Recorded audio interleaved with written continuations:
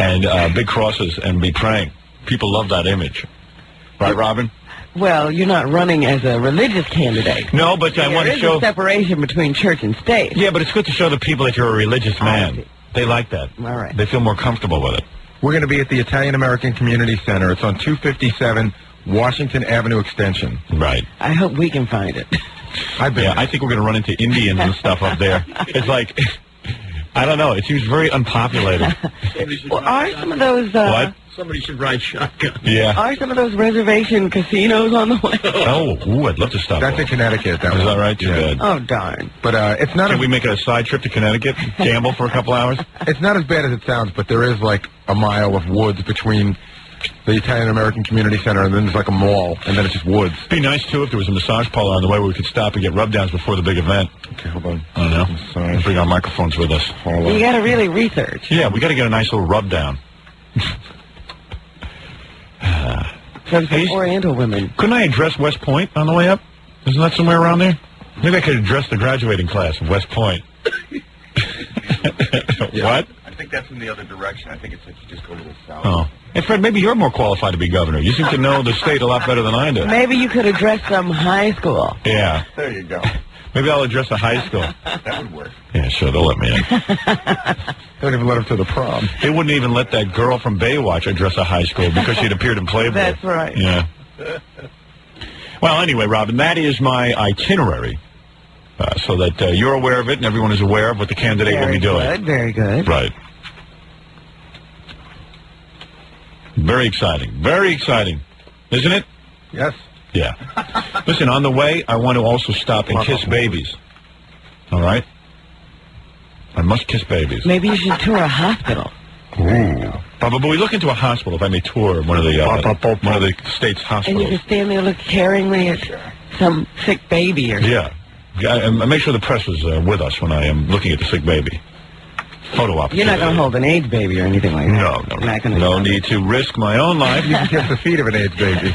You kiss the feet of the AIDS baby, and I'll stand there and watch. We could find a construction site and, have a picture taken with the shovel. With a hard hat. In with the, right. Yeah, right. You know what would be funny? If you were like in a spacesuit and you were holding an AIDS baby. Yeah. Get a picture of me in a spacesuit holding an AIDS baby. I don't think you want that picture. Yeah, that might be bad for my image. I do love all those pictures of candidates wearing the assorted hats of wherever they go. Like a hard hat and a fire hat. And then you see them wearing like a Boy Scout hat. With the yeah, and I like when they stand behind the counter at a deli and serve pastrami. With a deli hat. Yeah. Regular guy. Right, regular, normal guy. Suit and a tie and an apron. Yeah. Oh, you know what? You got to get pictures of me with little black children. That's always good. I know where to go for that. Good. You do? Yeah, McDonald's. No, we'll stop up in we can stop up in Newburgh along the way. Home of what's that woman's name? Oh yeah. Where they have all the homeless. Tawana Brawley. Well, hug her. I'll hug her. I'll spread feces on her. There you go. What would you like to write? Accidentally. Right. Governor Stern. I'll write words in her. Well, spell them correctly. Right. 1-800. 52 Stern. There you go. But it'll be good for me to be with young black children, show me helping them, like the great white Tarzan, as I walk into the neighborhood to help. Are you sure you want to do this? Oh, yes, of course I'm a candidate, Robin. You're usually scared in black neighborhoods. I won't be scared if you're holding my wallet. Robin, you'll hold my wallet. Okay. Robin's allowed to walk among the black people. All right, very good. I will be seen helping black people. There it is. I've decided. Thank you. All right, more discussion of my candidacy and some of the things that we'll be doing, Robin, in just a moment. I will open up the telephones. Also, I have many things to read to you, various letters that are coming in around the country. We're hearing from all of our constituents in Boston, people from out of state who want to be with us up in Albany. Should be quite a happening out there. A lot of guys getting laid, I think. You never know. You know what? Now that you've been screaming about construction on the roads and everything, they've started construction right downstairs. I know, it's a nightmare. No more construction on the road, period. We'll be back right after these words. We're back with the Howard Stern Show. All right. All right, thank you. Woo-hoo. I like that song. I was going to say, this is a great song for Jackie's woo-hoo. Yeah, we have that. Oh, yeah. We have that. Oh, yes. Oh, yes. Anyway, let me take a phone call. What the hell? Here we go. Live it up. Go wild. what I always say. Rochester, you're on the air. Hello? Yes. Yes, Howard. I'm calling from Syracuse. If you were interested in gambling, the gambling's about an hour away from Albany towards Syracuse. Oh, is that right? Yeah. I figured there had to be some Indians gambling here in Yeah, it's New York. Oneida, New York. Right. It's been open for about a year now, and it's quite an operation. You should come up and check it out once you're governor. So it's about an hour ride from Albany? Yeah. All right. Well, maybe we'll make it up there Friday night. You never know. You never know. Okay. Thank you. Thank you. All right. New Orleans, you're on the air. Hey, is this Howard? Yeah. I cannot friggin' believe it. Well, you're on the air, and welcome. Hey, by the way, I hope that you've ordered your your videotape. I haven't. Well, I don't know why. There's a lot of people in our audience who haven't ordered, and I must tell you something. First of all, you should make your collection complete, because I've seen all of our products. Once we take them off the market, that's it. Especially the Leroy Neiman poster. That's it. We don't make any more. They become collector's items. I'm reading a classified ad yesterday. $250 for this, $1,000 for one of these underpants parties, $1,500 for a signed book. I see the market for this stuff, and I'm not. I can't guarantee that it will go up. But not only that, the videotape is wild. I mean, it is wild. You get to see everything that went on before and after the show. Yeah, it's wild, and we're getting faxes and letters. What is this? There's a great letter just received. Dear Howard, just finished watching your new video, and that's the thing we want to stress. There's a lot of new material on this thing. Howard Stern's New Year's Rotten Eve 94. It is an extremely entertaining video, and the poster is also fantastic. What shocked me the most about the video was not the looks of some of the vile contestants, but Fred Norris's looks. Fred looks like a serial killer. He also looks like he would cut your throat if you said the wrong thing to him. No wonder everyone on the show is afraid to badmouth Fred. Now, what this person is referring to is that the format of our new video is all of us sitting around, goofing on one another and watching the backstage tapes. Yes. And Fred is particularly vicious. And no one ever turns on Fred. No. You'll see us turning on one another, but never on Fred. No individual will turn on Fred. We'd rather bite off our own arm than mess with Fred. You'll get to see us hanging out and being goofy. The funniest parts on the video, this is back to the letter, are Gary Delabate doing the Baba Booey dance and seeing him get his earpiece knocked out of his ear by the thing when he's doing the Baba Booey dance. There's a whole sequence in this new tape where you will see what goes on backstage. After Baba Booey has done his performance. You'll love it. The best part of the video is the contestants making out with each other at the end of the tape. Now, what they're referring to is the big backstage party. And I don't know how any real fan of the show wouldn't get this, but we'll have it on the market for a while, and then I'll take it off, and that'll be the end of it, and you'll never see it again. Oh, my goodness. Well, I'll have to hurry up and call. But Why wouldn't you? I don't understand. I think a lot of people think it's just the New Year's show. Old show. And it's not. This is a new tape with also the New Year's show included and the poster. Well. Anyway, this letter finishes off by saying, splendid video. I recommend it to all of your listeners. Sincerely, Joe. P.S. I am returning the big box that the video and poster came in. There's no room for it in my apartment. Well, I've often said stick it in your pants and make it look like you've got a big tool. There you go. Well, the reason I'm calling this morning is I hear... Anyway, the number is 1-800-52-STERN, S-T-E-R-N. Feel free to call. It's $39.95. You get the poster, the video, everything. And you'll enjoy it. Okay. All right? And you must be 18 or older to order. Okay. Brought to you by... You know what? I'm gonna bleep that off. I'm gonna bleep that off. What was that? One of the people who works for him? Yeah. Why would I promote that? Why would I promote that? I had to bleep him. I'm sorry. He's a fresh young man. Naughty. Yeah. Don't ever speak to me that way again. Let's just say if I talk about what this man just brought up, I will blow a gasket in my head. Of course, he's allowed to do that, but when I go to do it, everyone wants to be paid. NBC. Hello? NBC, why are you saying NBC? NBC, that's where we used to work. That's where all my hostility comes from still to this day. Yes, you're on the... Hey, by the way, I want to say something. This fat jackass... Which one? Well, I'm getting worked up. Who do you think I'm talking about? Let me see. Fat jackass. I bet you know. Rush Limbaugh? Okay. Rush Limbaugh. No, not Jackie. Not this time, anyway. All right. That fat jackass Jackie. No. That fat jackass Rush Limbaugh, who basically owes his entire career to me.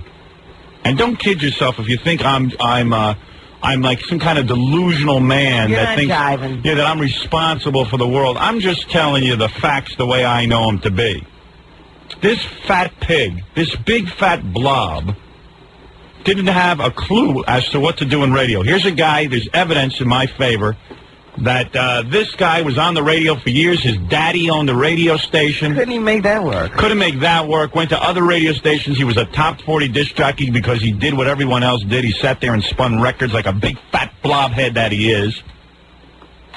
And he did that badly. So he couldn't figure out what to do in radio. He left radio. And about 3 or 4 years ago, after my huge success for the past 15 years, it finally dawned on him, oh, I'll be like Howard. I'll speak out. I'll speak my mind.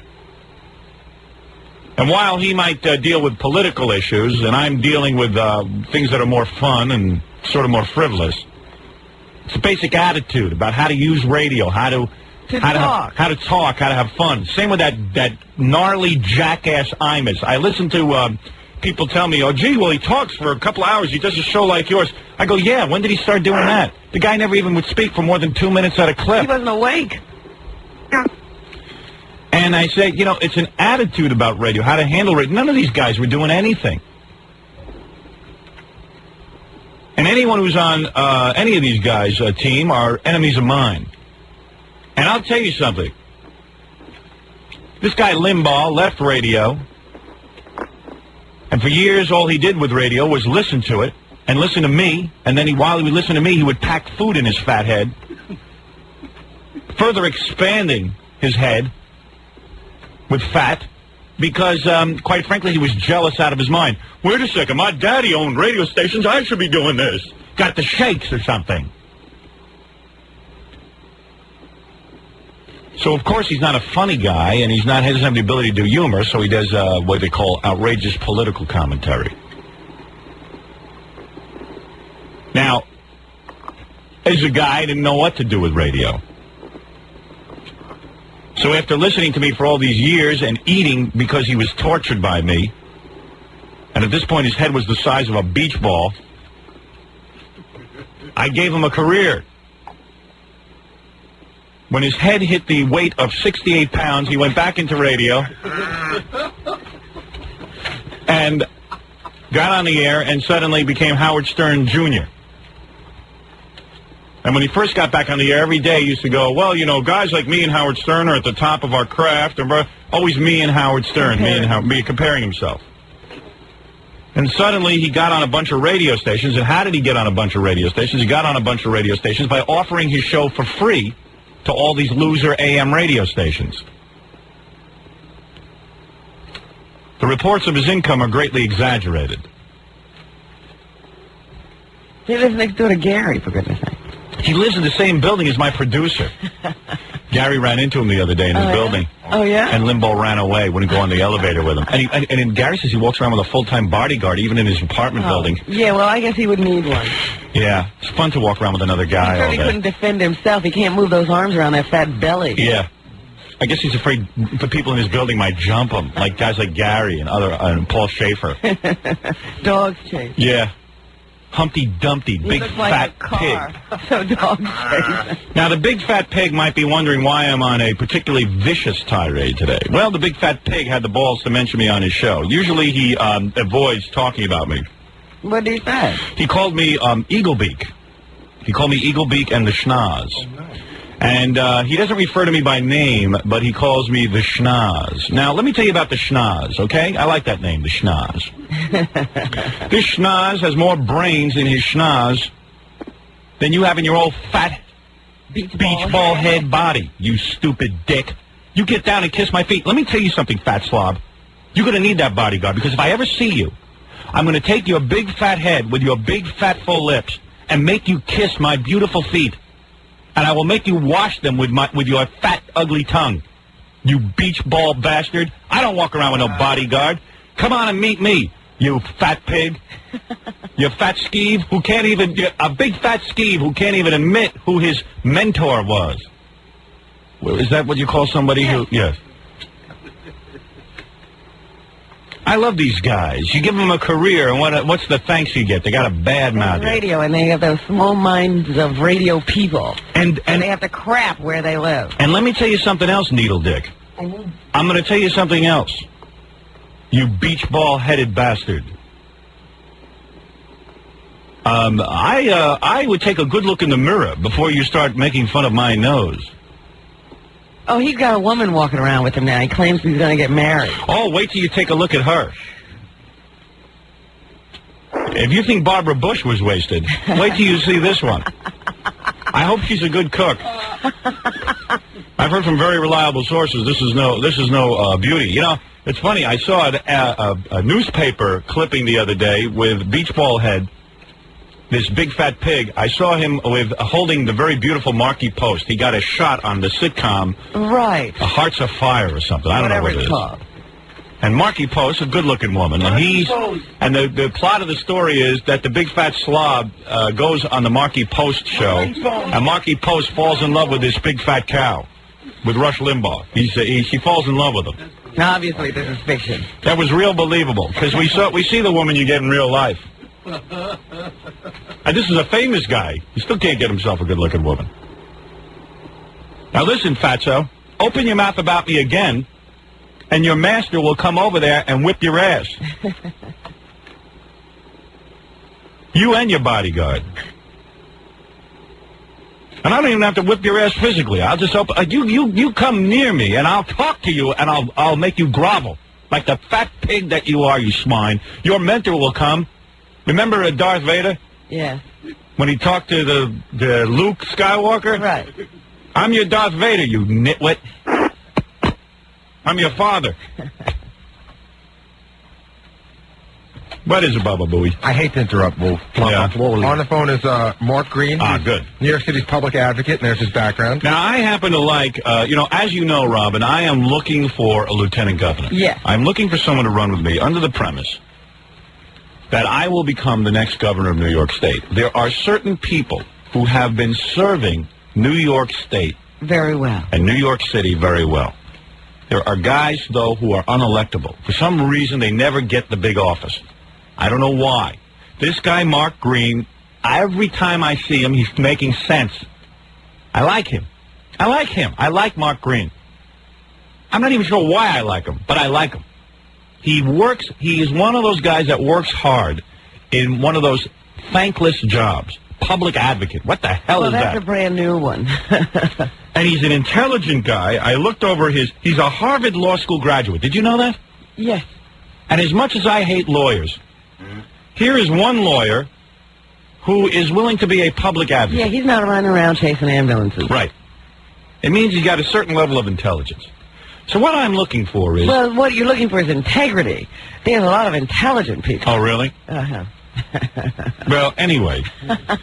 You like Mark Green? Yeah. Okay. I thought he would be an excellent lieutenant governor. Now, why would I want him as lieutenant governor? Because what I will propose to Mark Green right now, I'm going to say to Mark Green, listen, Mark, let me run for governor.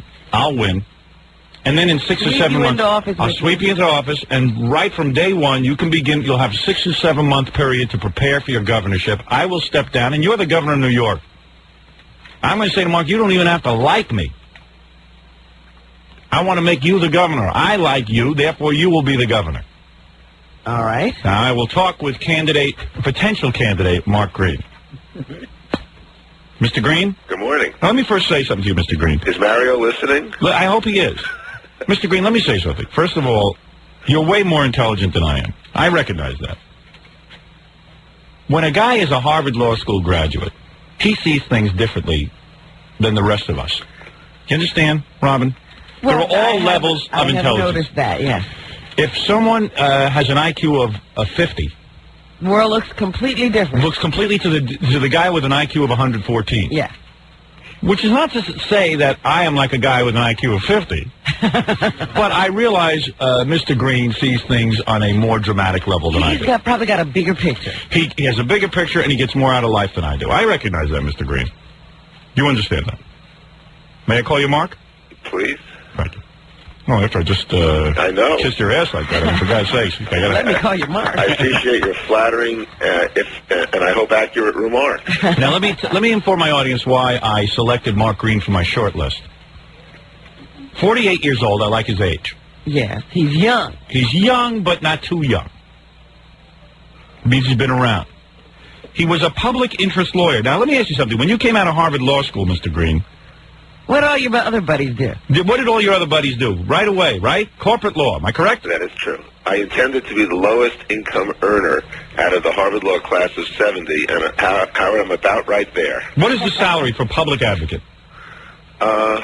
$105,000. What does the typical 48-year-old Harvard Law School graduate earn, would you say, now in 1994, who graduated from your class? $300. Minimum, right?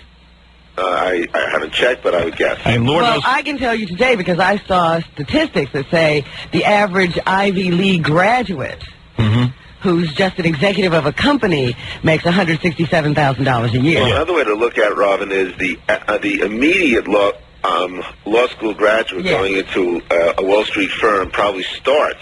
This is a 25-year-old at 90, 95. Now, here is a guy who could have been anything in life. When you're a Harvard Law School graduate, forget about it. I knew a guy who was Doors are just thrown open. I could not have been a professional Olympic skater. Maybe not, but who knows? No if way. you could hit somebody in the knee, though. Yeah, you could have taken someone out. I knew a guy graduated Yale Law School. This guy, from the day he was in Yale Law School, they used to come to him, big businesses, and they would say, listen, we want to give you a summer job, and here's what we want to give you a car, we want to give you I'm telling you, Mark Green turned down big money. First of all, that to me right away spells integrity. With a capital, how do you spell integrity? I. With a capital I. So he becomes a public interest lawyer. All right? You didn't come from a wealthy background, did you? No. Middle class? Upper middle class. All right. Yeah. Very good. Very nice. Elmont and Great Neck. Oh, okay. All right. Very good. Long Islanders, are you listening? Interesting. Rudy Giuliani and I, though we keep it covert, both fundamentally grew up on Long Island. Right. Now, let's continue with your qualification, why I like you. All right.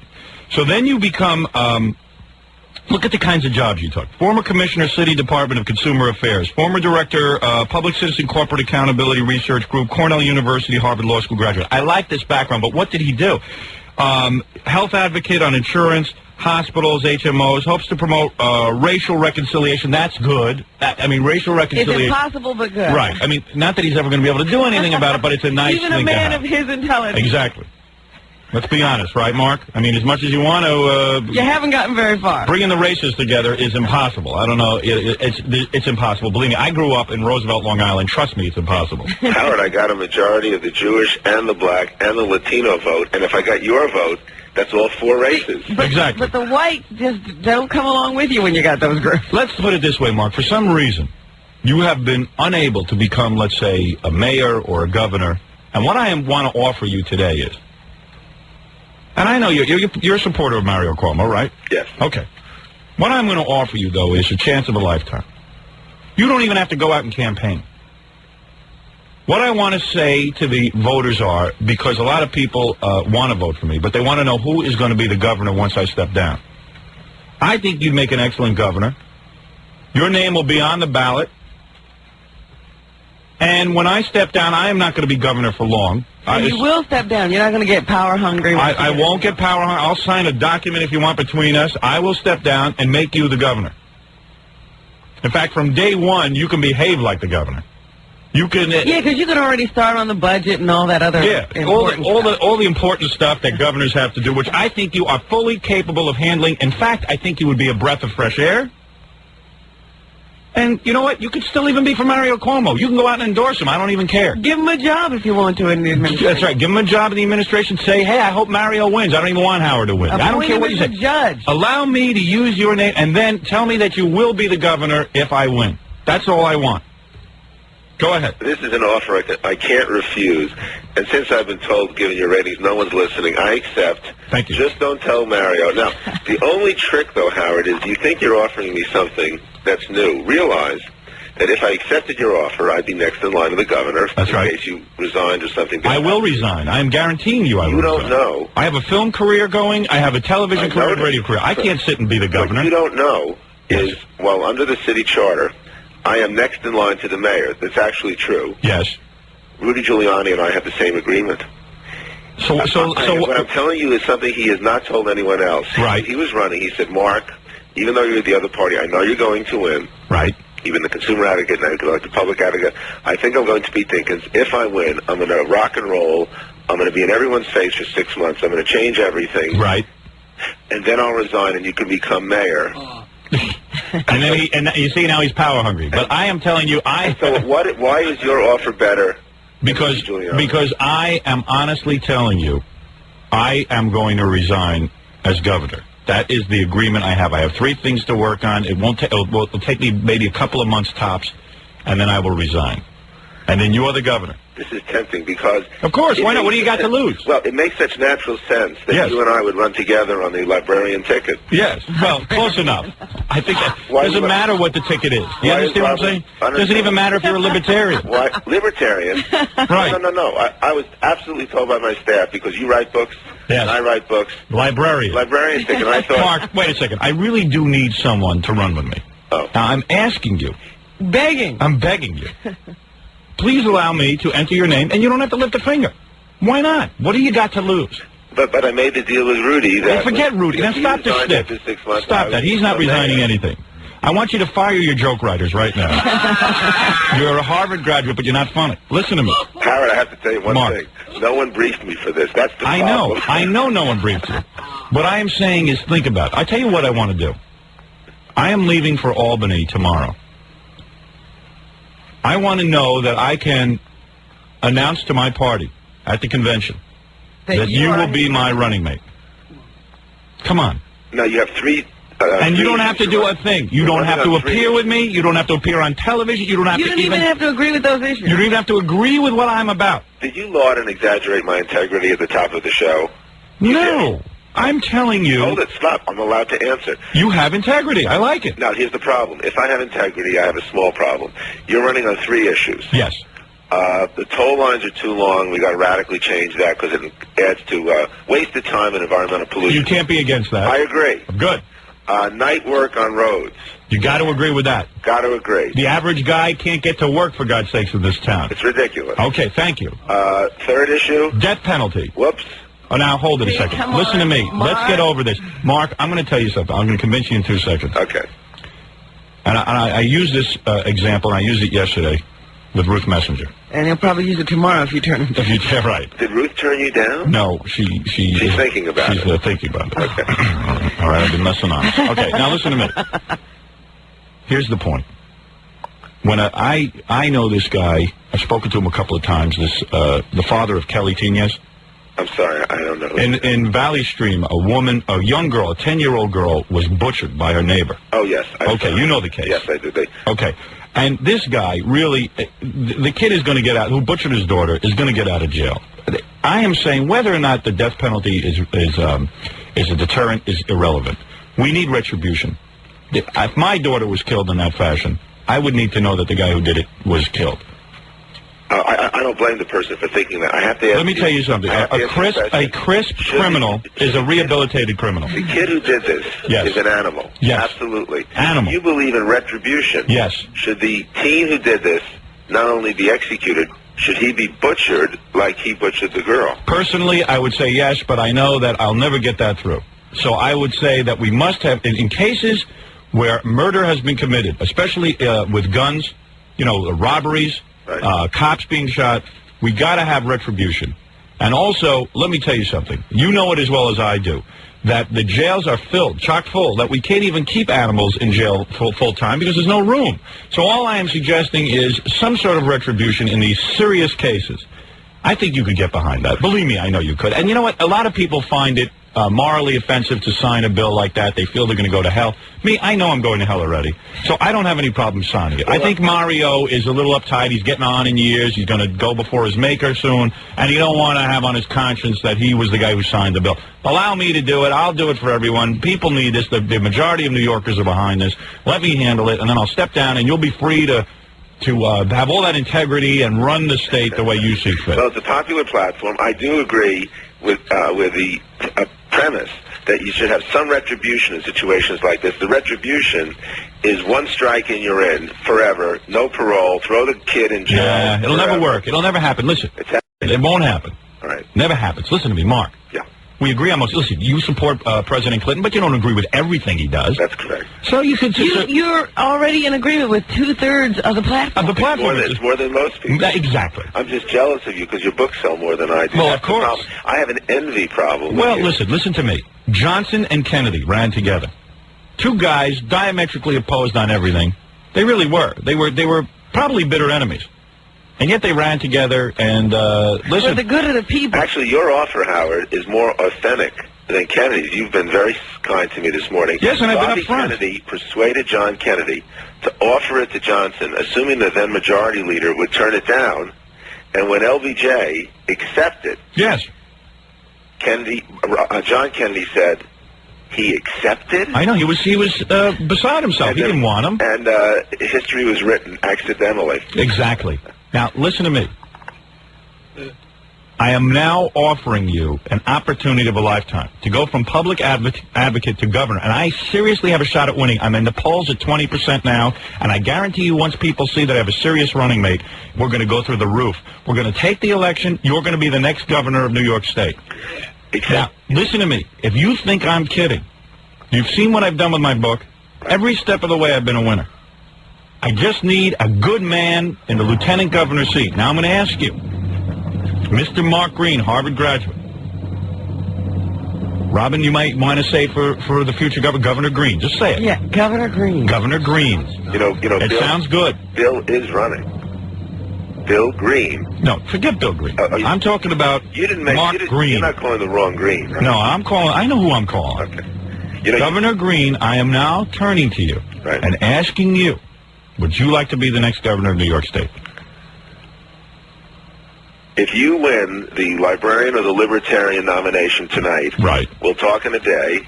I have to be able to tell the convention. I don't see much on the table, Howard. You're not even a nominee. I'm going to the convention Saturday. I will win. I am telling you I will win, and then I will tell the convention that my lieutenant governor is Mark Green. I need to tell them that you are my lieutenant governor. Mark Green, I'm going to ask you a question right now. Am I your second choice? You told me. No, you are my first question. Ask anyone who was in the meeting. Who was my first choice, Robin? Mark Green. Mark Green. Then why is Ruth Messenger still? She just happened to be She was the easiest to get a hold of. We needed to get a hold of somebody. Better scheduling than me. Exactly. If you had been first, that would have been a whole different story. Now listen to me, Mr. Mark Green. Excellent candidate. I believe you should be governor. I'm the man who said I'm going to sell books. I did. I said I'd get a movie deal. I did. It's I do what I obvious say. that you have a hankering for higher office. You have a. That's right. I hold higher office. Excuse me. I've seen that office you hold. Public People forget about you in that office. Didn't you run for Senate? Of course he did. And you know where he ended up? He's a public advocate. Now listen to me. I'm offering you. You can still support Mario Cuomo even. I don't even care. All I'm saying is, if the long shot that I get into office, you become the governor after I step down. That's all I'm asking you, to serve the people of New York State any way you see fit. Enticing, intriguing, tempting. Mr. Green, please, don't blow me off as some kind of kook. I'm telling you, I got a serious platform. I want to be the next governor. I only want to be a governor for a few months, and then it's yours. Ogden Nash once wrote, I can resist anything. I'm a man who needs no one. Excuse me. I'm a man who needs no one, but I need you now. Now, let me ask you a question. Just answer yes or no. Are you... He has one more question. All right, one more question. In 1981, Ed Koch won re-election for mayor, said he wanted to be mayor for life. Then he got tempted. Next year, broke his word, ran for governor. Right. Went in the toilet because the public didn't like that. Now, I just ran, finally won elective office, not for lack of trying before, as you point out. I'm 3 months into it. What would the voting public think, who gave me 60% plus, that I'm now suddenly racing They think you'd be an even better governor. Oh, come on. They'd be thrilled if you were governor. Listen to me. Come on. Just give me a yes, and I'm done. And then you don't even have to deal with me until I hand you the governorship. If you're this persuasive on this stump, you would get elected, but I'm going to have to resist. Come on, Mark. Give me a break. What's the pay? What's the pay? What are you doing? What is the Why pay? stop with it? Stop this. Why don't you want to be the governor? Why don't you admit it? No, that's Bill Green wants to be the governor. Oh. You got the... All right, Mark. Thanks a lot. Thanks. I am flattered, but as of this time, I want to stay public advocate. My daughter You're going to be sorry. My daughter is yelling in the other room, go for it, Dad. Of course go for it. What is the big deal? Why is it so terrible to say, hey, I would like to be the governor, and if it should happen, let Stern do his campaign. You don't have to do anything. You don't have to give up this job. You don't even have to say that you're... I have a contract with 60% of the voters to be their public advocate. Why should I go You're taking that way too serious. Why should I go from one number 2 to another number 2? Come on, you know why you want public advocate. No one else wanted it. Public advocate's a crummy... It's no influence whatsoever. None. Zero. You're a man who's ready for political office, for serious political office. Botanical Gardens or Zabars in Albany. You've been unelectable as a Senate or higher office. I'm telling you, you deserve it. I'm handing it to you. I tell you what, I want you to do me a favor. I'm being serious. Okay. I want you to go think about it. Discuss it with your daughter. Okay. How old is your daughter? 15. Right. She's a good advisor. Perfect age. Go discuss it with your daughter. Understand there are no attachments here between you and me. You're not saying I support Howard Stern. We've never spoken before. This is it. I'm just telling you I think you would be a great governor. I really, truly believe you would be. What did you think of my commercials in my public advocate campaign? They were great.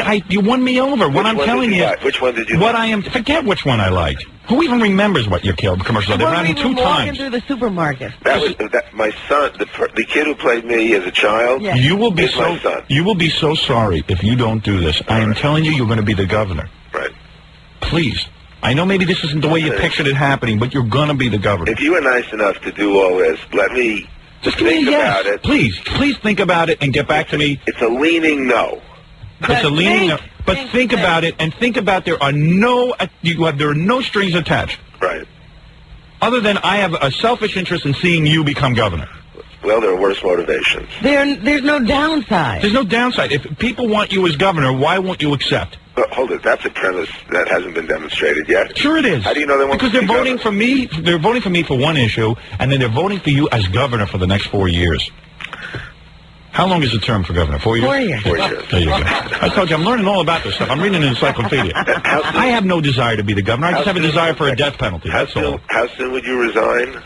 Within, Robin, how long does it take to get the death penalty? I would say you'd need a good 6 months. 6 months and I'm out. I'm out in 6 months. By the way, if you were governor, it would take you 2 days to get the death penalty. Oh, well, then he's out. Really? Then I'm out in 2 days. Because it would you could get it through both houses and sign it. We just didn't know when they were seated. I am telling you, the day it's done, I am out. 2 days, I'm out, and you're the governor. Because you already agreed with the other 2 issues. You're going to fix those. I am dead serious, and I am telling you, you're going to be the governor. I'm going to win, and you know, as goofy as this is, you become the governor, and then that's it. You're the governor for the next 12 years. He's serious. You can start work right away. It's not even like I would love to have you in there. You're a good man. There's no reason why I shouldn't hand this over to you, and I'm telling you, I'm going to win. I'm already at 20% of the vote. There have been polls as high as 59%. Read the polls. One last question. If I agreed, could I ask for one more thing? Could we co-author your next book? No. I'm being dead serious about this. Put his name on it. See, I'm being serious about this, and I know Mark's blowing this off, but I know it's tempting to you. Well, you got to think about it. The day I signed the death penalty bill, I signed my resignation. I can wrap that up in 2 or 3 days, and I'm out of there, and you're the governor. It's part of the bill. And you're going to be a fantastic governor. People are going to be thrilled with you. I am telling you, they are going to be more thrilled with you than any governor they've had in the past. It is true you live in nice public housing if you're governor, but I'll tell you the problem. I have this pact. Go think about it. Go think about it. No, forget about it. No. They voted for Forget me. the people. 3 months later, I'm out of there. Yeah, I think that they'll be able to deal with it. I don't know. If God forbid we don't have you as public advocate, I think the world will change. If that office is empty, the whole world will change. Do you feel you're not up to the job of governor? Just be honest with me. Are you up to it? Okay, now you're putting me in a tough place. All right. Are you up to being the governor of New York State? Yes. Okay. That's all I needed to know. I believe you are, too. I believe you're a good man who has been shut out of the system. I don't know why. What do you, Mark, what are you? He doesn't play the game. What is it? Are you Jewish? Yes. That's probably the reason. So we're going to sidestep all that. Hey, I'm a citywide official. I'm having a good time. No, listen to me. That down. You're going to be governor. All right. Listen to me. Listen, you're very kind. No. I want you to go think about it. I don't want you to give me an answer. Hey, they named the tax auditing firm after you. H&R, listen. Listen to me. I will absolutely think about Thank you. I'm what's called a leaning no in the business. Are you honest? Yes. Are you squeaky clean? I don't know who says no to this question, and I'm among them. You paid your taxes? Yes. You're a family man? I got 3 people in my apartment, a wife and 2 children. You're the perfect For a lot human. of years. You're a perfect human. Okay. Harvard background, public advocate. I love it. Please, you don't have to do a thing. You don't even have to leave the Democratic Party. Right. Nothing. Go think about it. Please call me back. To be continued, H&R. Thank you. Thanks for the morning. You're the man I need. Okay, goodbye. Thank you. Thank you, Mark. You know, they're all afraid. Wasn't a no. It wasn't a no. Yet. I'm closer on this. Please, the man is... See, my problem is I'm perceived as a goof, which I am. I'm a goof. Oh, right. I was going to say, your problem is you. I am goofy. There's no question about it. But I could win this governor thing and step down. Especially with a good running mate. A guy like that, people will go, you know what? I'd like to give Mark Green a shot. Sam Howard, he's serious. I need this guy, and he thinks I'm a goof. I'm going to have a private meeting with him. How can I arrange that for me, Baba Booey, immediately? Tell him to get over here. Put him in a cab and get him over here. Good idea. Christ's sake. Seriously. Why? Doesn't this guy see I'm going to hand him... It seemed like you had him going. You know what his problem is? He doesn't want to seem like an enemy of Cuomo. I'm saying come out that day and say, I'm letting Howard as a goof have my name, but I'm all for Mario. Let him even say that so he can say it to face. I don't even care if he campaigns for him. Accomplish a few things. Now, all I need is a guy to take over the office should I win. I need a guy to take over. I don't want to be the governor. And there are some things, I suppose, that need to be done right away. And like you say, he could start working right away. Right. In 2 days, I'm out of there. Mark knows I can be done with the death penalty in 2 days. Fine, I'll be done with it. Maybe I should bribe this guy. Hey. All right, listen, sometimes you grease a palm here and there. You think that's what was holding him up? I wonder if he's got something that he's hiding. I don't think so with this guy. I think he's clean. So. He's run for lots of offices. I don't even care if he's stooping on the side. Oh, stop. I don't even care. Then why don't you call Bill Clinton? Maybe he'll run. Well, he's already a president. I don't think he wants to step down and be the governor. Well, but a guy like Mark Green would have an opportunity to serve the people in a real, an important position. And he wants to. That's why I don't understand why he's saying no. He really does want to do it. His daughter wants him to do it. He wants to be in control. The only problem I have with Mark Green is that he's not tapping into his real feelings. That's the only problem I have with him, because he does want to do it. I know he wants to do it. Oh, I do too. Talk to his wife. Get his wife on the phone. That's the way to go. All right. Does that make sense? Let me take a break here. I'll call that's back. because Jackie's wife makes all his decisions. That's right. Well, maybe it's the same kind of pussy whip situation that... Not a stupid idea. You'll get his true feelings. In Jackie's house, if Jackie wanted to run for governor... Nancy, you think I could be governor? You can break my balls all you want. You know it's a And then Nancy will say, well, what do I get to do? Jackie, what do I get to do while you're governor? What's in it for me? Yeah. It's a good idea, and you know it. All right, I got you. You be first lady, Nancy. You think that's governor bastard to you? Hey, let me tell you something. You think Mark Green's as pussy whipped as you are, Jackie? Then I'll call his wife. So. You don't think so? No. It's worth a shot. If he is, then I don't want him as my running mate. All right. You think he hasn't asked you? Let me take a break. Everyone's got to calm down. We just had a very heavy political moment. We should. It's almost convention time. I'm going to the convention tomorrow, and I still don't have a running mate. We should have started sooner. Damn, you're right. Who the hell can we get? He'd be perfect. I love this guy, Mark Green. Perfect. I mean, the biggest negative is he's Jewish. You don't have to tell. Lots of people can't tell. And you can't tell with him. First of all, he's got that name, that anglicized name. He went Green. to Harvard. Went to Harvard, for God's sakes. Jesus. He's as non-Jewish as a Jewish guy can get. So even the people, all the anti-Semites out there who hate Jews, can get behind this guy. Listen, you voted for an Italian, you can vote for a Jew. It's the difference. They're almost the same.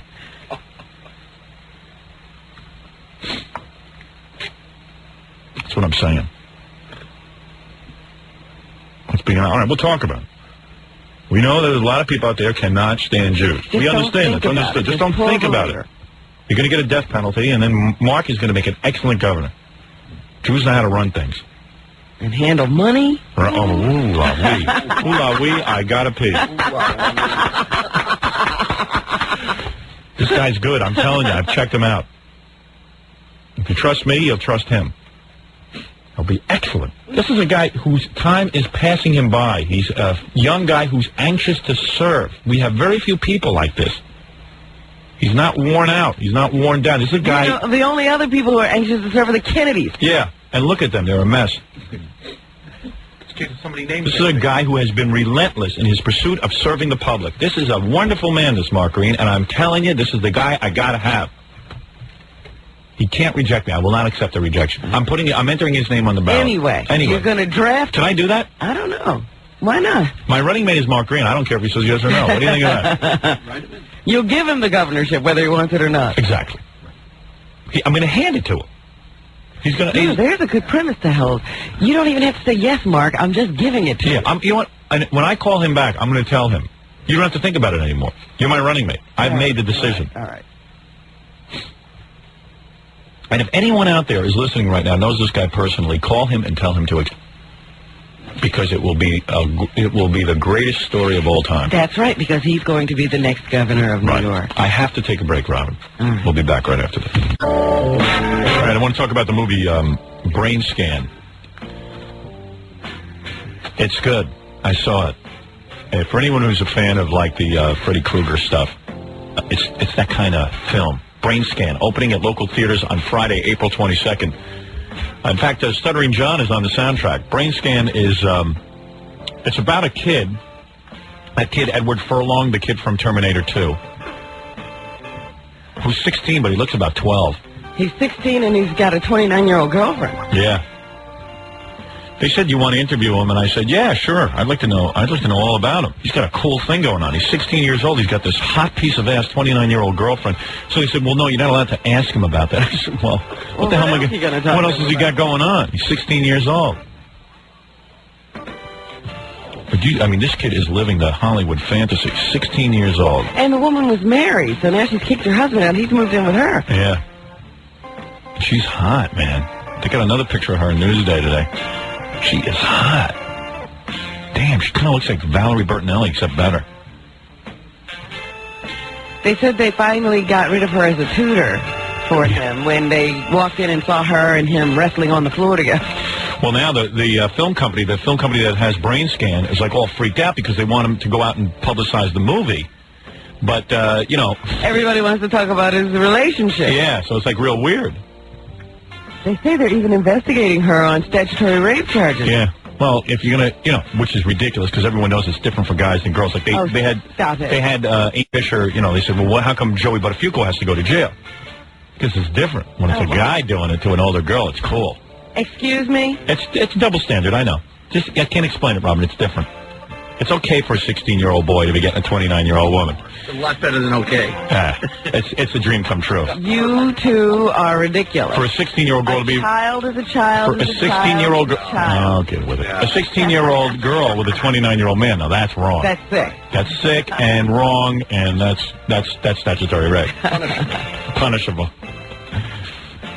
Anyway, so this guy Trickster comes out of the TV set. He's like a Freddy Krueger type. Yeah. It's good, but you know how there's a lot of... get rid of him, right? Yeah, but it's not a Freddy Krueger ripoff. It's good. It's a different kind of movie, and it's fun, and I liked it a lot. And you know what? They don't even need that kid to go around and publicize it, because this kind of movie... takes care of itself. Yeah, there's a built-in audience. Brain Scan. Go see it April 22nd. We're back with the Howard Stern Show. Ratso just called me and said that... Ratso, was that you? Hello? Yeah. Ratso. Howard. Ratso says he's friends with Mark Green. Oh, yeah? So why are you calling me? Why don't you call him and tell him what a good thing this would be? I will. He'd be fantastic. Thank you, Ratso. I mean, I've known his wife, Denny, for 20 years. Wonderful. He's a family man. He's got wonderful kids. So it'd be a good choice. He's got a job now, the public advocate that they're trying to get rid of. Yeah, I mean, that's what I'm saying. Talk some sense into the guy. Just say, hey, listen, you don't have to do anything. You don't have to support Howard. Just say that you'll be the governor if someone forces it on you. All right. All right? I'll call. Go call the guy, seriously. All right. I like the guy. Okay, he's a great guy. All right.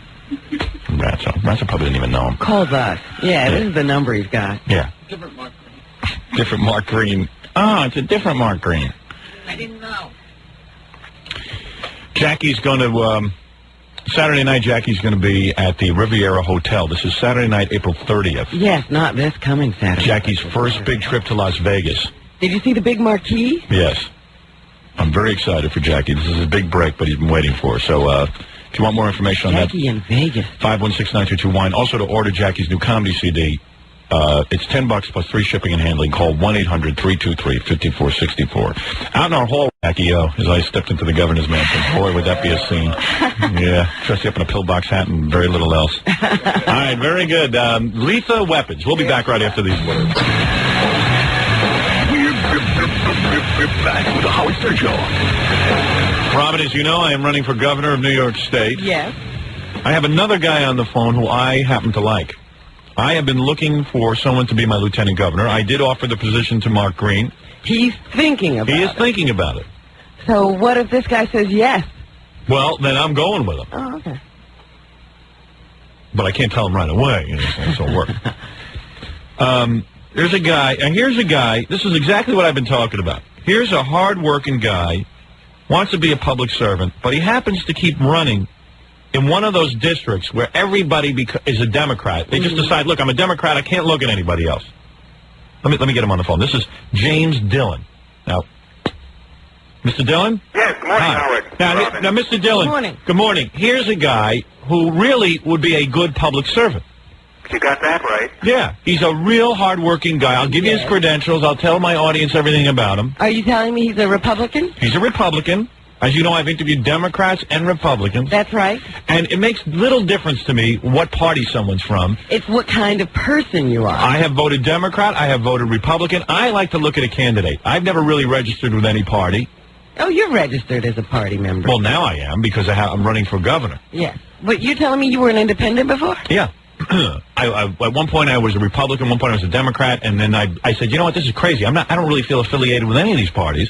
What I feel is that there are good candidates from both parties. But because you happen to run in a district, Mr. Dillon, district number 26, which is always in other words, if they can't not vote Democrat. If you took a dead person and put him on the Democratic Party in District 26, he would win. He would win. Overwhelmingly. Am I correct? Overwhelmingly. All right. So I'm politically astute in this situation. Okay.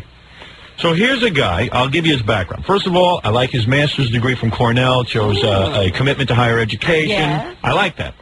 Cornell, a good school. Good school. What did he get it in? Labor relations.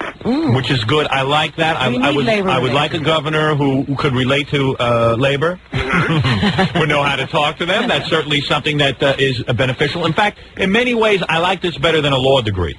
These lawyers, for the most part, are haven't we had enough of them? Yeah, they're a dime a dozen. They're a dime a dozen. You got a guy here who at least can talk to labor. We need some people who represent other factions. Now, why do I like James Dillon? Why do I think he'd make a good governor? Because I'm going to cut through all the bull and get right to the point. The guy says he proposes to get rid of 10,000 needless political hacks on the city payroll. Ooh. Now, this is when he was running for in District 26. He was saying this. Imagine if James Dillon was governor. Just put how that. many more heads would there? Oh, maybe 20,000. There would be heads rolling from here to tomorrow. I like his age. He's 44 years old. That's nice. He's still a young guy. Has the energy. The guy would get in office. He really would want to do the job. He wants to do They're something. in good shape. We changed the way state government looked even. I also believe that he supports me on the death penalty issue. Am I right on that? I sure do. Oh, this is wonderful. And I like a man with a hatchet, a guy who not only will hack the heads off of criminals, but also state workers and people who are lazy. Political hacks. We can let most of the state workers slide, I think. There you go. So there you go. This is a guy who would be this is someone, again, who has... See, this man will cut the budget. He has served in his community on various boards. He's been the chairman of community boards. I like that. This is a guy, in other words, who gives... he gives of himself without receiving money. Yeah. Thank you, Howard. I like that. There are a lot of politicians who get in it and make themselves rich men. Right. President Nixon got out of the presidency. He was a rich man. Ronald Reagan became a rich man after the presidency. LBJ became a rich man during his presidency. I like a guy who shows that he had public service without making money. I like this. So in James Dillon, I see a guy who, after I bring the death penalty to New York State, he would step in and run government effectively. We do a wonderful job, Howard. Now, I got to ask you a question. Now, it sounds to me like this guy wants this position. Now, Mr. Dillon. Without a doubt. You would take... If I... Please, call me Jim if we're going to be running mates. Well, let me before we get so personal. What I am saying, Jim, is that certainly see eye to eye on things. Sure. There's a good chance that I will be elected governor. You know, think so. I will give you my word, if you want me to sign a piece of paper, I will, that I would step down and once I get the death penalty in, I would step down and hand the governorship to you. Howard, your word is good enough for me. We Thank don't you. need contracts. Is there any dirt in your past? No, Not too much? Not too much. Not too much dirt? I mean, in other words, compared to most politicians. I don't have anyway. time to do a real big check on you. I mean, you married? No, I'm single, but I'm completely heterosexual. I hope All right. that's- Well, we don't care about your party affiliation there. Yes, we do. Let's face it. In other words, the homosexual thing, while I have nothing against them, Mr. Dillon has nothing against them, the point is that we need a guy who's electable. You mean That's right. they wouldn't elect a homosexual? Maybe not at this point. All right. So while you were single, which I like because then you're not going to be They busy. should be dating, though. You will be dating as governor? It's a great way to meet attractive young women. Okay, nothing wrong with that. I would use it the same way. Sure. You lucky bastard. You really are. You really are That lucky. Governor Manchin is going to Oh, man, are you lucky. But there's nothing wrong with that. You want to know something? I'd rather have a guy who's sexually satisfied, who's sitting there, not worrying about sex. You don't have to worry about sneaking around. There's a guy who can be out front and say, look, I'm the governor. I need a date, too. Mm-hmm. Nothing wrong with that. Nothing at all. And then I like this guy because he's a straight-ahead kind of guy. He has nothing in your pay. You paid your taxes. Yeah. You never killed anyone. No, occasionally we'd get, I'm from an Irish neighborhood, so occasionally on Friday or Saturday night. Yeah. By the way, I like that you're Irish. Mm-hmm. That balances the ticket. That's very balances the ticket. Very electable. Mm-hmm. Guy who's Irish, people will accept. You think? Oh, absolutely. Law and order. Irish Sure. Catholic, law and order, the whole thing. You bet. Believe me, that's Well, here's a terrific. Catholic school. Yeah. I love that stuff. And you're not a hard-drinking man or anything? No, I'm off the sauce. these Okay, days. in fact, you would have a drink once in a while, but nothing major. Nothing wild, no. Listen, it's 8 a.m. He hasn't had a drink so far Exactly. today, and The that's bar's good. That's a open good 20 sign. minutes. That's right. The bar's open in 20 minutes. So, in other words, if I was to say to you, Mr. Dillon, Mr. Dillon, I would like you to be my running mate, you would accept. I certainly would. Wow. I'm shocked. I'm not exactly Mark Reed or Ruth Messenger, but No, they have a little more name recognition. without a doubt. And I know you know, I like what you stand for. I like your whole, you ever smoke pot? Yes. All right, good. Did you inhale? Did you? And I nailed even. Very good. And by the way, I see that as a positive. Oh, sure. I mean, how can anyone here, from the late 60s, I went to college in the late 60s. Right. How could someone who was normal not have smoked pot? I don't trust the guy who didn't try. Exactly. What do you think of that? I agree completely with you. All right, thank you. Hey, we I think I got a running mate here. I think you do. All right, listen. I'm going to make my final decision. We will be getting back to you. Yeah, but I mean, there's a good opportunity here. You know what I mean? I think we're seeing eye to eye. I like you. I like For me, you. it's the best opportunity that's ever come down. the road. Exactly. I mean, what the hell you got to lose? Hey, I saw your Arbitron ratings yesterday, Howard. Thank you. I'm not dummy. That's right. You know, this is a good shot we got here with a guy like you. You handle yourself. Are you media savvy? Somewhat. All right. No, You're I'm not a handling. country bumpkin. But Hey, you're handling okay. yourself nice here. Compared to most of the Albanians up there, I'll be very media savvy. I think so. Wow. You know, it's almost like when you go out with a girl. You know, It's like getting a date. if they're getting and she agrees, and you go, okay, what's wrong? You start to worry, you know. But the other guys like her. Well, gee. This is really something. This was too easy. Well, you see my picture in the voters' guide. I look fairly normal. You sure do. Yeah, I'm Nice, wearing an Izod shirt instead of a shirt and tie. Can you get rid of that mustache? I can trim it down. So. Thank you. All right. It's a little scary, a big, thick mustache like that. You might scare some of the voters. We've never had a governor with a big mustache, have we? It doesn't have handlebars or Roosevelt, I anything. think. Well, listen, I have really looked around for good candidates to run with me, and you are one of them. Obviously, you made the short list, and I like you. I like the way you sound. I like what you stand for. I like your educational background. Thank you, Howard. And I would like to pursue this further. I will be back to you by tomorrow morning on the air. Very good. Thank you, Mr. Dillon. Thank you, Howard. All right. Bye, Robin. Bye-bye. Well, there I have. Wow. Well, the guy's got an impeccable record. Queen's Coalition for Good Government, Republican conservative candidate. The only reason he didn't win his District 26 is because there's no way you can win in that if you're a Republican. All right. I will use innovative strategies to clean up the streets. I will city budget workers, citizens, politicians, all the stuff right on the budget.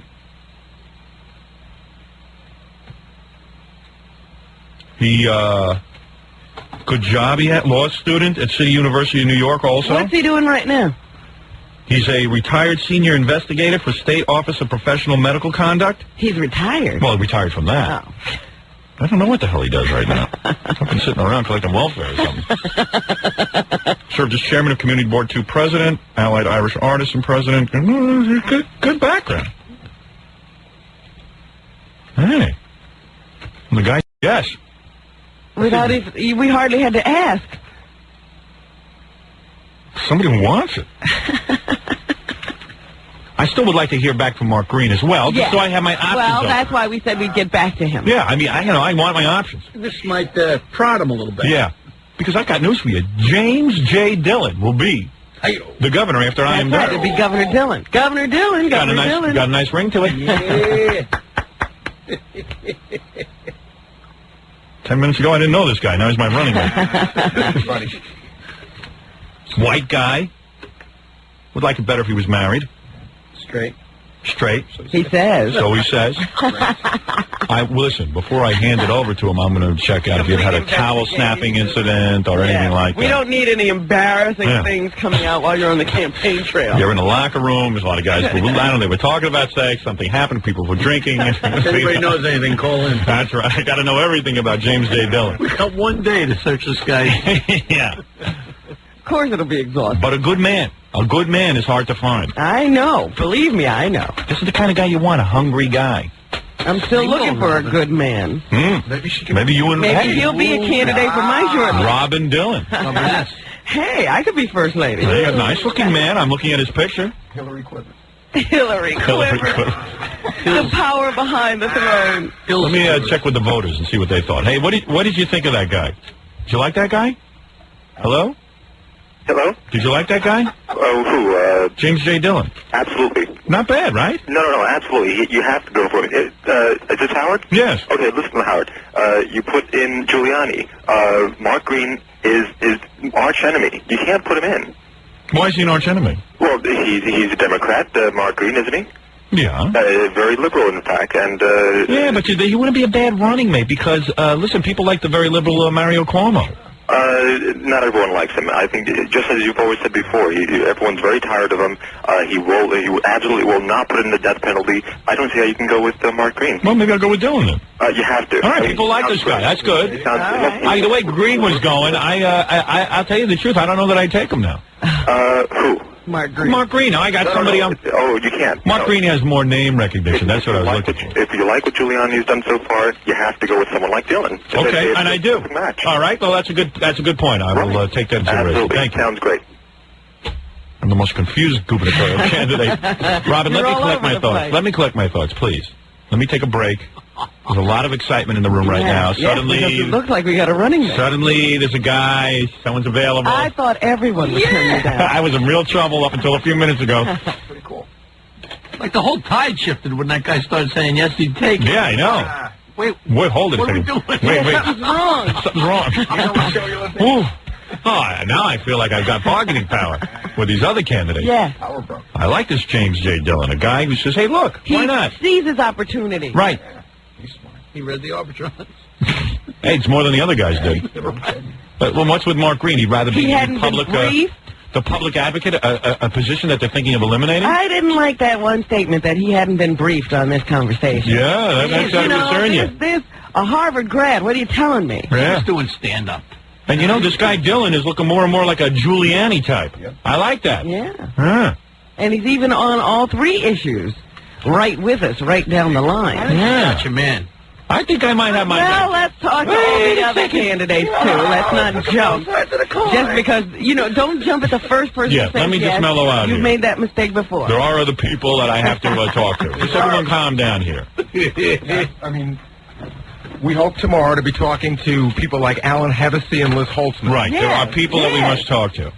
But they both hold public office. But I will have to know who my running mate is by the end of tomorrow's show. That's true. And right now, James J. Dillon is the leading candidate. Well, that's what the press can say. Right. If the press... All right, let me make a press release right off the top of my head, Robin. Let me address the press. Give me a member of the press on the phone. Okay, I can do that. Who can you get? Give me Penny Crowan. You got it. Whatever her name is. Penny Crowan? Whatever. Crowan. It sounds like Cohen.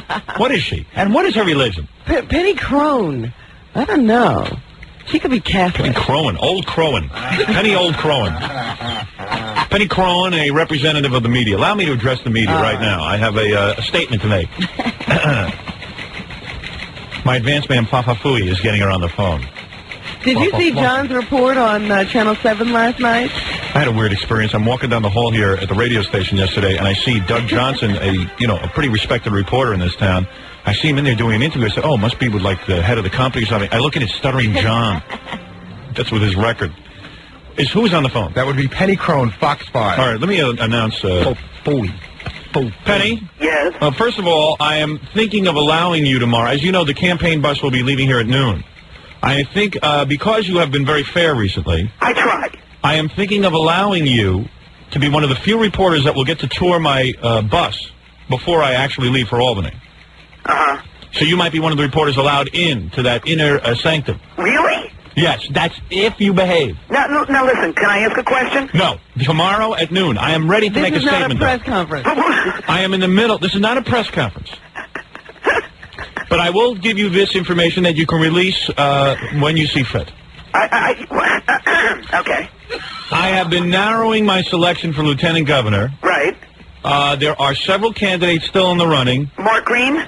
Mark Green is in the running. Right. But the leading candidate right now, that is not to say he will be the lieutenant governor. Uh-huh. The leading candidate right now is James J. Dillon. Uh-huh. That is my statement. That's it? That's it. That's the only thing I can do today? That's all you know. But now you're going to let me on the bus? I will let you on the bus for a tour. It's called seeing the candidate in his most relaxed state on his tour bus.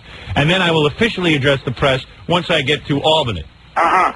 On Saturday before the convention and then directly after the convention. He might answer one or two personal questions, but nothing of a political nature. On the bus, you will be allowed to ask personal questions. Will your running mate be with you? No. No. Not that I know of. Why should he have to go all the way up to Albany? It's a 3-hour trip. What was that, Fred? You should meet with him in Albany, no?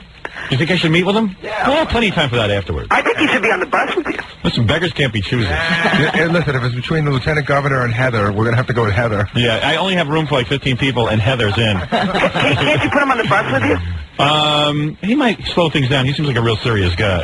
You know what I mean? We're looking to have some fun. We want to stop off at some places. It might get a little messy. Well, could he follow in his car?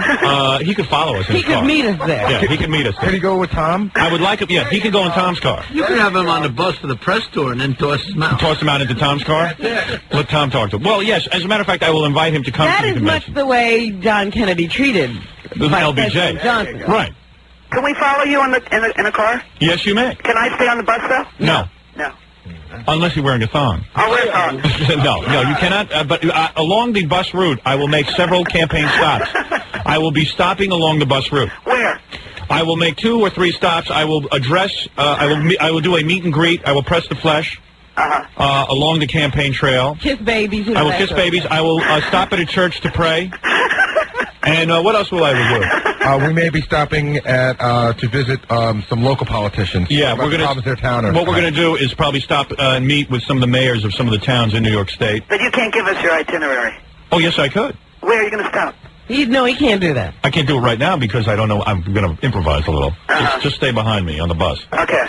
And then the spectacular event that I will do from the bus is I will moon Penny.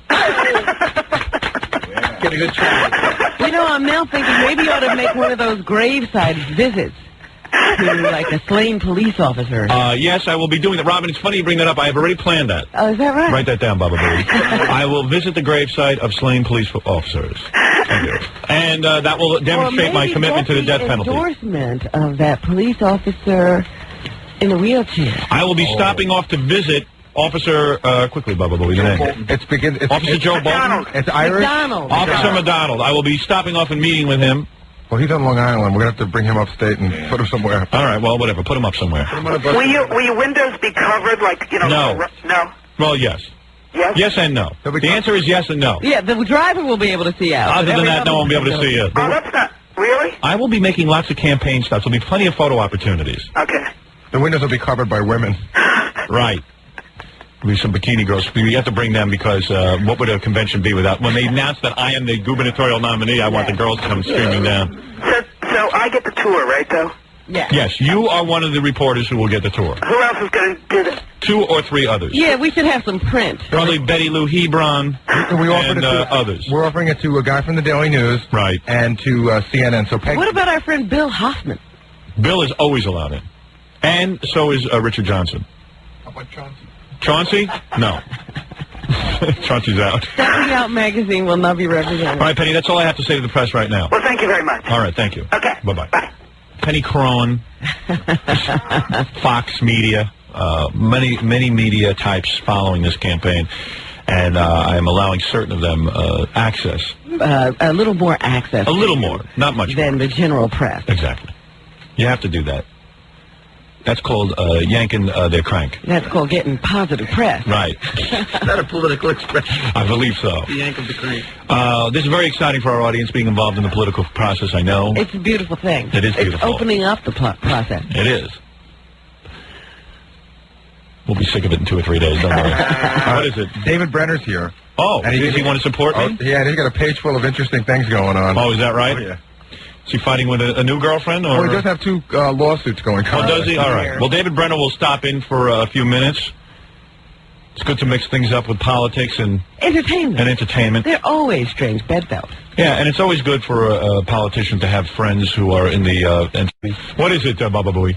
The guy that David's suing just happened to call in. Really? He heard you talking about it earlier. This is the guy, the lieutenant governor of... Is this John Saylor? Yeah. Oh, Really? I'd love to talk to him. Oh, good. Great. This is good. Mr. Lieutenant Governor? Not yet, Howard, but thank you for I bet he's a lawyer. I bet it's his lawyer. They never get on the phone themselves. No, this is the Lieutenant Governor. No, I'm not the lieutenant governor. I'm running for lieutenant governor. Oh, good. Are you John Saylor? Yes, sir. John, let me tell you something. You know I'm a Philadelphia. You know I was going to do your campaign thing. I was also... Wait a second. Let me get this straight. Let me ask I don't Judge even know Walker. why you're suing him. Now, this gentleman... I'm sorry. What is his name again? John Saylor. S-A-L-E-R. Howard, years ago... John, let me ask you go ahead. All right.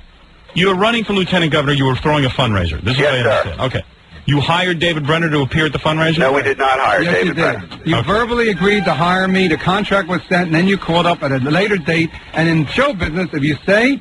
that's it. That's the deal. We agree to everything. That's the deal in show business. Howard, okay. And what happened, John? Howard, may I say something? Let John I just heard what David had to say, all right? Okay, go ahead. I was in show business in a way. I was in television news. As a matter of fact, I interviewed you years ago when you were at DC 101. Is that right? I worked for David Susskind as an assistant to him and when he was an executive producer. That must have been exhausting. Go ahead, yes. I will tell you something. I did not negotiate this. One of my representatives did with an agent of Mr. Brenner's. Right. And there was in the contract a cancellation clause that Mr. Brenner puts in his contract 60 days. Right. My attorneys wanted to change that clause. And his agent said, fine, go ahead and do it. Right. But we never, ever signed a contract. We never agreed verbally, from what I know, as a candidate. Remember, we're talking about a campaign committee here and a representative of the campaign committee. All right, but you're still the man at the top. Let me say something. You're still the man at the top, and you're accountable. I know that, Howard, and you're running for governor of New York, and you'll see what it's like. But that's why I don't have any committee. Yeah. Howard, yes. A mutual friend of David Brenner's called me and threatened me that if we didn't go ahead and settle with him, that he would trash me on the Howard Stern show. Who said that? Who's this personal friend? You know who it is, Howard. You called her in Philadelphia. Who is the personal friend? I'm friend? not saying it on air. Say it on the air, because I don't have a personal friend that would ever do that. Howard. I don't even know anything about You said it was a her? Yes, it was a Howard. A representative of David Brenner's? Howard. Let me say this. Well, listen, I'm not involved in this. I don't even know what you're talking about. Howard, yeah, that is. Howard, yes, go ahead. David Brenner wants to sue this campaign committee. His lawyers have sent me 4 letters threatening All right. already. Well, he admits that he wants to sue you. We would be glad to subpoena that person in court. I'm not saying it over the air. The fact of the matter is that I don't like to be threatened, particularly when it's 3 weeks out from a campaign on May 10th, the Pennsylvania primary, particularly from a gentleman who has deserted this state and deserted his hometown and trashed West Philadelphia about an hour ago. Well, who did that? I just heard on the show he was trashing West Philadelphia. You heard somebody say that. He didn't say anything. He didn't say West that. Philadelphia. John, wait a second. You got to cool down here. Yeah. Well, Howard, I got to tell you if you something. get elected, you got to get your facts straight if you're going to be elected. Howard, I do get my facts straight, David. Well, let me get this. Maybe I can settle this. Maybe I can settle this. Are you a lawyer? No, I am not, thank goodness. Well, I am, so you're fortunate. Let me settle But this. I know that David has sued about 16 of them in his career. Well, let me ask you something. There's nothing wrong with suing. There's nothing wrong with suing a lawyer. You know why? I'm something politicians rarely are. It's called principled. Well, let me say something here. Let me settle this with you two guys. Maybe I can work it out. Let's not be so hostile. All right, be a little more hostile, and then I'll calm you down. John, I abandoned David, my city. Can you imagine doing David, the let me Tonight Show understand from something. Philadelphia? I don't understand Can this you imagine contract. going to Philadelphia to do the Tonight Show? I abandoned my city. What I do for Philadelphia, most Now, you're a big proponent of talking about Philadelphia. Everyone in Philadelphia who's a fan of mine is going to hear this man right, let me get this and straight. they're going to turn against him. David, let me get this straight. Let me understand this, because I'm a bit of I'm running for governor. Right. I'm going to be in situations like this where I have to solve problems. That's right. Let me practice in this. You're going to be Solomon now. Yeah, you got to be, When you contracted for this, was Rory your manager at that point? Yes. All right, Rory, do you know anything about this case? Do you want to say something?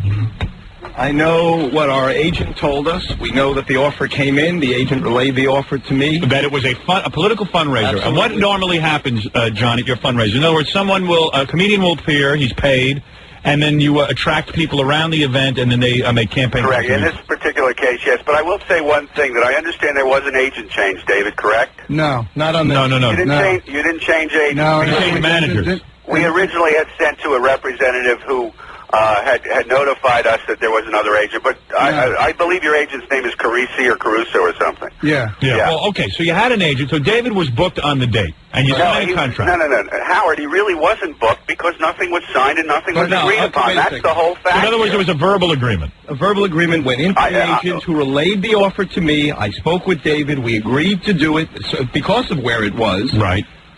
We told the agent it was okay. He called them back, approved the date. They said, fine, send us a contract. The contract was sent, and then we were told the date's not happening. That's the deal. All right. So now, if the deal's not happening, what would you like? Would you like to just be paid the full amount? Now, let me tell you what normally. Normally, someone calls up and says, listen, we're having a problem, there was a round-trip first-class ticket, and we're having a problem, we like to do it. And when those kind of things happen, you talk nice to a person. You say, hey, forget it. Look, you know what? I'm sorry it happened. I wish you a lot of luck, and I let it go. You know how many times that happens? You don't send, we're not going to pay you, and we're not going to... But at the same point, you cannot make bunches of commitments for things verbally. Listen to me. And all of a sudden, have people cancel them because you could have booked another day.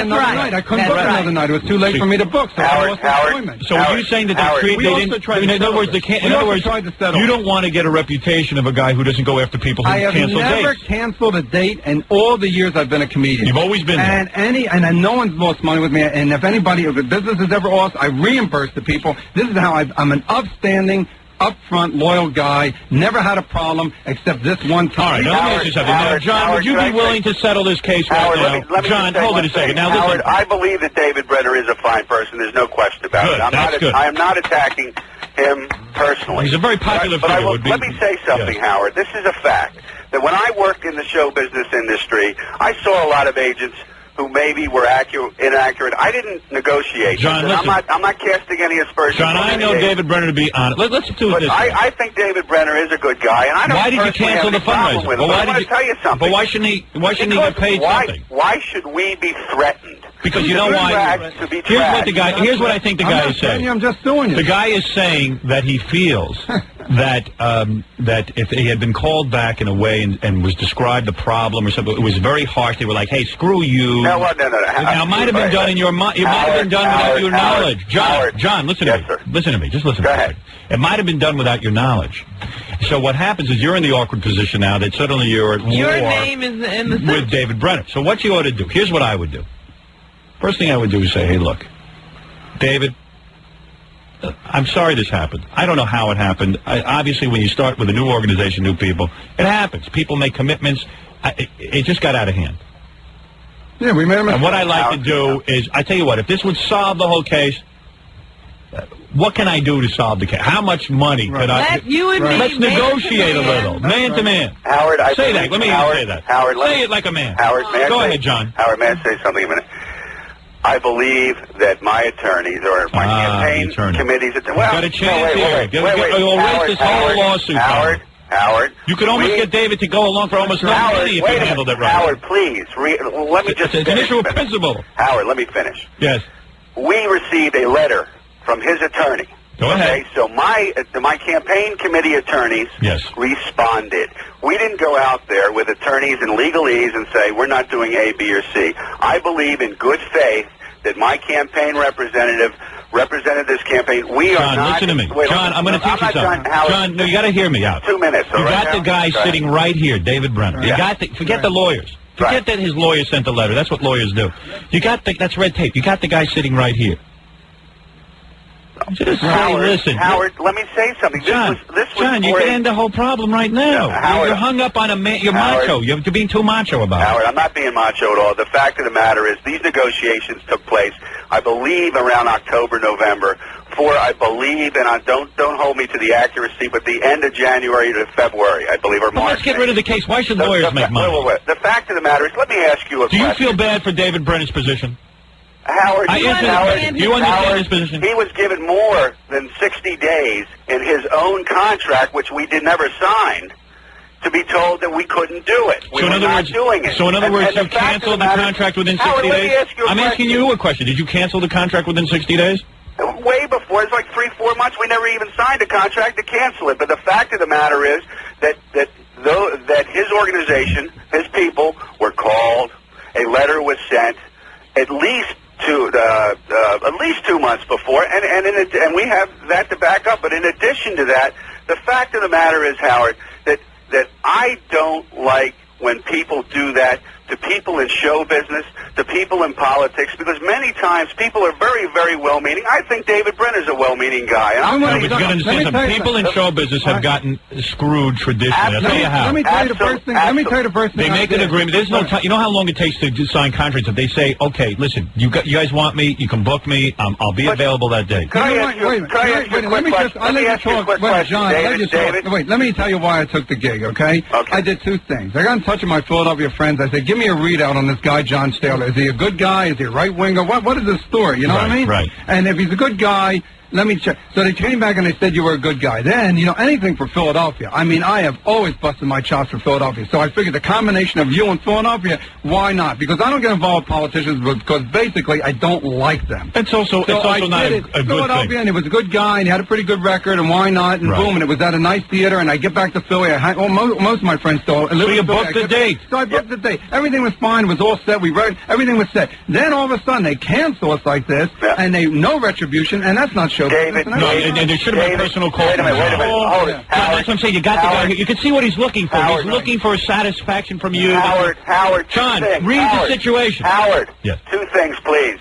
One. Oh boy. This was canceled more than 60 days. All right, let's say you're right, John. Let's say you're right. Howard, hold on, Howard. Who cares who's right? Say to the man, I'm sorry what happened. Howard. He's looking for an apology. Howard, I am sorry what happened, but I will tell you something, Howard. 60 days. Howard, wait a minute, please, David. Let me just say 2 things under 2 minutes.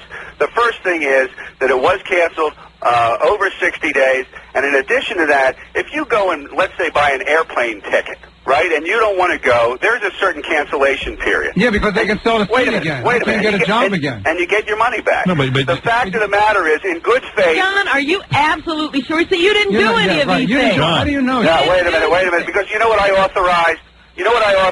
What? I authorized in good faith, not bearing any guilt, that we would offer David Brenner first-class airfare from Colorado to New York in case he had any dates around that time that he was coming to, all right? We did that in good faith without admittance of guilt, because there was no guilt. We never signed a contract. Guess what? It was refused. Okay? And I have the documentation. So don't tell me that we're not compassionate. Is that true? Did you guys get offered that? No, I don't know anything about that. I don't know anything about that. It was sent certified. It was sent Federal Express. Who was it sent to? Who? It was sent to the same people who claimed that we had signed or that we had agreed on a contract. That's who was signed. I don't have the file here. Well, Howard, to see that. Howard. Is there a way to bring you guys together on this? One thing I want to tell you. Yes.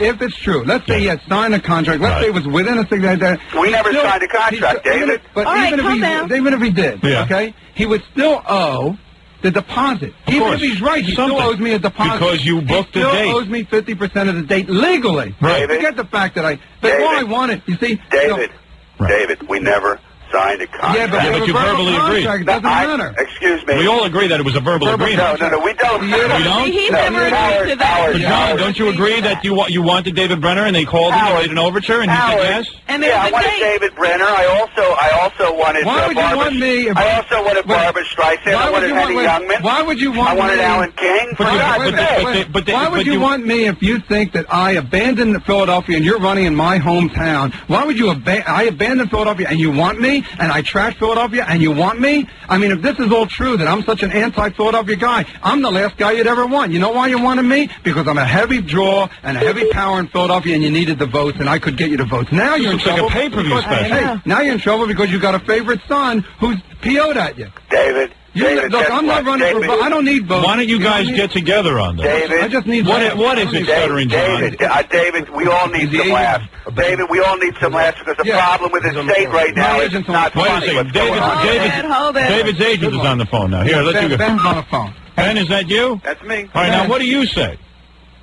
I'm looking at the cancellation letter that's dated December 27th, 1993. When was the date? February 20th.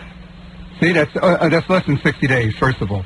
Well, I don't have a copy. Well, listen to this. Listen to this. Look, do you guys really want to go to court over this, or would you like to settle it now? Crazy? Howard, John, is there some sort of... Howard, I got to tell you something, Howard. Howard, we're Ben, go ahead and say your piece then. If Ben wants to say something, go ahead. Ben, are you there? I'm here. Yeah, what else about that letter? I can read it to you over the phone. It says... Well, don't read the whole letter. Well, it's short. With less than 2 months until the scheduled February 20th, 1999 performance of David Brenner, our campaign coordinators have met to review the feasibility of promoting and sponsoring the event. The demand for our time and resources in other areas of the campaign has made it necessary to cancel David Brenner's performance to be sponsored by the John Saylor for Lieutenant Governor campaign. John Saylor has agreed that if we did not have the resources to conduct a first-class event, we should not proceed. All right. Well, okay, so here it is. Here's an opportunity. I have all the less than 60 days. John, what do you think of that? And he owes me a deposit. Sounds like there was a contract or some kind of agreement. Well, you know what? Really, here's a fact. I am not ditching this. This is a campaign. But you guys know that I don't think David Brenner's looking to hold you up here. Acknowledges there's a deal. That letter acknowledges the deal. Well, I'm glad I'm glad that we got Felix Frankfurter and Judge Brandeis all in one room in New York today. That's great. Well, they're arguing their sides. Well, that's good, Howard. The fact of the matter is it's about 16 people to 1. Well, let me say something. I don't really care who's innocent. This is one of these gray areas. It is a gray area. And you guys are going to go to court and spend fortunes and on lawyers to solve this thing. What kind of money are we really talking about here? I mean, I don't know what the money negotiated was. You give me the money and I'll give it to the Philadelphia Children's Hospital. Howard, that's great. I'll tell you what, Howard. Howard, yes. I'll take it out of my own pocket and give it. I don't need you to do that to pander. I'm sorry, not Howard, David. I don't need you to pander like that because I give to a lot of charities. I don't mean pander. I mean, do me a favor. Look, if it's a principle, it's not the money. David. He's a principled guy. I know, David. You're real, David. I don't want to get on right here dealing with this situation because I'll tell you why. What you're starting to do is try to pull those little strings. We read your letter. That's not pulling a string. That was a letter of agreement. The fact that we did David, thank you very much. Diesel. Well, I'm running for office, so I can't say Jesus, you know. Right. The fact of the matter is, David, you started in a very, very legal sort of way to try to cajole, threaten, whatever for your money. That's not true. It is. David, not true. You had your lawyers send us letters ad nauseum. My lawyer in Philadelphia, Jeffrey. But John, you know, what was he going to do? He has to get in touch with you. What are you supposed to do? Call you on the phone? I have a letter from your lawyer, first letter, threatening to sue me. How's that? To sue you? Yeah. For what? To sue me because I'm trying to get this money. He's going to sue me for false accusations and charges and all that. Well, I'll tell you something. Everyone here is very angry. Yeah, I think they should give the money to the Children's Hospital and forget about it and admit that they have we just read your letter of agreement. Howard, I'll tell you what, you guys want to attempt to settle this right now? I don't have a file at my access right now, Howard, and this is really highly unfair. I'll tell you what. Then you want to call. David, you come down here next week with Howard Stern to WYSB. I'll bring my documents and you bring yours. Well, why don't you guys come right here on the air? We could do it next Friday. Come right here. How do I know you're going to show up? I don't know if you're going to show up. You know why? Let's sign a contract. Because I happen to love Howard Stern. He does. Well, so do I. But well, at least we all have that together. Right. So at least you have that. Yeah, what is it, Gary? I could, John, if I was you, I could settle this thing in 2 seconds. By the way, incidentally, I'm sorry. Guess what? What? My lawyer he's on the other line. Good. I'm told it's a 30-day cancellation. 30 days. It just said 60 in the letter. It said 60 in the letter. I don't know. But anyway. That's what I'm told. He is in Philly. I'm in Ballackinwood, so I can't see this. David's lawyer just called. Yes. Who is a guy that we know. He's also, oddly enough, Stuttering John's lawyer. Yes. And he said that he has a letter right in front of him, and the two key words are, when they sent the letter, is this is a formal offer. And in court, he said those words are golden. Okay, well, listen, guys. John, between you and me... I think you ought to maybe we ought to go to court. Why don't you guys, instead of going to court... golden. I think I'll go to court. No. Let me say golden in court. Let me say something. No. David, I'm trying to get... John, I think here if you would... Children's Hospital. Now you're going back to court. No. Well, now he sees he can win. Come on, David. You're not making me an offer. David. John, are you John, don't be hostile. If I win, I'm going to get... Now you need a minch. Don't start giving the Jewish stick back and forth now. Suddenly, especially from Ballackinwood. You know what I mean? I know the Jewish guy from Ballackinwood. John, you're the guy we used to steal your bikes. David, don't you deserve I know you guys. You know, with cuffs on your underwear. Can I say something? You two guys ought to get together. Ballackinwood now. That's not right, David. Ballackinwood, I'll trash Ballackinwood. Here is what I'd like to propose. John, I'd like to propose the following. I propose that David Brenner show up at my victory party. No. Your victory party? Let me say something. You think you're scoring votes today with me? Let me say something. Only with Howard Stern, David. John, here's what I suggest. He's a New Yorker. I suggest you and David... Let me tell you something about Howard Stern. Well, go ahead. You got to tell me about Howard. This is a new one. You're going to tell me about Philadelphia and about Howard. Two things I don't know anything about. Let me say Tell something. me about sex with young, beautiful women. David, too. let me talk to John for a second. Don't even listen to this, what I'm about to say. I'm not going to listen. I'm not going to buzz. John, listen to me. Yes, sir. Whether you're right, whether you're wrong, whatever. No. If you come on to a guy like David Brenner, right? I understand David Brenner. He's more into principle. If you just so am I. I know. Listen to me. It's bloody. It looks a little bad for your side right now. This is what I would do. You can't. You're a candidate, so you can't offer him a piece of ass, which is probably what he'd like the best. So this is what you do. Wait. I've had him on Philadelphia. I know. Listen to me. I have a room full of people now. All of a sudden, I'm very popular. So go ahead. All right, listen to me. Yeah. You say to a guy like this, "Hey, David, for God's sakes, I'm running for lieutenant governor. I got people running around. They're making deals. We're getting it all together. And, we could fight this thing in court and all of that. And, maybe I'm right, maybe you're right. Who knows? But listen, I think you're a tremendous comic. That's us two Philly guys. Here's the reason we contacted you is because I'm a big fan of yours. I don't. And Philly. Listen to me. What was that, David? I didn't hear that. Ballackinwood and Philly. Forget about Ballackinwood, all right? Not Philly. I am running from Montgomery County, but I am a Philadelphian. All right, listen to me. Are you listening to me, John? Yes. John. Go ahead. And you say to a guy like this, listen, the reason I contacted you in the first place, I'm a tremendous David Brenner fan, and I know that he would have brought a great thing to my campaign, and this and that. To have him on my team would have been great. Things get a little screwed up. These guys aren't used to show business, so they canceled. They probably were a little bit too... This was done in my name. Done by me. What can I do to satisfy this? I certainly... We would love to fly you out to New York, first class. I'd like to make good on that. I already did that, listen, no, you didn't... John, you don't listen. Sorry, I'm sorry. I will keep quiet. Go ahead. Do it in a conciliatory tone. There's nothing wrong with that. So you back down a little, and the guy says, you know what? This guy Saylor's a good guy. Forget it already. Let's drop it. I'm not going to go sue this guy. And that's the end of it. But let me ask you a question. I understand David, what you're saying. why do you need first class? Wait, no. David is an entertainer. John, I'm kidding. David's an entertainer. He can't be sitting back and coach with people saying, oh, my God, look how bad David Brenner's doing. He can coach. All right? He had the best airplane jokes of any comic. Right. Of course he does. He is a man who observes life. He's a tremendous comic. But he observes it from first class. He also has to protect his business life. That's right. I always thought it was baggage back there. Excuse me. He has to protect... Listen to me. He has to protect his business life. In other words, this is the way he makes his money. He books these dates in advance. He's got to be... listen... the calendar is what he lives by. There's an ego here, too, involved with the man. The man, listen, he's had serious accomplishment. Listen, okay, he's a big shot. Wants to be treated as such. Go ahead. Now, in light of what I just said, I want you to address David Brenner personally. Go ahead. Right now. Right now. Okay, but I will tell you one thing. No. Don't tell me anything. Okay. Go ahead. David, Yes. You're a great American. You see, already. No, I'm not. You see, you're being sarcastic. I'm not being sarcastic. You're a great Philadelphian. You really are. The fact of the matter is that in good faith and really based on nothing legal other than that, I personally... I'm just saying good faith. Good faith was fine. Did I finish? I'm reading the guy's face. Go ahead. Oh, okay. All right? I wish you could see. You were winning him over, and then right away you start with legal. Forget legal. No. But no, Forget legal. Good faith. Are you a lawyer? No. Is he a lawyer? No. In good faith, based on really my own feelings about you being a relatively good person. Why do you just say relatively? Why are you qualifying? Come on. Because sometimes he really does jerk people around, and we all know that. How do you know? What do you know? Howard, you help me. You guys got to go to court. You know that? No. You guys go to court on this. That's it. We're not going to get through to this. You guys settle this in court. I don't want any more to do with it. John, I got to go. I mean, this guy, that was it. I got to take a break. David, I really, David? Yeah. David, I mean this, David. Right. We sent a letter saying that we would, and not based on anything legal, but would certainly pay any kind of round-trip airfare.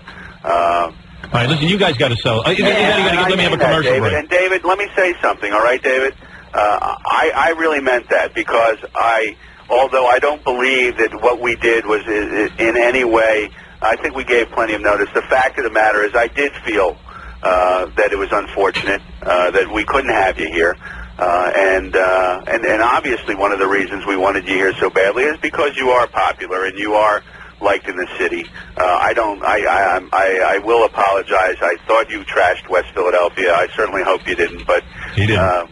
But the fact is that that still stands. I don't think, in good faith on your part, it would be necessary to collect all of that because I think we did. All right, you made an honest mistake. Go ahead within reasonable time. All right, you see, David Brenner, I think, is ready to respond. No, I'll respond to you. Right. John, I think you're relatively right. Okay? I think you accept the fact that I did not trash West Philadelphia because I spent my life living there, not out in Bella Cynwyd with the wealthy. That's all right to say. To me, a detached home was because neighbors' houses were condemned and they tore them down. But how do you feel about this case? In this particular case, I will say this to you. Go ahead. Nothing to do legally. Go ahead. I want to get into lawyers. Yeah. And Howard has helped me tremendously in settling a custody case, which was inflamed. No, and I know that. It doesn't need to be brought up. Let me say this. But you can bring it up anyway. I will, for no other reason than because this is the kind of person I am.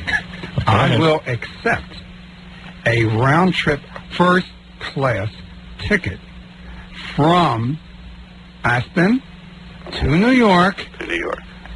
And I will accept that. I will have to say that I would not vote for you, you understand. But I will accept this peace offering and will accept a first-class round-trip ticket. And then we're done with it. And I am done with it. All right. That was magnanimous of you. Yes, David Brenner, of course, could have dragged us out. And John Saylor could have dragged us out. I think the two of you. And John, is that agreeable? To you? No, it's agreeable to me because I knew you were a mensch, Brenner. But here's one more thing, David. Really, you got to come back here if I do get elected or if I don't, and help us do some kind of charity. No, he doesn't have to do that. Well, no. If he wants to do that, he doesn't need you to. Wait, John, I'm going to stop this. Hold it. John, I'm going to stop this right now. Okay. I don't know how Rory will get 15% of the ticket. I don't know how it's going to work, but I guess we cashed him with 2 coach tickets so we could both. Oh, that's right. I'm glad the two of you have settled it. If in any way I was a facilitator, thank you. You were great. Howard, you are the King Solomon. You're media King Solomon. Thank you. Why not? Because you're media King Solomon. Thank you. John, they're all clapping in my office. Congratulations to you on settling the case. David Brenner and Rory, congratulations on settling the case. Thank you. David Brenner, you are a true man. You went ahead and you said, I want to end this thing. There's been some differences, but let's forget it. Bygones be bygones. I'll accept your ticket and your apology. John, you were manly. You said, okay, I'm sorry if there was a misunderstanding, and you offered the ticket in good faith. It is not a wealthy campaign, so to pay for a ticket costs you money. You will FedEx it, though, right? Of course. Yes, sir. As long as you tell your friends to pull the first ballot position in the Democratic primary on May 10th. Well, thank you, John. In fact, the Democratic committee just called, and they said you're off the ticket, and the Pirates just fired David Brenner. Both of you, congratulations. All right, goodbye, guys. Thank you. Bye-bye. Thank you. What is it? Not too bad. What? No, it was the guys running against John. Oh, is that right? Oh, wow. Hear from them. Can you hold on? Unfortunately, I got all these commercials. Sure. I mean, I guess it's fortunate. Sure. What did you want to say real quick? Well, I wanted, this John Sailor is always like a wheeler dealer trying to make deals all the time, and Philadelphia Magazine sort of trashed him a little bit. Well, hey, listen, you know what? It's over with now. But what's your name? We'll give you equal time. You give me equal time? Go ahead. My name is Philip Berg. I'm a candidate, and I'd love to have Howard's endorsement, and I'd like to talk to David Brenner because I was born and raised in Philadelphia.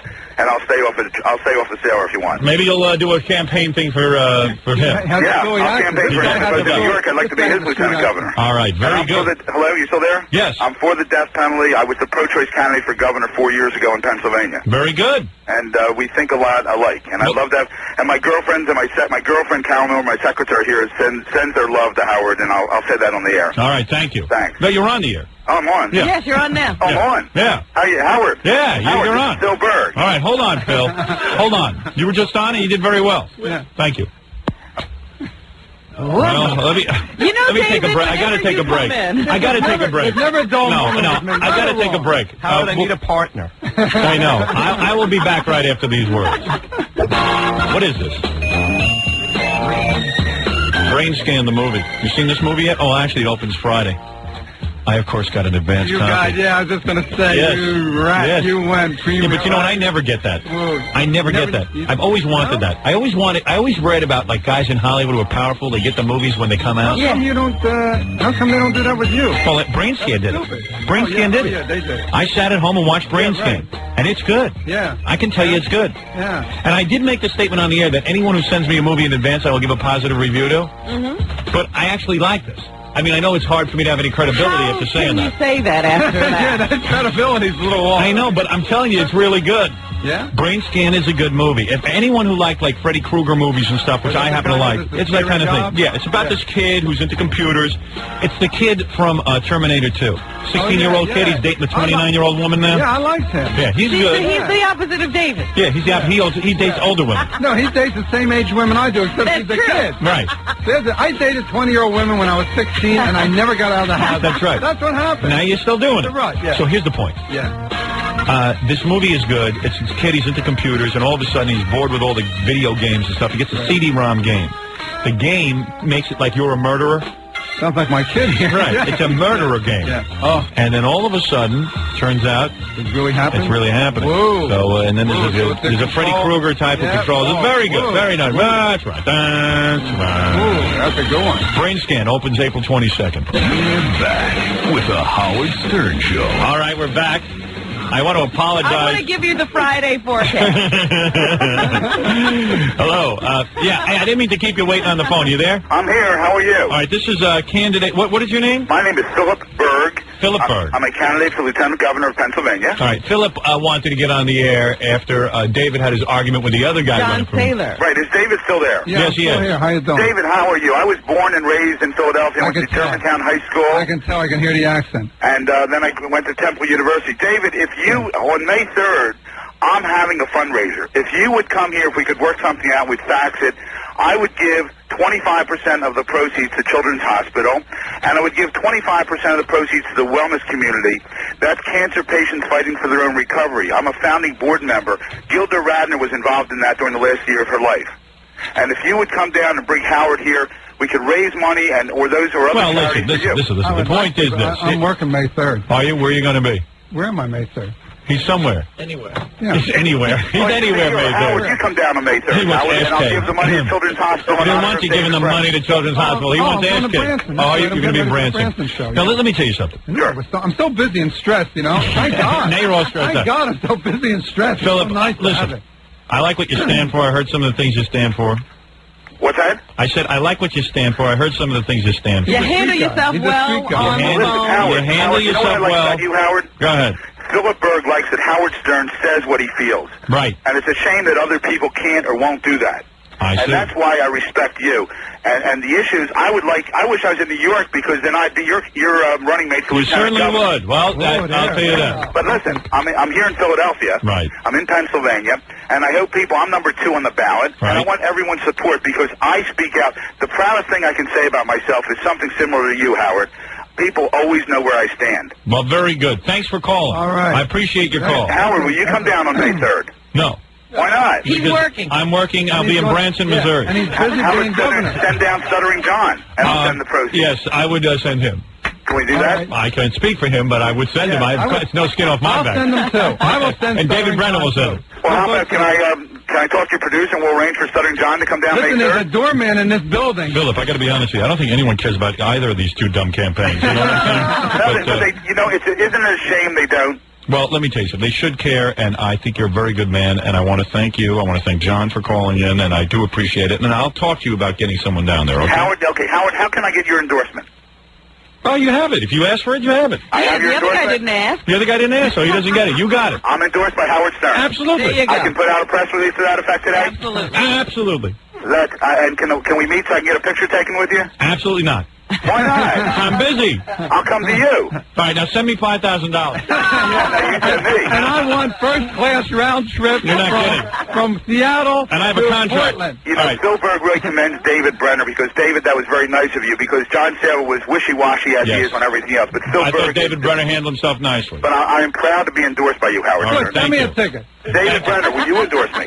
Hey, what are you going to send me? You're going to send me a ticket? David, will you endorse Phil Berg? I'll tell you. How many guys are running? There's 8 of us. 8 of us. See, I don't know who the other 6 He's guys a little more. But let He's me not say as this. easy with his endorsement. Yeah. I'm easy. I got to worry. You know, I'm in so much trouble all the time. Right. I got to worry about endorsements. Me, I don't care. I would endorse C. Howard for anything. I don't know anything about you, but you want to know something? I don't know you. If you were a hatchet murderer, I'd endorse you. I don't care. I would like you asked for it. Be careful. I'm not. I know you're not. I'm the pro-choice candidate. I ran against the Governor Casey 4 years ago. I'm for the death penalty. I think your issues are terrific. I have an important issue you should talk about. We should cap interest rates on credit cards across this country. I'm for that. And yeah. And if we did, we should cap it at 3% above prime, and we'd put millions of dollars back in people's pockets, and we'd cut off this banking industry, which is How about horrendous. capital punishment for bankers? Absolutely. Huh? Yeah, I'm for that. Hey, listen, guys, seriously, I'm way behind. I got to go. And so, Howard, one last thing. Philip, I Howard. really got to go. Howard, one last thing. You got to let me off the hook. Howard, one last thing. Yes. It's appalling to me that people around the world are fighting and dying for democracy, and yet people here aren't registered.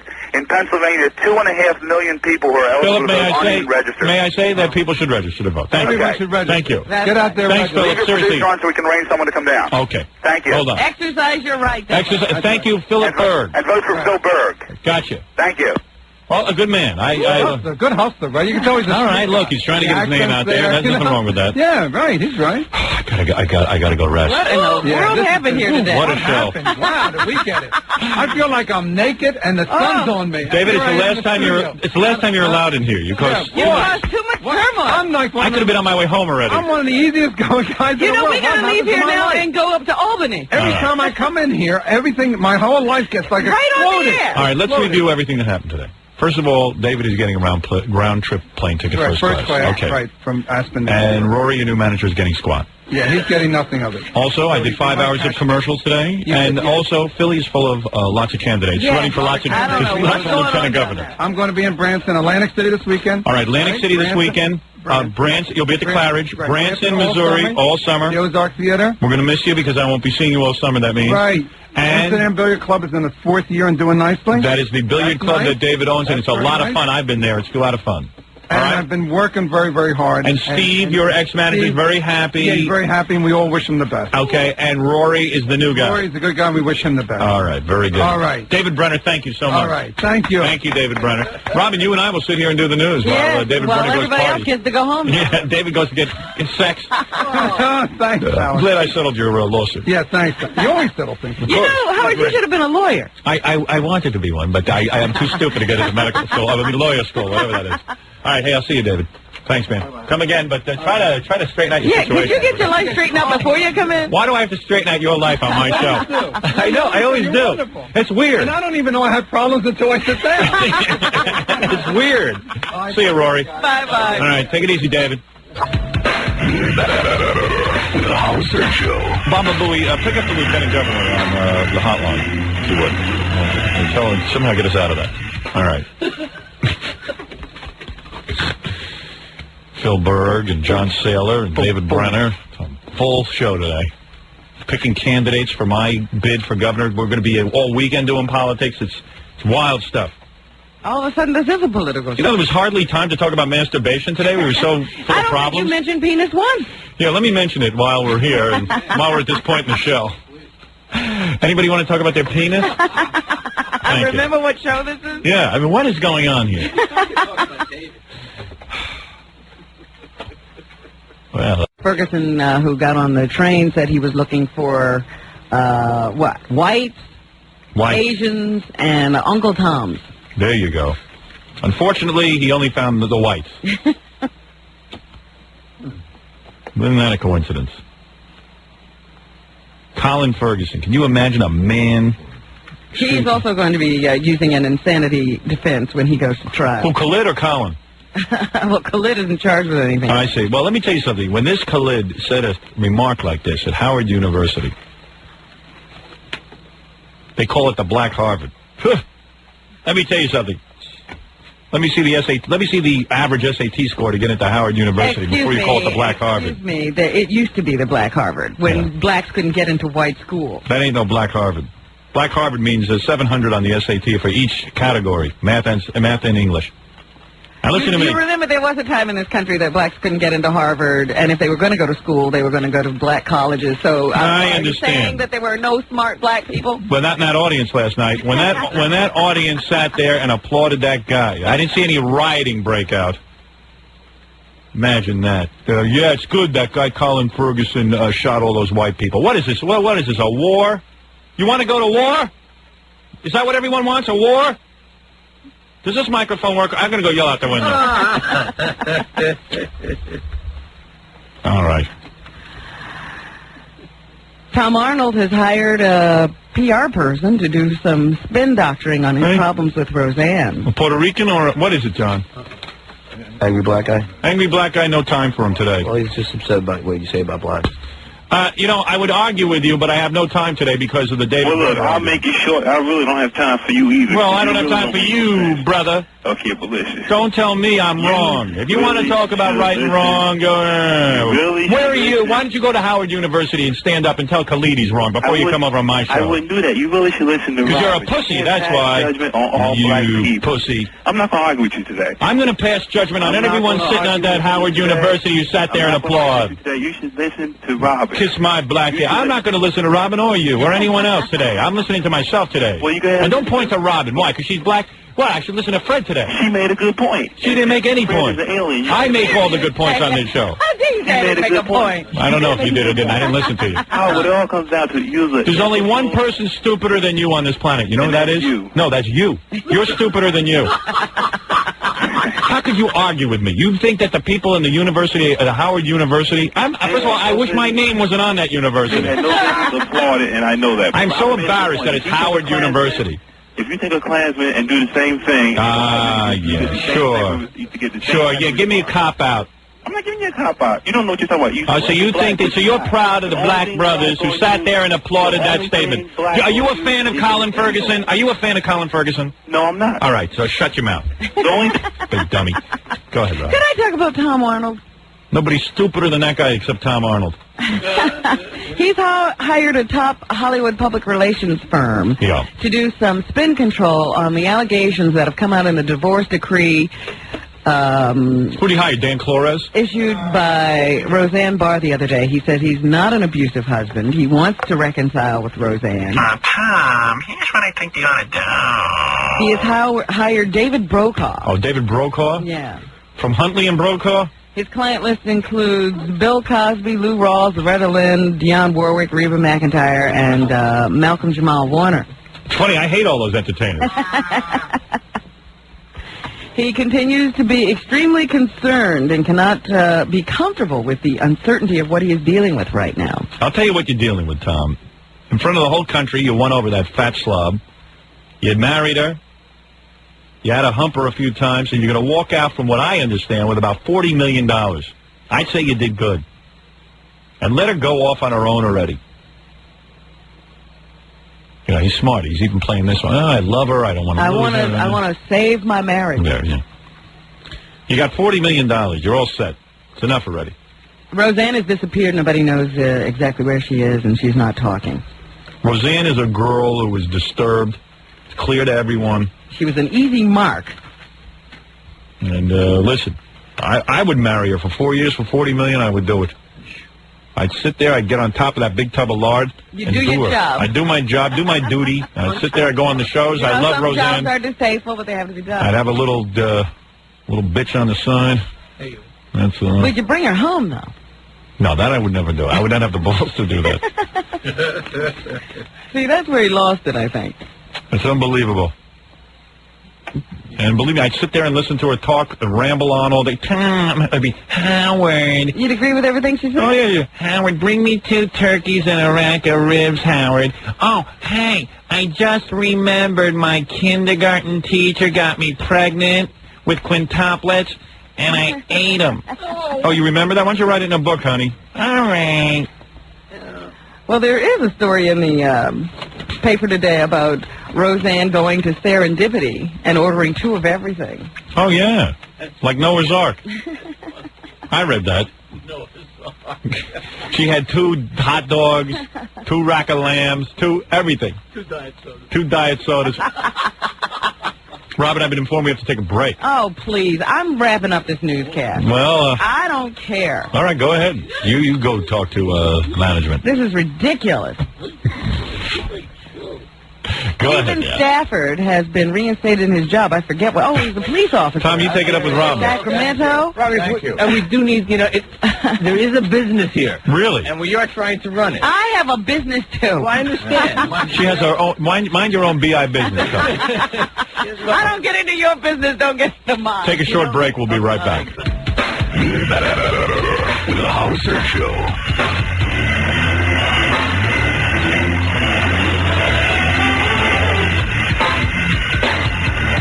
What is this? Oh, good. All right, where were we? I'm sorry, excuse me. I hope that didn't get out over the air. What happened? Nothing. I missed A little it. action in my pants. What? The carpeting just peeled. Oh. Oof. So where were we in the news? Oh, it says here in the Daily News that you might call this the Zubernatorial campaign. Thank you. Even in a profession known for strange bedfellows, nobody's seen anything like the gubernatorial campaign of radio shock jock Howard Stern. Yeah, we've barely seen it. It's part locker room joke and part gonzo politics. Now, where are you reading this from? In the Daily News. Really? Oh, thank you. Stern will take his campaign, act, show, tour, circus on the road for the first time tomorrow to travel to Albany for the Libertarian Party's nominating convention on Saturday. Right. Stern pledged that if elected, he would resign after restoring the death penalty, ordering road crews to do traffic repairs at night, and fill potholes. Tomorrow I'm announcing my running mate. Stern will travel to Albany by chartered bus with 14 chosen friends and staffers. He promised cold beer, hot babes, and maybe a stopover at a strip club en route. Well, we've researched that. There's no strip clubs on the way. He will be trailed by a caravan of fans, groupies, and the media. And I will be making campaign stops along the way. He intends to make his royal entrance at the convention on Saturday with bikini babes on each arm. Bikini babes. Bikini babes. The Libertarians who will gather at the Italian-American Community Center to pick their statewide candidate joined up only after, they are saying a lot of people who will be at the convention joined up only after you announced your campaign. Was something wrong with that? Their influx is likely stacked the deck. Thank you. In your favor. Yeah, that's called being a winner. Some Libertarians say you're making a mockery out of their little political group. Yeah, little is the key word. Yeah, it's called... Some fear that you will drop your candidacy when you're forced by the federal regulations to either go off the air or grant equal time to your rivals. So what if I do? So that's my choice. Well, they don't want that. They either want a candidate or they don't. I'm doing the best I can. I haven't exactly looked into all the rules, okay? I'm trying to do this whole thing, and if it works out, it works out. Ludwig Vogel, Ludwig von Vogel, the Libertarian state chairman who has been supportive of Stern, says there will be fireworks. There will be fireworks. All right, Robin. That's what's happening, Howard. Glad to see I'm in the news. I would like to make one appearance per newscast. At least. Yep. By the way, Jackie Joke Man, I do want to remind you that to order Jackie's new comedy CD, which is also available on cassette, $10 plus free shipping and handling. Call 1-800-323-5464. And Saturday night, April 30th, a big show for Jackie at the Riviera Hotel on the Strip in Las Vegas. If you need more information on any of this stuff, 516-922-WINE. Let's also say David Brenner will be at Fells Point Comedy Cabaret in Baltimore, Maryland, Saturday, April 30th and Sunday, May 1st. I didn't mention that while he was here. Stuttering John are going to be signing his self-titled debut album at the HMV Record Outlet on 72nd and Broadway today. That's today from 4 to 6 p.m. And Stuttering John, the band, will be appearing at Mulcahy's in Wantagh, Long Island tonight. I don't know what this says. Go ahead. Come down and celebrate John's record something. I don't know. Larry Ratzel-Sloman will be playing in a benefit charity ice hockey game this Sunday, the 24th at 6 p.m. at the Bayonne High School rink in Bayonne, New Jersey. And what else we got? If you're planning a wedding or party and you need a great DJ, call Scott the Engineer's Rocket Entertainment toll-free from any city, 1-800-PARTY-MC. If you'd like to hire Scott in the New York area, call 718-BAG-5040. Okay, anything else? I was just going to add one more thing to the end of Robin's news story about the Libertarians. You know, you've thrown that whole party into just a tizzy. Yeah. And I understand, you know, they all call here anonymously or, you know, they don't want to be, have their names told and tell me what's going on. And, like, probably Ludwig will not be reelected as state chair because of his handling of this whole thing. There's only two. That's one of the handling. It's a rumor. I decided to enter the race, and he said, well, you're more than welcome to enter the race. Why would you have... You know, that party sounded wacky. Wait till I get up there to Albany and lecture. I think you're going to have to straighten out the party. Gary, make a list of things that I have to talk about when I win. Number one, why Ludwig is a true libertarian, and the rest of these people might be confused as to what libertarianism is. For goodness sakes. That was on hold for a while. Oh, don't miss Gorilla at New York's Paradise Club on 50 West 33rd Street in Manhattan on Tuesday, April 26th from 9 to 11 with dancer model Ashley Lauren. That should be quite a coupling. Okay. Remind me, I have to address that at the convention.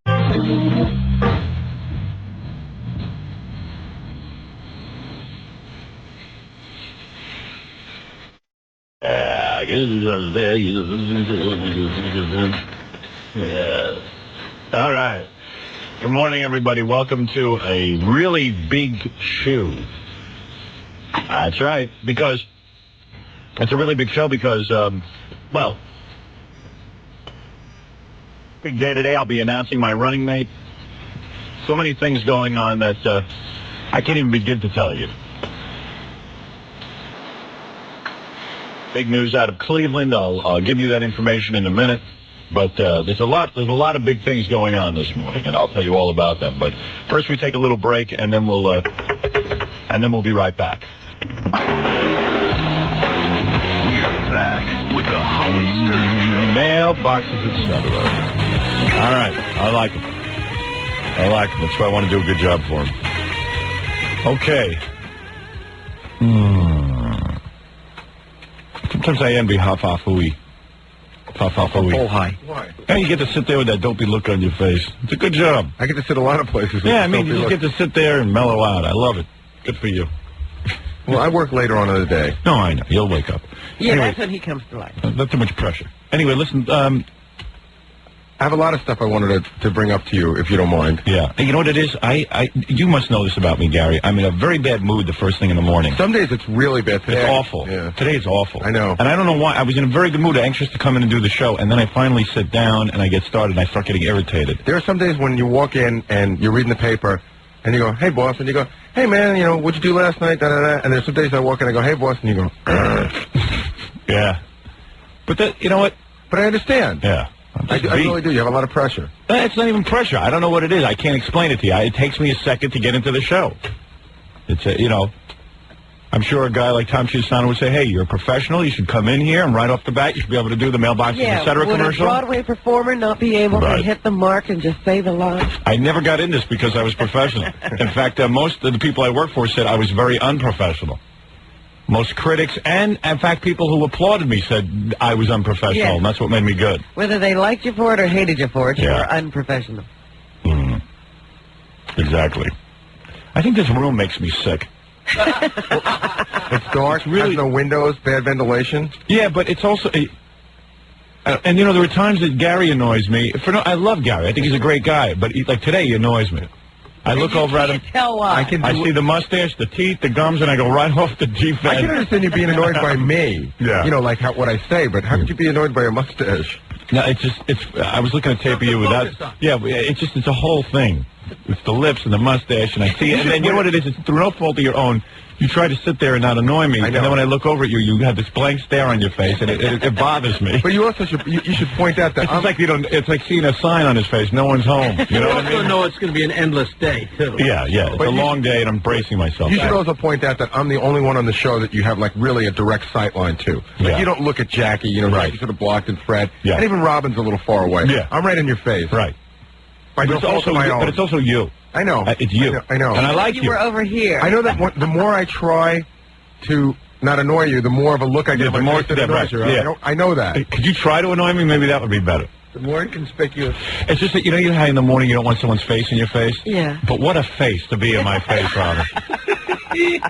Robin, I notice you've prepared for the campaign trip today. Yes, I have. She has put on the lowest cut cleavage. Don't even start. Well, look at that. Well, Jackie, you were the first to notice. Thrusting herself forward, yet behind the shades for the aloofness. Yeah, right. What cleavage? Oh, come on. You don't see any cleavage. Liar. Where? 75 degrees later, and that jacket comes off. Yeah, we saw it already. I hope they fit on the bus. Robert counted as 2. Well, we have a big day today. As you know, everyone, we are going to Albany. Today is the day that I will hopefully ride up. This will be the eve before you become the gubernatorial candidate. I will march into the convention. Hey, do you think if I am lucky enough to get the nomination from the Libertarian Party tomorrow, do you think at the convention some guy will say, "Ladies and gentlemen, we now have a winner"? You know, I don't know exactly how they do it. The next governor. Yeah, that's the part I want. Yeah. And now, the Libertarian candidate and the next governor of New York. See, I want to hear them say that. Do you think they're organized enough to say that? You can tell them to say that. Oh, okay. My answer is no, but we'll tell them. Would you write that down? Here's a pen. Oh, you got one. And now, the next governor of New York, Howard Stern. Yeah, I don't know where you're going to get music from out of those guys. Howard Stern for governor.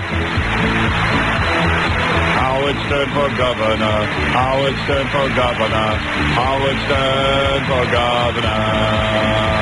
Howard Stern for governor. Howard Stern for governor. For governor of New York. Is he going to be up there? Yeah. He's singing? Good. Howard Stern for governor. Howard of New York. Whatever. He wants justice and New York road crews to work and like in the streets. He wants community investment for the people. He is the American dream. Turn on that applause, Fred. Howard Stern for governor. Howard Stern for governor. For governor of New York. Howard Stern for governor.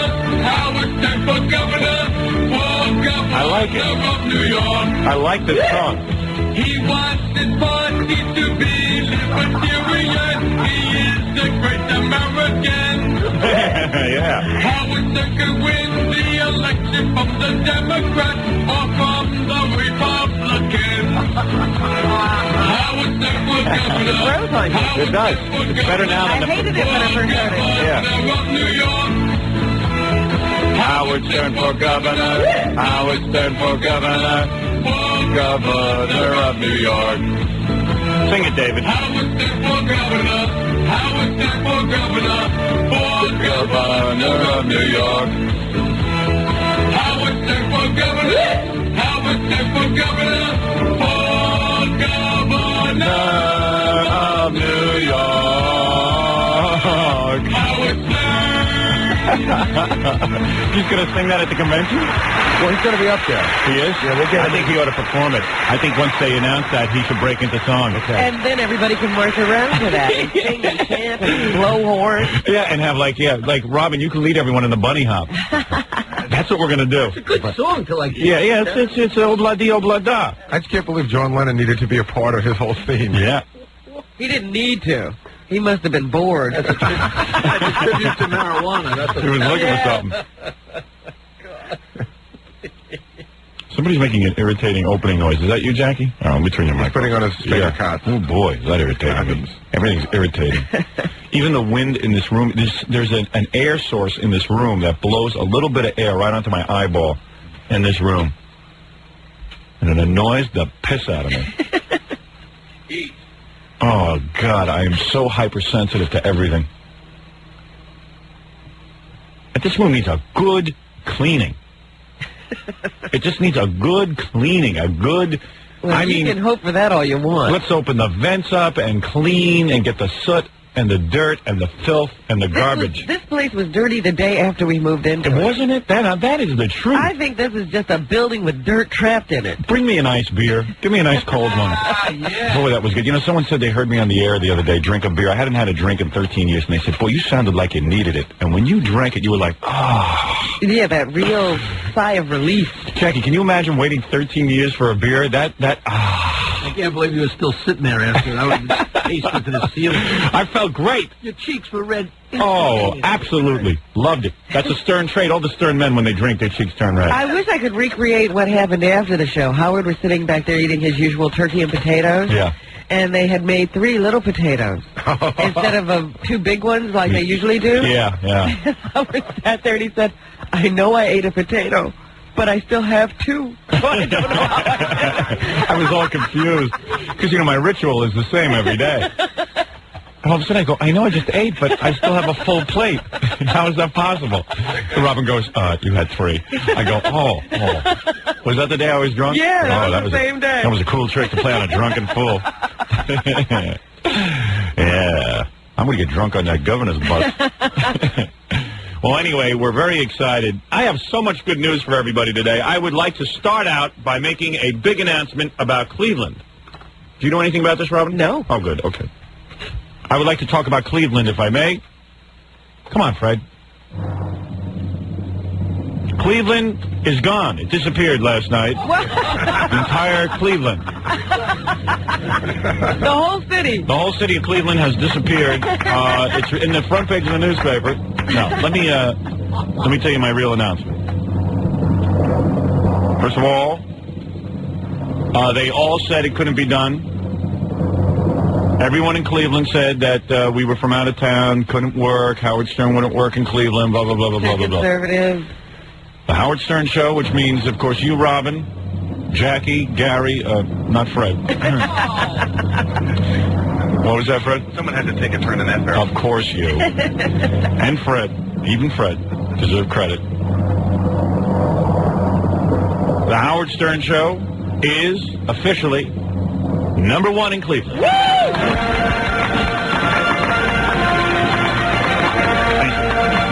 How many cities are we #1 in at this time? 33 cities. New York, Philadelphia, Cleveland, Los Angeles, Boston, and I think Myrtle Beach soon. No, let's hope. Las Vegas. Las Vegas. Vegas. Wow. That's right. And not just with men between 26 and 28 years old. No, we don't have to qualify. We're #1. We're #1, period. Thank you. It's very exciting. You know, Robin, we've become #1 in many cities. And I got to tell you, each time it is equally as exciting. Is it very special to you even though it's Cleveland? Yep. Even though it's Cleveland. And you know why? Because that one-eyed Cyclops was sitting there thinking he could kick my ass. That little pussy. Cleveland. I love you, Cleveland. Can we get better music for becoming #1? What the hell is this? For God's sakes. I'll tell you something. I'll tell you how happy it made me. My eye feels good today. Yeah? Yeah, my eye isn't throbbing today, and I had a good night's sleep. I know people like a bulletin on how I feel before the big convention. Well, we like eye updates. Yeah, aye. Aye. All right, very good. You know, it's really sad. I'm watching and listening to the news about poor President Reagan. I mean, poor President Nixon. Yeah. Poor President Reagan. I can't believe poor President Reagan doesn't have a tumor or whatever it is. Or a stroke. Stroke. But, you know, there's like buzzards. Those reporters are like buzzards outside the hospital. They can't wait for him to drop dead. They're all preparing their retrospective. They want to be the first to get it on the air. Nixon's whole thing in life was he wanted to go down in history as a great president. So after Watergate, all he spent his time was trying to improve his image. Yeah. So that he'd go down in history. With him, everything was history. So now it'll be history. He'll be happy. Well, did you see in the paper they say that he decided he didn't want any extraordinary measures taken should his life become threatened by a major illness? He doesn't want life support. He doesn't want any life support if he gets brain dead. Because he's in a deep coma. So I guess before he went under, he went, "Oh, please, no life support." No, he did it before then. Oh. Apparently, whoever he was talking to before, you know, settling things. No life support, please. No extraordinary measures. No extraordinary measures be taken. Please, no extraordinary measures. Like a ghoul. Well, I heard his brain has swelled so much it's now the size of a pea. Okay. You wonder what's happening to that. I'll take a few tubes, but no life supports. Thank you. Thank you. Thank you. So, anyway, let's take a phone call from Cleveland and just thank our listener in Cleveland. We can only take one right now. Hello, you're on the air in Cleveland. Yeah, Howard. Well, you made us number one. Congratulations. Thank you very much. And, you know, I guess this means that after we get back from the convention tomorrow, we'll have to begin planning to go to Cleveland? A trip to Cleveland for a funeral for the Cyclops. I've got a perfect idea. What's that? Listen, you remember got in trouble last year with the Indians? I'm sorry? You remember when you got in trouble last year with the Indians with that song parody, the guys who died in the boating accident? Yes, that's right. That's where I was through in Cleveland. Why don't you come in on a boat on Lake Erie, speeding in, and right underneath and right underneath the dock. Actually have like Lanigan and the two guys from MMS crash into it. Yeah, there you go, and behead them. That. Ooh, I like that. Ooh, what a great thing. Listen to this. We can behead them. We have, you know, obviously we can't get the real guys because they'll be uptight. So we'll get, we'll be on a speedboat, Robin. Uh-huh. And we'll have all the guys who we compete with in Cleveland, we'll have little dummies of them. Yes. And then we'll drive underneath the dock, and their head will become decapitated. That's right. They won't duck. We're going to do it, damn it. I love it. And you'll be ripped, you know. Yeah. You were just ripped in the paper the other day in an editorial comic. Is that right? Saying that you were the ones who forced Jeff and Flash off the air when actually it was the friggin' listeners who did, right? Yeah, I mean, yeah, like I had something to do with it. Yeah. So how was it what was it? So I'm bad because I forced them off the air? No, because you put interesting radio on here. Yeah, in other words, that's a bad thing to do in Cleveland. If you put something good on the air that people enjoy listening to. Competition has become bad. Yeah, that's America. Competition is bad. You just keep guys on because they live in Cleveland. Yeah. Well, isn't that an amazing... What was it, that dumb newspaper they have in Cleveland? Don't say too much bad about it. I work there. Oh, do you? Yeah. Sorry. Well, hey, listen... Roberto's been with you. No, Roberto's been with me lately. Yeah. He's come see, come saw. He's always liked it. Right. He's always... Well, he should have written it. Yeah, I guess so. There's a guy in Cleveland who writes about us all the time. I don't know his name, but it's for a different newspaper. It's like one of those free papers or something. Yeah. I'll give him full access to our trip to Cleveland. To the Mouth? Yeah, Mouth. Well, he ripped you when you first got here. He did? Yeah. Well, then he's denied full access. No one will get access. Rats. Anyways, listen, you going to do a book signing here? I don't know. I'm going to do a little something. Maybe I'll sign the poster or something, the new poster. Did you get that one yet? I ordered it. Good. Make your collection complete. You'll like it. You'll really like the new video. Yeah. Maybe I'll sign some of those or something like that. Maybe a couple of books. I don't know what I'm going to do, but I like your idea. I'm going to take you up on that. I'm going to ride in on Lake Erie on a boat and decapitate my competition. Yeah. For the funeral, and then we'll bury them. And I already see it as a great follow-up trip to our Albany expedition. Hey. Should we bury them in separate boxes, their heads in one box? Ooh, like Joel Rifkin. I'm reading about this mass murderer here they got on trial. The funniest picture in the newspaper today. He was found asleep. He fell asleep in the courtroom. Yeah. Now, he's only on trial. Yeah, but that's cool. Murder of several women. See, if you're going to prove you're insane, that's the way you do it. No, I figured, it's like he's going up regardless. Yeah. Whether he gets the guilty by insanity plea or just guilty, he knows he's never going to see daylight again. So you might as well get a nap. Morning, Robin. Good morning. But I'll tell you something. I'm reading about the guy, and what he used to do, I didn't even realize it at the time. He would take a what does a doctor use to cut stuff? A scalpel. You take a scalpel, this Joel Rifkin. He'd cut off a woman's head, then he'd cut off her arms and then her legs, and he'd bury them in separate places. Yeah. So maybe we'll do that, or sometimes he'd take the fingertips so that they could not identify them. Not only that, after he's brutally raped and strangled this corpse, he would punch them in the teeth and knock their teeth out so their dental records couldn't be used to identify But this them. was a crazy man. Oh, He crazy. couldn't think right. He didn't know reality from fantasy. Much like our own Fred. Yeah, Fred, I'm kidding you, pal. You got to get happy, all right? Come on, we're #1 in Cleveland. I got to tell you, that picture of Fred in the book you had, you know, when you had that montage of pictures. He looks a little like Joel Rifkin, He right? looks a little like a spaceman or something. He looked like he was wearing a mask. Well, Fred really does not look like he's of this earth. Yeah, I mean, I looked at it and said, "There's someone wearing a Fred mask." Hey, don't laugh. That's going to be our next big item. The Fred mask? Fred mask. We almost included that with the new video. A Fred mask. Yeah, they see you walking down the street with one of those, you say guilty. Well, anyway, I was thinking, though, after we kill our competition in effigy in Cleveland, we could put their heads on poles like in Apocalypse Now. Oh, there you go. You know what I mean? We could just March around with their heads. Now, Cleveland might be a little too conservative for that, though. Ah, you think so? Yeah. Well, I like your idea, and I'm going to take it under serious consideration. Yeah, okay. Well, listen, good luck. Very good. We're with you. Thank you. Take it. Well, there it is. Big announcement. #1 in Cleveland. Robin, because of the excitement about us being #1 in Cleveland, I was contacted by many members of the press in Cleveland. Is that right? All 2 of them. And I think that's the Free Paper and the other newspaper. No, all the TV channels and stuff wanted to speak with me, so I've scheduled, even though we're very busy today and I'm still picking my running mate. You have a press conference? From 8 to 8:30, candidate Stern is scheduled for a press conference in Cleveland. I will take you there live, so we'll have a lot of excitement on the show today. So let me take a break, and we'll get to all this excitement right after these words. Back with the Howard Stern Show. All right, I'm going to turn the microphone over to Baba Bohai, who has a bunch of things to tell us about our trip today. We are we're getting on the bus at noon today to go to Albany. That's correct. And for our fans up in the Albany area, Buffalo, Rochester, come on over and see us tomorrow at the convention. Italian American Community Center. Italian Community Center. Italian American. Italian American Community Center.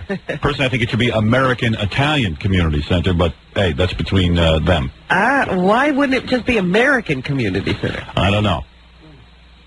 But who knows? Well, the big news is we just got word that Heather Barrett will be unable to join us. After making all that fuss? For personal reasons. Now, this brings What's the personal reason? She's related to President Nixon. Steve Gorilla took the phone call. But man, I was looking forward to that. All she did was gripe and complain that you were forgetting her. Yeah, I love that. Was she having her period? I didn't ask. Well, she's got to come. Well, this opens up a slot on the bus. Oh. See, now I was there were no slots. Well, no, she was on it. She was on the bus. She was off the But bus. she was an additional person. Right, but we were still going to fit her in, so I was thinking what we could do now is move Tempest out of Ronnie the limo driver's car, don't drive off the road, Ronnie, and onto the bus. All right. But see, now here's what's going on with Tempest. This is sort of weird. Tempest the stripper. Right, she called yesterday and asked if she could come, and I said, I can get you a ride up there, but I can't get you a room. You know, I just couldn't provide that. We were all set. Right. All booked. She could have stayed in my room. So she could have slept on the couch. She said, who's going? So I started to read down the list. I said, Howard, Robin, Jackie, Fred, Gary. And I get to Ralph. She goes, oh, Ralph. Right. I know Ralph. Right. She goes, give me Ralph's number. I'll call Ralph. So she called Ralph. Yes. And asked if she could stay in the room. Yeah. And Ralph said it was okay as long as it was okay with Ratso, because Ralph and Ratso are sharing a room. It's already okay with Ratso because Ratso's lucky to be going. Female, and that's okay too. So like Ratso would be upset. So I spoke to Ratso last night. He said he was fine about it, but that Ralph had called him. Yeah. And said that he didn't think he wanted her in the room now. And I said, why? And he goes, well, he knew he wasn't going to get any sex from her, and he had all his hair grooming materials, and makeup. And he just, wanted... Ralph might be a homo. I don't know. I think that it's leaning in that direction. Yeah. I couldn't believe it. What is he, nuts? I have to admit, though... He has to have room to lay out his makeup? Yeah. I do have to tell you, though... what kind of guy says that? I'll have to admit to you right now, when I gave Tempest Ralph's phone number... Yeah. Because Ralph's such a nice guy to me, I said, I'll give you this phone number, but Tempest, if you sleep with him, I'll never talk to you again. And she said, no chance, don't worry. No chance, good. Thank God. Because she's my wife. In Albany, she becomes my wife. Right, Robin? She's the stand-in for the First Lady. That's right. She's a stand-in for my wife. She will have to perform all the duties my wife normally performs. Oh, Heather Barrett's a hot one. Too bad. She would have been fun to look at. So you think we should move Tempest to the bus, agreed? Oh, yes. Just get another girl to ride with Ronnie. There you go. Well, that frees up room for one more girl, too. What do you mean? Well, in case there's a last-minute entry into the field. In other words, Ronnie does have an opening if we want to give him one. That is true. Okay, all right. And I still think it's funny to put a girl in Ralph's room. And we don't know what's going on. You know, we don't know who's going to be down there. I think that there are people that are just showing up in front of the building, hoping to jump in a car with somebody and make the trip. Okay. Well, anyway, regardless of that, the trip is on for today. Yeah, I still wonder how Melrose is getting there. Oh, gosh, he told me yesterday. I don't know. I don't want to know. He's running. Now, the next thing I wanted to tell you, we're going to talk to two potential lieutenant governors today.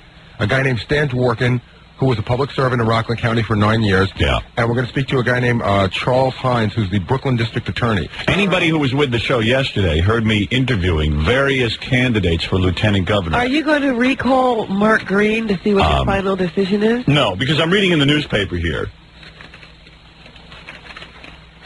More or less. Stern's second banana not going to be green. Every party has its pooper. Howard Stern has Mark Green. Stern, seeking the Libertarian Party nomination for governor, offered Green the number 2 spot on his ticket yesterday. This is from the Daily News. Yeah. Green declined the alleged honor. The alleged honor.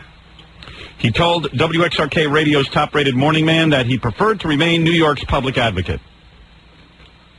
Public advocate is a crummy office with no influence whatsoever, Stern replied, displaying a certain political savvy. Yeah. Green said he might reconsider, even though he opposes the death penalty, which is a centerpiece to Stern's platform. I realize Mark Green is not going to accept my lieutenant governorship because he's a Cuomo guy, and it would look bad for him if he even did it in jest. Well, not only that, Howard. Someone faxed me a very good piece of information the other day, and they said someone who is opposed to the death penalty, sure, you get it passed. They'll put it back. Okay. Not only that, but they will never sign a death warrant. You know, the governor has to sign every death warrant. Gotcha. So he's out. Right. We don't like him anyway. Howard, you know that there were... I was never a big Mark Green fan. Yeah. There were two people, by the way, on your short list. Yes. That declined to even come on the air. Really? Who were they? Alan Hevesy just said he respectfully declines. Who is Alan Hevesy? He is the New York City, is it comptroller? Yes. Is he a Democrat? Yes. Yeah, he's in office, and he's not going to screw with Democrats. And the other one that respectfully declined because she's starting a new job today and didn't think she'd be able to accept would be Liz Holtzman. Yeah, but she has a lot of baggage anyway. Right, and she's not affiliated with anybody right now because she doesn't hold public office. Yeah, I know, but she has a lot of baggage. Right. She went through hell in the last election. Maybe she doesn't want to be in politics anymore. Remember, she broke down crying because of all the pressure. And quite frankly, I don't need a crybaby for a running mate. You know, the worst thing, let me tell you about running mates. You know, it's funny. I was deep in political conference last night. I had a lot of duties. You know, this big trip to Albany I'm taking very seriously, Robin. After all, I'm going to be the governor. Yeah. And I spent 2 or 3 hours on the phone conferring last night. First with one of my advisors, Ralph, who we spent 2 or 3 hours picking out my outfits for the various, various and sundry. How many changes are you making? I will make, believe it or not, Robin, I've limited it to 3 clothing changes. For my trip to Albany. I will have a special outfit for the actual convention. I will have evening wear for Friday night for greeting the public. I see. And then, of course, return clothing that I will need. So very good. Yeah, so I spent a good 3 hours packing. It took 3 hours of conferencing. Pick 3 outfits. Well, listen, this is a big day. Tommy Toon would be shocked. So anyway, I after picking my outfits, I was talking with one of my advisors who said to me, you better be careful when you pick a running mate, for real. Because look what happened to Walter Mondale. Oh, yeah.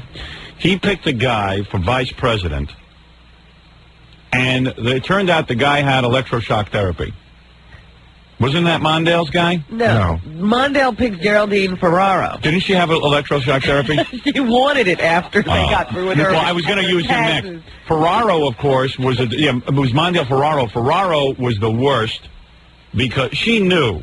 You know, when you turn to someone and you say, hey, listen, I've beaten my brains in for the last couple of years trying to get nominated, the Democrat, presidential candidates, a chance in a lifetime for me. I'd like to pick as my vice president, but you got anything going on that could really hurt us or damage us?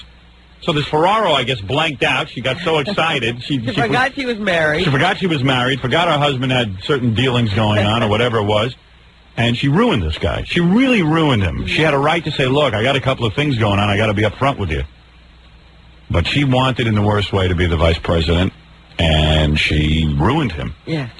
Now, who was the guy who had You're thinking of Muskie and Eagleburger. That's exactly who I'm thinking of. It was McGovern and Eagleton. Oh, Eagleton. Well, I was close. Now, tell me about Muskie and Eagleburger first. I was sitting there. Muskie had another problem. Somebody was attacking his wife. No, and also... He started crying. Yeah. But you know what? My wife and I were sitting there. I said, who is that guy, Eagle something? Eagleton. She goes, Eagle Beak. You know, we couldn't think of Eagleton. But anyway, Eagleton was a guy, for those of you who don't remember, he was chosen as vice president. It turned out he had electroshock therapy.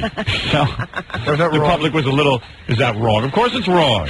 What the hell you want a vice president on electroshock therapy? You have a right to say to someone, Look listen. at Dick Cavett and ask. Yeah. Dick Cavett's still blabbering about his 5th anniversary on CNBC. So, listen. You have a right to say to someone, look, I had a little electroshock therapy, you know, maybe something wrong there. Had to put me away and shock me. So I got to tell you something. Picking a running mate was not as easy as I thought, but I spoke to a guy yesterday who right now is the front runner. His name is James Dillon. And he came through good, but then my father called me. There's nothing wrong, right? He says there's nothing wrong in his background, but my father called me, and he says, hey, the guy's not married. So I said, I know. I asked him if he's a homo. He said no. So it turns out the guy's not a homo, because as a matter of fact, in the paper today, he says, hey, I think being lieutenant governor would be great. It's a great way to meet girls. So, I mean, you know. Anybody could say that. Yeah, homos don't say stuff like that. Oh. That's exactly the things they say when they don't want to be caught. No. They don't think spur of the moment. They think about it. No. Anyway, they do say here in the newspaper, Stern hits the road to Albany today, promising to kiss babies, mingle with minorities, and shake hands with local elected officials as he travels to this weekend's Libertarian Convention. They must really be listening to this show. Oh, yeah. 2 reporters wrote this article together. Took 2. They listened together. Frank Lombardi and Larry Sutton. Unlike more traditional politicians, Stern admits that he is pandering. Of course I admit it. In addition to restoring capital punishment, Stern promises to fill potholes and end traffic jams at toll booths. By the way, I never promised to fill potholes. Well, you did. You said you would take the dead that you electrocuted and put them in the potholes. Yeah, well, okay. That's a technicality. But I will fill the potholes just for the hell of it. All right. Because so many people are like that. He also promises to attend the Libertarian Convention with a bikini-clad girl on each arm.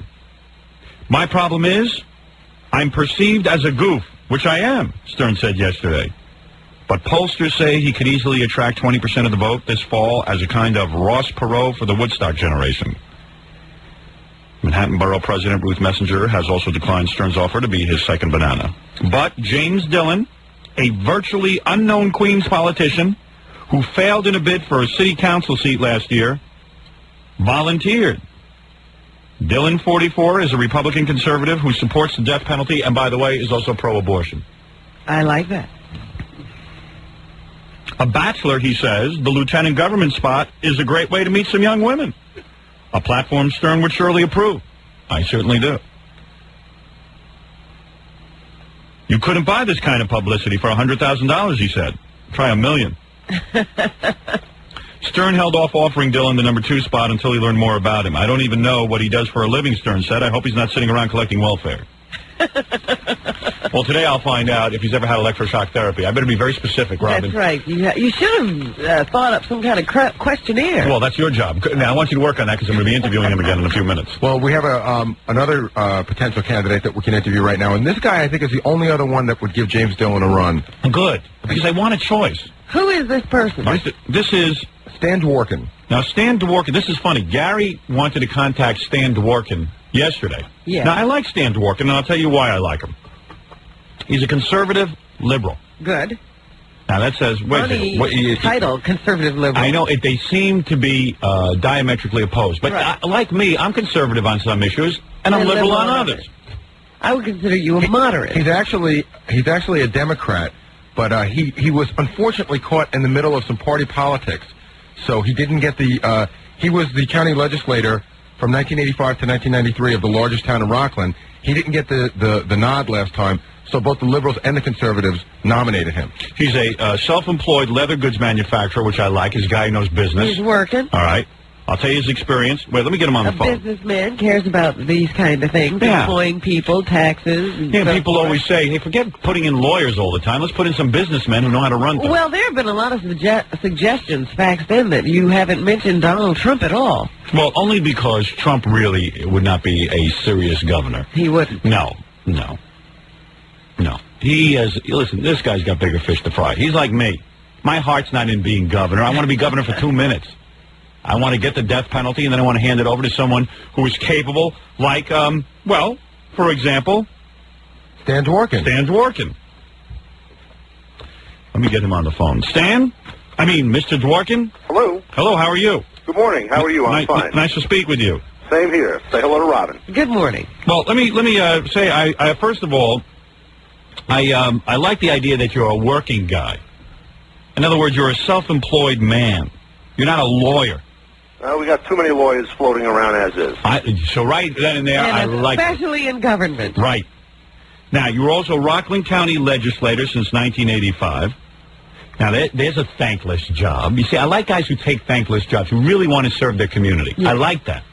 They're thankless jobs, yet we keep running, so go figure that one out. Well, you keep running because you want to do public service. That's true. Now, that's a good sign. You know, you take a politician who's a career politician, someone who makes their living being a politician. Yes. They really are not into public service. They're into power and fame. That I don't need. I don't need that. So that's why I was attracted to you. Also, you served on the board of, you served in the New York chapter of the Arthritis Foundation, community service, this kind of thing, you know, charity work, right? Sure. All the time. Board of directors. Rockland County Association for the Visually Impaired, more charity-type work. Good. I should mention, by the way, Howard, that I have no history of electroshock treatment. Right. I've never had any extramarital affairs. You are married. You are married with 2 sons. Right, and I have no babysitters, house cleaners, or housekeepers who've ever worked for me who did not pay taxes. Actually, I've never had any that worked for me, so it was easy for them not to pay taxes. Exactly. And I see the man's got a clean pass, a record of public service. You know what's great? This sounds like a man of the people, Howard. Right. County politicians are very familiar with state policies. Right. Yeah. And I also like the age here, 44 again. Yeah. 44 years old, that's good.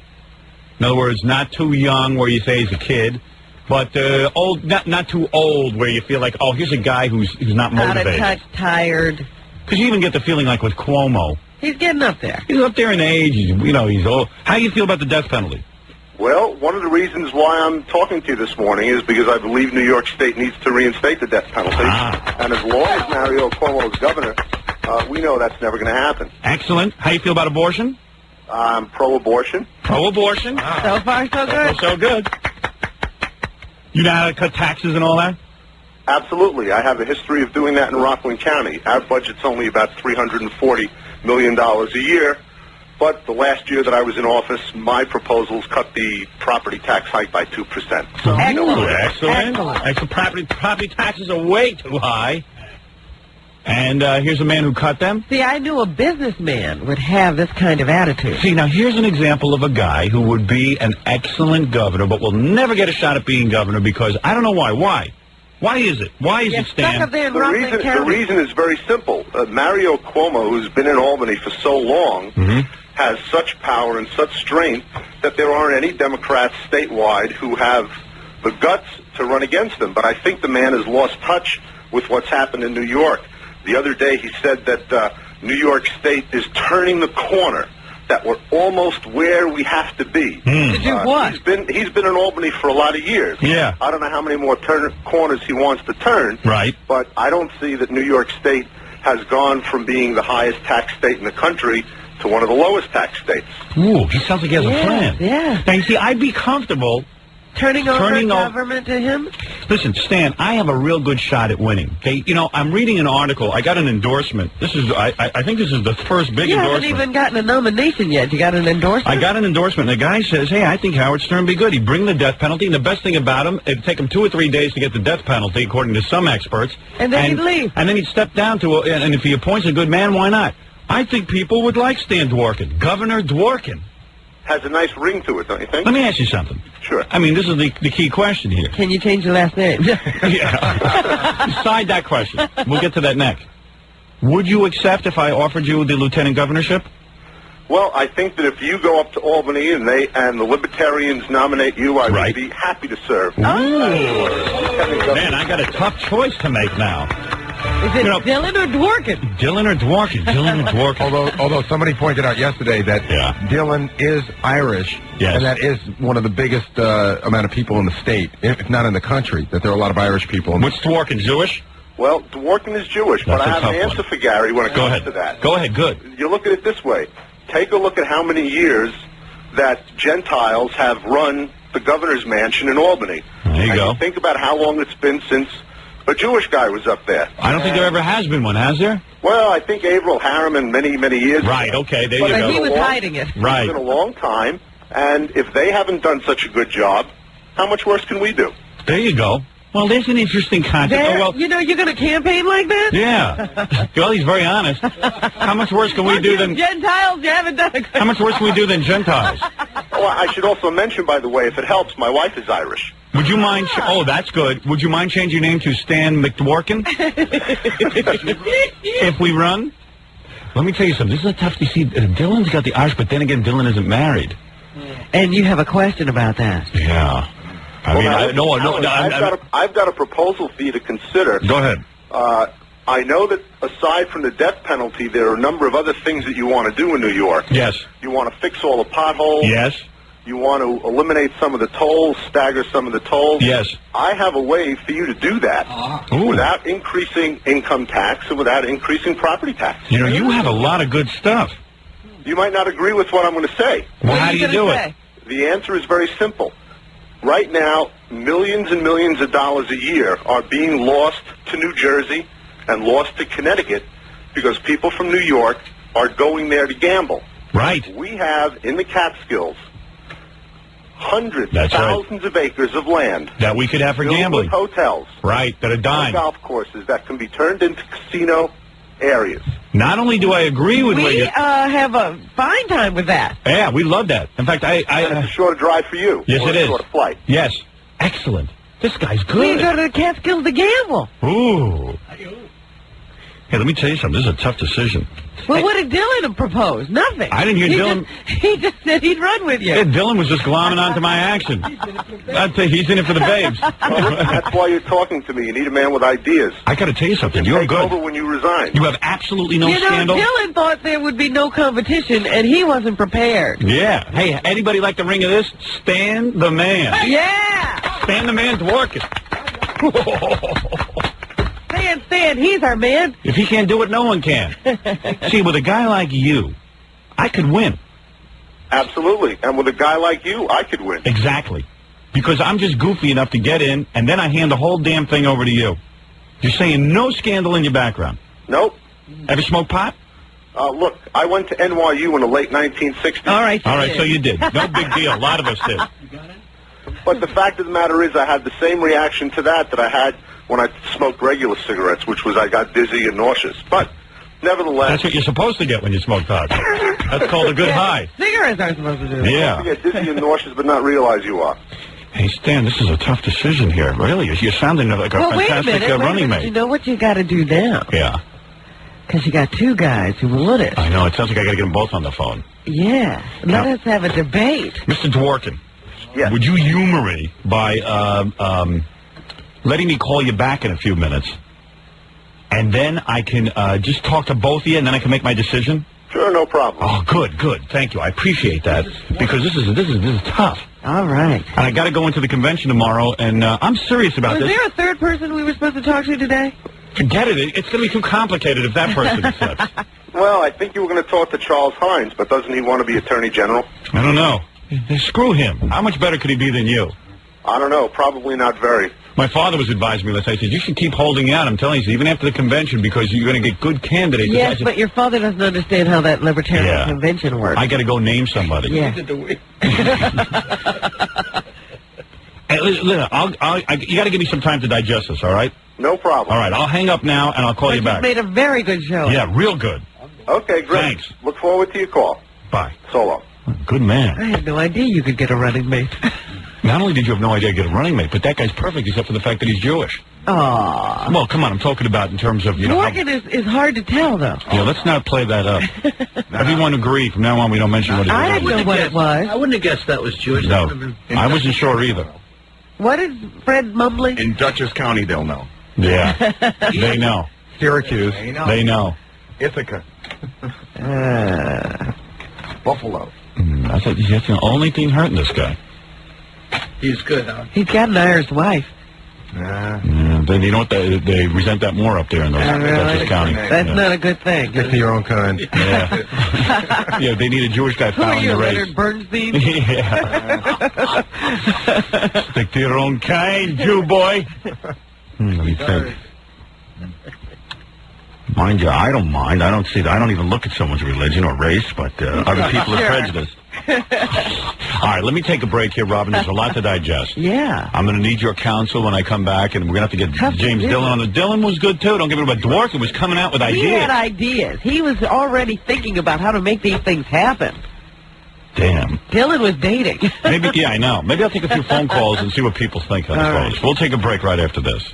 We're back with the Howard Stern Show. I got my father on the phone and Dominic on the phone. They all want to chime in on this a choice for lieutenant governor. First, I want to talk to my father, because he's my father. Talk to my father before Dominic. He should be an advisor, don't you think? Yeah. Well, my dad was advising me last night. Well, John Kennedy always went to his... Yes. Right. Hey, you know something, Dad? Yes.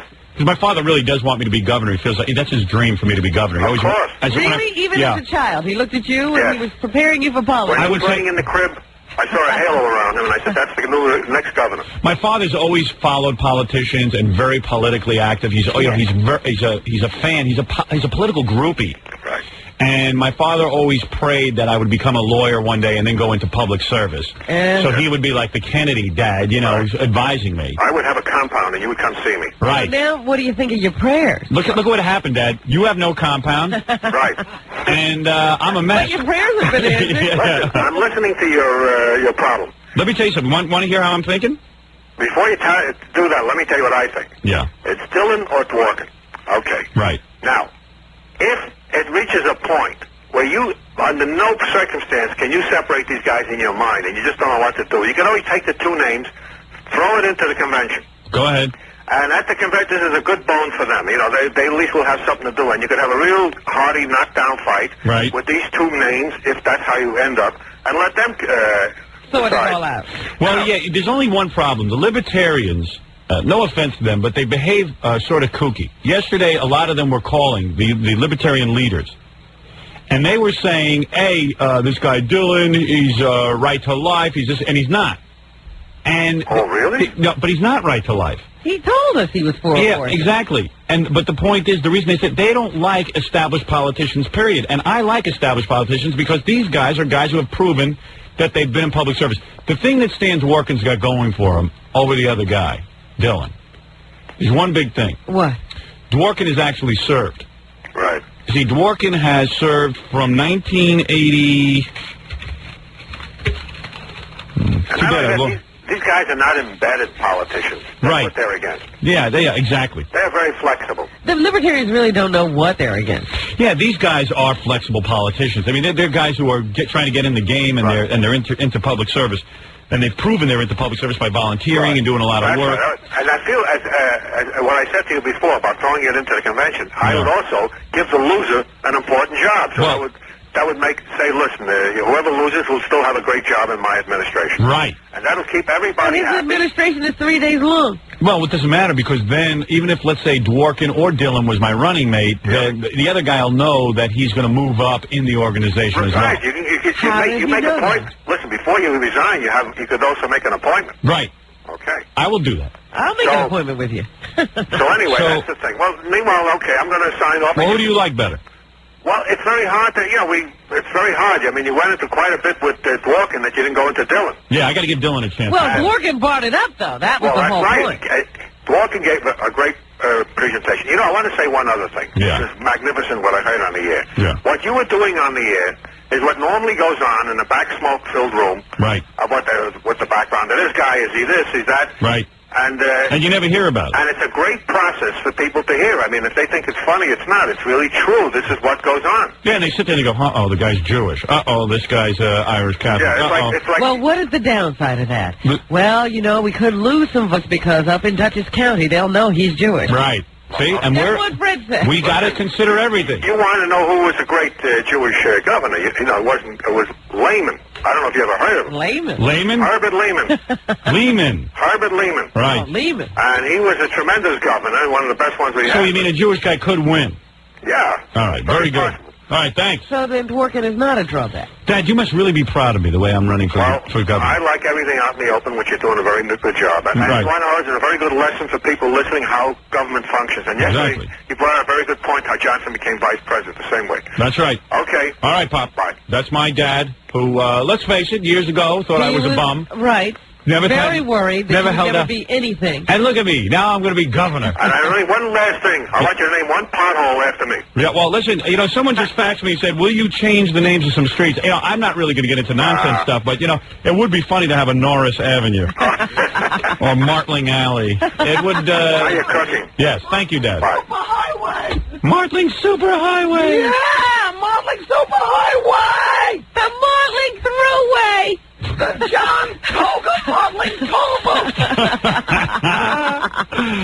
All right, let me talk to Dominic. He seems to want to get in on this. Dominic? No, Howard, he's on 260. We're waiting for Meatloaf to pick up in Germany. That's Dominic ordered meatloaf in Germany. Everybody's confused back there. Dominic? Good morning, Robin. If I'm sound out of breath, I'm on my machine now walking. Right. You don't sound out of breath at all. I'm chilling. Dominic, of course, is Dominic Barber, the noted attorney, the bloated attorney, rather, for, you know, he's you name it, divorces. Anything you've got cooking. Anything you've got cooking, he can handle. Has 10 lawyers. Now, listen, Howard. Yes. A few things. Number one, how's your eye? My eye is fine today. Yeah, my suggestion. Who do you like? Absolutely. I know Mr. Dworkin. He is actually a very legitimate, good politician. He's good even at an upstate area there, the Westchester, Rockland County area. You like him? Yeah, I like that he was outside of New York as well. Well, I took a map out. Yeah. And I looked on a map, and actually the Catskills are closer than Atlantic City, by at least they have. Well, Dominic likes him because he's for legalizing gambling in New York, and I'm all for that because we hate driving all the way to Atlantic City. It's a long drive. Much too long to drive. Because by the time you sit in the car, you could be playing cards or dice. Yeah. So that's a major time. Yeah, Dworkin brought up some good stuff. That was a major point. Yeah, it sure was. But we do need to balance the ticket. Balance it how? We need a black. Black. To have one.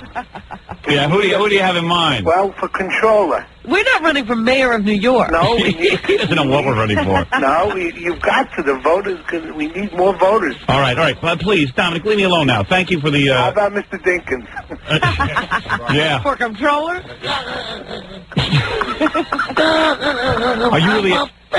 Are you really exercising right now? I'm walking right now. What do you have?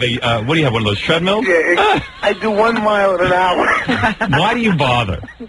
Why do you bother? You know what he's doing. He's watching a tape of somebody else walking. I have a trainer here, and I'm very annoyed. He's not walking fast enough. Listen, why don't you go have your fourth breakfast? Where am I on the bus, by the way? Well, if you want to come, you're always welcome. Who wants you there? Yeah, Tempest or me. Make a quick choice. Tempest, goodbye. This guy, he's as big as a house. You know Dominic, and he's really been eating out of control, and now he's walking on the treadmill. It makes no sense. Why bother? He must be looking at a picture of a Twinkie. Yeah. Yeah. Oh, Gary. Do you really have a trainer? You mean actually a Gary install came out? Dominic, do you have a trainer? Yes, I have a trainer here right now. His trainer is cooking breakfast. I'm annoyed. He's not walking fast enough. I told him I'm not going to pay him. All right, thank you, Dominic. Thank you for the information. All right, thank you. Okay, what am I doing now? I got somebody on the phone. I am really busy during the commercials deciding on my running mate for Lieutenant Governor. Today we get on the bus. By the way, Monday and Tuesday, you'll hear on the radio, you'll hear our whole bus trip up to Albany. I'll be making campaign stops, and then we're going to bring you the whole convention, I think, on Tuesday. So you'll get to hear everything. I mean, that's the plan. What happens after that, I never know. Just tune in next week and find out.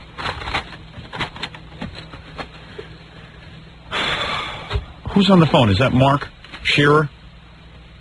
You know, Robin, one of the exciting things we'll be doing on the bus today, before we take off for Albany on this historical trip, this is actually the beginning, with me being nominated, hopefully, and then selected as the gubernatorial candidate.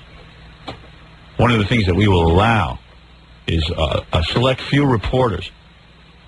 We will document the very beginning. Right. We will allow them to come into the bus and get a tour of our orgy room. I mean, our political room.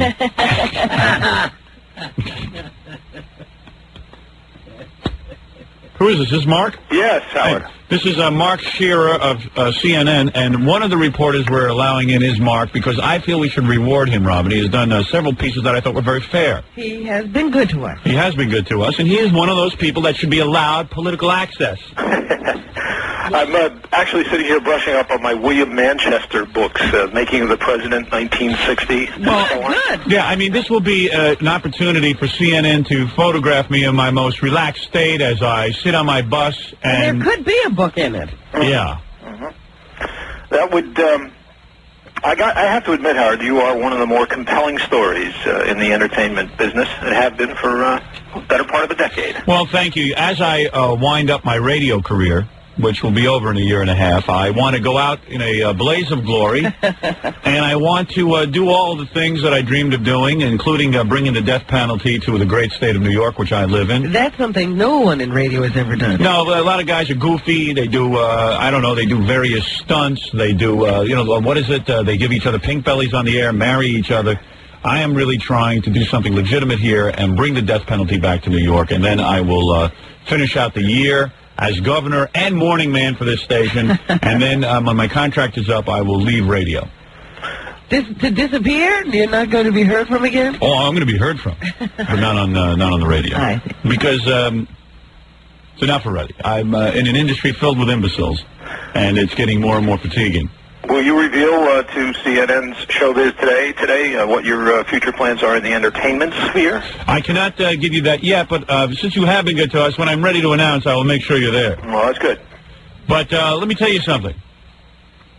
Just don't make me talk to Ratso, please, today, because his stupid hockey team beat my stupid hockey team. You won't have to talk to him. He's not even allowed on the bus. Good, good. As a matter of fact, a lot of people say, Howard, what if you don't get the nomination for governor? Yes, what if?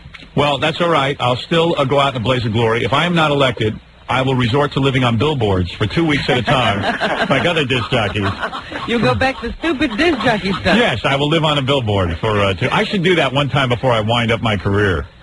I must tell you, Howard, that CNN is all abuzz with this because each unit of our news-gathering organization is trying to get a handle on exactly whether or not the story belongs to them. Is it a political story? Is it an entertainment story? Well, it's very much a political story, and I'll tell you why. The fact of the matter is that I am probably, according to most polls, I am getting more of the vote than any of the Republican names mentioned. When you ask if he were a serious candidate, you have what, 59% or something? There was a guy, I'm going to read this, as an editorial just came out, and a guy endorsed my candidacy. I gotta find it. I brought it in today. What paper was that? The New York Times? No, it's a paper in Cornell or something, you know what I mean? It's like one of these upstate papers, but that's okay.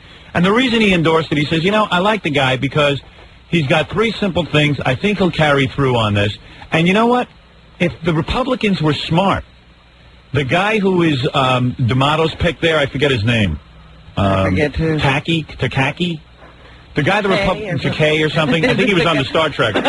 But anyway, this guy who is running for the Republican nomination, he should, Pataki, he should announce that he wants to be my lieutenant governor, because today we could have gone up there with my 20% of the vote, with his 20% of the vote, that's 42. We would have won the stupid election. And there'd be a Republican governor. And there'd be a Republican governor. There is absolutely zero chance of a Republican in this state becoming governor. A Republican will not beat Mario Cuomo. That's it. Everyone knows it. It's true. The people know it. They've done poll after poll after poll and figured that out. But if this guy, Takaki, had said, hey, wait a second, Stern has a sizable constituency. He's going to be the governor for 2 minutes. He can command that kind of media attention that will give me the name recognition I need. So with that, this guy, and I'll read you his editorial, he says, vote for Stern because Stern has the best chance of unseating Cuomo, and if you're anti-Cuomo and you're pro-death penalty, This is the way to get it. I would go with Stern over the Republican, and I had offered the Republicans that. I said, take your best guy and make him my lieutenant governor, and he'll end up being governor anyway. But everyone has to treat this like, oh, no, we can't. But you know what? The Republicans will lose whether I'm in the race or I'm out of the race. This is a stupid political move. So probably my running mate will either be Stan Dworkin or Jim Dillon. And I hesitate to offer you any kind of advice at all because I don't want to wind up being your Bill Moyers. I know, and also you are not a politician like I am. So okay, go ahead. Few of us could be. I mean, everyone gives us advice, but meanwhile I'm the guy running. But go ahead, I'll listen to it. What do you got to say? No, I'm not going to. You're not going to give me advice. It's not my place to. You did have something to say. But say it. What's on your mind? Absolutely, I can't. Oh, really? Because you're a reporter. That's right. That's right. So I am going to allow Mark Shearer of CNN News that rare opportunity to photograph inside our bus for those, those minutes before we leave. All right. And you can be prepared with 2 questions. I might address 2 questions, but the questions should not be of a serious political nature. They can be about candidate Stern's personal life. Howard, do you want to know who else? I will address the press along the way. You know, we will be making several stops where I will be actually meeting black people. Gary, tell Mark, as long as he's a reporter, tell him the itinerary today when we leave here at noon. Well, we have a couple of options we haven't really decided on yet. Well, Mark can tell us what he'd be more interested in as a reporter. Okay, we can go to the Burger King in Newburgh.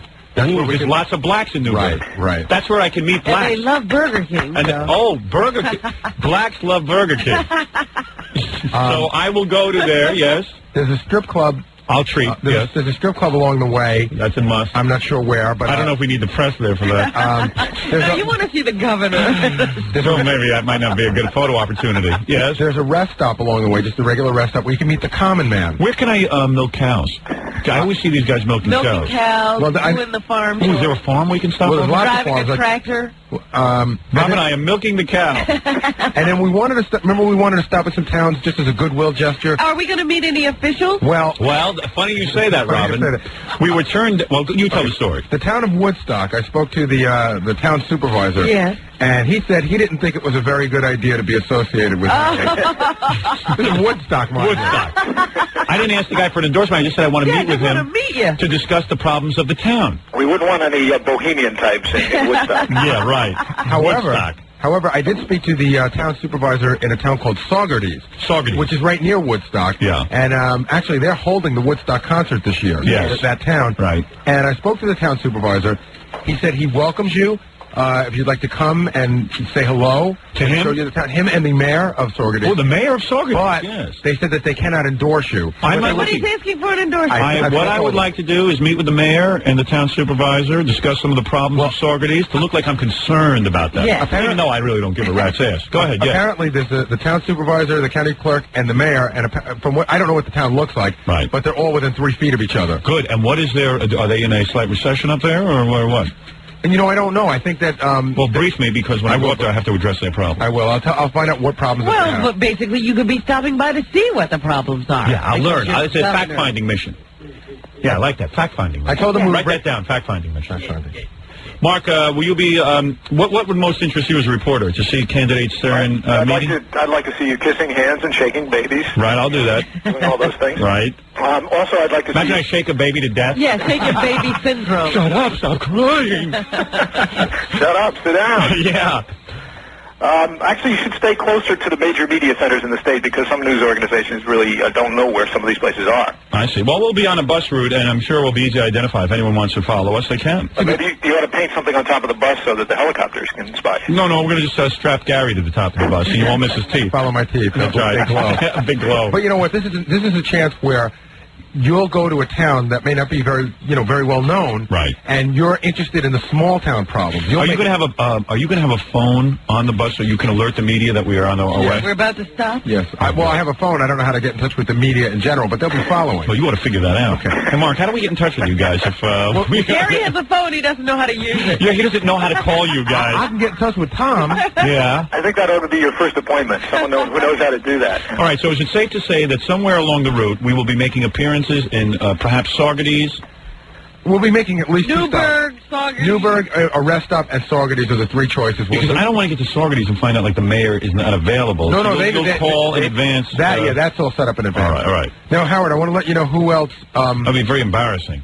I want to let you know who else is going to make this little tour of the bus. What other media we've rewarded? Okay. Besides Mark Oh, Shearer. you mean it's not exclusive? No, to CNN? no, it is not. But there's only we've had over 100 requests. There's only like 5. Well, I'll tell you, it's local media, local news, which is Penny Crone, is being rewarded. Yes. Cable news, which is CNN, is being rewarded.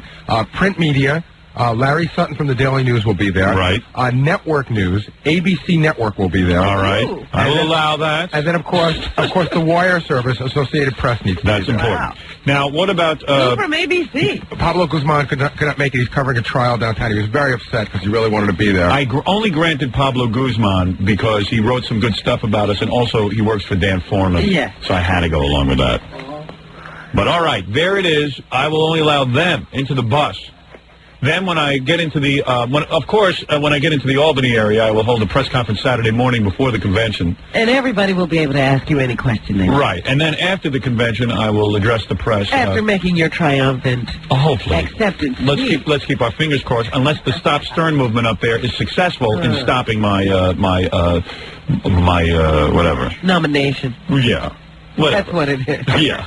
See, now, whatever you call that. The party, people within the party deny that there's a Stop Stern slate. I've seen the letter. Got the letter. I saw the letter. I've seen several of them.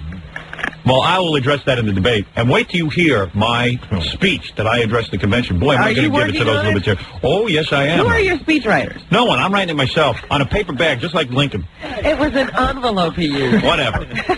What is it, Tom? All right, I think just historically you should know, Saugerties is actually where Woodstock Festival took place. We know that. Not take place in Woodstock. You really think that's necessary for me to know? Absolutely. All right, I will know listen, I have to correct Tom. That's not correct.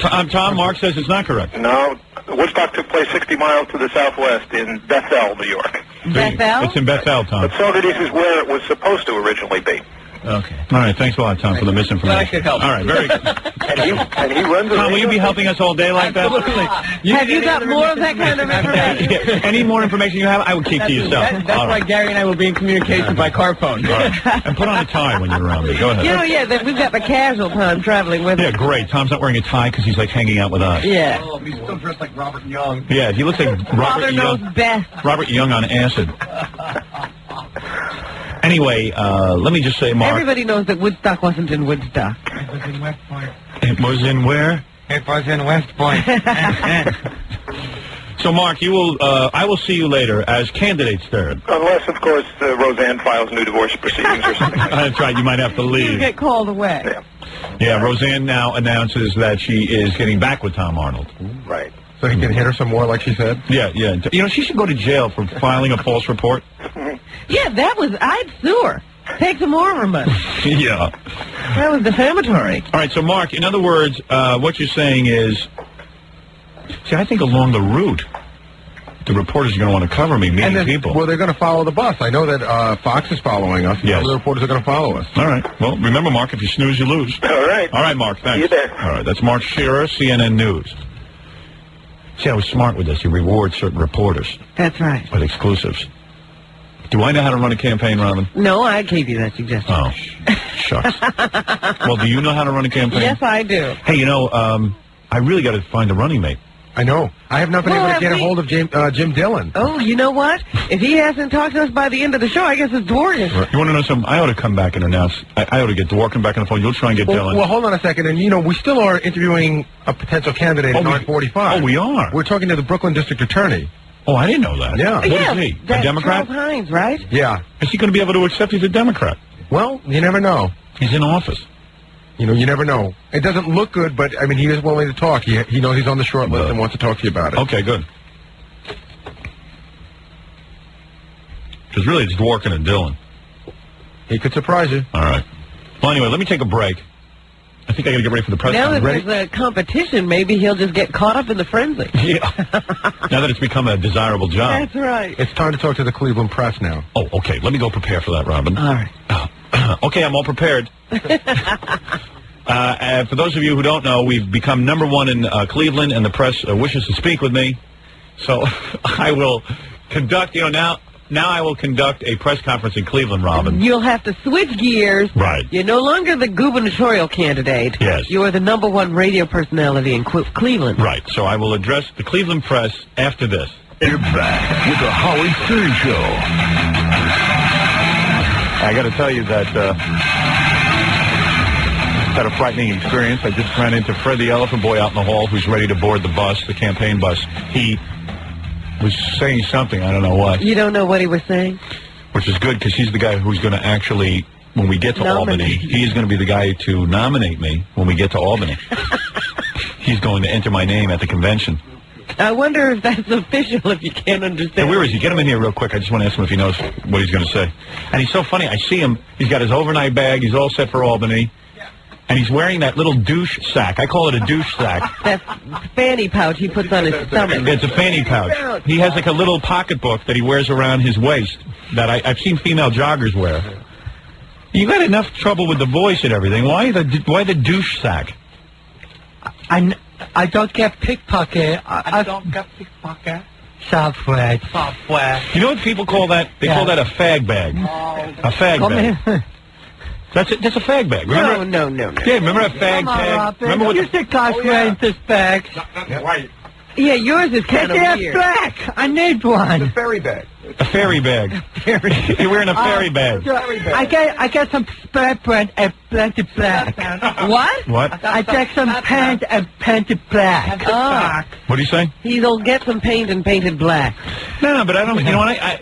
I don't know, man. Those, like, I can see if you're exercising or something, but you got pants and a shirt and stuff. Why don't you get a wallet? I got pickpocket a couple of times. You want to know what I do? What? Hey, Gary, bring in my wallet. I don't even carry a wallet. I carry a little thin card holder. Yeah. First of all, Howard, you're never walking anywhere. No. Listen to me. This is how you avoid pickpockets. I'm trying to help him out, please. I'm going to tell him how not to be such a douche. Because you look ridiculous with that douche sack. Look at the rest of him. You gonna fix that? Hey, come on. The guy's going to nominate me. Hey, never mind that, Elephant Boy. I'll teach you that on the bus. Yeah. What, have you given any thought to what you're going to say when you nominate me? Just top of the head, I will say, Mr. Chinman, members of the Libertarian Party. Mr. Chinman? No, Chairman. Oh, Mr. Chairman. The Libertarian Party. Yeah. The Libertarian Party. Mr. Chinman and Libertarian Party. Close enough. Yeah. It's my great pleasure to put in nomination the man who not only going to be the next governor of New York, but going to make the Libertarian Party and household name. And I said, and mention Howard Stern. May I say Howard Stern? No. I won't say that. I said Howard Stern. Well, you got to do some favorite son, a whole bunch of stuff. Yeah, New York's favorite son. Yeah. Howard Stone, as you say. Howard Stone. Howard Stone. Howard Flintstone. Something stupid like it may have a small penis, but could you carry a big stick? Something like that. Very nice. Yeah. Well, I'm glad you. Put so much thought into it. I'm glad you really worked hard. Well, on the bus you can work on something. I'll write something up. All right, very good. So Elephant Boy will be joining us. Any of your girls with you today? Not yet. You should brought that stripper with you. Oh, yeah. Call her up real quick. We got room. Put her in Ronnie's car. No, that may be too much to ask of Ronnie. I have to talk for Ronnie. All right. Who knows what you're talking about? All right, thank you, Elephant Boy. Go relax, have a cup of coffee or something, and get ready for the big trip. Anything that makes you less understandable. Look at him. He's got that douche sack strapped around him. He's got the funniest looking shirt on. Hey, I got to tell you something great here, real quick. Robin gave me this. Someone faxed it to us. It's an article from a newspaper out of Plattsburgh, New York. This is terrific. Our new videotape came out. Yeah. Some guy, I guess where he works for the municipal lighting department up in Plattsburgh. Be the city. Of Plattsburgh he works for. Listen to this. City officials are steaming over a videotape containing racially and sexually inappropriate remarks that was shown to municipal lighting department workers during a lunch break. The incident occurred last Thursday during a break in a safety training session at the municipal lighting department's main work building on Green Street. About a dozen municipal lighting department workers and employees of other municipal utilities were attending the session. These were all, city workers, state workers. It was the instructor who brought and played the tape. Ooh. Municipal lighting department manager Robert Metz said the tape was of the new raunchy Howard Stern tape. That, of course, is our new tape that features all the backstage goings-on and the behind-the-scenes party. That's right. It's even more than the pay-per-view. With nude women. So the guy's complaining, and he says, it was totally inappropriate, Metz said Thursday, adding that he had heard of the incident only this week from a worker who saw the tape. Now, here's what happened. Metz said the instructor, David Frabezius... I want to congratulate him. Thank you, David. David Frabezius, he did nothing wrong, pal. David Frabezius of the Northeast Public Power Association, based in Waltham, Massachusetts, brought the tape with him as an icebreaker for the training session. So he was hired, I guess, to train these guys. Yes, and he wanted everybody to become very friendly very fast. Frabezius played it during the lunch hour on a TV in the lunchroom where the training session was taking place. The guy tried to have a little levity. It wasn't like he was using it as a teaching tool. Which it could be used for, by the way. And it was lunchtime. A supervisor who walked in while the tape was playing took offense to it and turned it off, Metz said. I'm mad as hell about it, Metz said. Never when I thought, this new tape is so exciting. I'm so proud of it. The faxes have come in, the phone calls. It's a unanimous decision. Well, already you have been banned in Newark, and, they've changed the law for Symphony Hall as a result of this tape. Well, this is really changing history, this tape. And we ask that you be a part of it by ordering it at 1-800-52-STERN. Remember, it's $39.95, $4.50 shipping and handling. Do yourself a favor, get this, because all of our items become... limited, we take them off the market. That's right. And by the way, also we throw in that poster, the Leroy Neiman poster, which I think after a certain amount run out, and I want to tell you that we're almost out. Well, let me ask you something. What happened to Frabezius with us, or whatever? Okay. Frabezius? Imagine your name is Frabezius. Neither Frabezius nor his supervisor, Pat Hyland, could be reached for comment Thursday. Metz said he apologized for the incident to the municipal workers. He apologized personally to Mike Robinson, who was black and was attending the session. Robinson said the video bothered not only him but many other employees because of the nudity. He said some of the racist language is the sort he hears on the street and which his son sometimes must endure. Yeah, I think we were poking fun at racists. Yeah, we were doing the Ted and Whoopi sketch. Yeah. It made me feel a little uneasy, but the main thing was that it was inappropriate for the time and place, Robinson said. He said Frabezius mentioned that some of the content might be offensive, but played it anyway. He added that Frabezius doesn't play it to be malicious, but he just used poor judgment. Well, in the land of the politically correct, you can't even laugh and have a good time and watch a videotape. So there it is. Not even during lunch. See, I wonder, you think it was the Ted and Whoopi sketch. I thought it was Daniel Carver that might have upset that guy. Oh, what about the backstage stuff? Well, see, I think that a lot of the racial stuff, don't they cite the Ted and Whoopi? Yes, they do. Yeah. Well, anyway, if you want to get in on the magic, 1-800-52-STERN. Well, anyway, What did I... We're going to wait a little bit on the Cleveland press conference. All right, we're running behind. Let me do the giveaway then. We're going to Guess Who's a Jew. All right, listen. I got, you know what? I very rarely get a prize to give away. Somehow I ended up with a prize. What is it? Oh, I'll tell you when I get back. It's a good prize. We haven't played Guess Who's the Jew in a long time. So we'll do a quick version of Guess Who's the Jew, then I got to get over to Cleveland and do the press conference. Okay. So we'll be back right after this. All right. Don't forget. Back with the Howard Stern Show. Don't forget to order Jackie's new comedy CD, 78 Wild Minutes. Also on cassette, $10 plus free shipping and handling. Call 1-800-323-5464 for the funny Jackie Martling Saturday night, April 30th, in the Starlight Room at the top of the Riviera Hotel in the Strip on Las Vegas. Jackie's first Vegas appearance. I'm very excited for him. Everyone is. Everyone is so happy for him. For information, call... I'm hoping it'll make him a happy person. Yeah, maybe this will finally make him happy. So he won't be jealous. Right, won't be jealous of everybody else's success. Is it all right that it says the Howard Stern Show on the marquee? I don't know. He might be upset about that. 516. I thought she was asking you. 516-9221. No, she was checking with you. I don't care. I wouldn't dare tell you not to do that. Robin, there's a lot going on. For those of you just tuning in, I'm in the middle of deciding on who my running mate's going to be. We're leaving for Albany today. And this is momentous. Yes. You're taking it very lightly, I think. Not at all. Not at all. But your life could change today. Yes. Forever. That's right. We might be going to see a strip club. Got a whole itinerary planned. I'll let you in on all of that and tell you what you'll be listening to Monday and Tuesday on the show. But right now, believe it or not, it's time to introduce a friend of the program, Kurt Waldheim Jr. There he is. Guten Tag, guten Tag. And I know you have to go to Cleveland soon, the home of the Jew hater, so he must get along with this little game quickly. What Jew hater?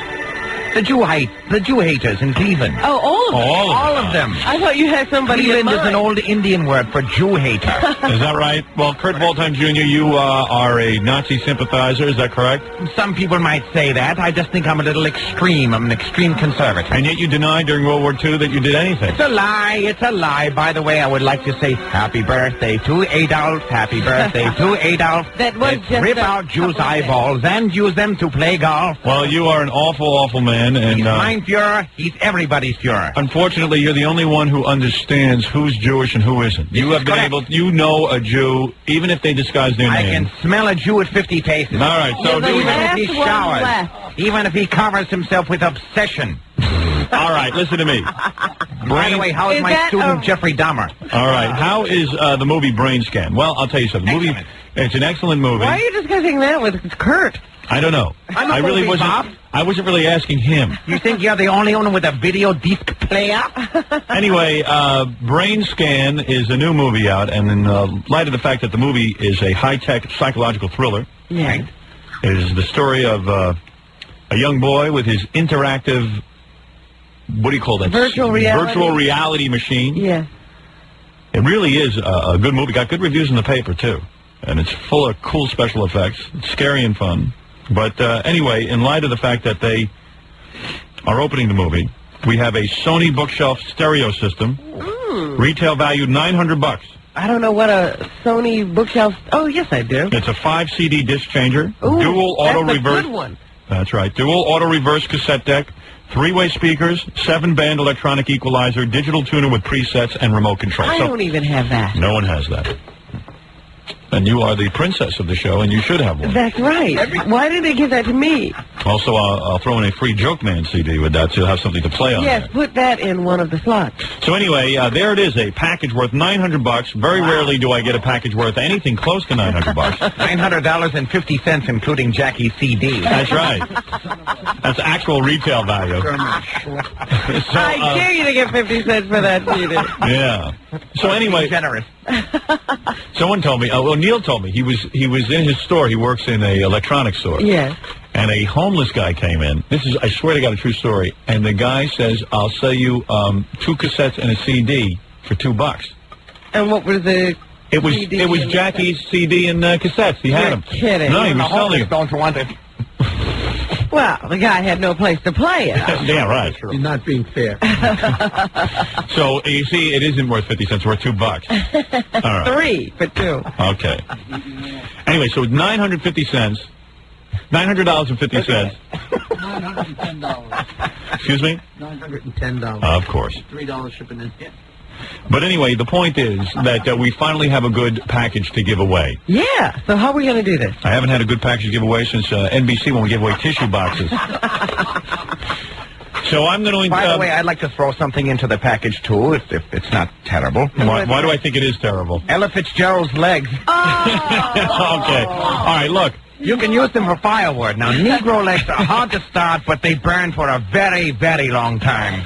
All right, Kurt. You are really a vicious, anti-Semitic, racist, anti-black human being. Anti-Jew, anti-Negro, anti-Wop, Dyke, Kike, Maki, Polak. You name it, I hate it. All right. Let's go to the phones and play Guess Who's the Jew. If someone in our audience can guess who's the Jew, they will win this fantastic Sony bookshelf stereo system. All right. It is a fun game once you get past If they don't win, I get it. Right. Here we go. Oh, you'll get it. Hi, you're on the air. Hey, hello. Are you Jewish? No, but I know all about Jews. Oh, you do? Do you work with Jews? I'm a Jew expert. Is that right? Now, how did you come to be a Jew expert? I work around a lot of them. Oh, do you? Now, what kind of work are you into? I do comedy. Oh, you're a comedian. I'm the guy that was on Andrew Dice Clay's pay-per-view. Oh, is that right? Bobby the Beef Puppet. Oh, is that you? Yeah. So you know all about Jews. Wasn't I great? You're not Bobby the Beef Yes, Puppet. I am. No, you're not. Yes, I am. I'll prove it to you. Okay. I don't know how to do that. All right, Bobby. So what do? You when you play these comedy clubs, you meet Jews? Yeah. And you don't like the Jews?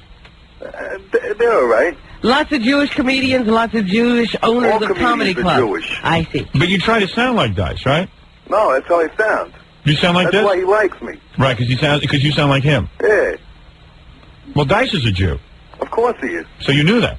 Yeah. Are you a Jew? No, I'm Italian. He's Bobby the Beef Puppet. That's not a Jewish name. All right, Bobby, let's play the game. Okay. Yeah, I saw you on the special. I saw Bobby the Beef Puppet. That was the best part of the show. Yeah, right. And you had the girl up there with you. Yeah, you like my girlfriend? Yeah, she's cute. Yeah.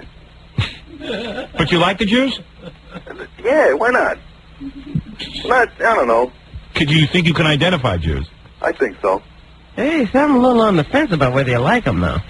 Well, he has to work. you know, Why don't you be honest and tell people you don't like the Jews? All right, I don't like the Jews. All right, thank you. At least be honest. Okay. Now, what don't you like about them? They're too cheap. Okay, that's one thing. What else?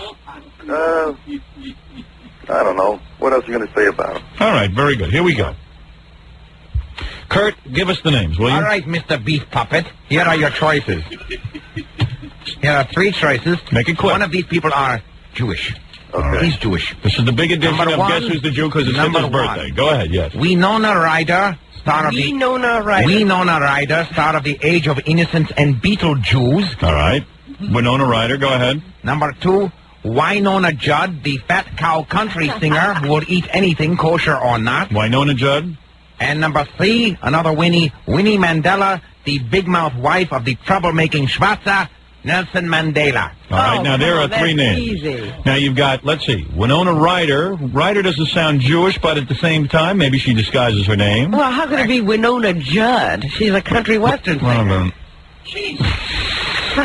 Why don't you just Why don't you just play the game? All right. Well, I'm just saying Kurt's choice. no, but a lot of people don't know. Okay, let's do another game. Let's eliminate that game. Winnie Mandela. All right. Go ahead, play again. It's Winona. The answer was Winona Ryder. Troublemaker. Robin, try to settle down. Troublemaker. Because you're the smartest person on the planet. This is a great, It was supposed to be a try. And it would have been funny if Bobby the Beef Puppet got it wrong. He would never I get probably that would wrong. have. I know you would have. I know he would have. Robin, please. Time is money. Here we go. Freshen up for the trip to Albany. Yeah, go ahead. Boy, I think her braids are too tight. Here's the second category. Director. Winona Ryder changed her name. She's Yes. Jewish. I read it in this Horowitz, magazine. by the way. Horowitz is her name. All right, go ahead. Your second choice is directors. Go ahead. Here are 3 choices. They're all foreign-born. Spike Lee. Come on, Mo. Yeah, go ahead. Ridley Scott. What is it? Ridley Scott. Ridley Scott. The limey who made Thelma and Louise and Blade Runner. All right, Ridley Scott.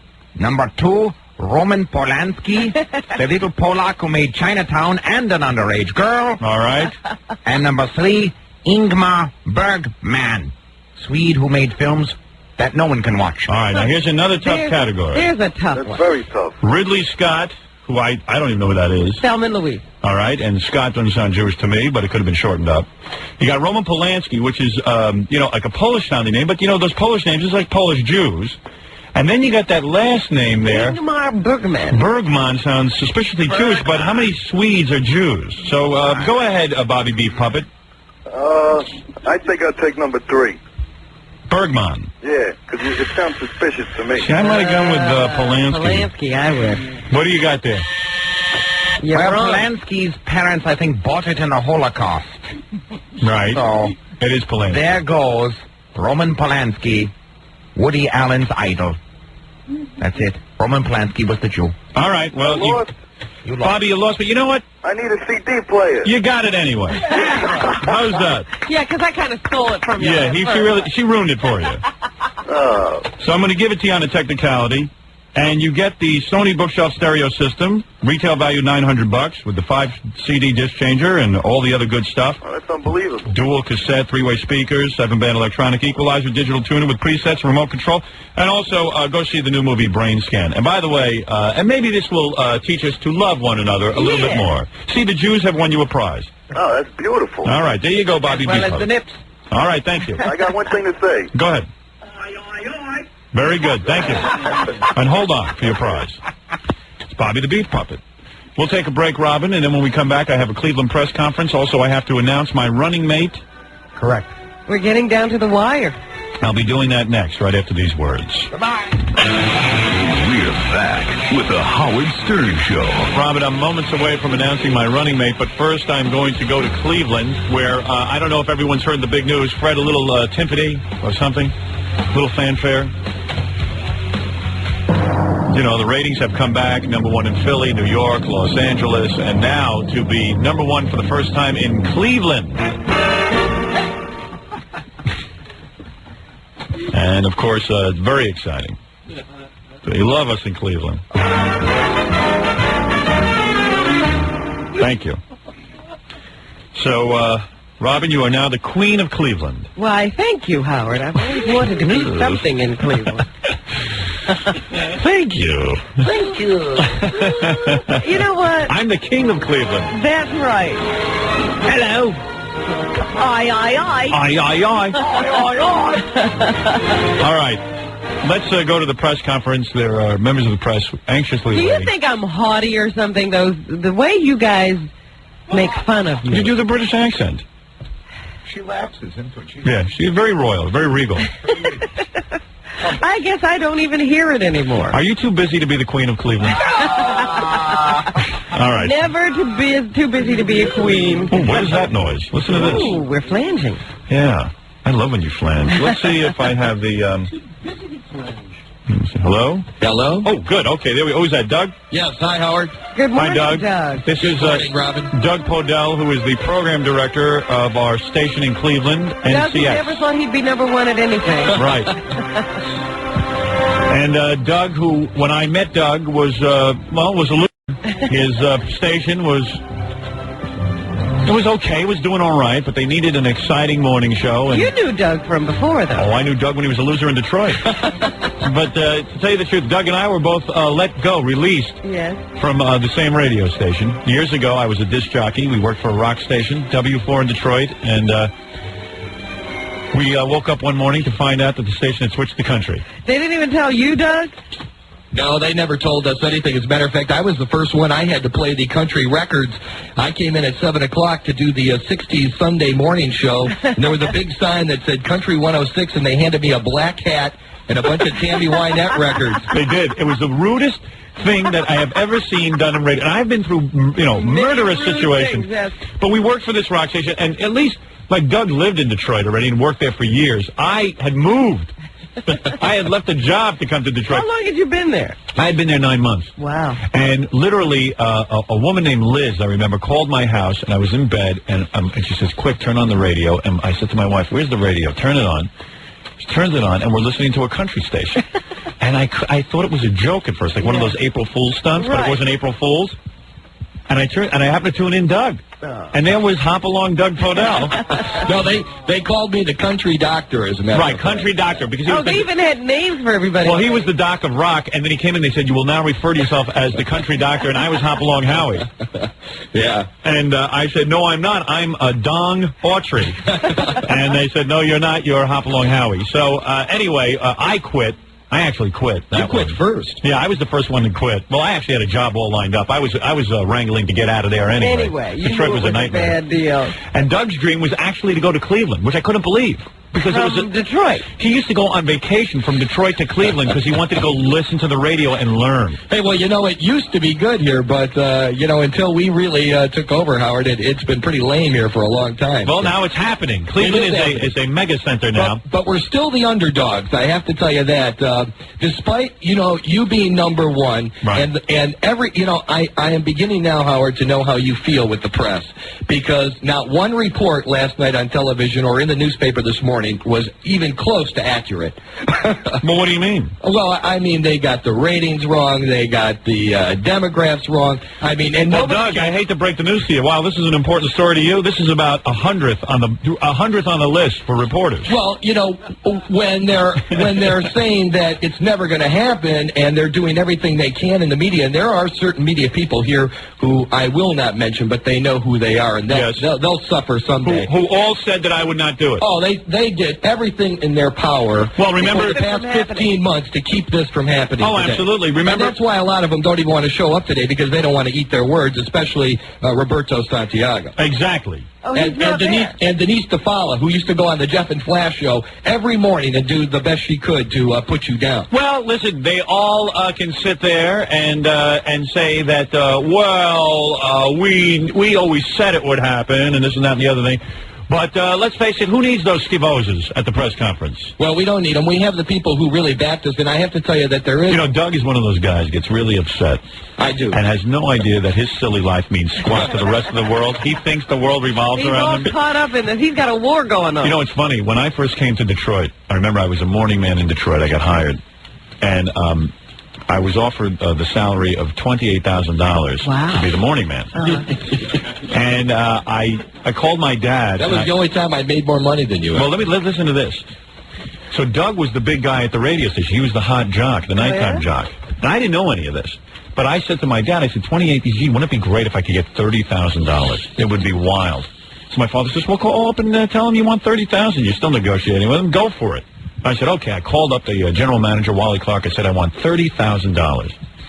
The guy says, you got it, Howard. Come to Detroit. Well, little did I know the Doc of Rock, Doug Podell, was making $28,000. And he got all the jocks together and started screaming bloody murder that I was getting $30,000 and he was getting $28,000, and he deserved it because he had been there longer.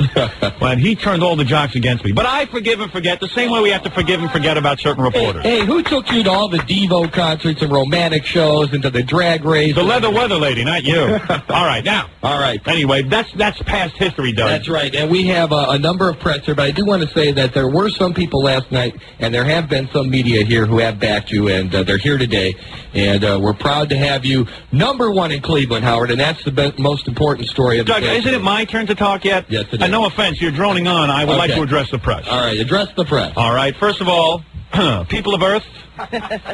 How are you? How are you? And, of course, Cleveland. Well, here we are.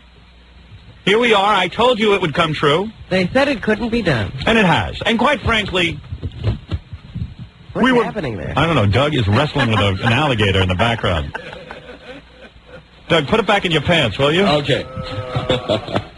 Well, press, I guess Cyclops Lanigan is on a ledge putting an ice pick in his good eye. What's his Playboy wife doing? Yeah, I think she's coming over to my house tonight.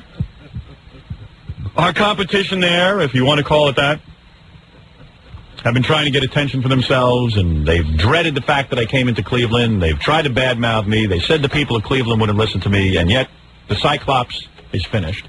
Jeff and Flash are finished. When I came into town,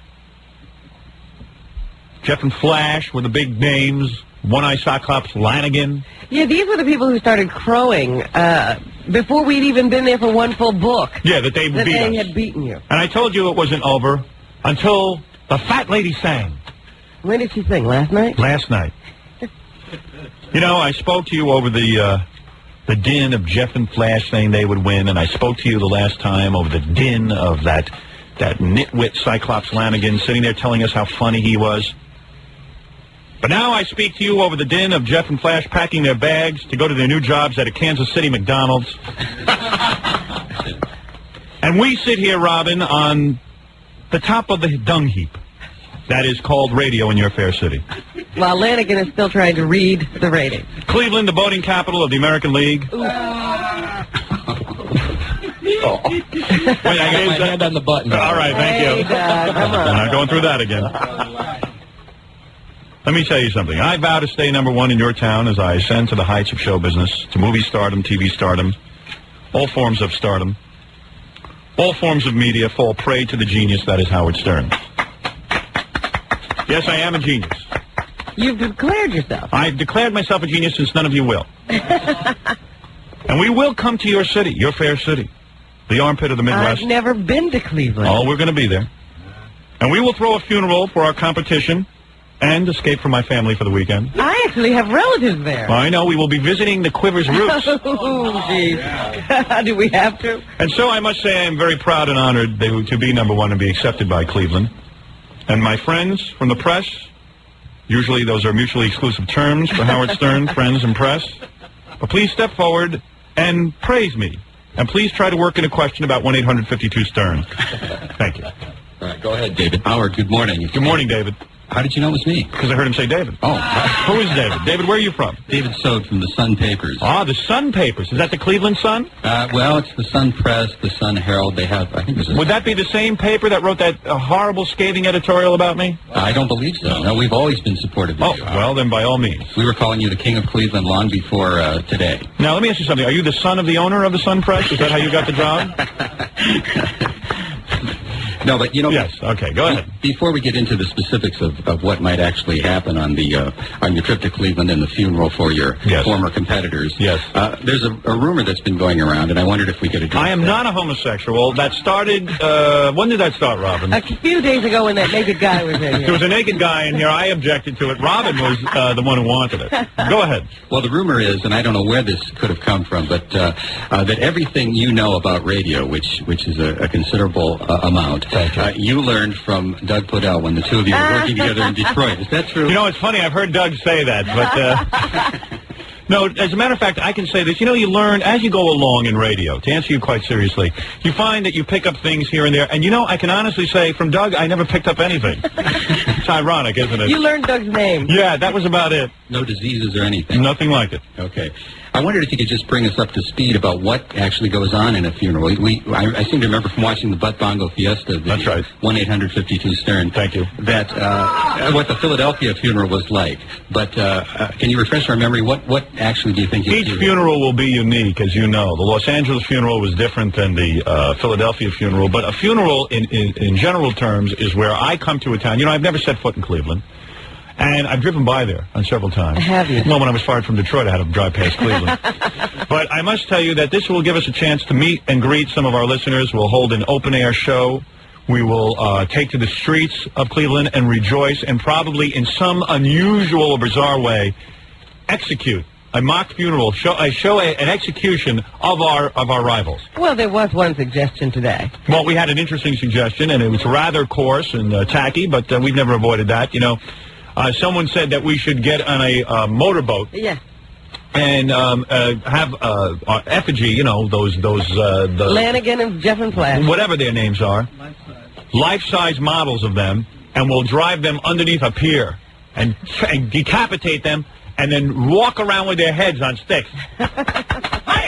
Howard, I'm sorry we couldn't hear that. It's been censored. No. Is that right? It was not. Yeah. So we might actually stage that. So we don't know. We're leaning toward that. We like that. But, you know, you never know until we get there. Well, will you be bringing Jessica Hahn along with you? Well, Jessica Hahn and I have not spoken in a while. There's been a rift, you know. There is a rift, but perhaps the rift will be patched up. You never know.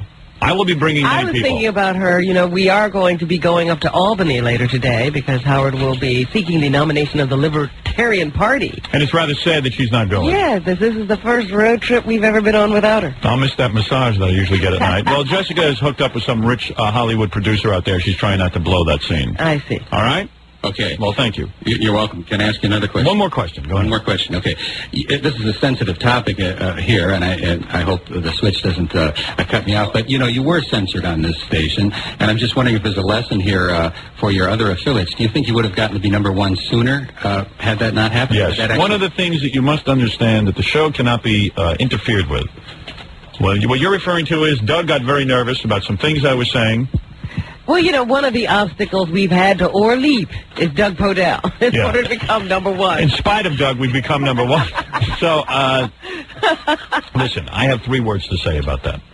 And these 3 words will sum up the answer to your question. When you asked me about the fact that we were censored over the situation with the Cleveland boating accident, I have 3 words to say. Doug is stupid. That's it. Thank you. Thank you, Howard. But he's smart now. He understands what he has to do. Thank you. We achieved our goal, though, didn't we? Yes, we did, Doug. Okay, we have another member of the press. We have a female member, as a matter of fact. Judy, come on over. Well, Judith, always a pleasure to speak to. Well, how do you know her name's Judith? He said Judy. I call her Judith. Oh, Judy Black from The Scene. Hi, Howard. How are you? Hi, Judy. And by the way, I support The Scene. The Scene has been very, very supportive of my thing there. In They've been up and down, Howard. Oh, they have? Yeah. I hate The Scene. Howard. Judy has been very good. Now, Judy Black, are you black? No, I'm not. You are white, so black is white. This is true. All right. Well, there you go. Now, Judy, you say you go up and down with me? She won't answer that, Howard. All right. Well, she said it. I'm just reiterating. No, Doug said that. No, you said you go up and down. I said I'm always up. Oh. All right. Anyway, Judy, what question do you have? And how do you look? Are you very young? 29. 29. Obviously a reporter, just starting out in life, anxious to make her mark in the industry. Yes. Wearing a mini dress, I assume? Yes, she is, Howard. Is she really? Yes. Nice figure? Yes, she does, I Howard. assume anyone in a mini dress has beautiful, long, thin legs and is wearing espadrilles. Am I correct? Oh, sure, Howard. What are you wearing? Tell me, please. I got to know. I can't see it. What am I wearing? Yeah. I have a dress on and I have heels on. Very chesty? May I ask? If I'm out of line, just tell me. No, Howard, I'm 36 feet. Whoa. Yeah.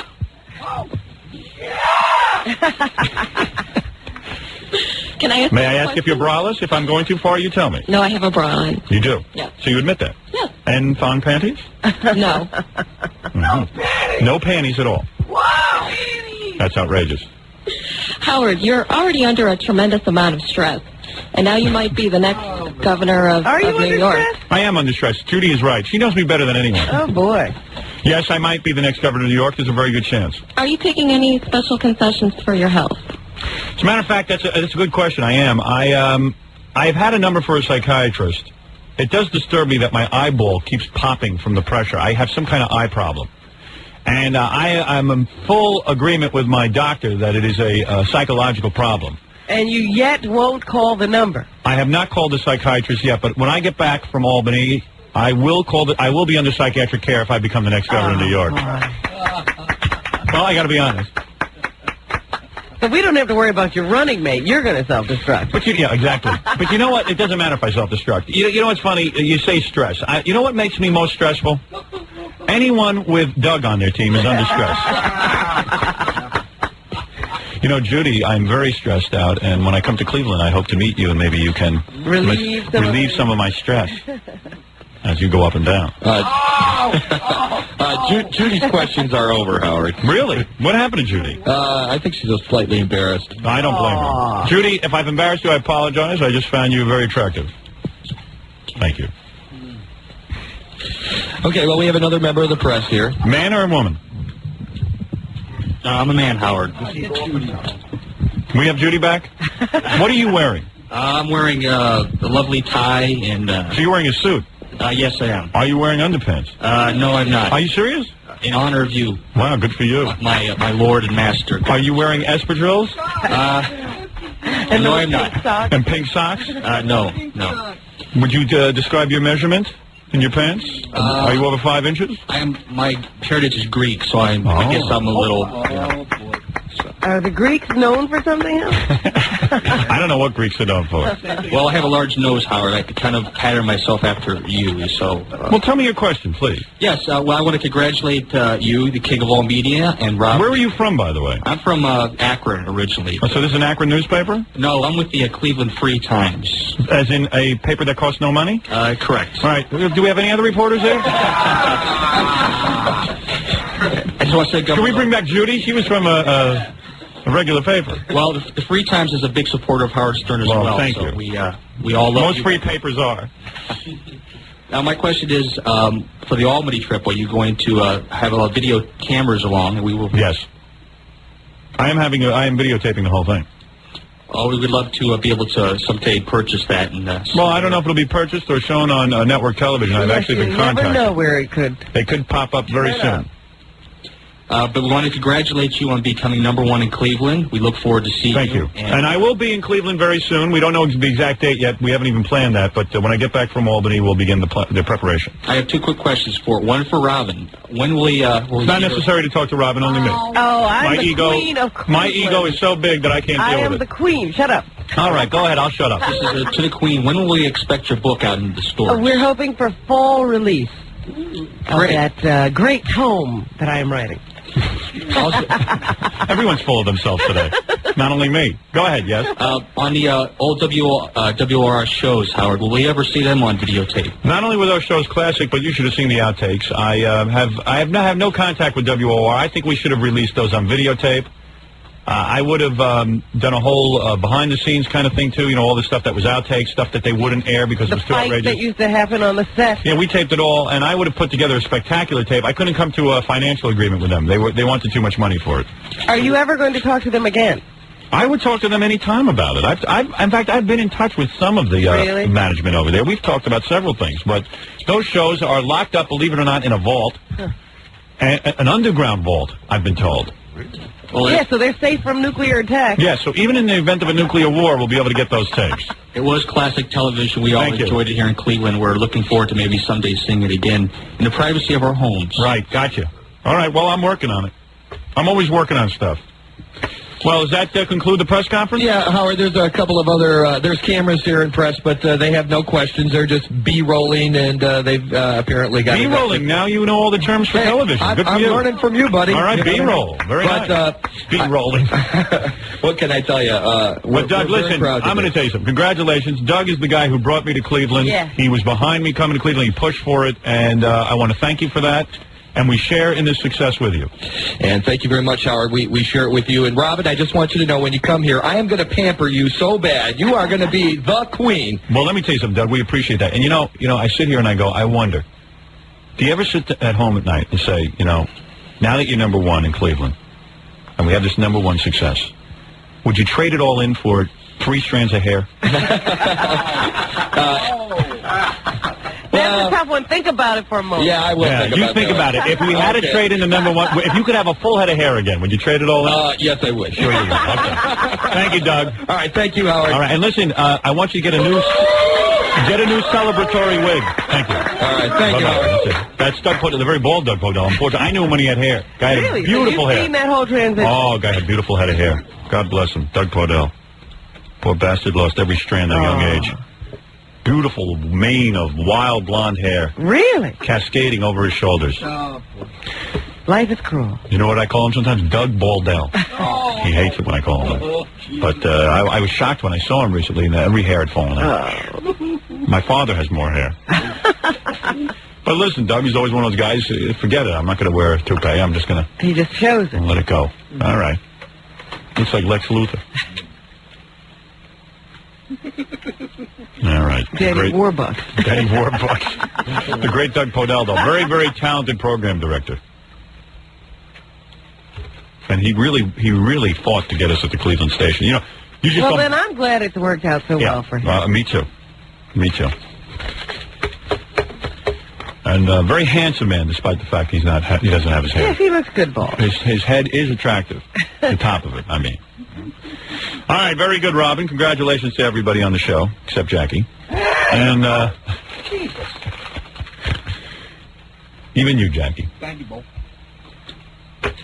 And I got to take a break. And, Shouldn't throw things after he's congratulated you. Well, I threw it before.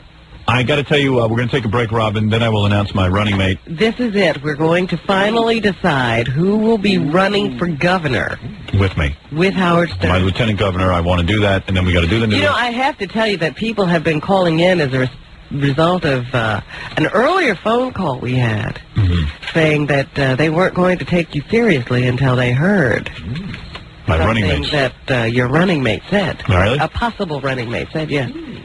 So already there are some leanings out there. All right, let me take a break, and I'll tell you my decision. I'm going to get the 2 guys on the phone. I want to talk to them and congratulate them on both being candidates. All but right. I've got to make the decision because we're actually less than 3 hours away from leaving for Albany. Okay. We'll be back right after this. We're back with the Howard Stern Show. All right, look, I like both these guys. I'm running for governor of New York. I needed a strong lieutenant governor, and I like both these guys. Both So Jim it's Dillon. going to be tough to make a decision, in other words. Any decision would be tough. I got Jim Dillon on one hand, a conservative with a Republican background, but not so conservative that he is like against abortion or something like that. He's pro-abortion, and in fact, he encourages you to have an abortion. And he is a good man, good public servant. You're a little bit concerned that he's not married. Yeah, that's something that bothers me, but he assures me he's heterosexual. Now, the reason that lieutenant governor is so important to me is because you've seen throughout history that a vice president, when a president runs, a vice president can ruin him. That's why you must have total disclosure. Like Geraldine Ferraro should have stepped up like a man and said, listen. Don't pick me. Don't pick me. I'm going to bring you right down, Walter. Walter Mondale. And what about that guy, Eagleburger? Or Eagleton. Whatever. He ruined the candidacy of who? George McGovern. Why? Because he had electroshock therapy. Never came forward and said it. People don't like to have a vice president with electroshock therapy in their background. So my other candidate, of course, is Stan Dworkin. And I like Stan a lot because Stan has served in government. Done a fine job, fine record, impeccable. Said a lot of good things about legalized gambling in New York, pro-death penalty, both guys pro-death penalty, married man, children, but Jewish, which some people don't like. Let's face it. Some people don't like unmarried people. Some people don't like Jewish people. It is a problem, being honest. Yeah, I have a question about a man in his 40s who's never been married. That's true, too. It's always a question. So let's go to both candidates. And first of all, gentlemen, are you there? Yes, I am. That's Jim? Jim? Yes. Hi. And Stan, are you there? Yes, I am, Howard. Hi, Stan. Do you guys know each other? Never met. Hi, Stan. How are you, Jim? Fine, thank you. Now, let me say something. That first of all, I like both you guys. Mm-hmm. Both of you are hardworking public servants. You're a lot more noble than I am because you guys have given your time. You've given your services for free. I mean, I think it's a pretty unselfish person. And you've evidenced a continuing commitment to Well, making thank you. That's very nice of you to say. I hope to continue doing that in Albany. Does anybody here want to, at this point, both candidates, does anybody want to admit to anything that might be of questionable background? Any little thing. Jim, now you say you're not married, but of course you're heterosexual. That's right. There's no woman who's going to come forward with a paternity suit No, I don't think so. or foot fetish or anything like that. Right. No. No one's going to come forward and say, well, Jim, I'm a guy, and Jim and I were in high school together. We had a towel snapping incident, and Jim got aroused. Nothing like that. Nah, nothing like that, Howard. Palimony, no nothing. No palimony. Never been married. Still looking. Stan, you've never been under psychiatric care and had to be electroshocked, did you? No, I told you that before. No affairs, no electroshock, no illegally paid house. You know, I get a call, though, Stan, about some kind of a shopping mall What's that? situation What is that about? where there was a cemetery involved. What is this, Stan? Well, you know, there's another Stan Dworkin in Rockland County. Is that not He you? used to be on Channel 4. He and his Yes. wife, Floss, used to be on Channel 4. You want to hear a funny story about that? Sure. We went to look for Stan Dworkin because he was one of the candidates I wanted to contact. Right. And Gary called this guy, Stan Dworkin, and said, you know, Howard Stern is interested in asking you to be his running mate. And he said, I'm not that Stan. What did he say to you? Well, the first thing he said was, I have no interest in Howard Stern whatsoever, and he hung up on me. Right. So I called him back, and I said, you know, somebody that works for you wrote me this letter, and I went through the whole rap, Howard running for governor, and I was offering him a chance at lieutenant governor, and he said, this is not Stan Dworkin, the politician. I said, who is this? He goes, this is Stan Dworkin, media icon. Oh. He's the guy who was on Channel 4 for 5 minutes. He used to do those planting, you know, him and his wife used to plant stuff in the garden. Stan and Floss Dworkin. Oh, Yeah. yes, the gardeners. They actually got so popular for a minute, Yeah. I think, like Channel 9 or 11 gave them their own half-hour gardening show for like about a month. So Fafafuli got rejected by the gardening guy, but not by Well, the gardening guy had his 15 minutes of Andy Warhol fame. Right. Now, he's not a relative of yours, is he? No, not at all. Okay, so that's where we got confused. No, But you I have don't no know anything about a liability there. shopping mall? That shopping mall situation had to be with the other Stan Dworkin. Maybe. To do with me. Maybe not. Who knows? Maybe it's a different Stan Dworkin. Yeah, The never only know. thing I know Not about my shopping Stan malls is Dworkin. my wife goes there a lot. Yes, your wife does go to the shopping mall. Now, Jim, last night you didn't go out and get married, did you? No, not between yesterday and today. See, Jim, let me tell you what I'm thinking. And first of all, let me say, no matter what happens, no matter who I choose, I hope that you know that I'm sincere when I tell you that the other guy will receive a big appointment in my cabinet or will get a political appointment before I leave office. Can I put in for Secretary of State already? Think about it anyway, please. Okay. If Jim wants to resign himself to Secretary of State... Yeah, are you giving up already, Jim? Well, no, but, I just want to get first dibs on it. Jim might see the writing on the wall. Stan is a formidable opponent. He is. You know what? You know what Stan has going for him? Let me just say something. Stan has one thing going for him, Jim. Stan has actually won an office. He has actually served in office. It's hard to beat a record like that. Yeah, I mean, it's hard to argue with that. No, but I mean, he's actually proven himself in some area. And, Jim, you've proven yourself in a lot of different ways in giving of yourself. But You've just been in a tough situation. Yeah. And I've gotten a lot of calls from people who said, I never took your candidacy seriously, but if you're going to step down and allow Stan Dworkin to be the governor, we're going to vote We're going to vote for you. And I think I would pick up a lot of votes. Well, but am I still on Robin's short list? That's pretty good. Yes. Now, I believe a date could be arranged for that. You're not out of the running there. Now, let me say something. That, yes, Jim, you will be appointed in my government. Thank you. I think Robin, Yes. I think I'm thinking clearly on this, and I hope Jim doesn't find this as a rejection, because it really isn't, because he's still going to be part of our government. That's right. You still think he's a good man. And Being in the top two? And yes. Out of 20 million people? Right. And let's face it, if it wasn't for Stan, you definitely would be the man. Mm-hmm. Well, you can put me down as a firm supporter of both of you. And let me tell you something. I admire you, and I respect you, and I'm going to tell you that, excuse me? I said he's Yes. And let me say something. I must say that if we get any kind of dirt on Stan, you're in. Okay. You know what I'm saying? So if Stan messes up. You're like the runner-up. Yeah. The first runner-up. Yeah, you're like, if anything happens to Miss America, you step in. You understand? Believe me, that saved the weekend for me. And in a way, it pains me, because I was so excited when you accepted the first time. It pains me to lose you, Jim. And I hope you realize I am not losing you. It's only temporary. Once I become governor, you're in. You're in office. Maybe 4 years when you run again. That's maybe Stan will say, look, I've had enough, Howard. Right. And maybe then it'll be my 4 years. So with that, at this point, I would like to offer Mr. Dworkin the position of running mate, and I would like to say that he will be the next lieutenant governor of New York. Congratulations, Stanley.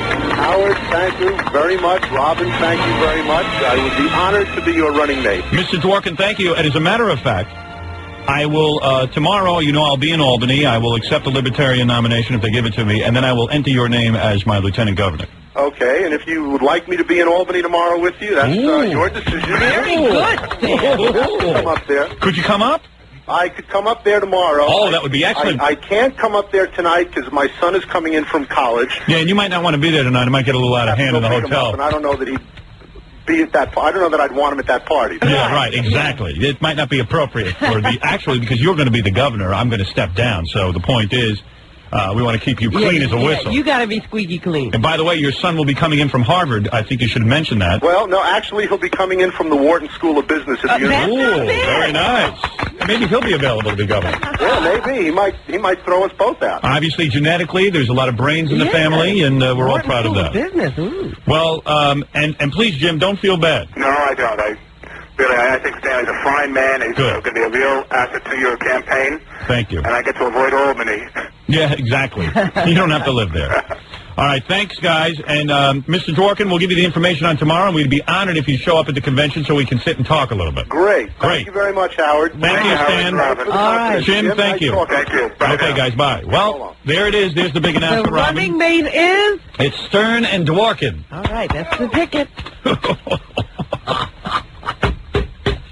Hey, he's good, this Dworkin. Yeah. Did you hear? If you didn't hear the phone call earlier, boy, this guy's something. But that's the people, people were calling and saying, you know, if he's on the ticket, we're voting for Howard. He's tremendous. Big, So successful, he's bringing in votes. I like that. successful public servant and businessman. Yeah. This is way too legitimate. This is way too legitimate. I could actually win this whole thing. Jackie's now thinking about what appointment he wants. Yeah, I know. I just want a highway named after me. The New York State Martling Highway. Gigs in Albany, that's fun. Yeah, boy. I want to be the official comedy writer of the State House. He's already that. State comedian. Yeah. State comedian. It's like the state bird. Nominate me, Joke Man Laureate. Yep. You conservatives like this guy, liberals like this guy. 44 years old, self-employed, leather goods manufacturer, married, two See, sons. I like all of that. There's no lawyer in there. Yeah, no lawyering. Sat there, he served endlessly on committee after committee after committee, helping Arthritis Foundation. He's done all This is a man who's had to make his living in New York. And he's showing up tomorrow to give you moral support. And this guy has done more. He has done all the charity work that I never do because I'm a skeeve. Oh, you secretly? Oh, secretly give. Yeah, I secretly give. I don't like to. I don't like to be. I bought some seats to the Rainforest. You know what was funny? They were saying that there was something going on around here that they needed to know what kind of charity work we had all done in the last 3 or 4 years. Yeah, I know. I was like, if you don't remember any, I certainly don't. Just make it up. He's been a Rockland County legislator since 1985, Board of Governors, New York chapter of the Arthritis Foundation, Board of Directors. The guy, he slashes budgets. Now, why is he doing all that? You got to ask yourself. He's a public servant. And he isn't looking to get rich in office because he's got his own business. He's made money already. And if there was any downside, we probably would have heard about it already, right? Yeah, people would have called it. But the thing I like most is that he has been a businessman. He's actually put people to work. He's actually, how many people do you know that manufacture a product? Now listen to what I'm asking you. How many people do you know that actually make something? And have kept it going in the climate. America has become a service business country. Now think about it. We're in the service business. We do a radio show. It's service. We don't make a thing. Name a person in your family that actually makes something. My father used to make steel. But doesn't anymore. No. Name someone you know that actually makes something. Like Jackie, take your friend Burf. He works at teleprompter. That's a service business. It's a service, right? You Jackie provide tells a service. jokes. That's a service. Your wife, God knows what she does, but it's a service. She does it hesitatingly, but she does it. No, she's working very hard at her service. Who else do you know that manufactures something, that produces a product? America, now here's a guy in a climate where people in America don't produce. He produces goods. Yeah. He actually produces a product in this country. Well, he has had to deal with the tax laws of the state. He's had to deal with health care for his workers. He has had to deal with all the things that impact on making a dollar in New York. This is a man who knows what you need. Yeah. I can't believe he's running with us. This is Dan Dworkin. I like that. Hold it. I feel a song coming on. Howard said for governor, Howard said for governor of New York. Howard said for governor, Howard said for governor of New York. It's got a ring to it, don't it? Yep. I think it's going to be true. Howard said for governor, of New York. Howard said for governor, Howard said for governor of New York. Howard Stern. It'll be very simple to change that to Howard Stern is governor. Right. Can anyone rhyme something with Dworkin?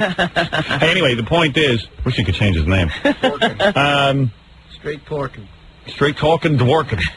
Anyway, the point is, hey, David I think Peel. you better stick with Stan. Just Stan. Stan's the man. Hey, David Peel is going to be up there at the convention singing. As soon as I win nomination, yeah, I'm going to invite David Peel up to sing before I address the convention. He'll start singing, and you lead the audience in a bunny hop. That's All 200 libertarians, Robin. You're going to march Please. around there in a line. You'll need bunny ears. Yes. Yeah. Gary, Everybody immediately. give me bunny ears. Bunny ears. Bunny ears. Place is going to be packed with retards. David Peel is going to sing. Guys, Maurice, did you go out in the hall? No, I've tried to stay away. Fred the Elephant Boy's out there. Captain Jenks is out there. King of Song Parodies, I heard, was here. I never met King of all song parodies, did I? No. He flew in out to L.A. just for this.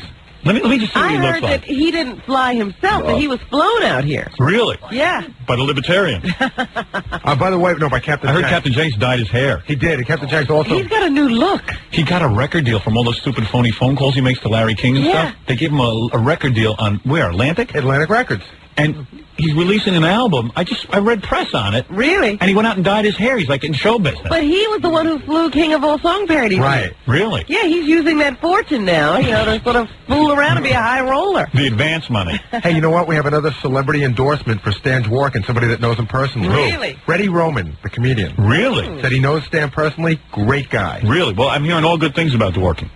You see, he was what I had in mind. A public servant who never had a shot at being And governor. would be great in the office, but just didn't have the right kind of machine backing him. I bet you had Cuomo shaking in his pants. Well, I see now that Governor Cuomo is sort of sounding like you in the paper. Yeah. Says we should stay out of that caning situation. Who are we to tell them in Singapore how to, Uh-oh. Look what happened to Captain Jenks. He dyed his hair black. I know. What'd you dye your hair for? Elvis Jenks. What'd you do? You got this money from the record company. You finally have money, and you fly out this idiot to, Well, myself and Kevin from the newsletter. Yeah, Kevin from the newsletter gave up 20,000 miles on his frequent flyer mileage. Oh, really? And you put in money? Yes. So how much money did you get from the record company? Like 20 grand? Well, it was a $35,000 deal. 35,000. Yes. So you're taking that money and you're spending it on plane tickets for King of All Songs. Well, he's been a big help for us out in L.A. He's been like kind of our eyes on all the L.A. talk shows, so it's the least we can do for him. Look at King of All Song Parodies. Isn't he goofy? I never knew what you looked like. Man, you are goofy. My heart's about to fall right through my chest. Why? Why is that? I never realized you had a list. Why is your heart about to fall out of your chest? I'm nervous. Oh, because you're on the air? I'm nervous. I'm nervous. Damn it. Hey, I did a song. I did a song. Hey, Beavis. Did a song. So you're friends with Captain Jenks? Yeah, Captain Jenks, Kevin, I just met Fred. I'm in love with, what's her name? The space alien. out there. He's in love. Yeah, well, she's a lesbian. She's not into you. There was a little tension in the hallway when King of All Song Parodies passed Ralph. Yeah. Oh, yeah. Oh, yeah, they had a little thing going in L.A. All right, never mind that. What song did you write? Okay, about Tom and Roseanne. All right. Okay, and also, just so you know, I'm working on a special song for I can't you. believe, how come on the phone I never heard that list? We think it's the phone. Well, when I'm really concentrating, I could hide it. Yes. But Are you a homo? no, I'm not a homo. Really? He had a girlfriend, remember? Oh, Yeah. I have Her name was Bob. All right, let me give you a song. All right, now you're hyperventilating. Okay, I'm working. That's how Captain Jenks felt when he dialed Larry King on the telephone. You know, Dennis Miller's on tonight taking calls. We have HBO in the hotel room, and we will be calling him and endorsing you for governor. All right. Boy, does that show sound unfunny or Oh, what? you just wait till we talk to... I've got some tape on Dennis Miller. Oh, good, okay. Talking about the show. By the way, Robin looks much more beautiful in person than I ever could have imagined. Well, thank you. Robin, maybe in Albany we could get a drink. There you go. Sure. Yeah, I'll have one where I am, you have one where you are. Very far away. All right, go ahead, King. Okay, and just so you know, I'm working on a special song for You're excited? The big trip to... Whose car are you in for the trip to Albany? I'm with Jenks and Kevin. Kevin from the newsletter. Yeah, All we're right. driving up, and we rented a car. We're going to drive up behind the bus in the convoy, Howard. Who paid for the car? You? Myself and Kevin split it. We split out the cost. Going through all the money. Okay, go ahead, yes. Okay, and I'm working on It's a worthy cause, Howard. It is. Okay, I'm working on a special... How do you guys like the selection of Stan Dworkin? Are you behind that? Oh, I love Stan Dworkin. Absolutely, Howard. All right, yes. I'm working on a special song for Albany. Would you like to hear a little taste of that while I'm working on it? Sure, go ahead. Okay. And I did it to Meatloaf's Anything for Love. Go ahead. He would do anything to win. He's gonna be our next governor. All right, get out of here. Okay. I can't hang up on you. Yeah, exactly. Okay, here's my song. Hit him over the head. Here's my Tom and Yeah? Here's my Tom and Roseanne song parody. Okay, go ahead. Okay. I feel like Paul Lind is visiting. And quickly, your Tom Roseanne song. Okay. Yeah. Here's a story about a fat TV star who was weighing in at 350 pounds. She says that when she was 6 months old, her daddy banged her. Yeah, she was miserable. Here's a story about a leeching comic who used to put more coke than air right up his nose. He has... All right, very good. We'll hear it the rest of it in Albany. Okay, do you want to hear the chorus? All right, quickly, Joe. And then one day this fat whale met this bad comic, and they knew they were such a hideous sight. So Tom cheated on Roseanne, and now he's kicked out, and now she's decided she's a beaten wife. A beaten wife. A beaten All right, wife. very good. All right. I go get all these nitwits out of here at once. All right, well, we'll see you in Albany. We will see you there, Howard. Nice to and meet you all the best. And we will be there supporting you 100%. All right, and I'll be looking forward to your phone calls tonight on the Dennis Miller Show. Absolutely. We got HBO in the hotel room, and I encourage King of all messengers and everybody else who makes the phone calls tonight, come to our hotel room. We will be calling Dennis Is King Miller. of all messengers making the pilgrimage to Albany this weekend? Would Yeah. he miss Yeah. it? By the way, Elaine Marks just came in and told me I look like Kristen Slater. Yeah, well, she's also got cataracts. Very good. We're going to take a break, Robin. We'll come back. We'll do the news, and then it's off to Albany. We'll be back right after these words. What? I can't hear you. What? What is it? Brain scan? Brain scan. Ralph's blowing out my hair for the big trip to Albany. Ralph, maybe you better stop blow drying. Ralph, I don't want a girl in the room. Yeah, Ralph. Homo Ralph. Sorella. Hey, Ralph. Ralph is in here saying, A, he just wants to go on record, A, he's not a homo. B, he wanted Tempest in his room tonight. It was Ratso who doesn't because he's afraid of messing up his relationship with his new girlfriend. Right. Absolutely right. Get her. I told her if it's okay with him, it was okay with me. I don't think my wife will care if Tempest spends the night in my room. It's fine. I'll sleep. She's understanding. I'll sleep in a separate area. She'll take up too much room with her makeup. I need counters. My wife would chop off my penis quicker than Lorena Bobbitt. Hey, anyway, Brain Scan. distance. Am I doing Brain Scan? Yes. Yeah, good. There's a new movie out called Brain Scan. Hey, wait, Ralph. Don't I call you sometimes and tell you about cool movies? Yeah, and you said to me, you said this was a really cool movie, and what did I tell you on the phone? You said it was a really cool movie, and you said it was really good because you could talk about it, and you're not just saying it. You're into it, so you're going to be excited. Yeah, I said I finally. Did he say it that clearly? Yeah, almost. Yeah, isn't Ralph like really good on the air? Ralph, why do you try to act like you're stoned when you're on the air? Why don't you talk normal? I thought I was. How am I? He's getting more bizarre looking with that giant berry and the bad wooden tooth. And then he's got the hat turned around backwards. And he just put a nipple ring in. Now? It's working through. Hey, how bad did that nipple ring hurt? Oh, I went through the roof. Why didn't you let me do it? Robin would have done it with her teeth. Robin would have gladly done it. Anyway, Brain Scan's real good. It's the kind of movie I like. I love like Freddy Krueger type movies. Sure, And we I love those horror movies. It's like a Freddy Krueger movie, but it doesn't seem like a ripoff of it because it's got a good story behind it. It's a story of a kid who gets involved in one of those virtual reality games. The makeup looks really cool. It's very good. Ralph's always into the makeup. In fact, there's a cool effect where this like monster dude, like Freddy Krueger type dude, trickster, takes that kid's head and puts it in his mouth. Really? Yeah, it's good. The whole head opens up? Yeah. Cool. Anyway, Brain Scan opens today. We're back with the Howard Stern Show.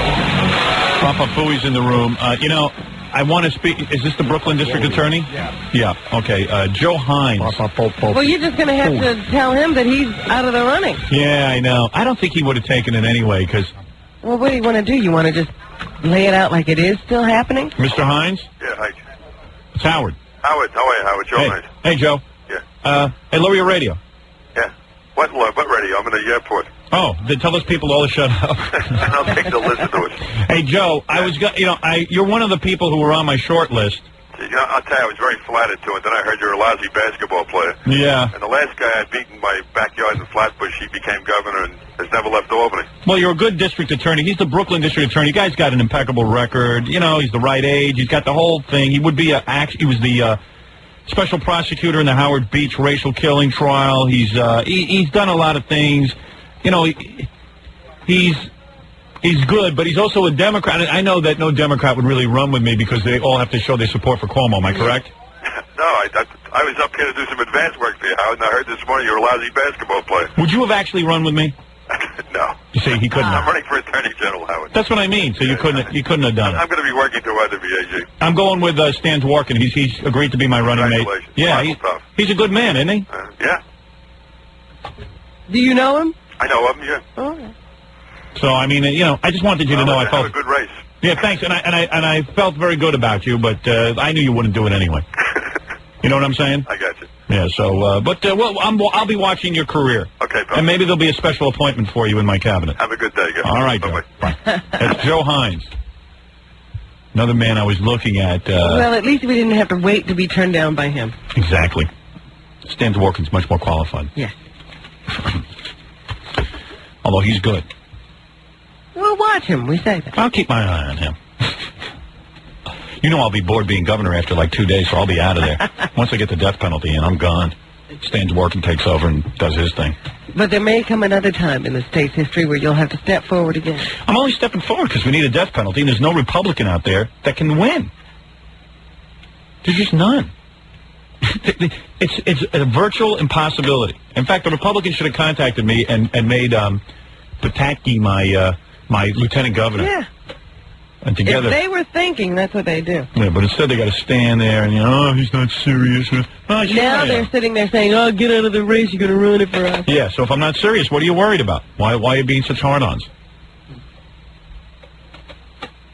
I'm telling you, big joke. Anyway, let's do some news, Robin. So we really do have to leave for Albany later, so we should get into news now and then prepare for our trip. So what's in the news?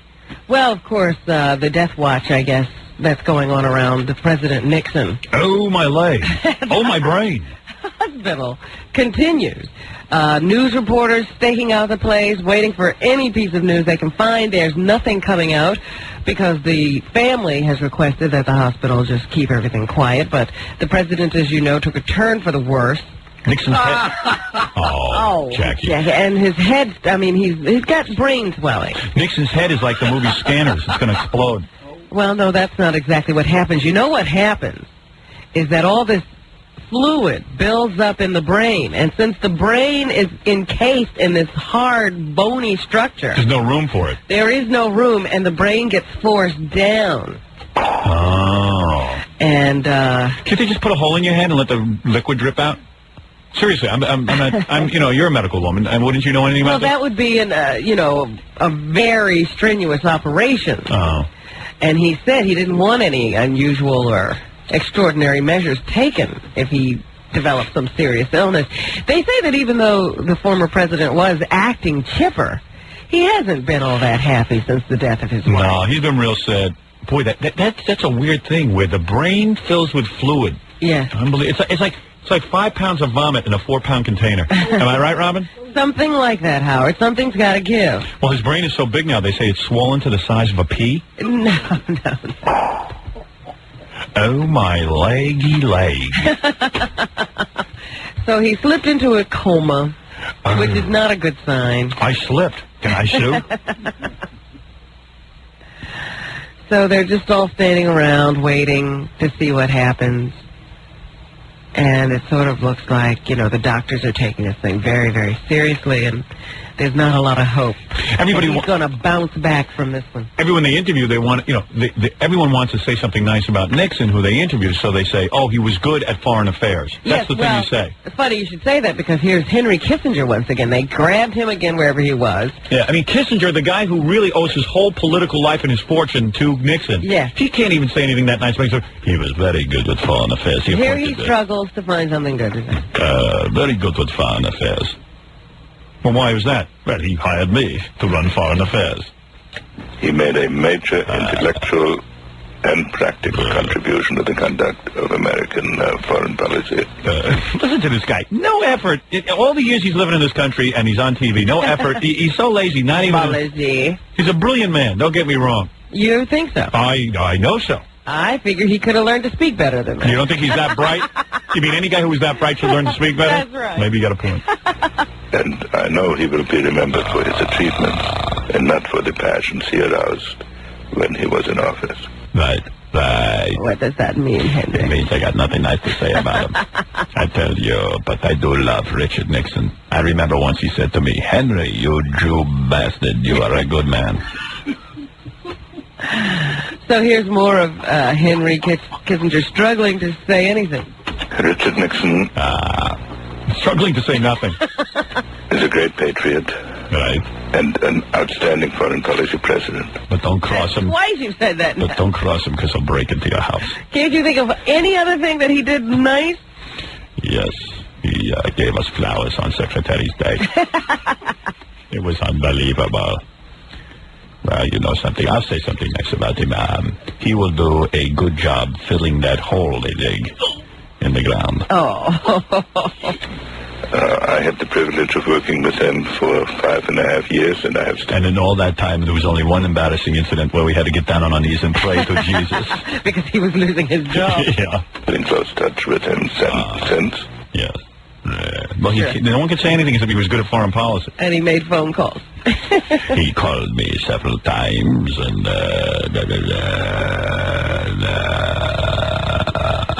he always sounds like he has to go to the bathroom. Yeah. Sometimes struggling. Now I can speak. You think that would clear up everything? But he was brilliant at foreign policy, and Nixon, Nixon had his strong points. He just was a little wacky.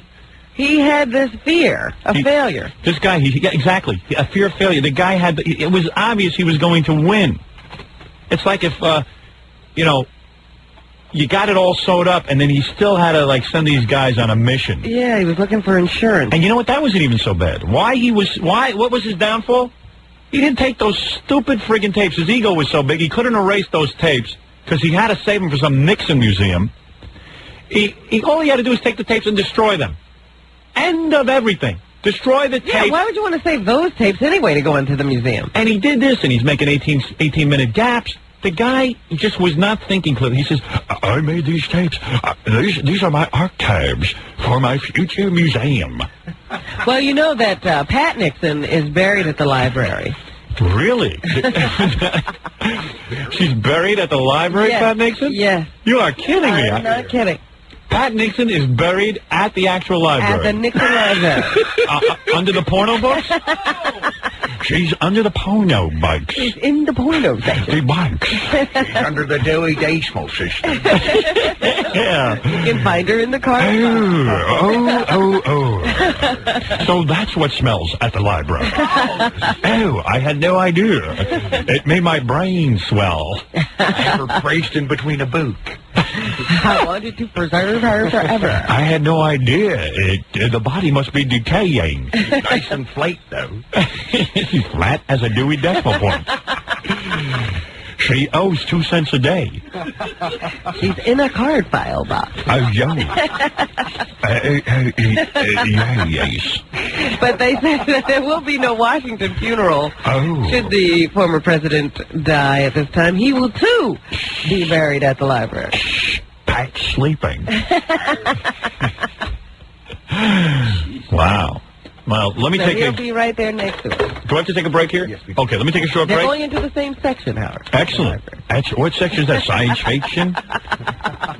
We'll take a break, Rob, and come back and do the rest of the news for you, and then we'll be off to Albany. We'll be taping all of it. You won't miss it Monday and Tuesday, so be here on the radio with us.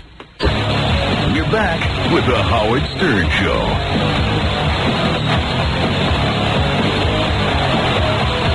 Papa Fooey has an update for us, Robin. Yes, what's going on? He was just in the tour bus. I saw our bus.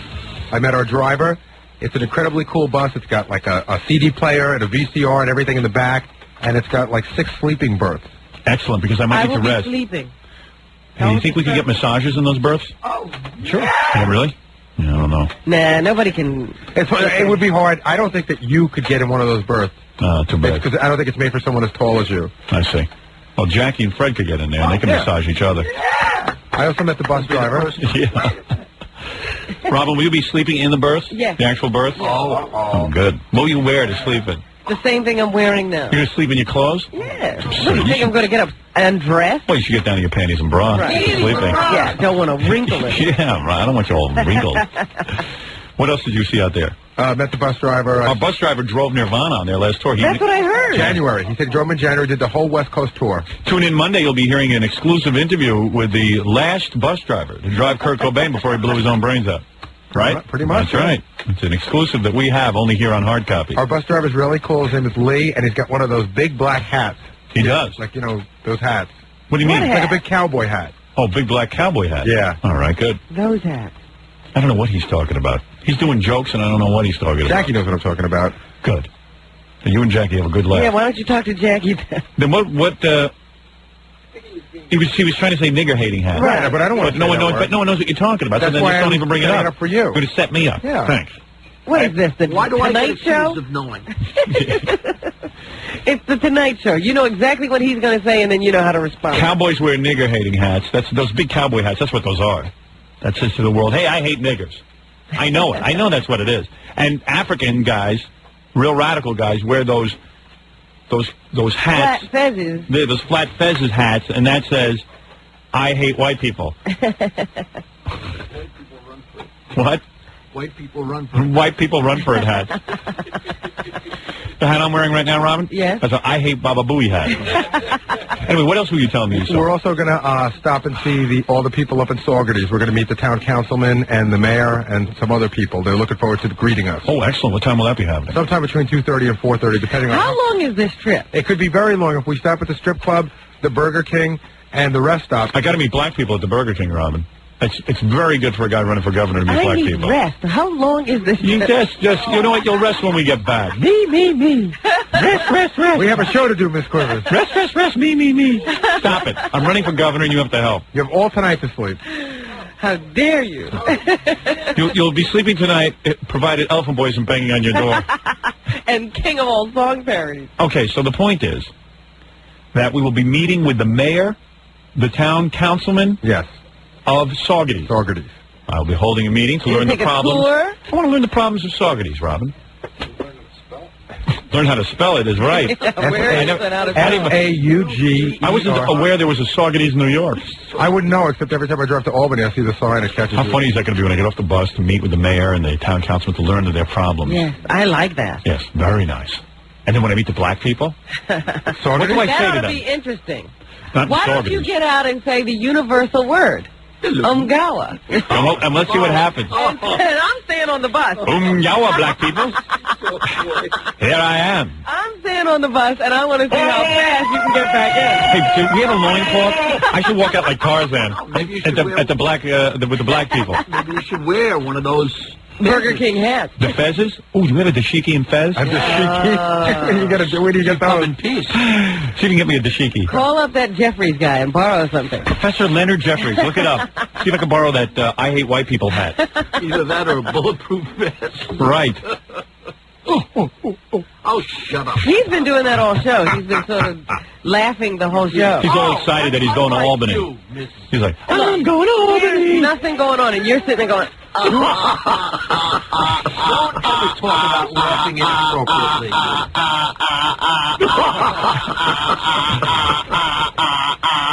Wig-wearing and noise. All right. That's what he's been doing all show. A long bus ride, baby. Now, come on, let's unite. At least if I can't unite the party, let's unite the show. I'm going to step out while I'm ahead. All right. So, Robin, what else is in the news? Given $1 million, would they allow themselves to be caned? There's a good question. What is it, Stuttering John? Did you know about Clinton mentioning you?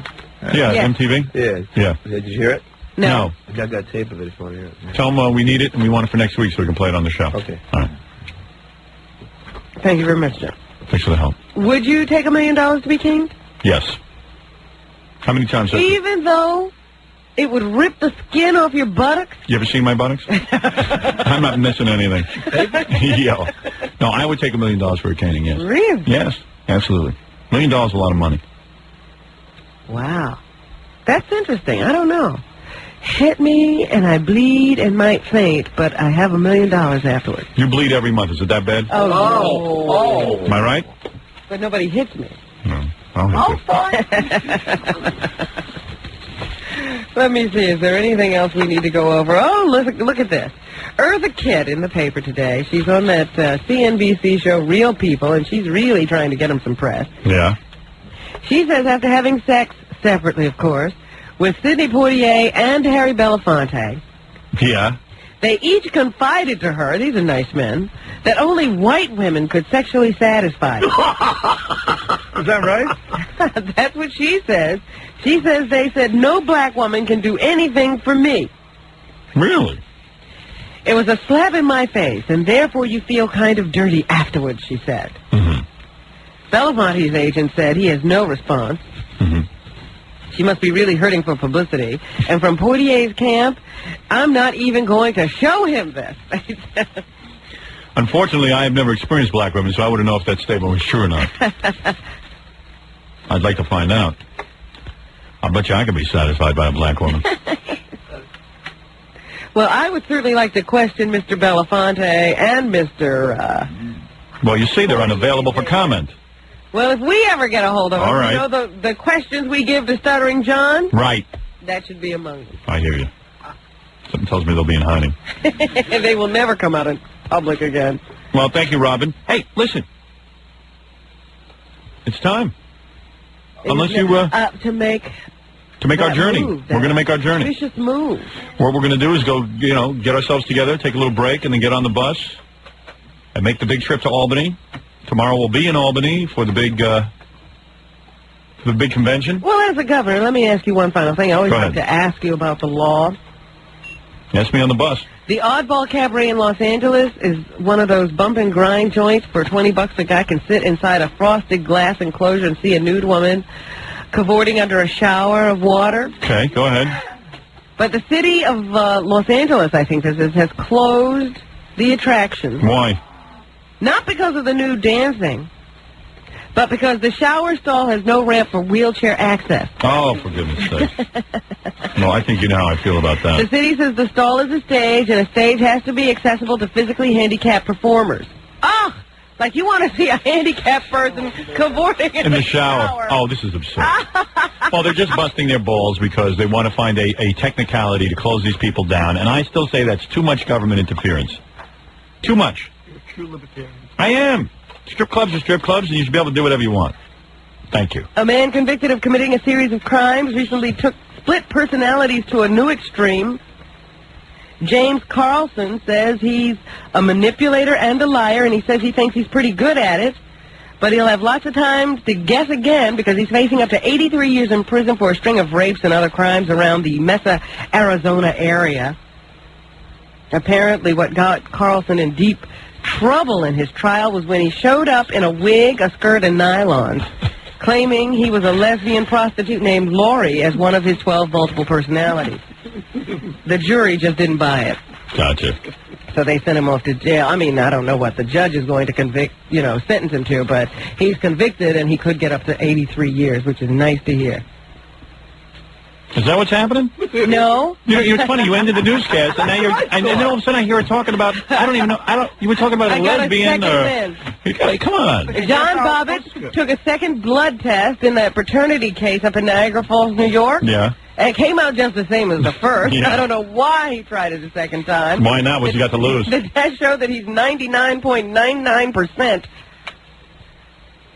the father of the son of Beatrice Williams. So he still might not be the father. And there's like a 0.01% chance Right. that he's not the dad. But Just anyway, I guess he's trying any way he can to slip out of that child support. Doesn't look like he's going to make it, though, under that wire. All right. All right, now I think I'll... Okay, and we are going to go to Albany now. Let me remind you that 1-800-52-STERN open. It's the weekend. Maybe you want to get the tape, and you'll get it quick, too. So it's 1-800-52-STERN. You'll get the new tape and the new poster. $39.95, $4.50 shipping and handling. Make sure you order quickly because we are running out of posters. You must be 18 or older to order. Keep getting lots of faxes about how great the tape is. Yeah, I should read some of those on the air. In fact, I just got another one. It says, you did a nice job on the New Year's Rotten Eve video. Man, I must admit it's strange to hear you say the F word instead of using the letter F like you do on the radio. We have a whole scene where we sit around and just curse. It's a lot of new material, and it's a lot of fun. He says, boy, Baba Booey really looked stupid backstage during that whole taboo incident. He loved that. Guy really loved that whole thing. Yeah, Baba Booey really showing his true colors. Yeah.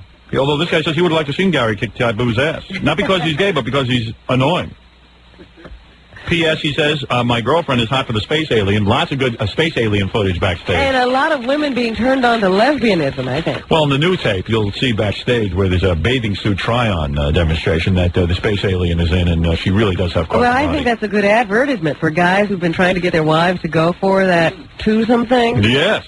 Yeah, you definitely want this tape. It's an instructional video for your girlfriend or wife. if you want to get her in the sack with another woman. So it's 1-800-52-STERN, brought to you by Infinity Ventures and me. You must be 18 or older. Jackie Platt and Joe Page Martling to order Jackie's new comedy CD, 78 Wild Minutes, also on cassette. Only $10 plus 3 shipping and handling. Call 1-800-323-5464 Saturday night, April 30th. In the Starlight Room is Jackie at the top of the Riviera Hotel on the Strip in Las Vegas. And if you'd like some more information, call 516-922-WINE.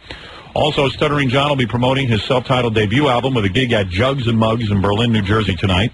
Stuttering John will also be at Blind Melons in Buffalo, New York this Saturday night. And to be on Stuttering John's mailing list, call 609-546-STUPID. And don't miss Steve Gorilla at New York's Paradise Club on 50 West 33rd Street in Manhattan on Tuesday, April 26th from 9 to 11 with dancer model Ashley Lauren.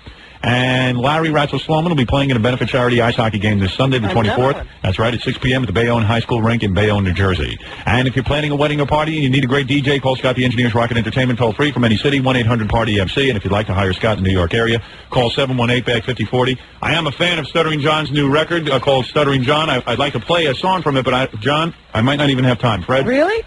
I ended that newscast early for John. Keep dreaming.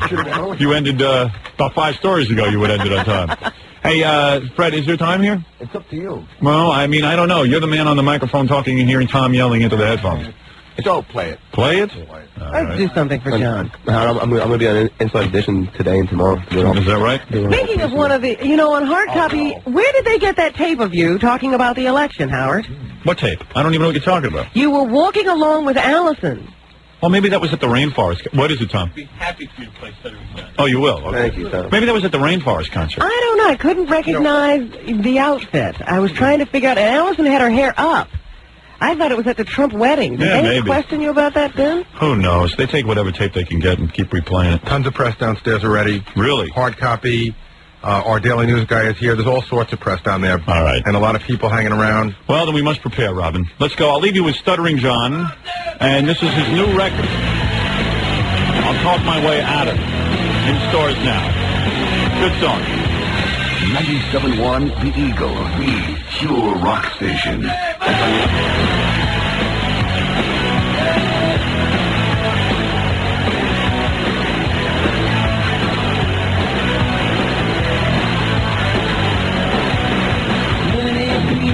Tell me what they want from me.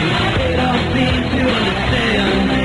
I ain't your voice back in. She let me wanna be a girlfriend. There's a plan. Lady, lady, my lady, yeah, my daddy, daddy. She started asking why the church is coming on so late. You know me, everybody, so I'm blocking up my door. So I told you just a friend and did a number down the throat. Now you're so nice, and I drove away out of it. Never ain't no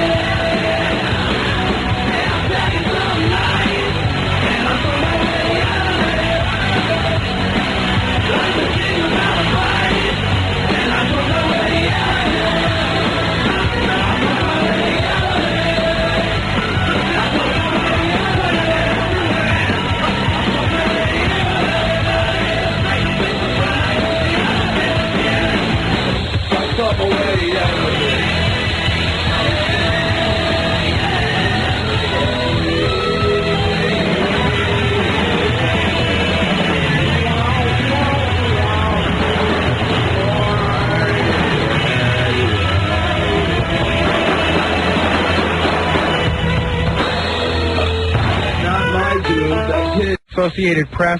Everybody's here. Many members of the Whack Pack in the audience. You can see Melrose Larry Green, the guy that wears a monkey mask and dresses up like me. And we're going to get started. I'm going to walk out the bus now because in probably about less than a minute, our next governor, Howard Stern, is going to be walking out that door. So let me come on out here. My boss is going to come out. And I'm out on the street now. Tons of media everywhere. Excuse me. Got Ronnie the limo driver, Ratso. You looking forward to the big trip up? This is every day is Super Bowl Sunday with Howard. This is incredible. And Mark Shearer, CNN. Are you folks covering this trip? Yeah. Oh, yeah. Like a blanket, Gary. Like a blanket. Penny, what sort of stuff? Penny Crone, Fox News. What sort of stuff can we expect from you? I really want to know exactly what his platform is. You know, I'm a little dense sometimes, so I want him to be real specific. Well, those are questions that you can ask. Those are questions that you can ask him. As I said, tons of media. Melrose. Hi, Melrose, Larry Green. Yes. Super Agent Don Buckwalter will be making the trip. Lots of police coverage. 58th Street is pretty much in Sternlock right now. The street is pretty much shut down, and it's very exciting. You know, my boss is going up to Albany. As you know, we picked our running mate just yesterday, Stan Dworkin from Rockland County, who's been in the Rockland County Legislature for 8 years. Is going to be Howard's lieutenant governor, his choice for lieutenant governor, and he beat out Jim Dillon from Brooklyn, who apparently had never won any public office, but we seem to like because he was the first guy to say yes. And I think it's very exciting. Russell, what did you think when he picked that guy? Do you think Stan Dworkin's the best man? But Stan was a good choice. Yeah. What do you like about Stan? He had some ideas. What were they? I don't remember. Well, don't you remember? No. There was something about legalizing gambling, which, by the way, is a very libertarian position to take. Right. Libertarians believe in having absolute personal freedom, and that includes freedom to lose your money in a casino. And, of course, his idea was to take that money that you make from gambling and buy drugs with it. No. And that was money that could be used to fill the potholes and, and really take care of construction in New York. Are you excited? We're just seconds away from Howard walking out that door. This is phenomenal. Look, the crowd, they're steaming over the barricades from all angles. I've never seen so many cameras here since the last Howard event. And it's also exciting who's going to be on this trip. We've got, of course, Debbie Tay, the space alien. We've got Elena Beastie, who was a runner-up. We've got Miss Howard Stern, and, of course, we're going to be dealing with that controversy that they had. But you know what? I think Howard's just about ready to come out. I see the big door opening. And I'm walking into the garage at 58. Oh, there's the crew. Mr. Stern is already being followed by cameras. Here comes security. Here comes Howard. Howard, your public awaits you. I'm going to turn it over to Wolf. Robin, we're here inside the garage at 600 Madison Avenue. We're about to walk out onto our tour bus. We're on our way up to Albany. Any words, any thoughts? Well, this is the beginning of a momentous occasion. You are about to take the trip that could see you get the nomination for governor, and then this could be the start of you're running the state. So this could be the start of something big. It's incredible. This is a moment in history. Robin, as you know, as we walk out, we begin our journey. I'm glad everyone at home is following. Just stay tuned because you will follow us all the way to Albany. Let's go. The press is here, Howard. Everyone is here to see you all. Hey, there we are. Wait a second, Robin. I see a police officer. I will greet him because he knows I'm for the death penalty. How you doing, officer? How you doing? Officer, how you doing? How you doing? You for the death penalty? Speed loader. There you go. There's Penny Crone from Fox. Penny, we'll be talking to you in a minute. I'm excited. All right. Hey, everybody. Melrose Larry Green, Robin. What a treat.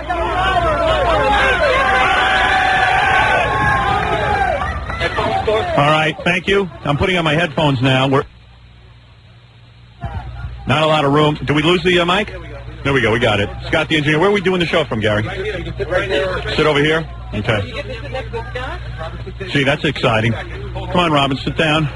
We're in a tour bus. Let me tell you who's coming on the tour bus with us. Robin is now getting comfortable. Fred Norris, King of Mars, just walked on. Stuttering John.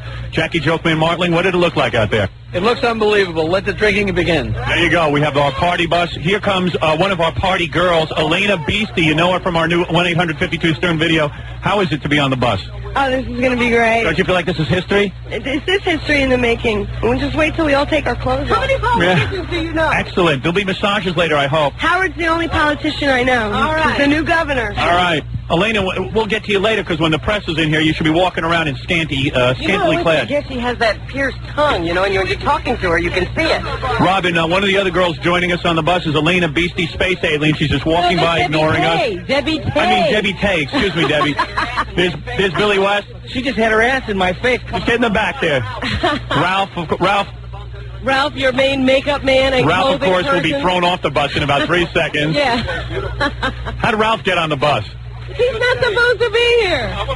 What's he doing on there? And how to get a microphone? Anyway, Robin, this is very exciting. You guys are going to be traveling with us to Albany. We're on our tour bus. How many people would you say are here to see us off? Well, I'd say there's a few thousand out there. Yeah, I'd say thousands. Here comes Elephant In the Boy. press corps alone, there are thousands. Elephant Boy, come on over here. You'll be traveling with us, of course. You're going to be nominating me. When we get to Albany, you'll be nominating me. Is that right? Yeah, that's right. That's one of the most exciting moments in my life. Yeah, I will be very proud to do it, and I promise to give you one of the great speeches of our time. Are you going to write your speech? Yeah, during the evening, I'm going to plan something to say. More importantly, are you going to shower? Now, come on. There was some rumor here that you didn't bathe before Somebody today. told me. Oh, I bet this morning. You did? Okay. Somebody told me that if he takes off his jacket, you'll die. Is that right? Did Jackie say that? What the who? All right, go back there. Get yourself settled in. If he starts to stink up the bus, we will stop and shower. Wait a second. Royalty is entering the bus. This is Miss Howard Stern, Elaine Marks. She is the winner, the 1994 winner of what, Robin? The Miss Howard Stern pageant. She's wearing a mini skirt, the microist of mini skirts, and she's wearing espadrilles. Did you go out and get those because you know I like them? No, I wore them last time. That's Really? why. And what are you wearing under this, what is this called, a sundress? Yes, I would consider it a sun shirt. Yeah, I like it. I like Miss Howard Stern very much, but she's walking around with She knows how her... to dress. You always say that She knows how to dress. Are there panties on under here? I had to break the golden rule today. Yes, Wearing there are. panties because her dress is so short. Look, I mean, What kind of panties are you wearing? Oh, all right. Beautiful package. Now, your husband and daughter, I saw them around. They're not going to be on the bus with us, are they? No. Good. We got to meet her nanny, though. I want to know who the nanny is. I want to know why she can't leave her husband and kid home with a nanny. Why she has to travel everywhere with them. He doesn't let me go anywhere without him. I don't think he trusts me. All right, Elaine, go take your seat. Go relax because we're going to need you as the press is here. You're going to have to walk around. Here she is, Tempest, another beautiful stripper who will be asked to sort of walk into the convention hall when I'm nominated and be part of the large bunny hop. Your entourage. Yes, Tempest, how you feeling? I'm feeling very good. It's a pleasure to have you on the bus with us. Pleasure to be here, honey. One of the girls dropped out, so of course you got on the bus, which is very, very good. Well, we were always going to take you with us. Yeah, always. Yeah, always. Always. Doesn't she look great, everybody? Hey, somebody get the heat on so the girls feel comfortable to take their clothes off. Would you like to meet your bus driver? Yes, I would, as a matter of fact. Uh-oh. We'll be talking to you later. How you doing? That's the bus driver? You're the I'm bus getting driver? off. Uh-oh. What's your name? General Lee. General Lee, how are you? You're wearing a big cowboy hat and you got a big mustache.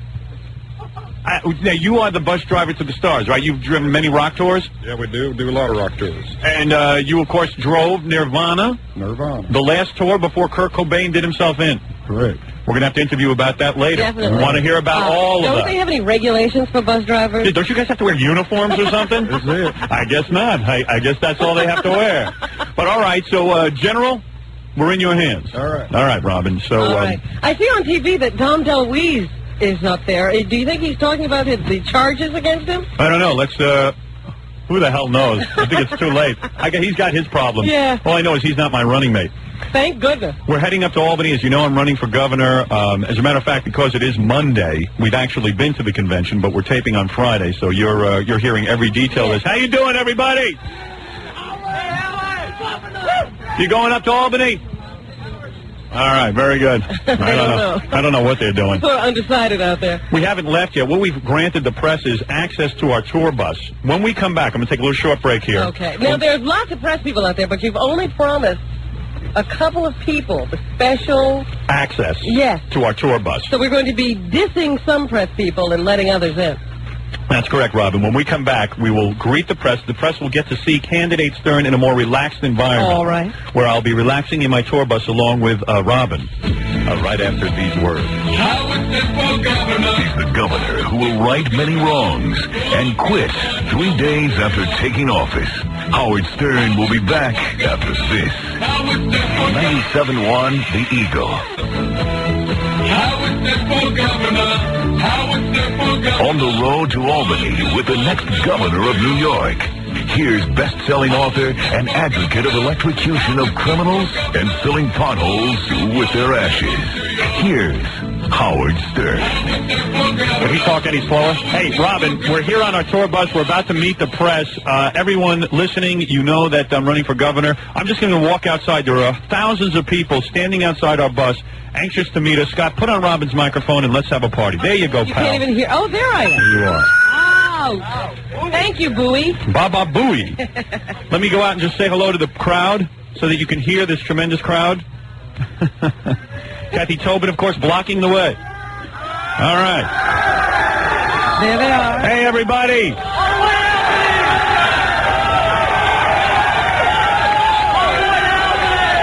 Robin, the adulation is unbelievable, isn't it? Sounds incredible. It truly is incredible. Do you want to address them in any way? Yeah, where's the megaphone? Hold on, let me get it in front of you. How you doing, everybody? This truly is a momentous occasion. Today is the beginning of a new beginning. Uh-oh, I ran out of stuff to say. I was going to say cliche. That was the first of many cliches I will be saying along the campaign route. This is the first day of the rest of our lives. Today is the first day of the rest of our lives. A trip of 1,000 miles starts with the first step. As I look out at all of you, I realize one thing. It's frightening that all of you get to vote. Extremely frightening. No, listen to me. Are these people coming to Albany? Are all of you coming to Albany? Who do you want for governor? And is it because we want the death penalty? Look at those fine officers standing over there. They know what I'm talking about. We have to execute the criminals. Am I correct? What was that? A vote for every vote. That's right. For every vote. A vote for every vote. The hell, do you guys know how to chant or what? I'm in big trouble. Well, I'm going to go inside the tour bus now and talk to the press. Thank you. Two smartest people out there, those forces over there. I know. All right, here we go. All right, Robin, I see Mark Shearer of CNN out there. Yes, he's one of the special, one of the chosen few. Robin, I just addressed the crowd. I heard you. I hope your speech to the committee up in Albany is much more well prepared. Robin, I wasn't really well thought out. I got in trouble around a stitch in time saves nine. I thought you got in trouble around hello. Let me have my microphone, Scott. Not a way to stay awake. Okay, thank you. There we are. I like the other microphone better. Yeah, you sound better. Yeah. Anyway, so we're on our tour bus. Who's coming in first, Gary? Well, who would you like? Here's your list. Just tell me who's coming in first. Hey, produce, Gary. Why don't we let Fox 5 in first? They were out here first thing in the morning. Let's let them in. All right, I will now talk with Fox 5. And that would be Penny Crone, I think. Robin, I must admit that I have a stomach virus, and I do feel like I'm going to vomit during all of this. So at Do you any think point... it's the nerves of becoming the candidate? I considered that, but I really don't think so. I've been through enough of this garbage. Yeah? It's nice in here. Well, don't let on that I'm Penny feeling now ill. wants to stay on the bus. All right, Penny Crone of Fox 5 News. How are you, my darling? Look at you, and you're wearing very tight stretch Well, I pants. wanted to, yeah. Are you wearing panties, honey? No one wants to know, believe me. Penny, of course, it's so good to see you. And you are one of the press that I've allowed access to my informal setting here on the tour bus. And I want to thank you for that, by the way. Yeah, no problem. You've been writing you've actually been doing some nice pieces on us, and I think you should have been rewarded with a trip into the tour bus, and I'm happy to have you here. Can I ask you like 2 or 3 questions? I know Go I ahead. get on your nerves a lot when I do this. And by the way, Robin, this is a chance for me to be seen in an informal light. That's right. This is a chance for candidate Stern to just sit here. You know, I'm kicking back and reading. I'm reading Nietzsche's voice right now. It's a chance for everyone to see me in a relaxed way Here's Plato's Sophist, which I am reading, Robin. Or is that Sophist? Sophist. Yes. I'm working on that right now. Can I sit down? Yeah, sit down, please. Thank you. Oh, God. So I'm just, I'm relaxing right now in my tour bus, getting ready for the trip to Albany, and this is a chance for you to ask me some kind of relaxed questions about my personal life. Personal Sure. questions. Oh, I don't want to ask personal questions. I've got to ask you, you got 20% so far. Posters say you have 20% of the vote. Right. Did you know that? Yes, I do know that. As a matter of fact, I believe now once people see that my running mate is Stan Dworkin, who I think is a Did you hear that candidate. this morning? I did hear that. I did hear that. Stan Dworkin's my running mate. He's going to make an excellent governor when I step down. They see I'm serious. The biggest issue has been so far in the polls, am I serious? I think once people realize I'm serious about giving them the death penalty, they will, in fact, vote for me. I think I'm going to go all the way to Albany with this. Now, how long, if you win, hypothetically, how long will you stay in the governor's seat? What happens if you like it? What happens if you like being governor? I don't lie. I will do exactly what I said. I will probably be governor for 2 or 3 days, as long as it takes me to get the death penalty in. I've talked to some experts who say it's not an involved process, that literally it could happen in 2 or 3 days. Oh, I think it could take a lot more. You got to go through the voting. And It could take 6 months. Whatever it takes, I'll stay in office, get it done, and then I will resign to Stan Dworkin, who I think is going to be a great next governor of New York. Okay, other than governor and being and the toll takers, you always talk about them, and the construction problems. Right. Name one other issue that really ticks you off. Your hair. I am so sick of it. I cannot believe it. Can you legislate that? It is a total outrage. Why don't you grow your hair in a more feminine way? Are you not butch, are you? No. Oh, you're married, right? Yes. You have a man in your life. And I have Travis, my little boy. Yeah. Oh, Travis. Yeah. All right. Yeah, your little boy. That's your lover. That's what you call him, right? Look at me just reading Plato and Nietzsche, No, Robin. my boss really wants me to be serious about this. Please treat it seriously because it is. If I have 20% of the vote, you know, it's a funny thing. I thought the Republicans were going to do a smart move. There's a guy who is the top Republican contender. What's his name again, Robin? Pataki or something like Pataki or that? something. He should have become my lieutenant governor, run with me, the Republicans and the Libertarians together, and we would have beaten Cuomo. Now I got to do it on my own, and I got to verse a Republican. And, you know, the Republicans on their own would never beat Cuomo. They needed me, but they wouldn't admit it. So I am going to step up the race. I am going to win, and I'm going to teach the Republicans and the Democrats a lesson. Okay, now, from what my understanding is, once you get, if the Libertarian Party votes you in and you're the big chief of the Libertarians, you can't talk about this anymore on the radio because of equal time. Well, actually, equal time, we have to check in all the rules, but, we're trying to work that out, and we will comply with the rules, whatever those are. So then you won't be able to talk about it anymore. It won't be any fun. Well, we'll see, but right now, we're going up to Albany, and let's go for it. Don't bum me out with what's going to be. What do I got, a crystal ball?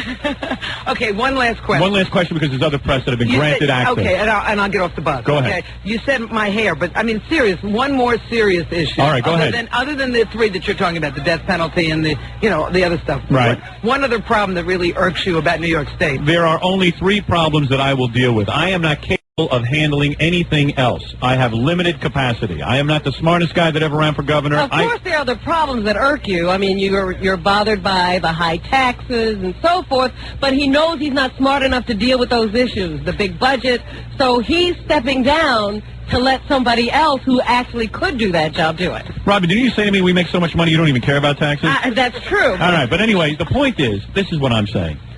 I am not capable of handling the government on a day-to-day basis. All I'm interested in doing is 3 simple things, and you know what they are. We've already gone over them a million times. But isn't it good to have a candidate who knows his limitations? Absolutely. I'm the only one that seems to know. Stan Dworkin will take over, a great public servant, a guy who really works hard, a man who gave selflessly, what's that word? Selflessly. Selflessly. He read that this morning. Yeah, I'm learning new words from my new book, Plato's Sophist. But anyway, the point is I will be a great governor for the time that I'm in. All right, one last question. I'll get out of here, I promise. What are you going to do on the bus all the way up? Because you're not letting us stay on the bus. Well, that's a good point. Girls, where are the girls? I got to tell you, I packed the bus with massage girls. Some of them you'll recognize from my videotape, my new videotape at 1-800-52-STERN. This one right here. Take a look at that. Yeah, Mrs. Stern. There it is. There's Debbie Tay, the space alien. She will... She's the captain. Here comes another one. Elaine Beastie. She'll be with us. She's another one of the hot, sexy young girls who will be helping the governor. These are people who are helping him to plan the government. And we have Tempest and, of course, Miss Howard Stern, 1994. All these girls will help me on the long bus ride up. Okay, well, I cannot thank you enough. And if you become governor, will you really make me change my hair? Yes, I will. That will be the... Because it looks like you've been electrocuted.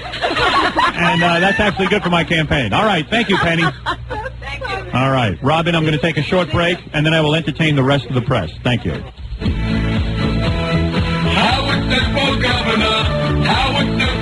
Don't touch that dial, or Howard Stern will electrocute you. And now, the man who will tell Mario Cuomo to shut up and sit down once and for all. Governor Howard Stern. Thank you. Make my microphone louder. Make my headphones louder. In fact, you can say one of your first acts, Howard. To make my microphone louder. Yes, will be to make your microphone louder, and then their second act will be to help warm up some of the women on the bus because it's so cold. You're missing a great discussion because Miss Howard Stern can sit close to the door because she's wearing underwear, whereas Tempest doesn't have any underwear on. And she can catch a terrible cold. This is what's being discussed. Catch a cold in her pants.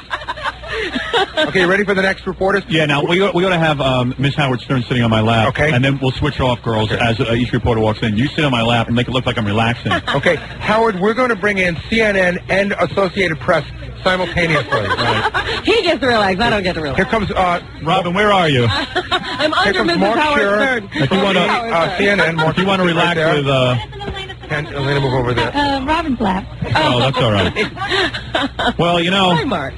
I think Miss Howard Stern put on a little weight. She's a little heavy on my lap here for the camera. No, I'm just kidding. All right. Anyway, I see Mark Shearer is in the room, of course, from CNN, who has been rewarded a meeting with me before I take off for Albany because he has, I think, done some very interesting pieces on the show in the past. And you know Mark represents the international press because CNN goes all over the world. Howard. Yeah. Hey, is there a bathroom on this bus?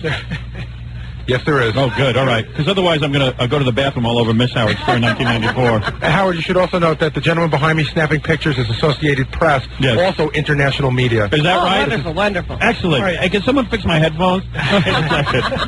Anyway, Mark, this is the candidate Howard Stern relaxing on his tour bus. As you can see, Miss Howard Stern 1994 is relaxing with me. But we have some reading material that I like to read on the bus. I read Plato's, Sophist, and, of course, Nietzsche's Voice. And this is what I do on my trip up to Albany, and I'll be stopping along the campaign route and meeting with black people. And what other types of people, Robin, will I be meeting with? You're going to meet with some officials from one of the towns we passed. And also I'll probably be watching my new videotape, New Year's Rotten Eve, 1-800-52-STAR. Mark, do you have a question? Yes, Howard, clearly you are a well-rounded and qualified public servant. Really? You're the only one who said that. Well, you look very much right now like Gary Hart. I do. I think I've been caught in a compromising position. While it is not quite like locking yourself in the studio and playing a record album 48 hours or sleeping on a billboard, this is a DJ stunt, isn't it? It really isn't. In fact, if it was a DJ stunt, I would never go through with it. I was on the air, and I was talking about the death penalty. I said I'm going to do something about it. I am candid when I tell you that I cannot run government. That's why Stan Dworkin is my running mate, and he will run government once I step down. All I want to do is get the death penalty for New York. It is not a DJ stunt. I don't think this is a stunt in any way because I'm sincere. I want to go all the way to Albany and win. Do you think 20% of the polls is a joke? Seriously, now the Republican candidate isn't doing any better than I am. All right. Who is Stan Dworkin, and why did you choose him? Because he could be, as you say, the next governor of the state of New York. I had put together a short list of candidates. First of all, out of the short list, there was an even shorter list of guys who agreed to do it with me. Stan Dworkin was the type of public servant that expressed a desire to be my running mate. That's number one. And quite frankly, he was a simple man. He was a man who was in business. Why don't you admit you don't know anything about him and you don't have any notes? Mark, can I be honest with you? I don't know a friggin' thing about Stan Dworkin. He just was the only guy willing to do it. He's got 2 kids and lives in Rockland. No, actually, he's a pretty good public servant. What was the office he had for a couple of years? He was a town supervisor in the biggest town in Rockland for 8 years. Yeah, so, I mean, how can you argue with that? Who the hell wants to be a town supervisor in Rockland? It's a thankless job, and he went ahead and did it, and I admire that. And how confident are you you're going to come away from this weekend with the nomination? I am very confident because, first of all, people respond to my platform. Mark, I am telling you that I will become the governor. I will give this state the death penalty, and then I will disappear within days and no longer. In fact, I'll disappear faster than your hair disappeared, Mark. I'm not kidding. And you know how fast that happened. One day you had it, and then it was gone. Do you remember having hair? Do you remember having hair, Mark? Yeah. You remember how quick it went? Mark knows. Doug Podell of Cleveland. You absolutely do. He dreams of hair like yours. Absolutely. But you know that I am serious. I am not kidding around when I tell you I want to be the next governor of New York. Although it does look like a joke when I have a strange woman sitting on my lap. But no, I really do desire this. I really do want it. And I want to bring the death penalty. Are you for the death penalty? It's not for me to take positions. You know that. That is correct. You are a reporter for CNN. Off the air, he told us yes. Yes. I can tell you. He wants to fry those sons of bitches. But I can tell you that the people in Rwanda, South Africa, Bosnia, they all need to be executed. Carefully. Thank you. No. Oh, right. I thought you were calling for the death penalty for the people of Rwanda. Anyway, Mark, thank you, and I'll see you up in Albany, I hope. And I am proud to be running for governor of New York, and it's up to Albany to get the nomination and to be the candidate and the next governor of New York State. Thank you. Does Associated Press have any questions? No, I have no questions for Howard. I think Mark covered it. Yeah, Mark's a good reporter. He covered it all, didn't he? Robin? I can't wait to see the reaction when people see this all over CNN, especially the reaction of my wife as Miss Howard Stern. Yeah, you're going to have a lot of explaining to do. Yeah, boy, this was a dumb move. He wanted to be on the bus. I know. Honey, I couldn't have you on the bus. I needed Miss Howard Stern to be with me. It's very, very important. Yes, Gary? Okay, we're ready. As soon as these guys get off, we're ready for the next press. All right. That's going to be the Daily News reporter and ABC World News Tonight. Oh, very good, very good. All right. Hey, Mark. Thank you. Yes, Thank you, Mark. Miss Howard Stern. Miss Howard Stern, 1994. Not Mrs. Howard Stern. Right. Yeah, don't bill her as Mrs. Howard Stern. My wife will kill me. He's in enough trouble. That's right. All right, we're going to take a short little break here. We'll be back with some more reporters before we leave for Albany. Robin, we're back. We're still on the bus. We have not even left for Albany yet because we still haven't started this trip. I'm doing a meet and greet with the press, as you know, Robin. And, Gary, who is up next? This is Sean from ABC World News Tonight. And Sean? I've never seen you before. No, I'm an off-air reporter. You won't see me on there. Oh, you're kidding me. You mean you do all the work and then like some clown like Judd Rose gets all the credit? Exactly. Oh, you poor bastard. Well, someday you'll get on camera. You're a good-looking guy. Howard, also in the bus is Larry Sutton from the Daily News. Where's Larry? I'm over here hiding behind the TV crews that newspaper people often do. Let me see your face, Larry. I'm over here. Where are you? Let me see you. All right, there's Larry Sutton. How you doing, Larry? Pleasure. By the way, Robin, you'll notice on my lap right now is Elena Beasting. Yes. Who was one of the runners-up in the Miss Howard Stern 1994 contest, as you know. And this is really fantastic, Robin. I'm very excited to be on this newscast. And I don't think a reporter has ever seen a candidate willing to cozy up to a woman this much who's not his wife. Well, I am let me say something, Sean and Larry. I am very, very pro-women. And I believe that beautiful women like this deserve a place in my cabinet.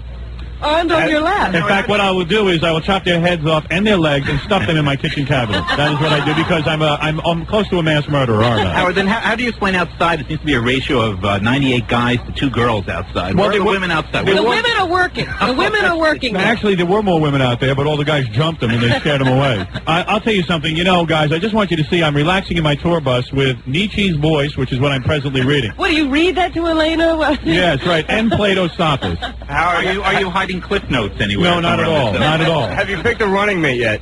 Yes, I have. My running mate, I am happy to announce, is Stan Dworkin, a very hard-working public servant.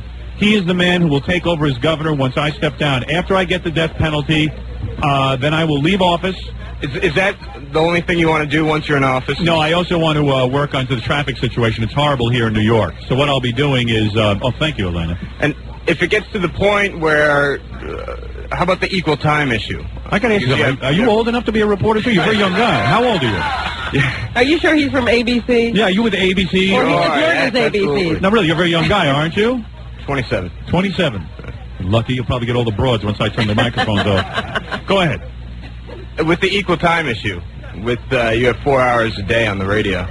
Yeah, I'm working on that. We're going to work that all out. I am definitely the candidate. I am definitely running for governor, and I will work all the equal time stuff out. Do you plan to leave the air if it can't be worked out? If I must, I will, Robin. Oh, if I must, I will. That's nice for me to know. Really? Yeah, what the hell are you going to do? Did you say you need a vacation? Who is your heir apparent if you do leave for a month? Oh, I don't know. For God's sakes, that's hard to Robin figure take out. over? Robin will take over. That's a good idea. Robin or Miss Howard Stern, 1994, or Elena maybe here. we'll do it together. That's it. But I don't know. I haven't even worked that much out yet. I'm sort of playing it by ear. We're going up to Albany. First, I'm going to get the nomination. I got to see if I can get that. Once I secure that, I'll worry about all those other issues. All right? Howard, you promised to look at your personal life today. Could you tell us who was your favorite character on Melrose Place? On Melrose Place, that's an easy one, actually. Heather Locklear. She is a fantastic actress. She has brought new She has revitalized the show. She brought a new energy to the show. And Are you in favor of men kissing men on Yeah, the show? I was going to ask that myself.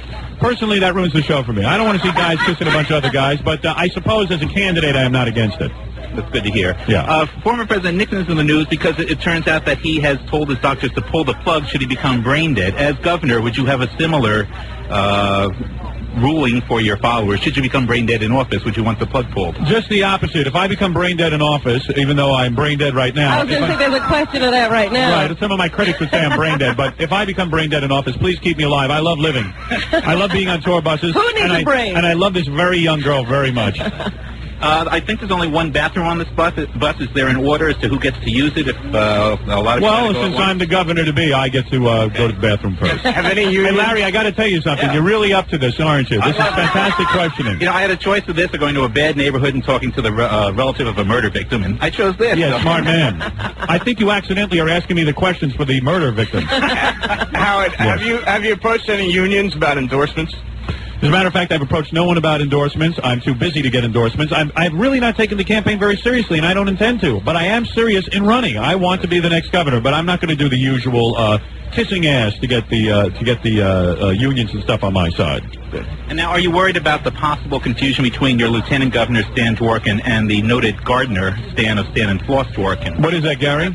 Well, you know what I found out? Stan Dworkin, the gardener, works for News 12. That's where he currently works. I don't think there'll be any confusion, quite frankly. Okay, and I guess finally, we'd like to thank you for talking to the mainstream press. The other candidates tend to run and hide with people like Larry King or Arsenio. You're right. You're absolutely right. Larry, you are 100% right. I will not run from the mainstream press. I'm happy to be in the mainstream press. I'm happy whenever someone talks to me, quite frankly. So I will not run from you guys. I have total disclosure. I answer all questions. God bless you. Except the ones that are none of your business. All right, thank you, and I'm going to take a small break here. I want to thank ABC News and the Daily News for coming on our campaign bus. Is that it for the press? There are some other press out there, but we didn't promise them they can get on. No, we have to leave. We do have to leave. Yes, we must get leave. this tour rolling. Can we shoot the interior of your bus? Yes, you may. Quickly shoot, and you will see the interior of my bus. And Jackie, if I was you, you'd be smart and get rid of Miss Howard Stern on your lap in case your wife sees that on the news. Don't be a fool. Yes, I will pose for pictures, absolutely. There I am, Robin, posing for pictures for the Daily News. The Daily News is taking pictures now. Robin, we should... Everybody's taking this campaign very seriously. I'm very happy about that. I know. You know, Robin, I certainly hope that we get up to Albany before the convention. We haven't even left yet. But we're going to take a break here, and then we'll be back with more of Campaign 94. I think we'll be rolling by then. I hope we will. I certainly hope so. It's time for me to lay down. All right. And now, the candidate that will make love to his wife in front of the mirror at the governor's mansion. Thank you. Howard Stern. Roll now, 'cause I was just thinking. What was that, Robin? Oh, I'm sorry. All right, we're back on the air. If we sound confused, we are. We are on our tour bus. I hear the motor going. The motor's going. We're getting ready to pull out. I'll describe the situation. There's at least 1,000 people on the street to cheer us off as we leave from 600 Madison Avenue. Are there actual cars following us, Baba Fohai 9? Yes, there are. There are a bunch of people lined up behind us. There are. What? Somebody farted over here. No, that's Elephant Boy. Oh. You're not farted. You don't have to, pal. We have a... Did not. Come on. No, I've done it this. He's getting upset because everyone's saying Elephant Boy didn't shower. Yeah. Like to load in some clothespin? Clothespin. Elephant Boy, what happened? Did you forget deodorant? Be honest. No. You're wearing deodorant because I... Did you use soap when you showered? Yes. So, Jackie, does he really smell or not? Don't bust the guy's balls. Are the clothes dirty? Dirty diapers or something. Oh, man. It's like you showered fine and then put on the shirt from last month. Is that right? Big deal. He gets all upset by that. Elephant Boy, don't get upset. Just wear the same shirt tomorrow. Somebody got one of those stickums? We can put it on Elephant Boy, have you been working on your speech? You're going to be the guy I am. I'm going to work tonight, and I'm going to give you a racist speech that make people forget about Cuomo in 84. Good, because... In 84, he's going to forget. Whatever. You mean Cuomo 94? 94, no. I think he's... His famous keynote speech in 1984 president campaign. Oh, all right. I'm going to make people forget about that. All right, whatever you say. Very good. All right, anyway, All right, the crowd is waving to us. The bus is taking off, Robin. We are on our way to Albany officially. All right. The scene in here can only be described as triumphant. This is very exciting. This is the first leg of a very long trip. What we'll be doing... You're getting the victory sign from people outside of the bus? Oh, let me give them the victory sign. Yes. Victory. Anybody want to moon? Anybody want to moon the girls? Girls want to moon? Tempest, you want to flash? You're going to flash them out. Flash them here so we can see it. People are bad. Wait a second. There's going to be... No, wait, don't flash. I don't know. What?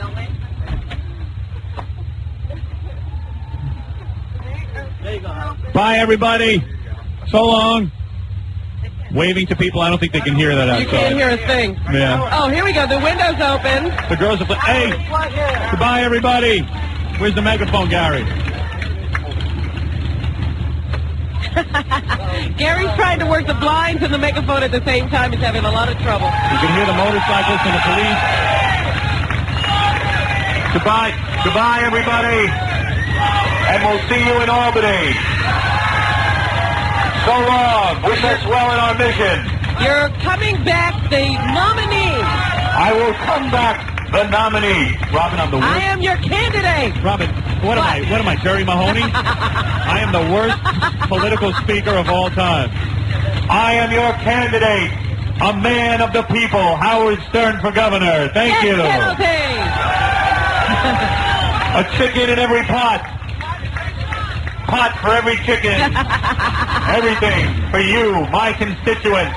I will come back triumphant. We're moving now. Goodbye. Howard Stern for governor. Remember to poll. Oh, Tempest just flashed. I thought I was getting applause. All right. Goodbye. All right, some campaign. You know, I wish we had gotten a couple of men on the streets to find out why they're voting for you. Yeah, hey, Baba Booey, run out and do a man on the street, find out why they're voting for us. Then we'll leave Baba Booey Yeah, behind. let's leave him. Robin, I can barely hear a thing I in know, here. things keep popping in and out. I hope this is being recorded. Let me see if I can get in there. Oh, okay. All right, let's see what's going on. Oop. So long, everybody. So long. Oh, can they sing Howard Stern for governor? Hey, can you guys sing Howard Stern for governor? Robin, it doesn't look like anyone can even speak English. All right, man, thanks. All right, very good. Howard Stern for governor. Howard Stern for governor. For governor of New York. Howard Stern for governor. Howard Stern for governor. I hate when Baba Booey sings. Oh, the bus is moving and I'm falling down. Sorry, Robin. There it is. You can hear all the noise, Robin. We're taking off from Here we 600 Madison go. Avenue. We're on our way to Albany. We should be in Albany in about 35 hours, the way this trip is It'll be going. the longest bus ride we've ever taken. Well, you know what we ought to do? Why don't we, let me ask Baba Booey for the itinerary, Okay, what's coming up? so people will know what to stay tuned for. Whoa, whoa, whoa, whoa. What is this? Just whacked a whiff of Fred. Yow! I made it. Howard, you got it. You got to check out, man. Come over here, Fred. Elephant Boy, you having a problem over there? Leave him alone. He can't smell a fish. You know, I don't want to pick on an entire race, but I feel like I need to buy a newspaper at one of those stands. I'm sorry, Freddie. But Oh, he's getting really hurt now. He's Stop. really upset. Leave him He's alone. really hurt. Fred, are you getting too upset you're going to cry or something? No, I'm not going to cry. I am not Maros Larry Green. What? I can take it. I am not Maros Larry Green. Right, okay. Whatever that I'm means. not going to cry. He is no Melrose Larry Green. Okay. All right, here's what I suggest, Gary. Tell me what we're going to be doing. Now, we're leaving here from 600 Madison Avenue. There are cars following us up to Albany. I don't know if you noticed, but you have a police escort if you look straight ahead. Oh. Is that right? Yeah, sure. Well, the cops love me because I'm for the death penalty, as you know. I think that, when that guy asked you before if any of the unions were going to support you, I believe that the police union? That'll be the PVA should be one of the first to support you. You think so, huh? Yeah. My prediction is no one will support me, except for the people. You know what it is? Official organizations, Robin, are afraid to support me. Well, they have futures to think about. Do they? Yeah. Yeah, we don't. Obviously, we don't ever think about future. We have no future. We're living on the edge. So, Gary, tell me the itinerary here because people want to know what to look forward to. Okay, it'll probably be just about, about an hour or so So maybe about an hour and a half till we get up to Newburgh. A little bit less. What's happening in Newburgh? Newburgh is the Burger King. I see. Now, that's supposed to be a black neighborhood. That's Right. where, Tawana Brawley lives. That's her town. And it's right off the New York Thruway. Yeah. So that's where we'll stop. Then after that...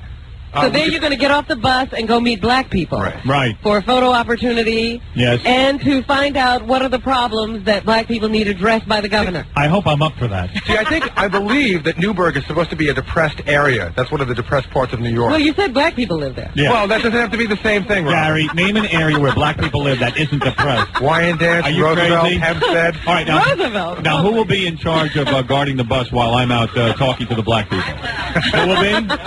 The girls. All right, very good. You got a gun, Tempest? Yeah.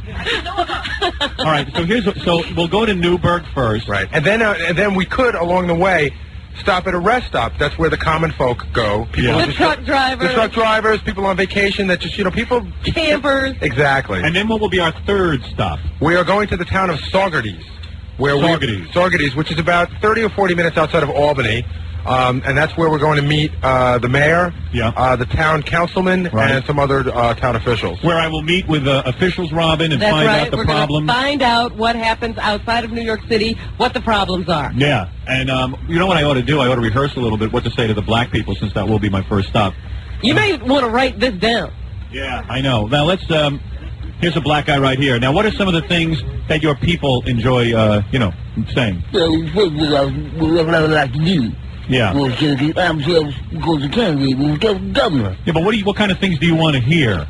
That what do you want? How you going to help the black man? No, I'm going to help the black man. You're going to go because I'm black. Well, I think the death penalty will help the black man because most of the crime is being performed in the black community. If you're going to kill a lot of black men, they ain't going to help the black man. But bad black men, not the good black men. Only the bad ones. Help me out here. I don't know which side he's on. Yeah, is he a bad black man? I see no black man get killed because I might be one of the black men. Just tell me some of the things that I should say to black people to win them over. Now, just what are some of the words he should use? Tell me one of the words. First of all, we need good rib sauce. Rib sauce. All right, I will promise good rib sauce for the black people. Write that down because that'll be in your speech. Good rib sauce, hard to get nowadays. Right, and but what's the word? What's the latest phrase that the black people enjoy? The latest phrase, what's the big black people enjoy? Yeah, like one of the what's happening used to be very popular. What's up? What's up? What's up? Yo, yo, yo, yo. Yo, yo, yo, yo. I think today is going to be a good day. Think today is going to be a good day. Yeah, right. Yeah. I think duck is a good word. Duck, in case a bullet flies by or something like that. That's the word. Robin, I'm looking out our. That ain't the word. All right, shut up. Listen, I'm looking out the bus window. Yes? What's going on? We are entering the. Are we entering the FDR Drive? No, we're getting on the 59th Street Bridge. It looks like. Howard, if you're going to run the First state, Avenue. you want to recognize something. I know. I don't even understand it. All I'm looking at is Elaine Mark's dress, and I'm trying to see her panties. Yes, That's you all know I that care road. about. Yeah, that road I understand. Can't believe you wore a bra. It's really shocking to me, Elaine. Would you like me to take it off for you Would right you take now? off your bra? Of course. All right, thank you. All right, Elaine Marks, Miss 1994, is taking off her bra. Robin on the tour bus, getting relaxed. Elena Beastie sitting next to her. Of course, braless already. Already. Wow. It would probably go a lot faster if you just take your dress off. She doesn't want No, to do that. I'm not going to take my dress I love off. politics. I think it's already unclipped. Gary, you're no politician. Anyway, while Elaine is doing that, Robin, Yes. maybe I ought to go back to our black friend. Now, tell me Maybe something. he's figured out something that you need to say. Boy, that's a big bra on Elaine, I'll tell you that. Well, she's a big girl for a little girl. What is your cup size? C or D, it depends. Wow, it depends on what? It depends on the bra maker. Well, let's see this bra. What size is this one? I don't know what size this one is. Let's see. That was holding you in, that little thing? This is a 34C. Oh, see, okay, very nice. So what are some of the other things I can say to the black people when I get off the bus? You can say you're gonna put more water in the watermelon. All right, that's one thing. Yeah. All right. Yeah, you know what? You're not much help. You're really not. I don't understand. What about rap music? Is that what I should say? I love rap You music? say you like rap. Yeah. I rap my wife and I rap my kids. Yeah. That's rap. All right, very good. You're rapping all the time. Robin, we're in the And the bus. elephant man needs to take a shower. Elephant Man bothering you? Give him a shower. All right. Elephant Man, another person complaining about your bathing habits. What? Hey, listen, I just want to I'm say... passing out from it out. Really? No, you're better from Von Tempest. All right, put the microphone away. Robin, a wild ride already. it's a wild ride. I tell you what I'm going to do. I think we're going to relax for a while, and then when we get to Newburgh, we should probably turn our microphones back on. Okay. And, are we out? We are not outside of the city. No, we're We're on just First going Avenue. down First Avenue.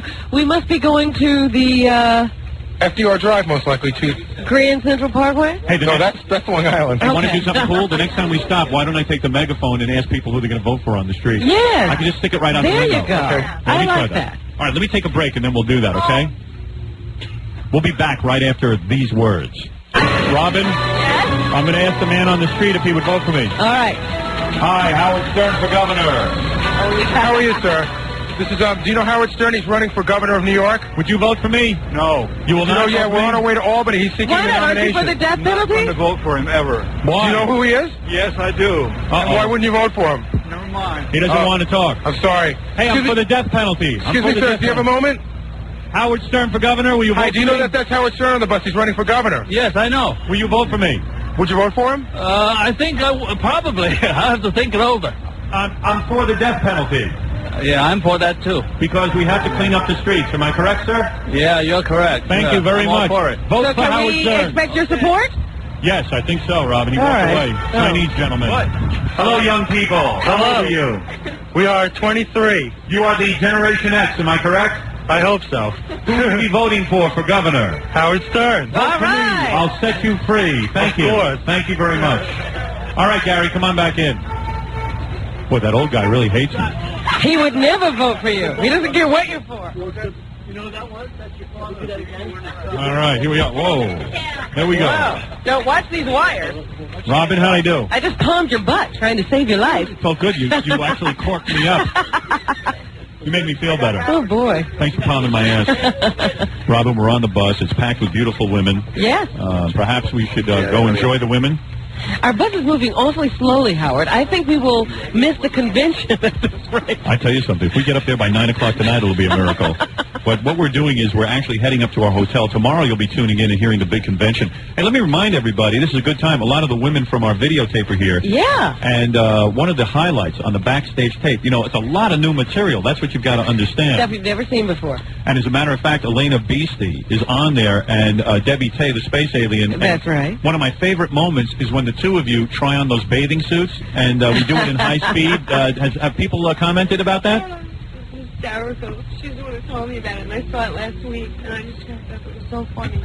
It was so funny, the faces Debbie Tay makes when she's trying to get your ass. Are you wasted already? Have you been getting high? Or No, not yet, no. girls? Nope, not yet. Good. Well, you know, I'm... Where's the champagne? I thought there was going to be champagne on you. I thought we had ice draft or something. So now you two, let's face it, Debbie is a lesbian, right? And Elena... Why are you frowning like that? And Elena, you of course go lesbian too. Sure. Will you girls be over at the hotel tonight? We're sharing a room together, So actually. will you get it on, you think?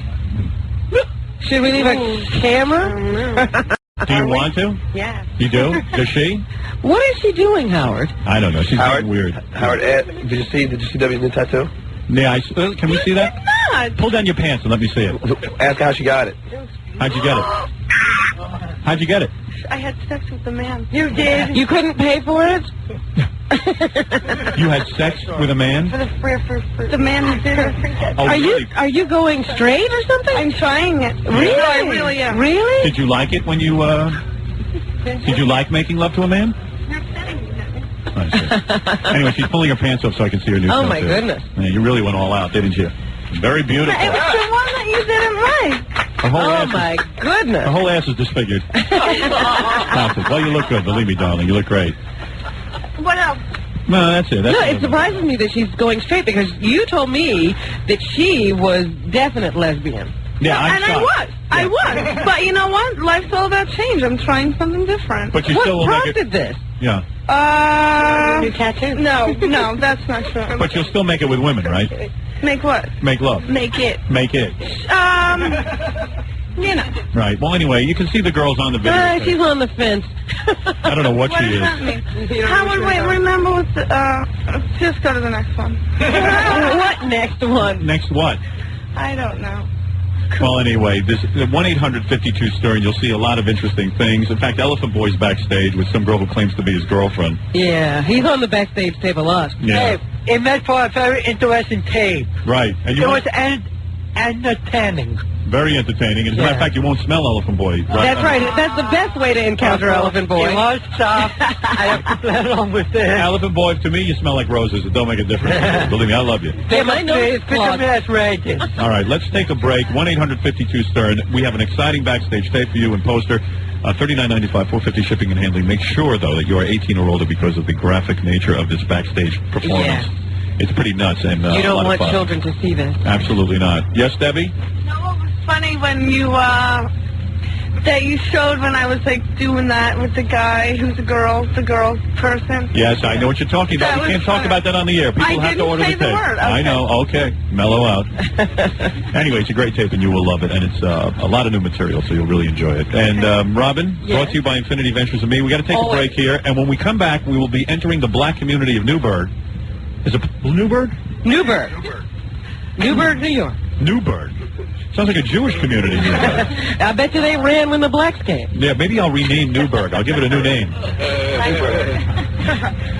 Since it is a black community. Yeah. What could you call Newburgh? I don't know. Let me think for a second. How about New Black? And we'll take a break, and when we come back, we will be in the black community. All right. We're back with a man who will give you a vote for every vote. Howard Stern. Hey, Robin, we're still in New York City, but I see a black community, and it might be an excellent campaign opportunity. I think this is Spanish Harlem, as a matter of All fact. right. Olay!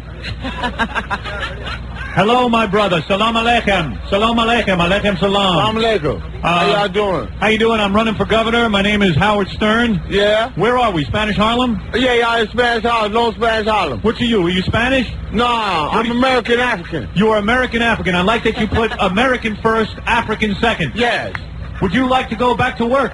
Yes. Now, you do have a job right now? No. I will get you a job if I am governor of New York. Oh, you governor now? I am the governor. Will you vote for me? Oh, will, definitely. Are you registered to vote? Oh, I am. Thank you. Yeah. Salam alaikum. Alaikum salam. Salam alaikum. Right. Look at that, Other Robin. people, that was good. That was good. See, where That more was black one vote. More black people, please. Hey, there's a white woman. What are you doing, honey? You're in danger. I'm on my way back to work. Is that right? Now, you work in a black community? This is Hispanic. Oh, are you Hispanic? No, I'm not Hispanic. Because you look white. I certainly am. It's a beautiful community, people living together. That's what I'm for. Of course, not in my neighborhood, but in other neighborhoods. I of said course. this is a Hispanic community. I understand, but there are many black brothers If she's here. going to vote for you, I sense some hostility. Will you vote for me, ma'am? Well, I do listen to you. I don't know if I can actually vote for you, though. Why? Who would you vote for instead of me? Who's running? Wait, here's a guy. Here's a man we want to talk to. What do you have to say, sir? Only if you commit adultery will I vote for you. Well, I'm about to right here in the back of the bus. You're too faithful, Howie. I know. You're too faithful, baby. There's something wrong with me. I love you, baby. Let's talk to some of the black brothers over there, the men I want to reach, the disenfranchised. Hello, sir. Sir, you are black? Do you know how... What do you think? Don't you look black to me. So why don't you come out here if you're running for something? I'm afraid you'll kick my ass. You definitely won't get my vote then. Come on, man. Come here. Come here. You just lost that Come one. back here, and I'll ring you back. You got a job? Of course I got a job. Don't you want a better job? Not for you. Well, then vote for me. Well, here's a guy with some kids. What about him? Yeah, man with kids. Responsible. How do you do, sir? This is Howard Stern. He's running for governor of New York. Well, would you vote for me, sir? Listen, Hello? I'd have to decide at some other time. I'm on the way to the doctor. Okay. All right. I'll see you again. Okay. Sir, good luck. vote for Howard Stern. It'll change your life. Death penalty. He's on the way to the doctor's office, Howard. Hi, ma'am. Can we talk to you a second? You know Howard Stern, that's him there. He's running for governor. Yeah, but I don't want to be on TV. Oh, you don't? You know? Okay. How about radio? Oh, we're attracting a crowd. Yes, we are, Robin. They're showing your poster. How you doing, man? Can we talk to you for a second? Yes, you can. Sir, you know the situation is very bad out there. How about Howard Stern for governor? Are you for me? I heard about you. Thank you. I heard about you, Mr. Stern. Thank you. And I heard a little bit on the news media. Thank you. What I'm trying to find out now is what your platform, what you stand for. Very and, simply. what are you doing? You know, what do you plan to do for the greater New York, which I know you must be a New Yorker. Right. And you seem to have a lot of liberal ideas. Right. Some of them I agree with, Yes. some I don't. Yes. But you can't be no worse than what we got. Exactly. So maybe we can get along together. All right, let's Sort go. them out. Salam alaikum. Alaikum no. salam. Tahir. Peace, my brother. Peace to you, too. And you know And that there's some black brothers back there, Howard. I am the only white man who is on your side. The rest of them are hunkies. I'm telling you, I am the only good white man that can help the black people. Thank you. Thank you. Well, if you're a good white man on our side, you must be a red Jim. My mother is black. Your mother's black? Yes. My mother's Jewish. Really? Why would he say that to you? Sir, we both have 2 strikes against us. Okay. All right, very We got good. a long way to go. Salam alaikum. I got... A very hard-working man, There's a Robert. whole group of blacks. This Howard Stern running for governor. You're Italian? No, I'm not Now, Italian. you are a black man, am I correct, sir? And you know you cannot trust the white man, am I correct? No. You You're can? not correct. I can. You got a job? Yeah, I got a job. What kind of job you got? Maintenance job. Maintenance job. Don't you Yeah. want a better job? Yeah, I like to hit the lotto. Are you for the death penalty? No. Really? Why not? Don't you want your streets safe from crime? I just want my streets. That's what I'm saying. I can give that back to you, sir. I hope you vote for me. I love the black people, and I love the Spanish people. Yeah, I like your special on HBO, too. Thank you very much. I don't know where you saw that, but God bless you. Robin, how am I doing over here? I think you're doing okay. You think might I'm- have gotten 1 vote. Yeah, I think so. I'm very, very small on the votes. Let me talk to this gentleman. Hello, sir. How are you? Welcome to my campaign. Well, I think we lost him, Gary. I can't hear a thing. Step over here so I can... There we go. Yeah. Sir, who are you voting for governor? I'm voting for you. Thank you. Okay. Where are you from, sir? I'm right from here. But what you need to do is give your heart to Jesus and serve God, and then you will get a better society. Because many people who did be governor, they still forget what the scripture said. And if you're going to ever be a leader, you have to first give your life to Christ. Robin, I'm And ready let to the people resign. have confidence in you as they have Get in so much Christ. advice down here. Let me tell you something. Thank you for the advice, sir. I give my life to Christ. Thank you. Thank you. Okay, that's good. Thank you. Well, I'm really winning them over. That was easy. Thank you. All right, everybody, back on the bus. Thank you. Howard Stern for governor. I am the man of the people. Howard Stern for governor. And remember, I am the only white man you can trust. I have long hair. People are against me, too. I just won these black people over. That took me 5 minutes, Robin. I think you're doing pretty good. Blacks are so easy. Thank you. Salam alaikum. Now that guy wants a job. Come here. You need a job, sir? What kind of job do you need? I don't care what it is, sweeping the floor, cleaning out a building. I don't care what it is. Ain't no work. Are you a Vietnam vet? Yeah. I will get you a job. Don't worry about it. Vote for me, Howard Stern. Got my name on your list. Give me your name and I'll put it on my list. Name, I just signed the paper there. Timothy Farad. I will help clean up anything up your campaign. We need work out here. We need work. You serve the you country. You cannot help the economy unless people go back to work. You serve the country. That's right. That's right. You served your country well. You deserve a job. No, regardless of what I did. Sorry, you don't have a job either? We need work. We got. You talk about welfare. Right. We don't need welfare. We're not a lazy people. Right. We need work. That's what I say. Put us to work. We work. The black man is the greatest man. Do you know the black man invented the pyramids? Who knows that? Do you know that, sir? We know that. The black man invented the pyramids, and let me say something else. We need a job. Let me say, never mind a job. Cleopatra was black. With today, That's right right. now. That's right. I'm tired of people promising. We tired of promises. Excuse me, ma'am. There's a female here. What? Stay on the TV and do your shows, but don't get into politics. Stay on TV. I don't think you should get into politics. I love your shows. Thank you, but, ma'am. But don't go into politics. Thank you very much, ma'am. Thank you. That's you're the best. Getting TV advice from an unemployed black woman. Robin, I'm exhausted from the black people. Goodbye, black people. Oh, they're asking for me, Howard. Oh, Robin. Here I am. Hello. It's good to see all of you. Vote for Howard. Robin, tell me you're black. Howard. Robin. Vote for Howard. Robin, tell him you're black. I'm black. She's Hi. What? The wheels of the bus are gone. Oh, stop it. Did anybody protect the wheels on the bus? Well, wave to your constituency. Oh, Get yeah. another vote or two. I don't think there's one registered voter in that whole lot. Was there one person working in the middle of the day? Goodness. All right, listen, we just All stopped right, off here we in go. Spanish Harlem to Yes. address the blacks in Spanish.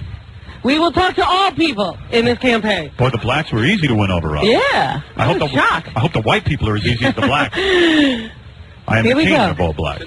Hello, black people. Hello, black people. Hello. speeches. What was that? It's like they had prepared speeches. I think they meet a lot of politicians. I think they knew that we were coming. Somebody tipped them off. We're on East 103rd Street. Terrible neighborhood. Hello, black people. Can't you yell out the Spanish stuff? Mis avios de pesca en la cocina. That's my fishing gear is in the kitchen. Yes. Hello, black people. All right. Well, the black people are ignoring me now. Well, you know what? You need a megaphone. It's right there. Megaphone. Right here. Here. Yell out to the people, Howard. Thank you, black people. Vote Thank for you. Howard Stern. Go ahead, Robin. Talk to the megaphone. You love it. Hello, hello, people. Hello, black people. You get caught up in it, Robin. You forget what the hell you are, don't you? That's right. Hey, let me tell you something. Here's some people. Yell. Hello, black people. Hello. They wave back. That's very nice. I feel like I'm on safari. Yes. Yes, it's very nice to see where the black people live. My God, look at the conditions. It looks pretty good, doesn't it? Good. I wouldn't set foot here. I would at least be, I just would never What live is here. the Bravo supermarket? I've never heard of such thing. I don't know, but they're brave people. Wow, this is wild. This is like a tour of the black neighborhood. Yes. This is These very are things dangerous. we've never seen before. I know. It's been a long time, Robin, since I've been in the black neighborhood. Hello. Hello, black people. Hello, black people. They love me, Robin. All the black people say, Oh, there's a pit bull. You know how hello, they pit bull. They always have pit bulls in this community. I'm for the death penalty for pit bulls. All right, Robin, I tell you what, let's take a break. Okay. And then I'm exhausted from this, and then the next stop, maybe we'll stop off at a black neighborhood in Newburgh, and then we'll move on to Whitey Land. All right. All right. See if you can win over some white people. Thank you, Robin. On the road to Albany with the next governor of New York. Here's best-selling author and advocate of electrocution of criminals and filling potholes with their ashes. Here's Howard Stern. All right, Robin, here we are again. Yes, Howard, we stopped in Newburgh. Yes, we did. We're at Newburgh, Robin. We're back. In case you're just joining us, we've been on the tour bus now for quite some time, Robin. Yeah. We last stopped, we were in Manhattan, and we stopped off in Harlem.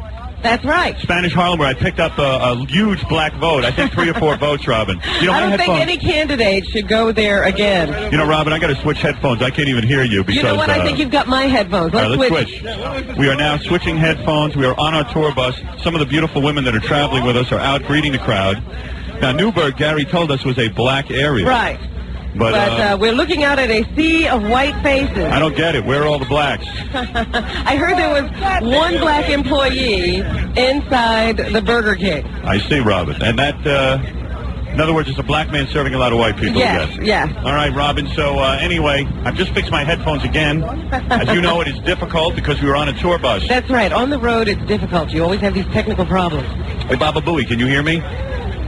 I guess he can, Robin. Where is he? I want to yell at him and ask him where all the black people are. I think he abandoned us. He left the bus. I will address the crowd now.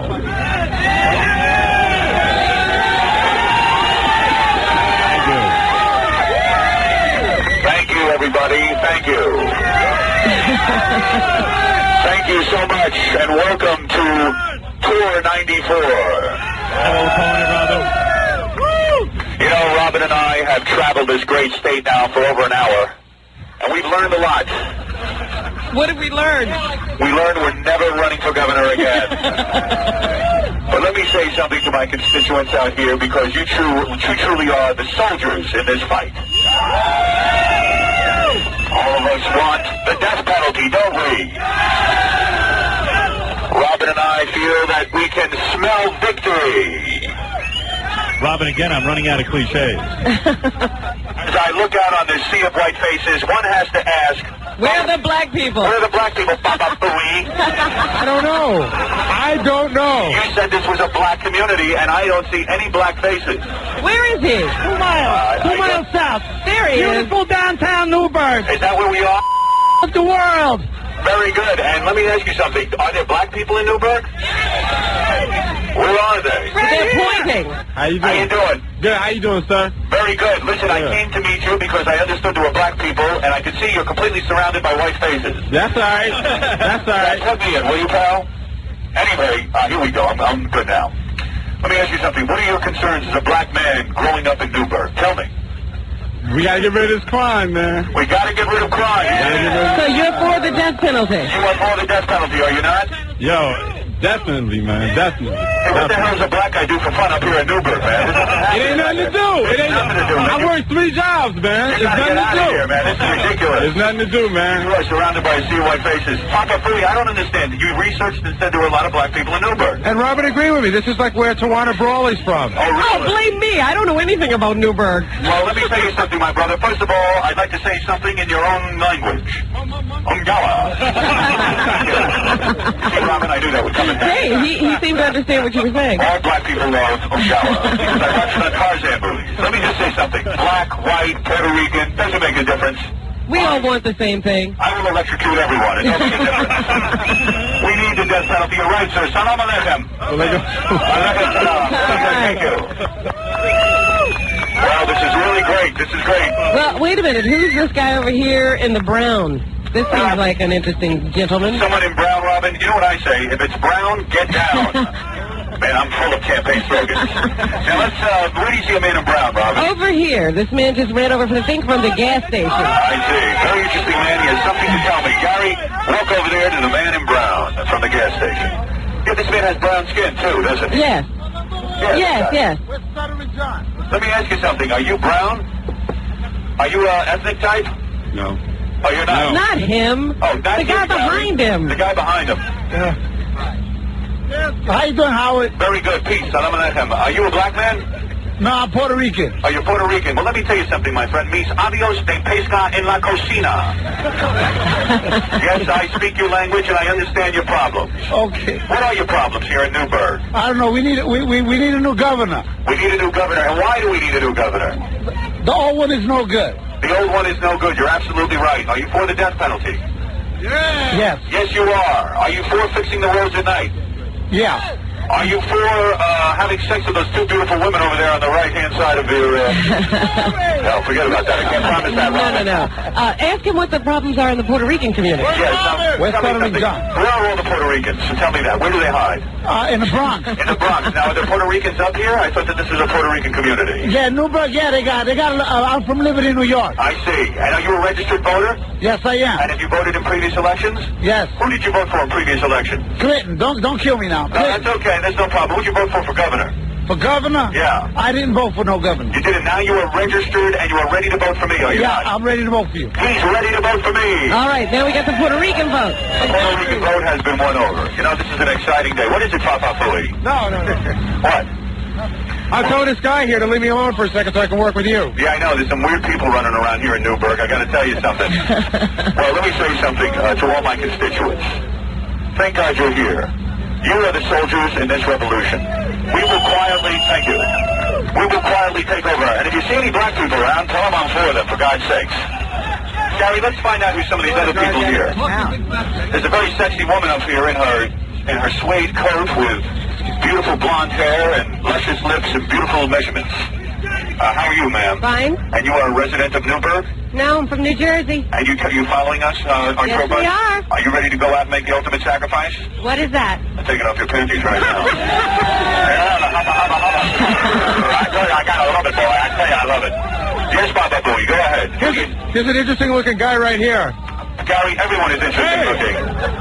That is Larry Bud Melman's father. How you doing, my friend? Wonderful. Let me say something that I am for the obese. I love them. Now, you're not obese. You're just Obese at last. Obese at last. Thank God Almighty. Obese at Where are last. you from, my friend? Clifton, New Jersey. Clifton, New Jersey. You are a soldier in this war? Yes. Why do you feel so strongly about my campaign? Because I want to kill murderers. You want to kill murderers? Very good. Thank you so much. Robin, it's time to address the press. I see Penny Crone from Fox 5 Yes, over she's there. following us. She is following us, Fox News. I see many police officers over there who all support me, I'm sure. Where are the Officers, police? you're out there in the streets. I bet you guys are Vietnam vets. You know what I'm talking about. You guys need clout. You need to be able to murder the murderers. Am I correct, sir? Yes, you are. Thank you. All right. Thank you, Your Honor. That was our state police. Thank you, Sheriff. You know, a guy like that, we ought to have you in New York City. We got to get you out of this hellhole. We really do. Let me say, Gary, let me talk to Penny, of course.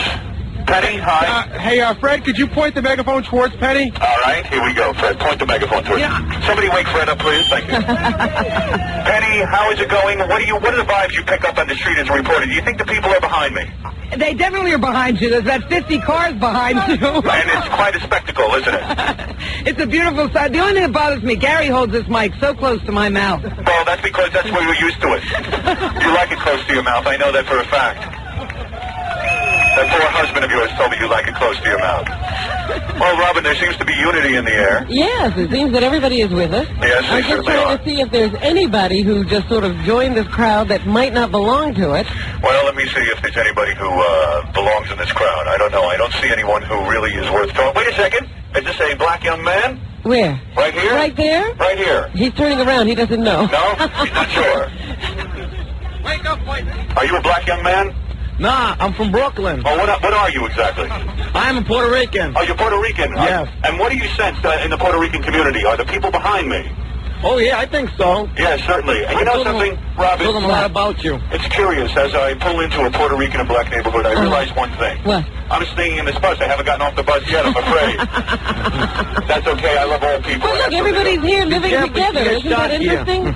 Everyone here is living together because we're here. And let me tell you, it's like a mini Woodstock. It really is.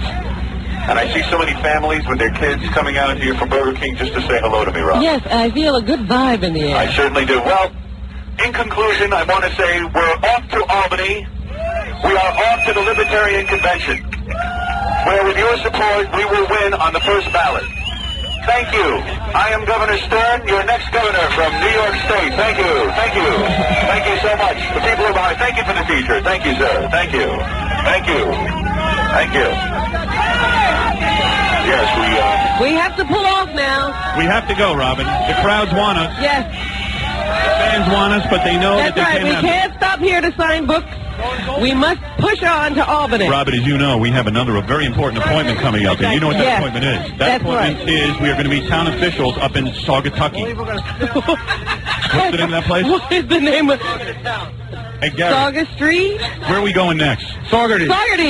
Who will I be meeting with next? Well, I'm going to call ahead. I hope we can make it there in time. We're supposed to meet with the mayor and the town council. Right. And they're going to show us around. They're going to greet us, welcome us to Saugerties. Yes. Robin, let's inform the audience at home that the campaign tour will continue. Yes, and it is true. There are about 50 cars following us all the way up to Albany. That looks more like 500 cars, Robin. I must be honest, 5,000. Jackie just counted. 5,000. Well, I just knew that there was more than one person in every car. Give Gene the microphone. Howard, do you need me for anything? No, Ralph, I don't need you for Shut a up, freaking Ralph. thing. Just shut up.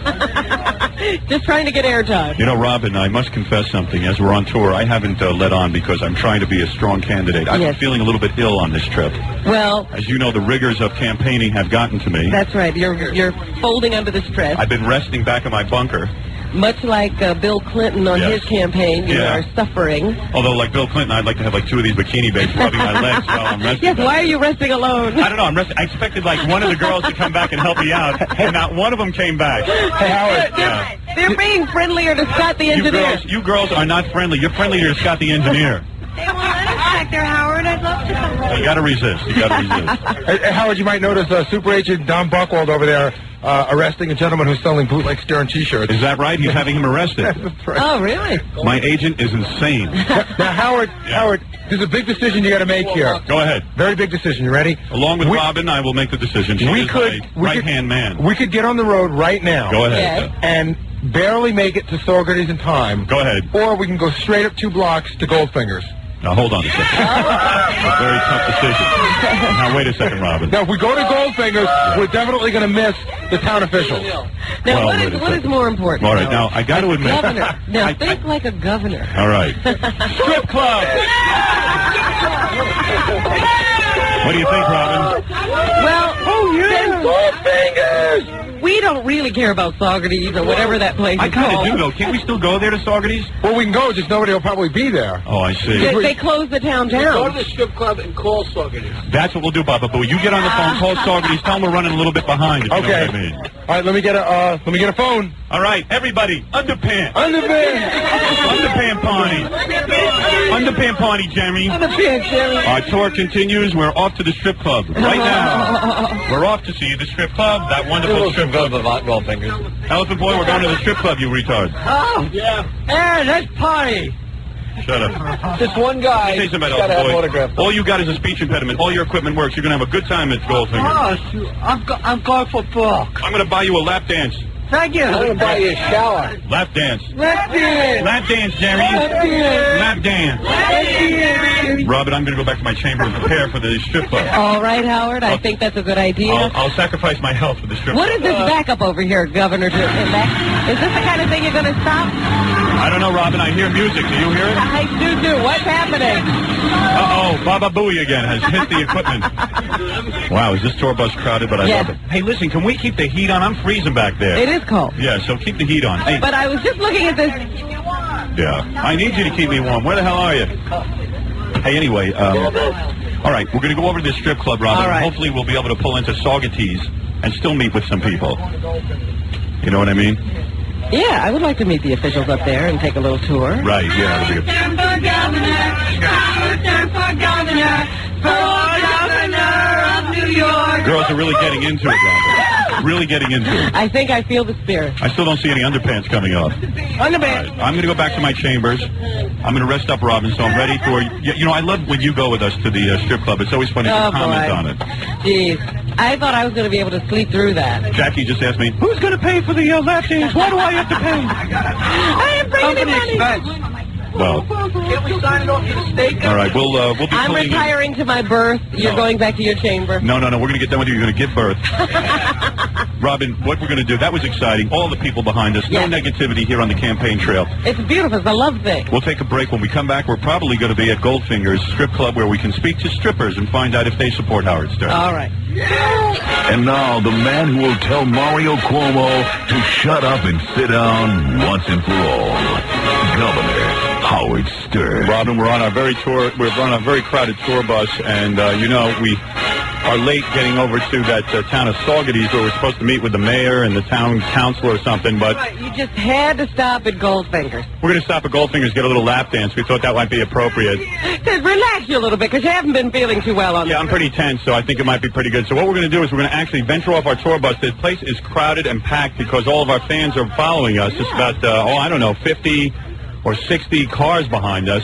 So we're going to try and sneak in. Okay. Fred, Jackie, ready? Everyone ready? Elena, ready? Born ready. Okay, Scott, you're coming? Yes. All right, everyone is coming. All right, here we go. Miss Howard Stern, you be in front of me. Okay, my darling. And Tempest, you be in front of me. Okay. All right, here we go. We're leaving the bus. Our bus driver is here. How you doing, all right? Doing fine. How you doing? We'll still interview you about Nirvana. Hold on. All right. Here we are. Here we are. Hey. Thank you. Thank you. Vote for Howard Stern for governor. Howard? Yeah. There's a couch.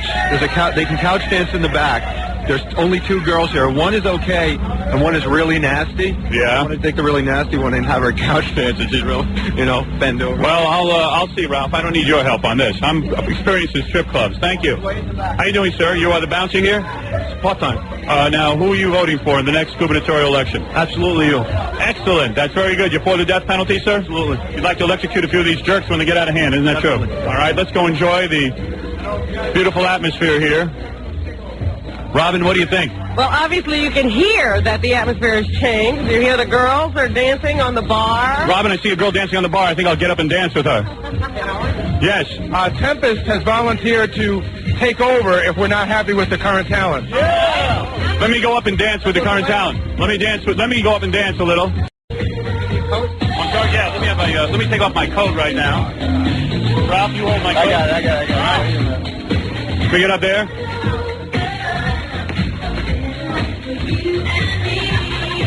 Robin, I'm dancing with the stripper. What is your name? Kathy. Kathy, and how long have you been working at Goldfinger's? 1 week. And am I a sexiest guy here? Oh, yes.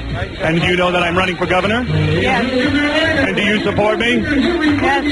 Do I like you in your bikini and all that kind of stuff? Very nice. Yeah, put some money in my pants. Yeah. Yeah. Where's Robin? Wow. Let me address everyone in the club. Whoa, yeah. Let me address everyone in the club. Attention, everyone in this club. This is Howard Stern. I am running for governor. Thank you. I would like to welcome myself to Goldfingers, along with the very lovely hostess, Robin Quivers. I would like to explain my platform. I am for the death penalty. Hey, Robin, who's that hot blonde over there sitting on the stool? Yeah, come on over here. I think I found a new vote. I think I found my Lieutenant Governor, Scrooge Van Dorkin. Hey. Come on over here. Now, who are you? Are you a stripper? Melissa. Your name is Melissa. You a stripper here? Yes, I am. And would you like to dance with me? Sure. All right, Robin, watch me dance a little bit. All right, you're going to dance? Yes, I am. All right. Here I go.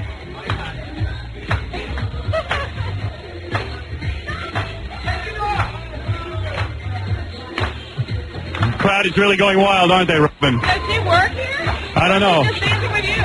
She works here, Robin, and I have her vote, I believe. Are you for me? Yes. Oh, you are. Thank you very much. Fantastic. Let me finish addressing the crowd. People of Goldfingers. People of Goldfingers. Let me say that the death penalty is very important to our state. Robin, I'm addressing a bunch of strippers. Unbelievable. Let me tell you that the death penalty is very important to our state, and I ask you for your support. I ask that you understand that our state's highways must be worked on at night because traffic jams are awful everywhere in our state. I ask you to support me and my Lieutenant Governor, Stan Dworkin, a man of the people. Thank you. After oh yeah, baby. Oh, this thing, Robin, time to dance. Excuse me. You know, it's nice to have a candidate who's not uptight about dancing. Yeah, baby. There you go. Jackie administering dollars. You cheap bastard. Why don't you give her like a 20? I don't know. I don't think it is. It's awful. I think there's more strippers on the bus, actually. Rancho, get up there and get naked. Rancho has a quarter for the girl. Rancho, someone just give me one of the girls' quarter. Let me say something. It's very unusual to campaign in a strip club. So I can see you guys on the disenfranchised. Good morning. The guys who can't necessarily get lots of women. And I'm for you, because I can believe you. I can't get lots of women either. My wife has anything. That's a little crap. But let me say, support me and I will bring you the death penalty. I see there's a lot of hard-working men here. You should come on up here and tell me about this. Now, what do you do here at Goldfingers? Are you just a customer? No, I work at HRC, and I seen it, and I'm probably going to get fired because the pictures are all of my truck out here. There's nothing wrong with you being at a strip club, my friend. How old are you? I'm 27 years old. When's the last time you got laid? Last night. Last night, so you just came in here, what, to look at more women? To meet you. Just to meet me? And I heard you were heading up this way to Newburgh. I knew you'd be at Goldfingers. And who are you voting for? I'm voting for you, Howard. Good man, good man. Thank you. Thank you. Another good man. Thank you. Oh, I'm not shaking your hand. You've been at the strip club too long. Bring over that guy at the bar. I want to address him.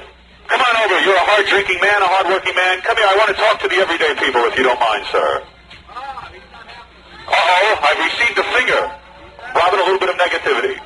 All right. Well, I think I'm getting out of here.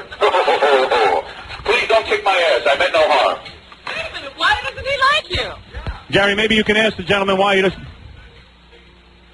Is that... Imus says I stink because he stole everything I ever did. You've got to come over to our side. You must understand that. Imus is a crummy old man. I'm getting out of here.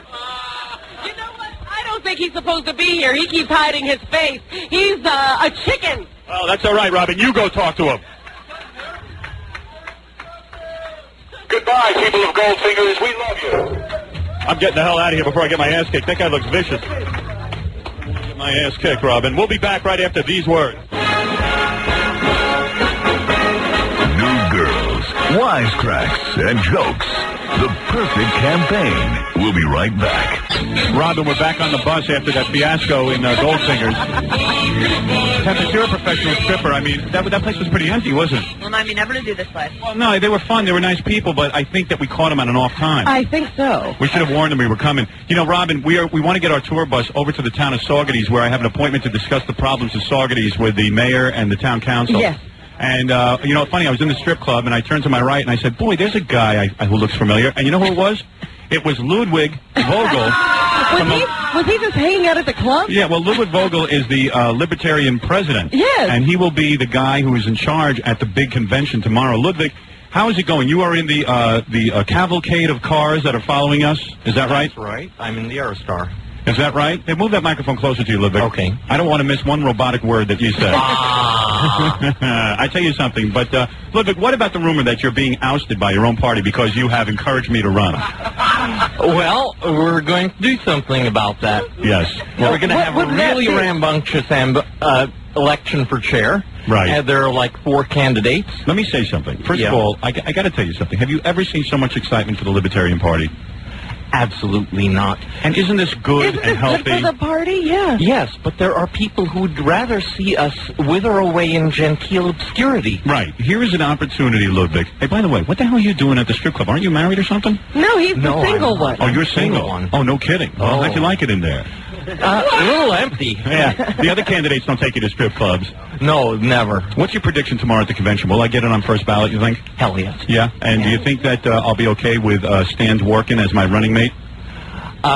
Run past membership and see if it flies. Good. You think I stand a chance? Because I really don't want any hassle there because Dworkin's the man. You know, a lot of people don't realize it. If I get the Libertarians over 50,000 votes, yeah, that means in the next election they will be able to be on the ballot automatically. Without all this petitioning and all that stuff. And that's my goal, and that's what I'm going to say at the convention tomorrow. I'm going to call for party unity. I know there's a guy named Mr. Ostrowski or something. Jim Ostrowski, who's running against me. There's other candidates. And what I'm going to say to them is, look, rally behind me. If I get your nomination, I will bring the party over 50,000 votes. I think I'm most qualified to do that. I'll get out there and make sure it happens.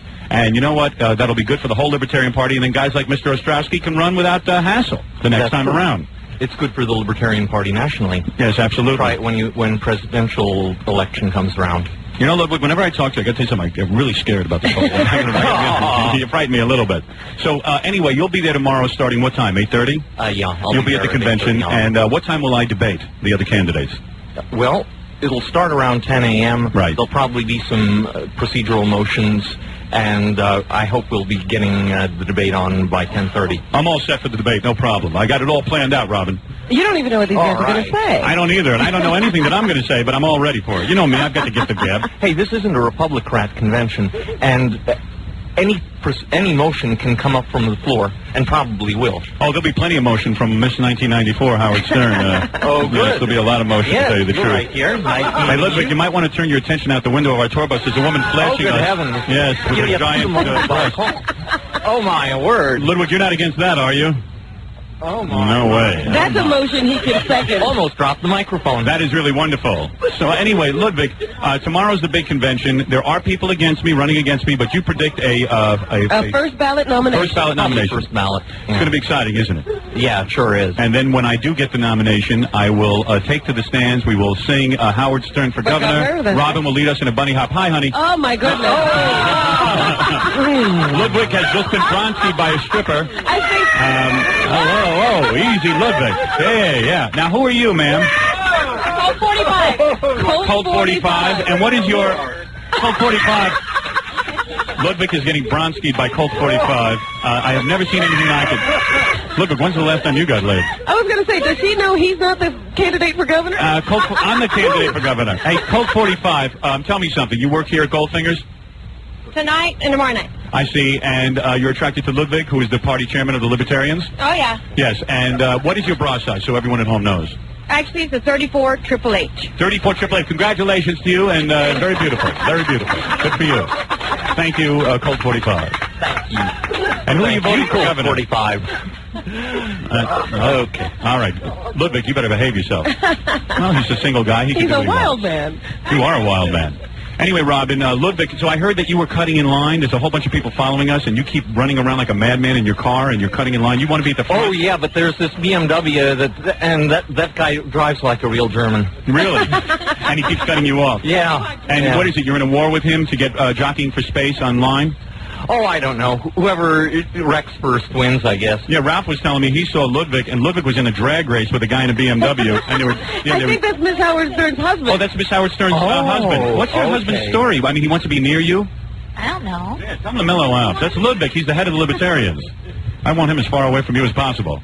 Wouldn't you want to be near me, Yeah, I certainly would if Jackie wasn't, Jackie gets jealous when I go near you. Sure, Jackie can move over. I'm afraid to go near her. God, anything could happen. You think it would be inappropriate if Miss Howard Stern and a couple of the other girls gave me a bubble bath when we got to the hotel? Well, no, you're the governor. You're going to be the governor of New York. Won't I need to be bathed? Would you? Certainly is. A governor shouldn't have to do anything for himself. That's right. Governors have it all done for them. Exactly. Thank you, Ludwig. Anyway, Ludwig, you better get in your car and get ready to follow us. We'll talk to you later. We'll see you at the convention tomorrow. Robin, it's time to let our bus take off. Our next stop is Saugerties, where we'll meet with the town mayor. All right, so this caravan moves on. That's right. Ludwig, you want to give me a bubble bath tonight? No, some other time. Just kidding, pal. That guy's a barrel of laughs, Ludwig. Boy, did he light up when that woman started shaking those things in his face. I'll tell you, I never knew if Ludwig was for guys or girls, but I'll tell you one thing, he's definitely for girls. I was What was that? I never saw him wake up before. I know. Hey, I just want to mention something before we go to break. That a lot of the food that we're eating here, in fact, all the food that we have on the bus, right, Scott? Yeah, there's all the food. USA Eats, David Ross, Fort Lee, New Jersey. This guy's been catering a whole bunch of meals for us. Every time we take a road trip, when I did the tape for 1-800-52-STERN, that whole thing was catered by these guys. This is delicious food. Let me have the menu. And by the way, here's Tempest to tell you how much she liked the food. Have you been enjoying it? Yeah, great food. Great food. And you eat a lot, right? I eat a phenomenal amount of food. Anyway, so they provided all the food for the Miss Howard Stern New Year's Eve pageant. They provided all the food for this historic trip to Albany. USA Eats makes the kind of food that I love to eat. Let me, first of all, what I like about them is it's low fat, low cholesterol, healthy, and delicious. It's USA Eats in Fort Lee, New Jersey. Now, what do these guys have a place, like a restaurant or something? Because I've always had it like catered. Do they just cater parties and, do you know? See, you got to call them and find out. But if you want, I know they cater, and like you can get anything to go. They've got these like incredible deep dish apple pie, USA Eats own chocolate cake, brownies, assorted fruit pies, but all of it like made homemade. And I know the guy who's the chef and owns the place. It's just really good. Fountain sodas, white hot chocolate, like weird beverages. You know what I mean? But really different things. Let me see what else I can turn you on to here. Here, try these sandwiches. The Monterey, smoked turkey, melted Monterey Jack cheese, lettuce, tomatoes, honey mustard on raisin nut bread. That's what Jackie the Joke Man's been eating. Something called the Seattle, smoked salmon capers, chopped red onions, scallions, cream cheese, and olive bread. But you got to just taste this stuff. It's really great. They have roasted turkey breast, rare roast beef, baked Virginia ham, Boston bib lettuce, Jersey tomatoes, Maui onions. Really great food. Give them a call. USA Eats in Fort Lee, New Jersey. I think they can come to you no matter where you are. 201-585-1666. 201-585-1666. All right, listen, our bus is taking off. Next time we join you, we'll be in Saugerties, where I'll be meeting with the town officials. All right. Robin, we're back, and what we're doing is we're actually on tour. We are heading up to Albany to the Libertarian Convention, where I'm running for governor. And what's going on here? We're about to run up on the curb. All right. The town is so bus small. Too big for the town. We're stopping. You know, we just went to a strip club, and I made a campaign speech. But what we're doing now is something more important. We're in the town of Saugerties, upstate New York. How far are we from Albany? Anyone know? About an hour and a half. Hour and a half? 45 miles, they say. Hey, John. Hey, Gary, why don't you take the microphone? Anyway, so we're about 45 miles from Albany, and we were contacting towns to see if they would let us meet with the mayor and stuff, and all the mayors of the other towns didn't want us. Couldn't meet with the mayor of Woodstock. Yeah, why are all these people here? What do you mean, there's a lot of people? Yeah. I really can't say. Where do you see people? Right up there, the little white house. I think the town is waiting for us. I think everybody turned out. The whole town is here. Unbelievable. Wow, look at all the people, Robin. Open the window so we can hear them cheering for their candidate. Howard, I think I see a local news person right here. Is that right? Oh, with a camera. wonderful. All right, Howard, I'm going to jump out and go look for the people we're looking for. All right. Hold on a second. It's a sea of lily white faces, Robin. If you notice, this must be a lily white community, this Yeah, I Saugerties. don't think any black people live in this town. I think so, and maybe I should address the people on the street with my bullhorn. Okay. What do you think? I think it's time for you to make another campaign speech. Yes. I'm going over now to the window to address my public, Robin. All right. Which way is the mayor's office? Yeah. Both. We can hear Gary. As usual, he doesn't know where he is or what he's supposed to do. No matter how much he prepares, he's always confused. Hold on, everybody. Hold on. Let me get over here. I will address the crowd of Saugerties, New York, Oh, Robin. we're right in front of the Old Dutch Newspapers, Inc. Hello, hello. Hello, people of Saugerties. Welcome to my campaign, Campaign 94, Howard Stern for governor. Could you step back a little bit? You know, I don't know how many candidates come to the little town of Saugerties, but I won't ignore you people in my campaign. No way. You know, I said to Robin just the other day, Robin, we have to go to Saugerties. And you know why I said that? What? Because about 5 other towns rejected us. Nah, that's not the reason. I want to say I love the people of Saugerties, and I've come here to learn about your problems. You do love me? There's room for you on the tour bus. Hey, Howard? Yes. We have the town supervisor here ready to meet you. Well, good. I want to come and meet the town supervisor. Of course, this is not an endorsement. I understand that, but I would like to learn about the problems of Saugerties so I may address them on my radio show and my candidacy for governor. Are these real Saugertarians? Are you real Saugertarians? You are? Born and raised?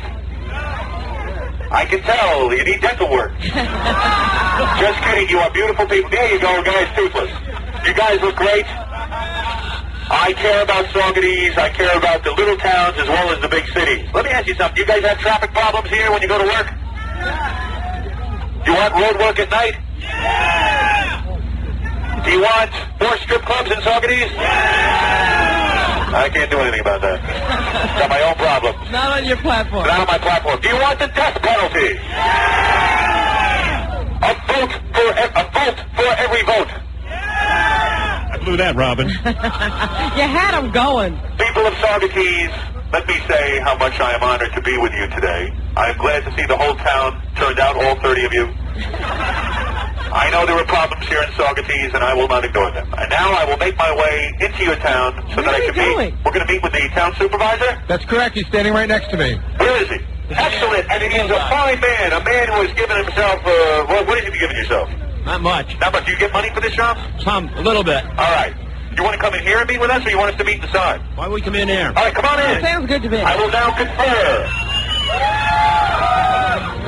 This is what gubernatorial candidates do, Howard. That's right, Robin. And none of it's done behind the scenes. Robin, why don't you sit here, and then we'll put the... Is this the mayor or the town supervisor? No, this is the town supervisor. I'd like you to meet Mr. Jim Griffiths. Mr. Jim Griffiths. Jim, if I may call you Jim or Mr. Griffiths, please have a seat Why don't between you me and sit Robin. here? I'd like to meet Tom Turco. Where is Tom Turco? Tom Turco should be right behind me if they'll let him on a bus. There he is. Tom.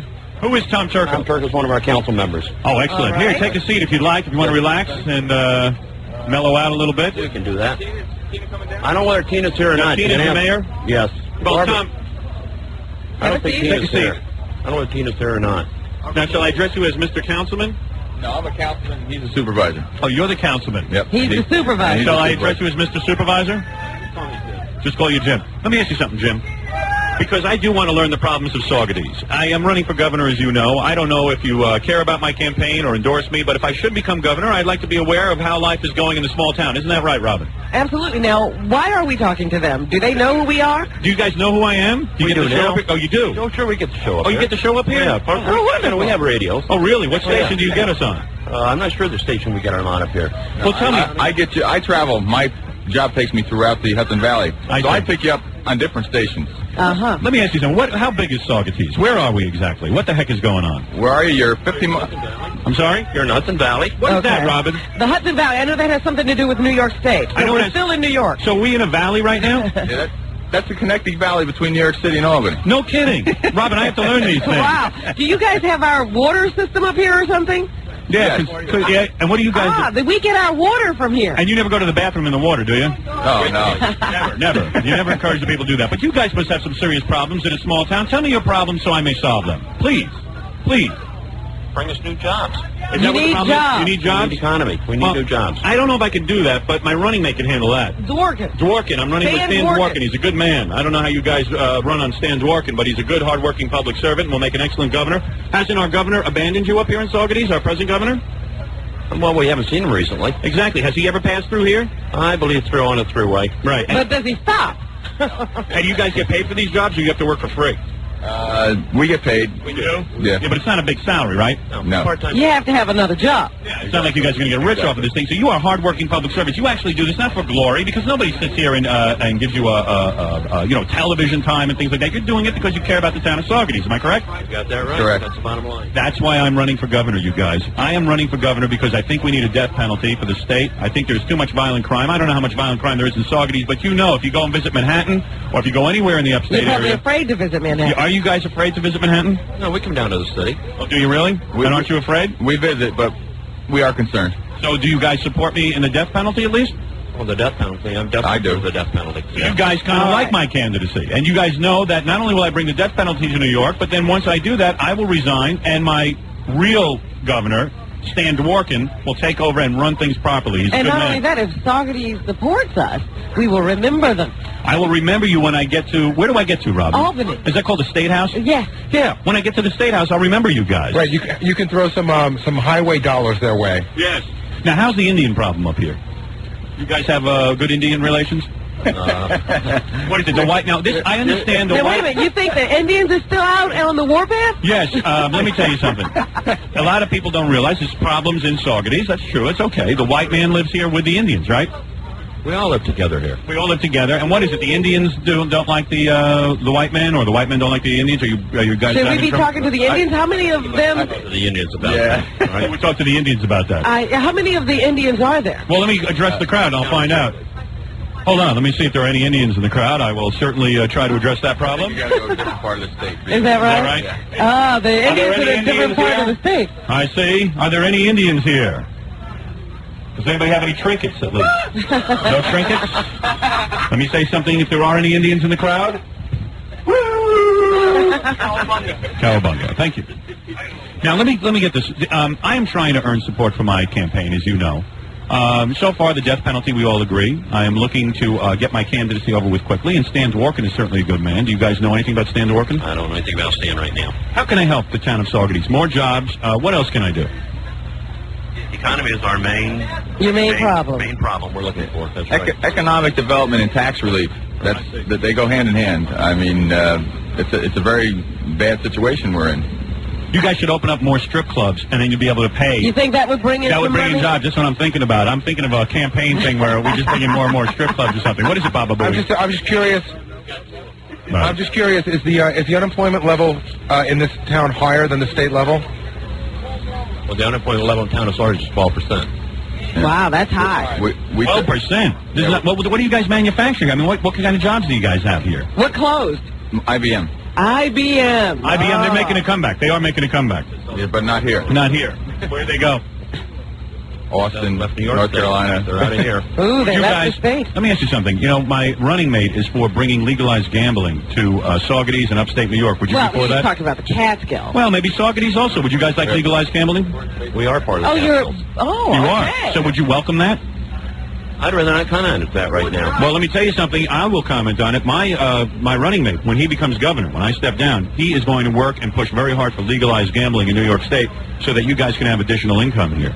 Additional income we're looking for. Exactly, and that I can deliver to you. So I would hope that you would get behind me. You know what I'm saying? Too bad you guys don't have like a caverns or a waterfall like Niagara. Then we'd be, you know, a tourist You get city. some tourist stuff. We have the Hudson River. What is it? People come and visit the Hudson River here in Saugerties? Or do they come to Up and jump? down the Hudson River. They jump off the Kingston Rhine Cliff Bridge all the time. It's the suicide capital, Saugerties. Unbelievable. Are you guys sure we're still in New York? Is that possible? Very possible. So what happens? The Indians around here can gamble, right? They have on the reservation, they have gambling. Is that correct? Far west. That's far west. You guys have nothing to do with that. I understand. Not at all. Well, let me just say something. I would like to restore the pride to Saugerties. And why? And why do I want to do that, Robin? I was going to ask you. I said, that's a wonderful platform, but what are you doing? I don't know. I was going to ask you, what am I doing? I think I could get the gambling thing going, and I think that, everyone will be coming to Saugerties, and there'll be plenty of jobs. Well, as soon as we get those taxes down, which is also what Stan Dworkin would like to do, businesses will be coming back. By the way, I don't know how many people realize it. Saugerties is one of my favorite philosophers. I studied him in school. Saugerties? Yes. That's Am I correct? Socrates. You got that right. Yes. What is the name Saugerties? What is Saugerties, anyway? Mr. Mayor and Mr. Councilman. What does that mean? Well, it's really, Saugerties is an old community that they had mining here for years, and they took bluestone from this area and they took it down to the city and built the sidewalks in the city. A lot of the bluestone from this area is on the cities of New York. Well, we don't need any more sidewalks. Robin told me that Saugerties means drunken redskin or something. I don't know. It's wild meaning. I don't know what it was. Now, let me say something. This is a cultural center. Is there a Taco Bell here yet that we can drive to? Not that I know of. No, but Are you looking good for good pizza? Good pizza, yes. I'll get you free pizza on the way out. I see. Right near the thruway. Are people leaving Saugerties in droves now that IBM is no longer here? Yes. Yeah. We've lost quite a few of the people. So your main export is people leaving in droves. Is that correct? We do have. Yeah, but we don't get paid for that. We don't get paid for that. I understand. So I think I'm getting a good handle on some of the problems.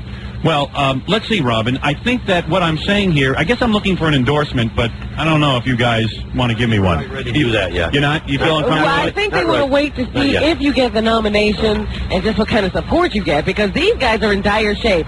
If it doesn't look like you're going to be governor, they couldn't go out on a limb for you, I don't think. Hey, hypothetically, if I did win the nomination tomorrow, would there be chance of an endorsement? Because I can bring you guys electric bowling alleys. I'm telling you, I'll make you a deal right now. You can get like 3 of them. It'll be wild. We have to consider that. We have to think about that. You guys get cows and stuff up here in farming? Yeah, we still have cows. Ever accidentally milk a bull? Did that ever happen? You know what I'm saying? They wouldn't be sitting here talking to you. I'm sorry? Who writes a script for you? No one writes a script for me. It's a free association kind of thing. You know what I mean? I just think this stuff up as it goes along. But listen, as governor, I will get your women out of the kitchen. I'm also pro-women. I will get them out of the kitchen. Where will you send them? The laundromat, where they belong, for God's sakes. You guys know what I mean. Thank you. Boy, it seems like I have a lot of fans here. Well, actually, they're cheering for Miss Howard Stern. Oh, is that right? What is she, taking off her top or something? She's right there showing see. a T-shirt. Would you stop that, Miss Howard Stern? Okay. Yeah, she's busy taking off her clothes. We're trying to conduct business here. Yeah, please, get away from me. Now, Saugerties has a woman as mayor. A mayor. Is that correct? And, do you guys get along with her okay? Sure, we get along fine with Tina. I got to tell you something. I'm very proud of you guys. You know, a lot of small towns would not meet with me as a candidate. They don't take me seriously. But I am dead serious. If I may leave you with this thought, I am serious about the death penalty. I am serious about these issues of, getting traffic flowing. And I'm serious about Stan Dworkin taking over for me and actually getting jobs and money back into the state. And I think he's the guy to do it, along with me, of course. And I know it's kind of a goofy candidacy. It seems that way, but I am dead serious, and I really do want to be the governor. Don't you think it's time for a change? Right. And you can see, I'm the only candidate that cares about Saugerties. Nobody else showed up here. Not yet. Matter of fact, you were the only town council guys willing to meet with me, quite frankly. Everyone else turned us down. I think that was very open-minded of you. We're an open-minded community. Yeah, I mean, the people at Newburgh basically threw us out. Woodstock turned us down. I know. Hey, where is the mayor? Maybe time of the month or something? Well, hey, that's possible. Tina's office is closed. Is it really? And I don't know where she is. Do you know if she's around? I don't know where she is today. Right. You guys haven't seen her? No, not today. I haven't seen her. Well, let's hope she's all right. Mayor? Let's hope she's all right. Tina's fine. She's on vacation, you think? Well, let me thank you for meeting with me. If there's anything that I can do for the town of Saugerties, if you guys will... Well, now you're on a first-name basis with the future governor. Yeah. What are your guys' first names again? Jim. Jim and Tom. The Jim and Tom show. The Jim and Tom show. Jim and Tom. If I do remember your names, you can feel free to call me anytime. Or get in touch with my people. You know what I'm saying? Remember Saugerties. And let me ask you something. On a scale of 1 to 10, I'm trying to figure out how advanced Saugerties is, because it's a small town. Do you guys have copy machines yet? What are they? No, you don't even know that. Oh, yeah, wait till you say, hey, listen. We have a copy machine. Yeah, we do. We only certain size papers, though. We don't have the ones that do all the fancy things yet. I'm glad you're sitting down, because I got to break the news to you about JFK. Wait till you hear what happened to him. You guys don't get any news up here. It's terrible. Well, would you guys like to address the crowd at all on the bullhorn and tell them that you met with me and what kind of man you think I am? So I think we're just drop in and say hello to you. I appreciate it. Have I addressed your concerns? Do you think I'm viable? You're getting online. Thank you. At least I come here. Has Mario Cuomo ever met with you? Not yet. All right. Has any of the Republican candidates met with you? Not yet. All right. So there you go. I want you to keep that in mind. Yes, that's something to think about. Believe me, I'll remember you serious? Saugerties. I am very serious. And I am telling you, I will bring the death penalty back to New York. Remember, Saugerties will be our battle cry. Right. And I'm going to try and bring caning. That's an extra bonus. Now, what do you got? Taste. This is just you want my signature? Yes. All right, well, I need your signature. All right, I would be happy to sign. What is this, an official document? No. This is Saugerties letterhead. All right, I'd be happy to sign this, and I want to thank you guys for meeting with me. And listen, when I become governor, I want Jim to dress up a little more. The sweater. Go to the woods. I see. I mean, you're meeting with a dignitary. You guys could have dressed up a little. We thought about that. Yeah.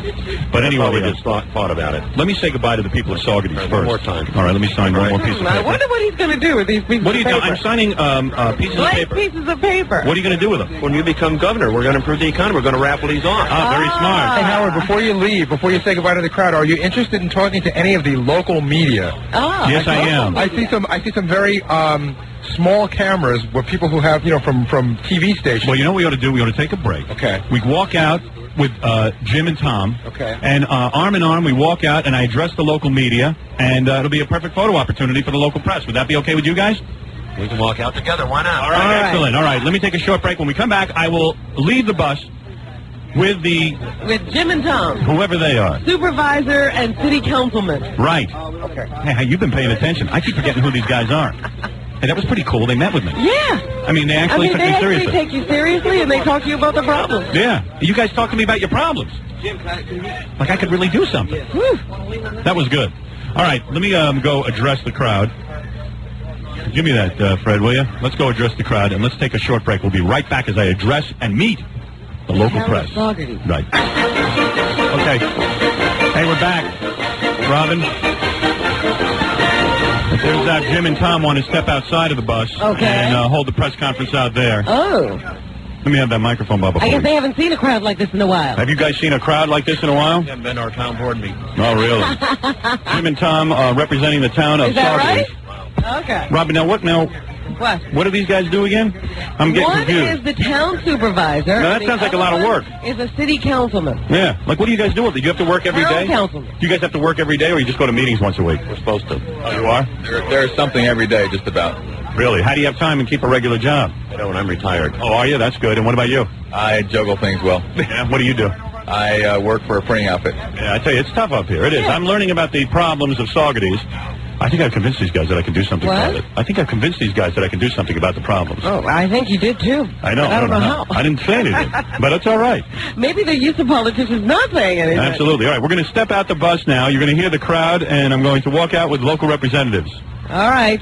It's crowded out there. Those guys are pretty serious, aren't they, Robin? Oh, they don't crack a smile. I think they share Spock's sense of humor. All right, let's go. We are stepping out of the bus, Robin.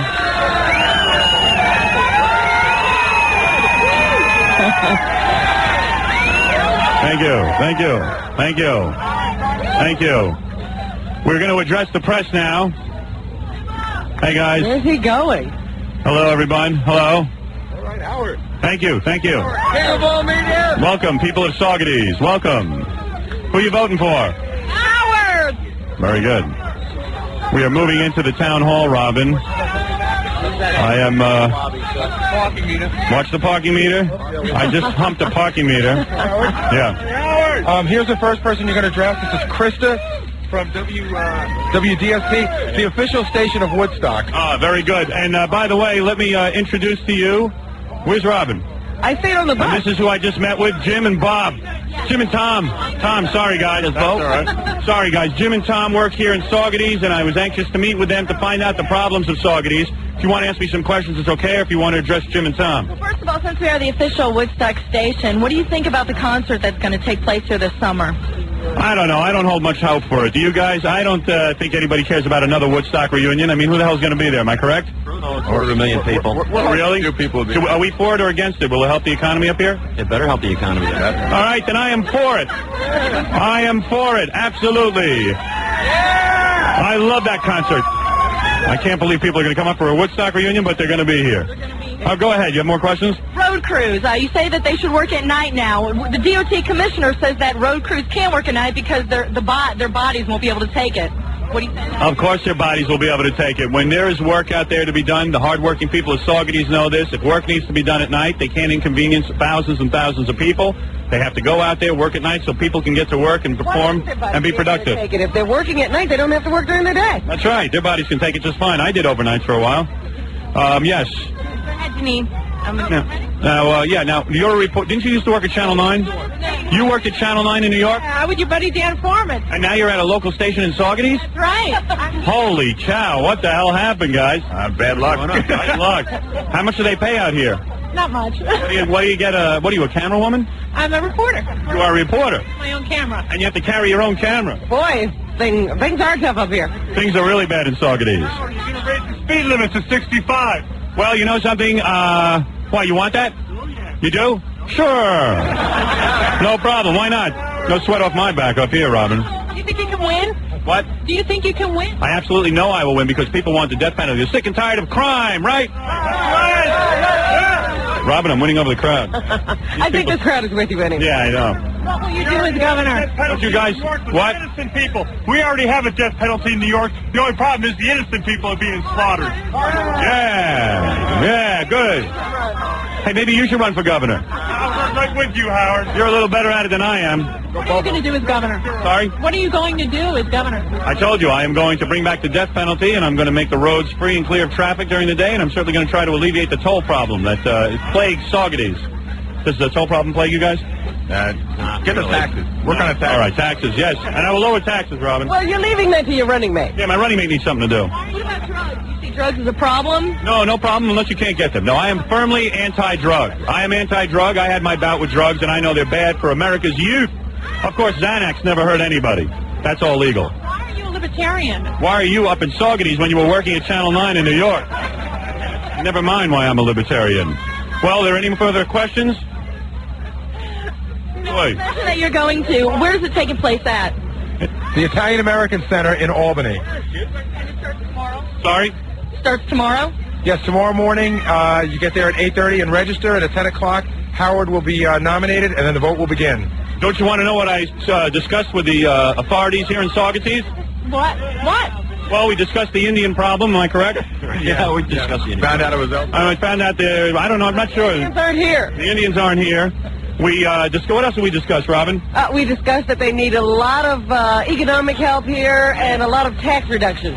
I'll be honest with you, between you and me, they have too many problems. I don't know if I can help. This is really serious over here. I really don't think Woodstock is going to work up here. I mean, I don't know. They've tried other Woodstock reunions. They've been unsuccessful. What are some of the acts that are going to be up here? Do you guys know?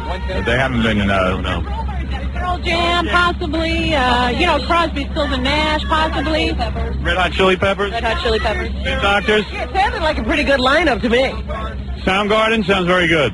Tickets are like $120. Well, the people of Saugerties certainly can't afford it, right, you guys? That's right. They're in big trouble. Ladies and gentlemen, who has to leave, do I want to address the crowd, Robin? Yes, maybe you want to say a few words to the people of Saugerties who are going to vote for you. Thank you. The young children love me. People of Saugerties, I have met with your officials. I have talked to your press. I am fully aware of all of your problems. I'm here to tell you, move. Too many problems here. You only hope. You got to move out. No, you've got to stay. You must have faith in the lifestyle of Saugerties. And as your governor, I will be aware of Saugerties. Give me your vote. Give me your tired. Give me your poor. Give me your women. But I just want to say in conclusion that I am aware of your problems. I understand what's happened here with IBM. I've met with your officials, and there's little hope. But there'll be more hope when I become governor. There's another strip club up the road. Yeah, by the way, we stopped up at a strip club. I'll give you the name later. But listen, people of Saugerties, I see you have two good men here who are working hard for Saugerties. I think they deserve a round of applause. We're talking, of course, about Jim and Tom. That's your guys' names? That's right. That's right. By the way, I don't want to say anything because, he's right here, but impeach Tom. I didn't like his attitude. Didn't like his attitude at all. I'm just kidding, you guys. You know that. Thanks. Yeah. But let me just say in conclusion that I am going up to Albany to go to my convention. There I will take to the stage, I will debate, I will do whatever is necessary to become the nominee for the Libertarian Party. And when I'm on that ballot, I certainly hope you remember the name Howard Stern for governor. I'm getting good at this, Robin. I think so. Yeah, I'm really getting good at this. And with that, I say, Baba Booey, Baba Booey. Thank you. Thank you, Brez. Farewell, Saugerties. Go ahead, guys. I'm sorry? I need a picture with you. You need a picture? Quick, snap away. That's Jim's assistant. Oh, Jim's assistant. Well, you're Jim's assistant, huh? Yeah. Very beautiful. Thank you. Yes, very nice. Hey, Jim, what's the story there? You're a married man, aren't you? Yeah, my wife's right over there. Oh, is she? How come your assistant is near you, your beautiful young assistant, and your wife is nowhere to be found? My wife's around. She is? All right. You guys don't fool around, do you? No, it's Friday for Jim, though. It's Friday for Jim? All right. Every day's Friday. The hell are those guys talking about? Goodbye, Saugerties. We're going to take a break, and we'll be right back, Robin. Thank you. Thank you. Thank you, everybody. Thank you. Thank you. Thank you. Hey, here we are. Now, we're on the bus, Robin. That's right. We're in Albany. We have just hit Albany. There is a huge crowd outside our hotel. And, Robin, I believe what I should do is go out, address them with a megaphone. Yes. And there are some reporters there who want to go live on the air, I think, with you. Robin, I'm willing to do it, even though you know I'm not feeling well. I am the candidate for the people. I want to win this one, so I want to show I'm serious. I will not blow up the press. Showing that you are a trooper, an absolute trooper.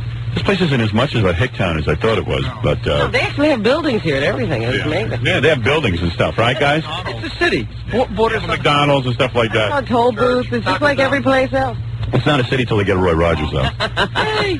All right, when I go out, there should be a lot of adulation, right, Robin? Yes, absolutely. They've already been singing and screaming, and lights have been coming on, cameras are out there. Here's the game plan. After I address the press and say hi to the crowd, and I talk to them over the megaphone, I'll throw them out my usual campaign rhetoric, and then we make our way into the hotel and everyone goes to bed. All right. All right, Sounds here we like go. a good plan. Good plan. All right, here we go.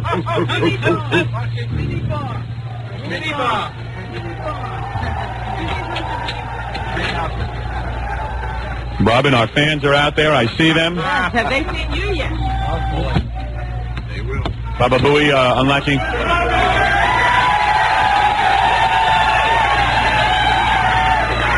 Hello, everyone. Welcome to Campaign 94. Do we want a death penalty? Do we want it now? Am I a serious candidate? You're damn right I am. We will have a death penalty. We will have no more toll booths slowing us down.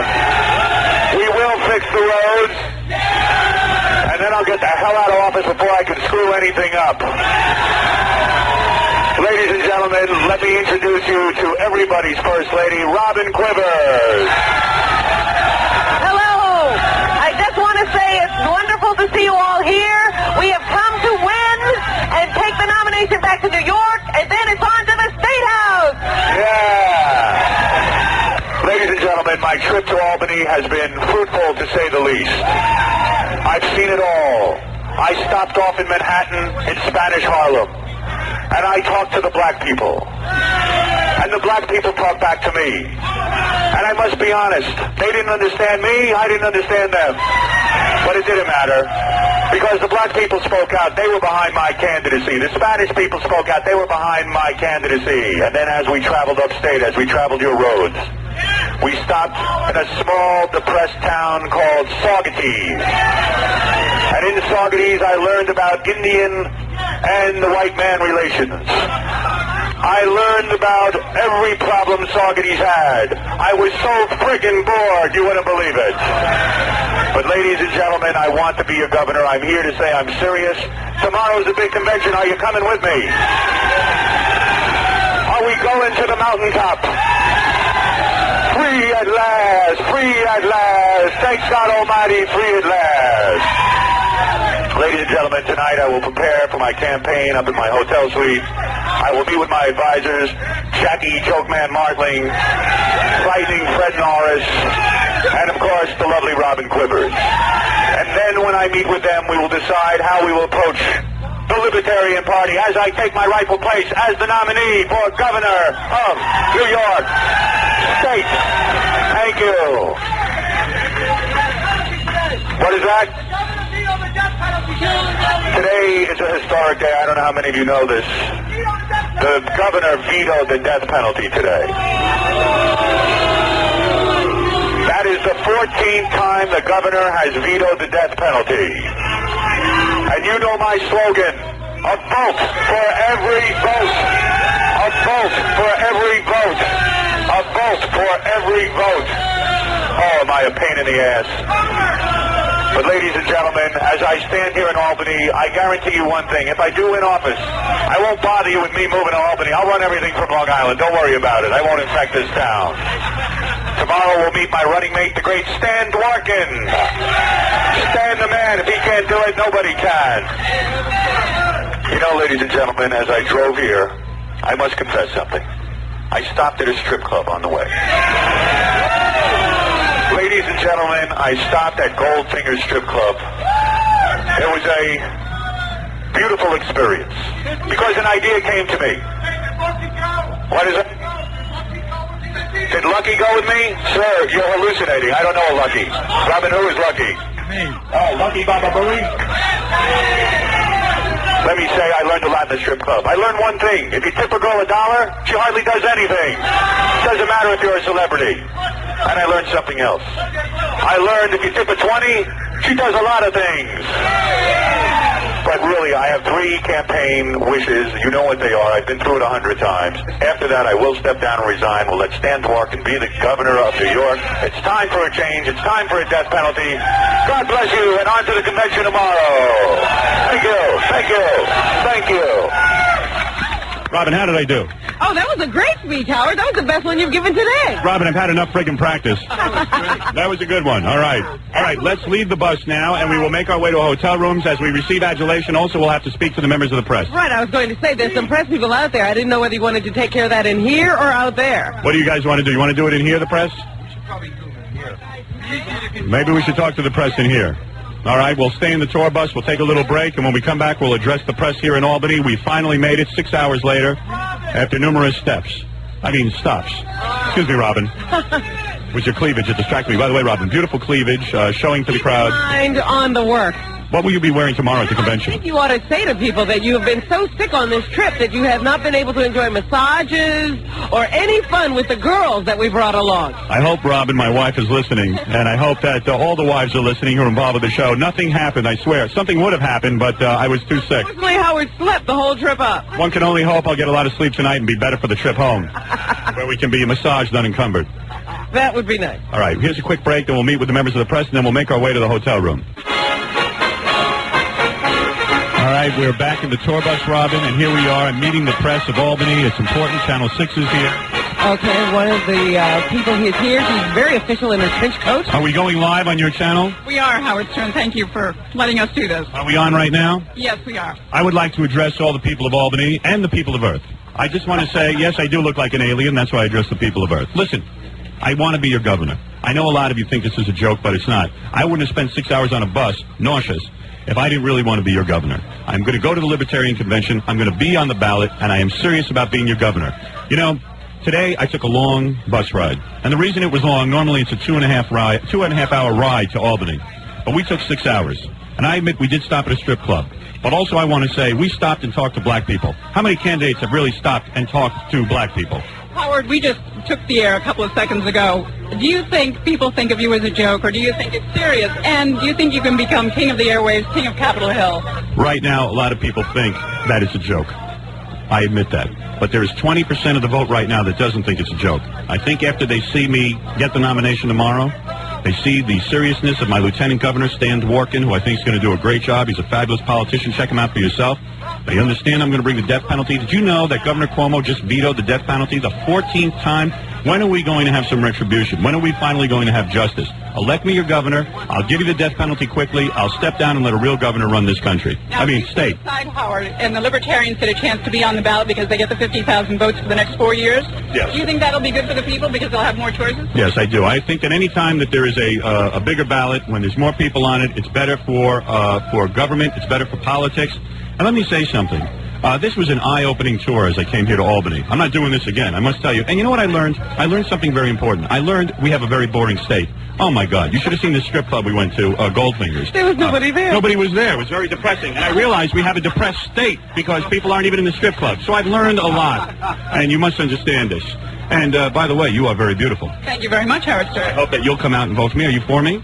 I haven't decided yet. You know, you remind me of like a Lois Lane with the trench coat, and Does that make you Superman? I must say you are very beautiful. I did not expect such beautiful reporters in Albany. Now, is Albany the one place that you've worked all along, or have you been in other markets? No, I've worked primarily in Albany. Oh, my God. And you never were able to get out? Well, I better not say any more. Well, I see. Well, you're working on it. She's negotiating. She has a resume tape, I believe. Well, once again, let me say something. Black people, white people, Indians. I went to the town of Saugerties on my way up here. I met with them. I sat with them. I heard that they're in a depression. You'd be depressed, too, if you came from Saugerties. And I learned a lot about the people. The people are in despair, and they're ready for a change. I'm an excellent third-party candidate. I am serious about the death penalty, and I will get out of office before I screw things up. Think about it. Vote for me. I'll set you free. If it's brown, get down, and other sort of things. Thank you very much. Nice to meet you. What is your name? Judy Sanders, WRGB in Albany. WRGB. And if anybody is watching out there from a competing station who knows of a bigger market, this woman needs to get out. She's making $13,000 a year, for God's sake. She's not getting any younger. Hey, Howard. Thank you very much. I think Howard, talk about depressed. Bye, baby. There's a rumor that Judy, you never posted for Playboy, did you? Is that right? Would you like to post for Playboy? No, I wouldn't. Would you like to appear in a thong at the convention supporting me? I'm much too modest for that. I have some candidates outside. I think we'd like to do that, though. I got to tell you something. You're hotter than the girls I met at the strip club. Very beautiful. Very married? No. Hard to believe. Boyfriend? No. 36, 24, 36? Would I be... This will be great for the resume tape. Absolutely. I think you would like to kiss the governor. Do you ever have... Did you find me sexually attractive, or I'm not your type? No, I dated a man 6'7.5", so in terms of height, you were... So you like big, ugly gorps. Is that what you're saying? Fantastic. Fantastic. You know, all of a sudden you're not feeling so bad. No, I feel much better. Come up to my room and maybe you can administer chicken soup to me. Well, it's a pleasure. And what nationality are you? Scottish and English. Scottish English. That's a very good combination. That's why I've got the red hair. You look fantastic. You really do. And please, you're wasting your beauty in Albany. You must come to the big city. Thank you so much. Thank you very much. Who told you she posed at Playboy, Baba Booey? Jackie heard a rumor, so he mentioned it. Jackie said he wants to take pictures of her for Playboy. Miss Howard Stern thought she had seen it. Is that right? Miss Howard Stern is high with fever as well. Hallucinating as well. Miss Howard Stern needs to nurse me. Look at my fans waving to me, Robin. Well, Baba Booey, is there any more press? Everybody loves you. I don't know. Let me check. Check to see if there's any more press. I don't want to blow up the press. Baba Booey very ready. And... The people of Albany are here at the hotel. We are enjoying their warm... all the cars. Where are you from? Let me talk to some of the people. Let me say hello to them. Fred, give me this megaphone. I will address some of my fans again. Howard, do you want to talk to Channel 10? Yes, Channel 10. I need to go with them. No, Robin, they want the man. Yes, Channel 10 in I saw Albany. the van over there, so I figured they must be here. What did you do outside? Okay. Why are Miss Howard Stern's legs sticking out of the van? Thank you, guys. Thank you so much. Thank you. Who are you going to vote for? Who's your next governor? All right, now go back to your miserable lives. Go ahead. I'm done with you. Fantastic. Howard, Channel 10 is We love making you, its we way love in. you. All right, Channel 10 is Channel here. 10 is approaching me, Robin. You know that There's your course. Channel 10. I wonder who has the biggest ratings. I see a What very is young Channel 10? Are man. they affiliated with anybody? ABC. ABC, okay. And we got a guy with a deep voice. Thank you. What a set of nuts on this guy. You've got the deepest voice. Hey now. Could you say hey now? Hey now. Now, are we going live or is this on tape? This is Memorex. This is Memorex. We're on tape. Very good. Now, you're with Channel 10, and your name, sir? Vic Vetters. Vic, who are you voting for in the gubernatorial race? Haven't made up my mind yet. Well, I think if you talk to me, you'll be sure for sure. Won't you, Robin? Yeah, be sure of something. Yeah, now you're very young. How old are you? Vic Vetter? Vic Vetter? About 35. 35 years old, not out of Albany yet. Were you out of Albany and then came here, or you're on your way out? Actually in law school right now. You're in law school. Smart move. You want to get out of the television. Yeah. What can an average reporter make? I'm not asking you your salary, but what can an average reporter make here in Albany? In Albany? Yeah. About 40 grand. 40 grand? Yeah. And how much is a house? Like 9 grand? That's a duplex, bro. Baba Booey, you ought to move here. You move. Anyway, so go ahead. You can ask me questions. I am a candidate. How about the big platform, vote? Well, I think you know my platform by now. It's simple, it's direct, and it's going to help a lot of people. You know the most important issue in this state right now is the death penalty. Governor Cuomo has, as you know, vetoed the death penalty today. Did it again the 14th time. And that looks real bad for the state of New York. As you know, crime is out of hand. It's the worst. And, excuse me, is there anything under your trench coat? He is nude underneath his trench coat. No. But let me tell you something. That's bad for the state of New York. Crime is out of hand. We need retribution. We need a deterrent. And I believe the death penalty is a good start. Also, you know, I'm concerned about the traffic jams on the highway. I don't think people should be inconvenienced by this construction during the day. I think it should be performed at night like other states have. And also, I think we should easily be able to stagger the tolls where people don't have to be standing in line every rush hour. Even in Albany, there's a terrible rush hour, as you know. So those are my three things. I'll do those. I'll get out of office quickly, and then Stan Dworkin, a great public servant, check his record, check him out. He's a good man. He will take over as governor. He is my running mate. If Cuomo were standing here right now, right, what would you say to him? I'd say, Baba Booey, Baba Booey, Baba Booey. I would say to him, Governor Cuomo, have you met with black people? Do you know why it took me 6 hours to get to Albany? I met with black people.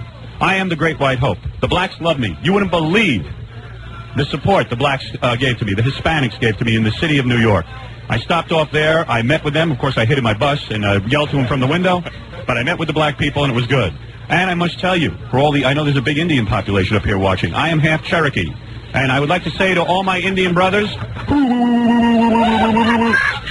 how come you don't want to move here if you become governor, huh? I'll tell you something. I got a whole life going on outside of Albany. I can't do And that. you don't want to be governor for that long. I do not want to be governor that long. If I start moving here, I got the kids in school. It's going to be a real hassle. You understand? The deal on equal time. You're going to have to give Cuomo equal time on your show? Technicality. Governor Cuomo has said that he does not request equal time. The Republicans have not contacted me yet, but we'll have to work around it somehow, won't we? I am prepared to be the governor of New York State. The people should be allowed a choice. Equal time from equal time. I make my living on the radio. If people want me as governor, they should be allowed to vote for me. The Republicans and the Democrats shouldn't be so friggin' scared. Right, Robin? That's right. You're damn right. Why should you be eliminated from the race because you work? Who are your voters? Who are you going for? Well, as I said, I stopped off on the way up here. I spoke to black people, and I said to them, attention all blacks. This is exactly what I said. I said, I will treat you like a king. Not Rodney King. I am your savior, your brother. Under all this whiteness, I'm as brown as the ring of a sphincter. That's what I said. Well, I'm sorry, but I had to say it. I had to say it, that's Robin. the end of that speech. You're not kidding. Quite frankly, it turned off a couple of the voters, but you understand. I did say to the black people that there will be no such thing as illiteracy because I will outlaw reading. As you know, there's a high illiteracy rate. And every brother will be allowed to marry one black woman and one white stripper, like Mom. Okay, there you go. So, that's how he got him back. Yeah, I want him back after that. No, I talked to black people, Hispanic people. I stopped in the town of Saugerties. I met with the town supervisor. I met with the city council. And I sat and discussed their problems. And these guys opened up to me. And they said, Howard, we're depressed. Our economy is depressed. What can you do for us? And you know what I said? I said, humana. I said, I don't know what to do. Let Stan Dworkin worry about it. These are tough problems. Yeah, these are real tough problems. If I was you, I'd move. You know, it's funny. I found out that the chief export of Saugerties is people moving out. It was truly amazing. But I learned a lot on the road here. I went to strip clubs. I met with black people. I went to the town of Saugerties. I even stopped in Newburgh. Are you familiar with that town? Oh, yeah, I've been through it. Yes, I heard there was a mixed population racially, and I declared a new name for Newburgh. Because of the high percentage of blacks and Latinos, I called it Ghettosburg. And they loved it. They ate it up. They really did. So I reached out to all people, white people, black people, Italian people, any kind of people, Jewish people. And my research, and this is true, my research shows no one in Saugerties has shaved since 1975. That is true. Anyway, so... That is, do you have any more questions? No, that'll be fine. I'm ready to pass out. You haven't asked one friggin' question. No wonder you're stuck in Albany. You're a good politician. You just keep talking. Well, good luck in law school. What school are you going to? Albany Law, right here. Albany Law. Good. Congratulations. Oh, he'll be recruited. And what kind of law will you, yeah, you'll have a high-paying job when you get out. He'll be making $50,000. Hey, you did a nice job, and you got a nice voice. One thing going for me. You're good. You're good. Believe me. Don't be down on yourself. What kind of law do you want to do? What kind of law? Hey, trusted estates. Need a will? Yes, I do, as a matter of fact. So vote for me, and I'll let you do my estates. Sure. Anyway, all right, Howard. Robin, I've addressed the press. Any more press? Or I guess, are we almost at the end of the show? You want to have David Peel sing the song? All right. All right, why don't we take a break? All right. Do we need a break here? Take a break, and we'll come back. David Peel will sing the governor's song, and then tomorrow when you join us, we will actually be at the convention. That's right. We will meet your running mate. Stan Dworkin. I can't believe I haven't met him, and I chose him. Find out what's going on at the convention. Nice. We will hear you nominated. Robin, I see an elderly man in the crowd. Should I talk to him? You think maybe I that should? this I haven't man reached is out. one of your voters? I haven't reached out to the elderly. That's true. Let me reach out. 1 second. It's an old, wrinkled man, Robin. Kind of guy you want Often to... you and the elderly don't get along. That's right. Hello, ladies and gentlemen. I am candidate Howard Stern. I see a very old man there, and I want to reach out to senior citizens. That's right, senior citizens. I must request that you pay attention to my message. Now, I'm going to be honest with you. I never thought much of senior citizens. Quite frankly, I think you guys clog up a lot of the room. Always looking for handouts. And to tell you the truth, when my parents get as old as you, I'm going to send them to an old age home, and you're going to eat dog food. But I'm here to say, if you elect me, I will give free dog food in Geritol on Sundays. Sir, who are you going to vote for? How old are you, sir? How old are you? How old? 65. 65. You're about 20 years older than that. You know that. You're not kidding me. 65 years old. And give me some headphones so I can hear this gentleman. I need to reach out to him. You're 65 for the second time. Hold on. Put the headphones on me. Okay, put the headphones on me. Go ahead, Scott. Now I can hear you, sir. Good job, Scott. Very good, Scott. Very good job. Hold on, I'll address this gentleman. Have you thought about who you're going to vote for governor? Hello? Have you thought about who you're going to vote for governor? Have you thought about who you're going to vote for governor? Thinking about it. Still can't hear her. Turn on my headphones. What did you say? You're thinking about it? He's still thinking about it. He's still thinking about it, Robin. We got plenty of time to I'll tell you think. something. I'm having technical problems. Oh, there you are. Now I can hear you. So tell me something. Have you got the strength to pull the lever when you walk into that booth? You or are you bet. going to pass out? You bet. No. And you're for Howard Stern? Yeah. I vote every year since I was able to. Yeah. How old were you when you started voting? You don't even remember. 21. 21. You got all your own teeth? No. God bless you. And what about your family? They're going to put you in an old age home pretty soon? Have you discussed it with them? My family's all gone. Family's all gone, even the kids? Did you have any kids? They're gone too? Yeah. Boy, you must have really turned them off. I can't believe it. Everybody left.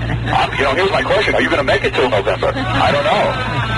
But I want you to know that I care about the elderly, and I care about the death penalty. I hope that's a strong issue with you. That's a very good issue. They are highly impacted by crime, Howard. You know, the elderly are highly impacted by crime, you know, Howard. You are a target. You are a target. Give me more, man. I'm running out of crap to say to this guy. I think I'm losing him. Let me see what's under your cap. You got hair under there or what? Let me see. Oh, boy. All right, put the hat back. Very nice. Nice head of hair, and I'm for you, sir. I won't let anybody lock you up in an old age home. Thank you. What are you living on, Social Security? Pardon? You living on Social Security? Yeah, Social Security. Yeah, you're in big trouble. Are you going to get rid of that? I know it. That's right. Oh, dear. He was out there singing my campaign song, and he broke his hip. So, thank you, sir. Howard, you want to talk to? There's a black guy here drinking a beer. Did you really? Let me talk to you. What? I'm going to address the black man. All right. I have a couple of comments to say to you. Howard? Sir, I'm aware of your... Salam alaikum, sir. Alaikum salam. Alaikum salam. And let me say that I'm aware of your problems now. Great. Up until this trip, I really wasn't aware of your problems, but I'm aware of them now. All right. And I'm the man for you. It's about time. Would you do me one favor, though? What's that? Give the old man his wallet back. I will not tolerate crime. What is it, Scott? Talking to the mic. Talking to the mic? You pain in the ass. Let me just say, I love the black people. I love the Hispanics. Every one of you are my people. And do you have any special requests? Do you want me to be aware of anything in the black community? Yeah. What We is want it? Robin in the black community more often. Yeah, well, let me tell you something. I fear for her in the black community. A lot of violence and crime. But don't worry about it. I like you. You're a good man. I'll tell you that. The street, so I can go back. I want to say I love you and stay out of the hotel, okay? Thank you very much. I love you people. Thank you. Good. All right. Let's see, anybody else? Who are you going to vote for? Howard! They love me up here, Robin. It's a shame. There was a woman who was just riding by, a black woman who was yelling, go home, but we missed her. She didn't want you up here. What's the matter with her? She should be home with her kids. She was on a bike. Yeah, what is she doing on a bike? I can help her. Robin, the people are... What is that? Mason and Sheehan suck? You're right. You're right. Absolutely. Big crowd. Very good. All right. So anyway, Robin, let's make our way into the hotel. Did you want to take a break? And then we were going to have David Peel come in and sing. All right. Let me take a short break, Scott, and then we'll have David Peel come sing the governor's song. And you're back with the man who will show everyone that manners, grace, and elegance have no place in the governor's mansion. Robin, I can't believe it. Here's Howard Stern. We made it to Albany. Any beautiful women out there? But a lot of guys. Yeah, but I see some really pretty girls here being interviewed by the press. Let me find out what they're asking. All right. Hold on one second. How do you get this Some of my fans are being addressed by the press, and I want to make sure they're saying the right thing.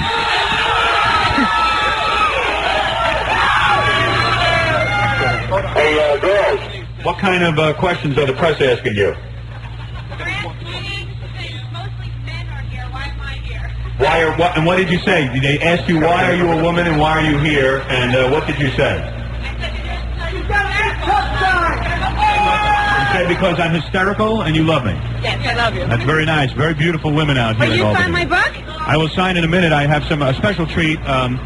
We have David Peel here. Who wrote the official song? That's right. We have David Peel here who wrote the official song. Where's David? Right there. David, how you doing? Howard, I just came to Albany yesterday. I began to see a new renaissance in Albany, New York. We see Stern country. Now, Cuomo is gone. He can see Stern things is like here. this? What'd you say, Robin? He can see things like this? Yeah, no, man. I think he's wasted. Are you high on pot? No, I'm high. No, I'm high on Stern. Yeah, but you're high on pot, aren't you? Well, no, I have potential, yes. Sometimes not. But Howard, I came here yesterday. Yes. I saw no Mario Cuomo. I saw Howard Stern. People finally begin to see that we have a new future. It's right now here in Albany, New York. Howard, congratulations. By the way, I support all people with speech impediments. David's got wait. You got from Brooklyn, New York? I don't know. That is a speech impediment. You got a whole speech impediment going We there. did the Howard Stern song all day throughout the streets here, and everyone started rallying like about Listen to me, you inarticulate man. I love your song, Howard Stern for Governor. Did you think I would play it this much? Did you think it would become the theme of the whole campaign? I didn't know. I'm glad because the people willed it. You know, a lot of people don't realize who David Peel is. Yes, could you tell me who he is? There was a period in John Lennon's life when he was very high and very drunk. And he went down to the Village, I guess, and David Peel was there. And he actually took you under his wing and recorded your music and actually put it all out. And I don't think it ever sold, did it? Well, it didn't make a difference because I didn't sell out. Right. So it didn't sell out, never sold. But John Lennon liked me because he realized that I was as simple as David Peel. Right. And anyway, now, of course, you wrote that song, the Pope Smokes Dope, right? Yes. And that was sort of a hit for you? I have a gift for you, Howard. As a matter of fact, speaking of the Pope Smokes Dope, I have for you right now. I don't what want do you have? I want to hear you sing. This is the Pope Smokes Dope button here. The Pope Smokes Dope. Okay, now listen, why don't you do your song for the good people of Albany? We're here. This is the first. I'm going to ask you to sing out the window and end the show for us. It's a street song, Howard Stern for Governor, for the people, and Howard Stern for Governor. All right. And let me say that you're a monument to John Lennon's drug taking. Go ahead. No comment. All right, why don't you sing now? Who's your Howard Stern for Governor, for the people, and Howard Stern for Governor. All right, here we go. Howard Stern for Governor, Howard Stern for Governor of New York. Howard Stern for Governor, Howard Stern for Governor of New York. He wants justice, he's a libertarian, he is a great American. Howard Stern defeats the Democrats and beats the Republicans. Everybody! Howard Stern for Governor, Howard Stern for Governor of New York. Howard Stern for Governor, Howard Stern for Governor of New York. One more time. Howard Stern for Governor, Howard Stern for Governor of New York. Howard Stern for Governor, Howard Stern for Governor of New York. Howard Stern for Governor. Thank you very much. The great David Peel. The great David Peel. Thank you very much. And who's your buddy there playing with you? There's Tom Doyle, who was in a Plastic Ono band with John Lennon in 1971. He played on the same stage and record with me in the Pope Smokes Dope. Very good. And we'll see you tomorrow. Everybody. Everybody, thank you, David Peel. We'll see you at the convention. I will be there. I am a libertarian. I'm voting for you tomorrow. If I am lucky to get nominated, you will then break into song as we bunny hop with bikini girls. Wow, I feel already high. All right, we'll see you tomorrow. Thank you very much. And we want to thank everyone for listening and joining us on our grand tour of all the way up to Albany. And when you tune in tomorrow, it's going to be do or die as we step into the convention. You will hear the debate. Yes, everything. You will hear all the candidates. The votes. Any votes that are taken, and the nomination of our vice or lieutenant governor as well. That is right, Robin. So we'll see you. Lots of business to do. Okay, that ends the live portion of our show. You know what we'll do? Thank you. You know what we'll do? If you stay tuned, just as an extra bonus, what I'm going to do is I'm going to play you the tape of when we found my running mate, Stan Dworkin, so we can refresh your memory. In case you didn't get to hear it, it's pretty cool how we picked the running mate, Stan Dworkin. So stay tuned for that. We'll have that.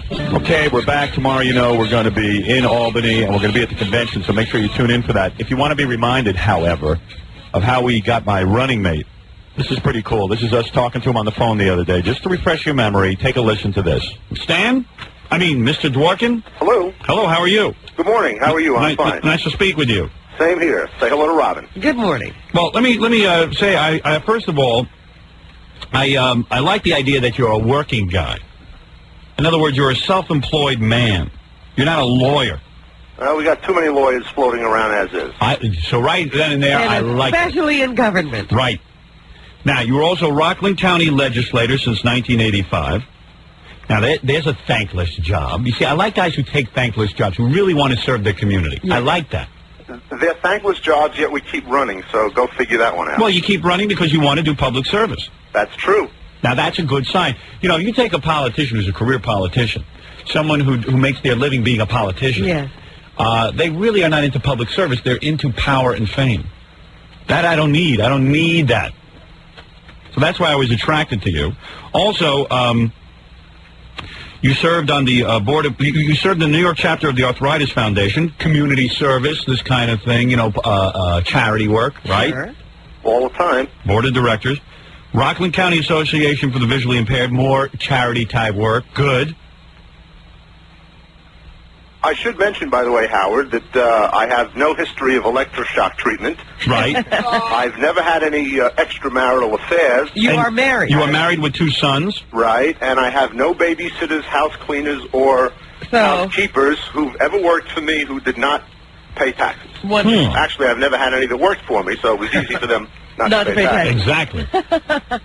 And I see the man's got a clean pass, a record of public service. You know what's great? This sounds like a man of the people, Howard. Right. County politicians are very familiar with state policies. Right. Yeah. And I also like the age here, 44, again. Yeah. 44 years old, that's good. In other words, not too young where you say he's a kid, but old, not too old where you feel like, oh, here's a guy who's not motivated. Out of touch, tired.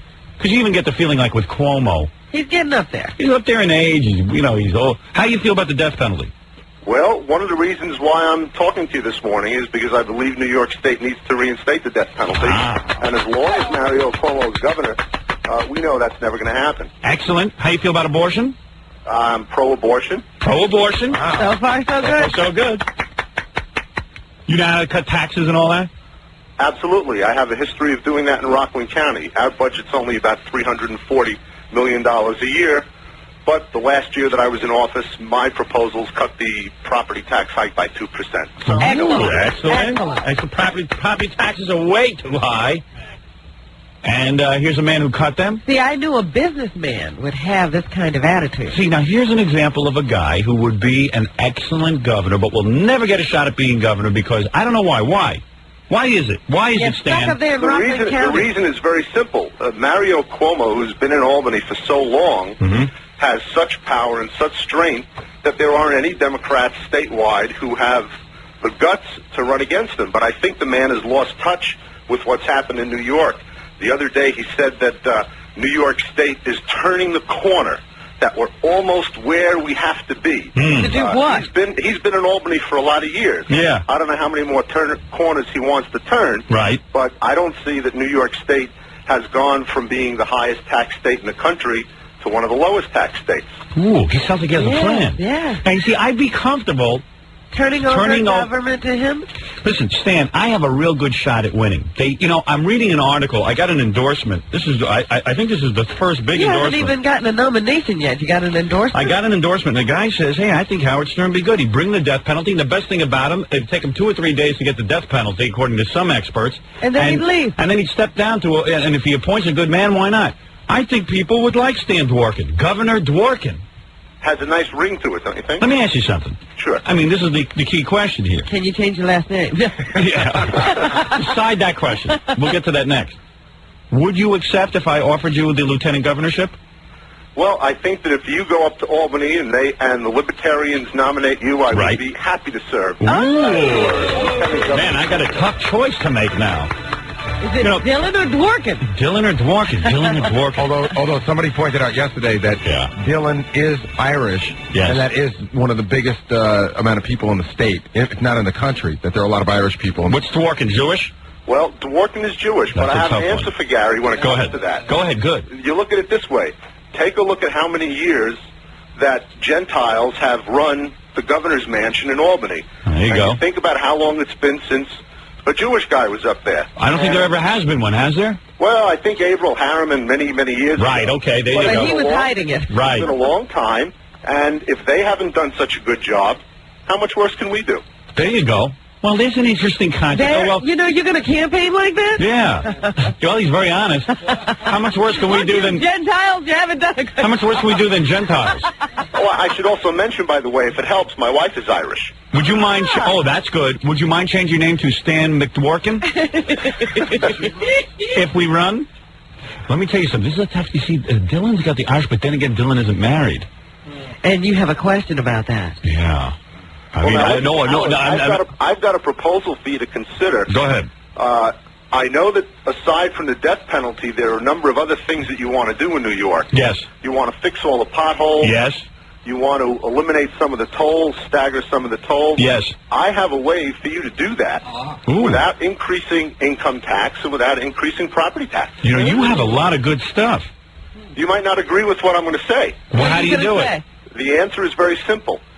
Right now, millions and millions of dollars a year are being lost to New Jersey and lost to Connecticut because people from New York are going there to gamble. Right. We have in the Catskills hundreds, thousands of acres of land that we could have for filled gambling. with hotels. Right, that are dying. Golf courses that can be turned into casino areas. Not only do I agree with what We you... have a fine time with that. Yeah, we love that. In fact, And it's a shorter drive for you. Yes, or it a is. shorter flight. Yes.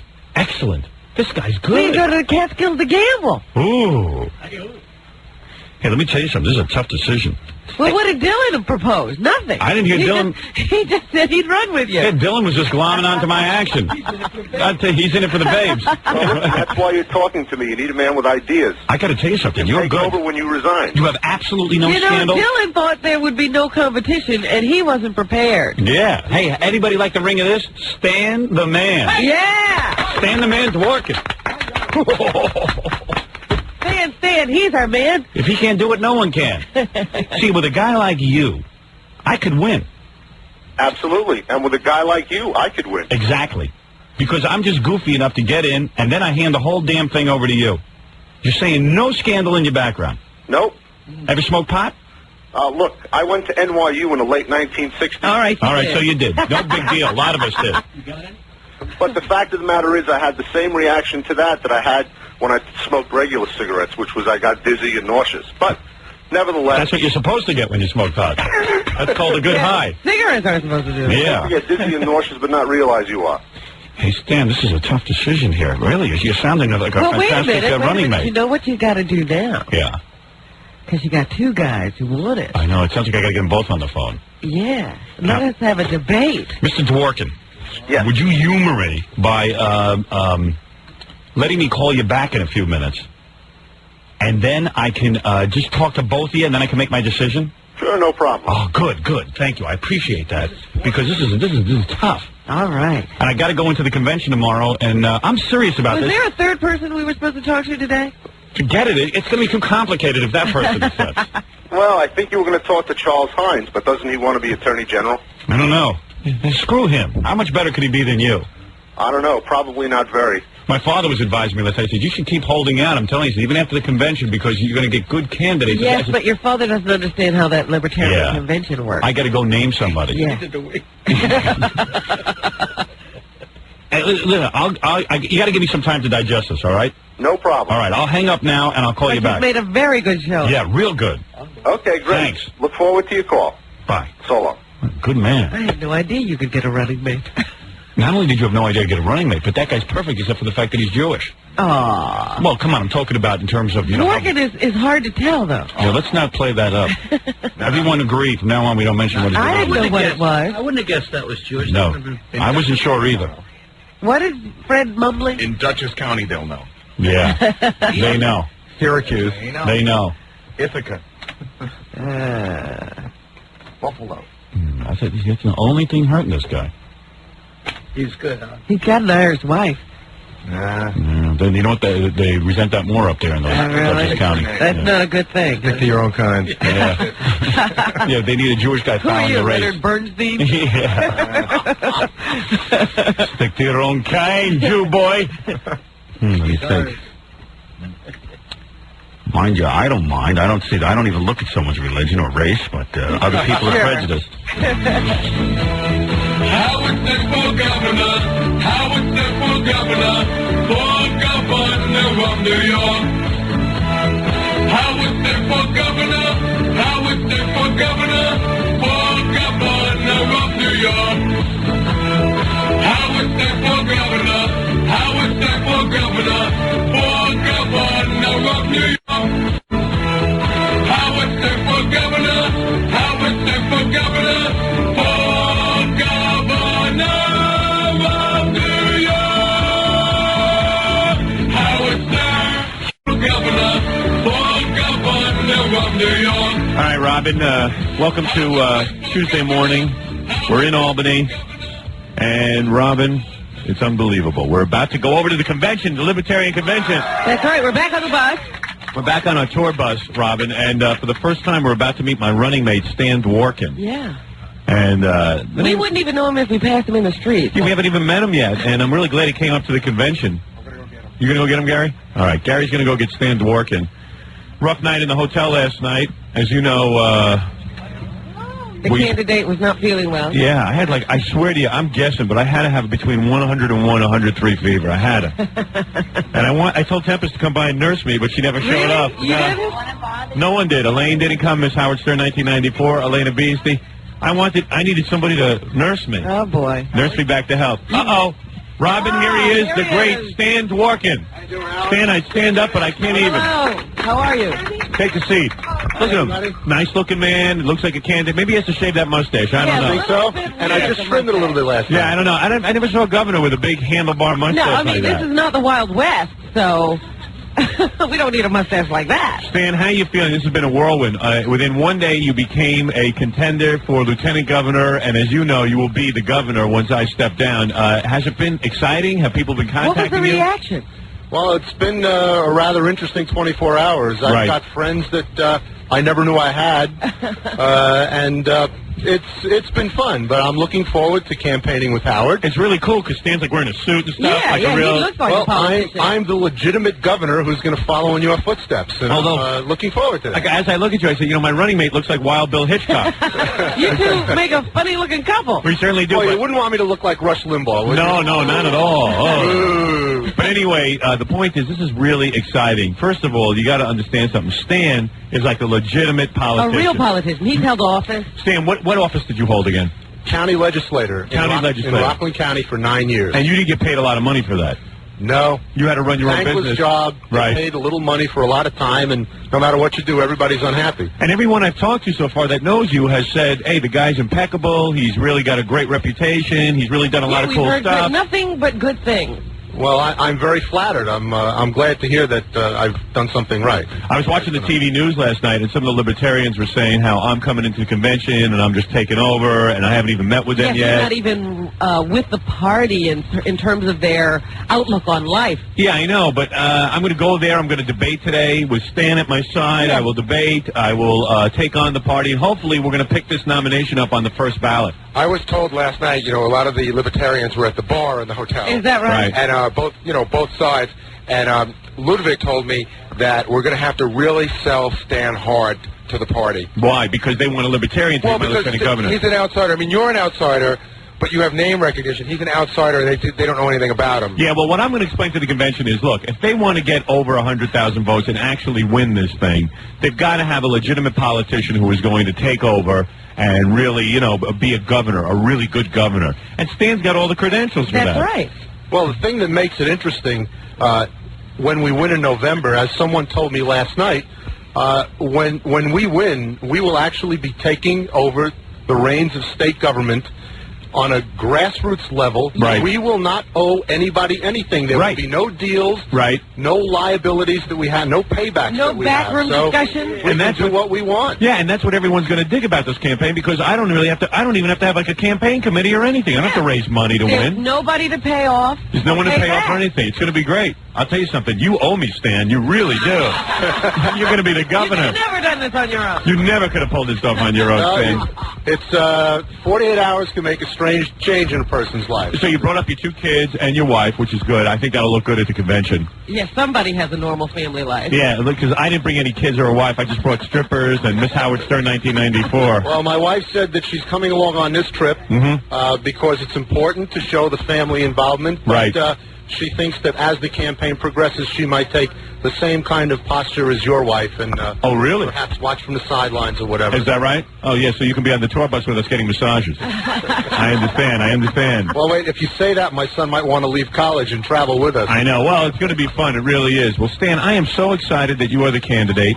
And you know what? When we get into the convention, yes, I'm going to have to do a bit of a sell job, because if they nominate me, they got to understand something. The only way we're going to win this campaign, Robin, if we're going to be serious about it, is to have a guy like Stan Dworkin behind us who is going to be able to take over the reins of government That's right. once I step down. Absolutely. Because we can't take some no-name libertarian. We can't, because we'll never win. Yeah. It'll be a joke. It'll be a goof, and that's Somebody what I'll who's explain. never held office. So have all your friends been calling you and stuff since I called you on the air? Like I said, I've had people who I haven't heard from in 15 years. Really? All of a sudden, they're my best friends. And what are they saying? Well, they're offering their help to work on your campaign. Great. They're willing to do legwork. They're willing to fundraise. I got a call yesterday from somebody. He said he's got a friend who will donate $25,000 to your campaign if he can meet you in person. And you know what? He doesn't even have to do that. Doesn't even have to do that, because he You just don't want it. he can just give me $25 grand. Is that right? Yeah, right. So the point is, this is excitement. This is real excitement. We're about to go to a convention, Robin, our first convention. At the Italian American Center, but it's All right. a convention Hey, nonetheless. it's a convention nevertheless. Howard, you know why Stan's really the perfect guy for us? He was telling me this morning that he was actually, and some of his friends were actually considering running him for governor. Really? But he didn't really have, the backing for it, even though he's a great public servant. And that was my intention all along. I said, let's get a guy who has all the credentials, who's done all the hard work, but for whatever reason has never really gotten the recognition He for all hasn't that. broken through. Yeah. Well, it's tough to break through statewide when you have somebody like Super Mario in Albany. Exactly. It's hard to talk to Stan as I sit here and look at Tempest and her stripping outfit. I mean, really, that is what... Garters staring you in the face. Tempest, what you're wearing, describe what you are wearing. What is this outfit? Because I got to tell you something. This is how every woman should dress. Well, Yeah. really sexy. Really sexy. Black head to toe. Look at those shoes. Yeah. Actually, I'm mostly covered, but the important parts aren't too covered. Are Right. they? No, they're not. What is that dress made out of? Like, I think it's a Spandex? lycra or something. Lycra? Or spandex. And then you have like Got the thigh highs on. thigh-high boots. Just has black underpants on. Does she really? I love it. How do you know? Hey, Stan, are you looking up her dress? No, actually, what I'm thinking, Howard, is this is the most unique campaign committee I've ever been involved with. It's a ragtag team, to say the least. And Miss Howard Stern, are you wearing underpants today, or are you completely? You are what? Not today. You're not wearing them? Today is nominating day. Oh, that's right. Today's convention day. Today I decided to have Jackie O as my role model. I think I really look like a first lady today. Yes, you absolutely do. And Elena, I see that you are not wearing underpants at all. My ring is hanging out. Oh, that's terrific. I'll write that down. Dangling. All right, well, Just dangling there. yeah, most of the girls on the bus, including Debbie. Debbie, you are wearing underpants, right? Thing. You're wearing a thing? A thong? No, it's a sing song. Oh, a thing thong. Oh, something very patriotic, though. Very nice. It is, yeah. Stan, I got to tell you something. Even I'm embarrassed to show you all of this because I know you're a legitimate candidate. But what the hell? You're not dead. You look. Go You know ahead. what Debbie Tay told me last night? What? On the bus ride up yesterday, in the berth back there. Yeah. She was with herself. Oh, really? To the end. Really? Is that true, Debbie? Yes, it is. Wow. You know, it happens. Twice this morning, too. Like, when I get nervous and I have extra energy, it's a way for me to release my energy. Very good. Hey, me too. I had to do that last night. I was all nervous. I needed to relax. Stan, are you Twice wearing? this morning, too? Stan, are you wearing underwear? Yeah, yes, I do. I'm conventional, Howard. Sorry about that. Stan's walking, my running mate. We're meeting him for the first time. Scott, do I need to take a break here? I do. Okay, let me take a break. We're on our way over to the Italian American Center. That is where we are going to have the convention. You'll hear me debate. You'll hear me be presented as a nominee by Fred the Elephant Boy. Fred, did you prepare a speech? Yes, I did. I'm going to get to what I'm going to mention. Yes. I'm going to mention let's not Richard Nixon die. A Democrat of politicus is gone. But today is the start of a new Democrat. All right, very good. I think that will be very impressive. Stan, I know you... I thought that Nixon was a Republican. I don't know, Stan. He's a demagogue. Oh, okay. Stan, what's your reaction to that speech? Well, translating that, I think he said that we have not a new Democrat, but a new demagogue starting in politics. I see. Yeah, it's very good, Elephant Boy. Hey, Stan, good for you. You seem to be reaching out to all types of people. I catch on quick. What do you think of Stan? Isn't he great? Yeah. I like Stan. Looks like the perfect candidate. The man of the people. He is a man of the people. He Stan, is one of the people. You will be the next governor of New York State. As much as freaky as this sounds, and I know 2 days ago you probably, this was the furthest thing from your mind, I'm telling you we are going to take this election. What happened when you got the call from Gary and found out you were on the short list? Well, to tell you the truth, I didn't think it was a genuine call. I called Gary back about an hour later at the station just to see if indeed I was talking to him. Really? Yeah. And you thought someone was goofing on you. Well, it's always possible in this day and age. I have some friends who are rather strange. Yes. And they turns out they're not as strange as this whole experience. And here we are. Hey, let me take a quick break and we'll be back. We have Stan's working with us. We're on our tour bus and we're about to head into the convention. Hello, we're back. And welcome. This is an exciting program. Probably the most exciting program we've ever done, Robin. Right? Yes. I mean, seriously, I didn't hear from you. What do you think? Can you think of a more... I'm reading all the press. Look at all of this. Yes. We're going over all the newspaper articles about my candidacy. Listen to this one. This is an editorial from Dan Davidson from the Times-Union. Stern riding the crest of the term limit movement. Howard Stern with unnerving... Is that unnerving or unerring? I can't even see it. Unerring? Unerring, yeah. Let's have Stan. Hey, Stan, what's unerring, man? Unerring, that's when you speak clearly and you don't go, Oh, is that right? Really? I'll accept that. Sounds good to me. What is that? It's a word I cannot say. Unerring? I thought it was unerring. Okay. Without error. Error? Without error. Okay. Howard Stern, with unerring political instinct, has offered the voters what they evidently want most from a politician. Limited tenure. Yes. If elected, Mr. Stern has said he will serve for only a few days. Such a platform will be difficult to top. See, Stan? I see. I'm telling already you're getting good press. It will not have... And by the way, Stan, I want to make something clear. When you become governor, I don't even want access to the mansion. I don't want anything You from don't even have to take his call. Yeah, right. The day after you become governor. I am never going to interfere with how you run the State House.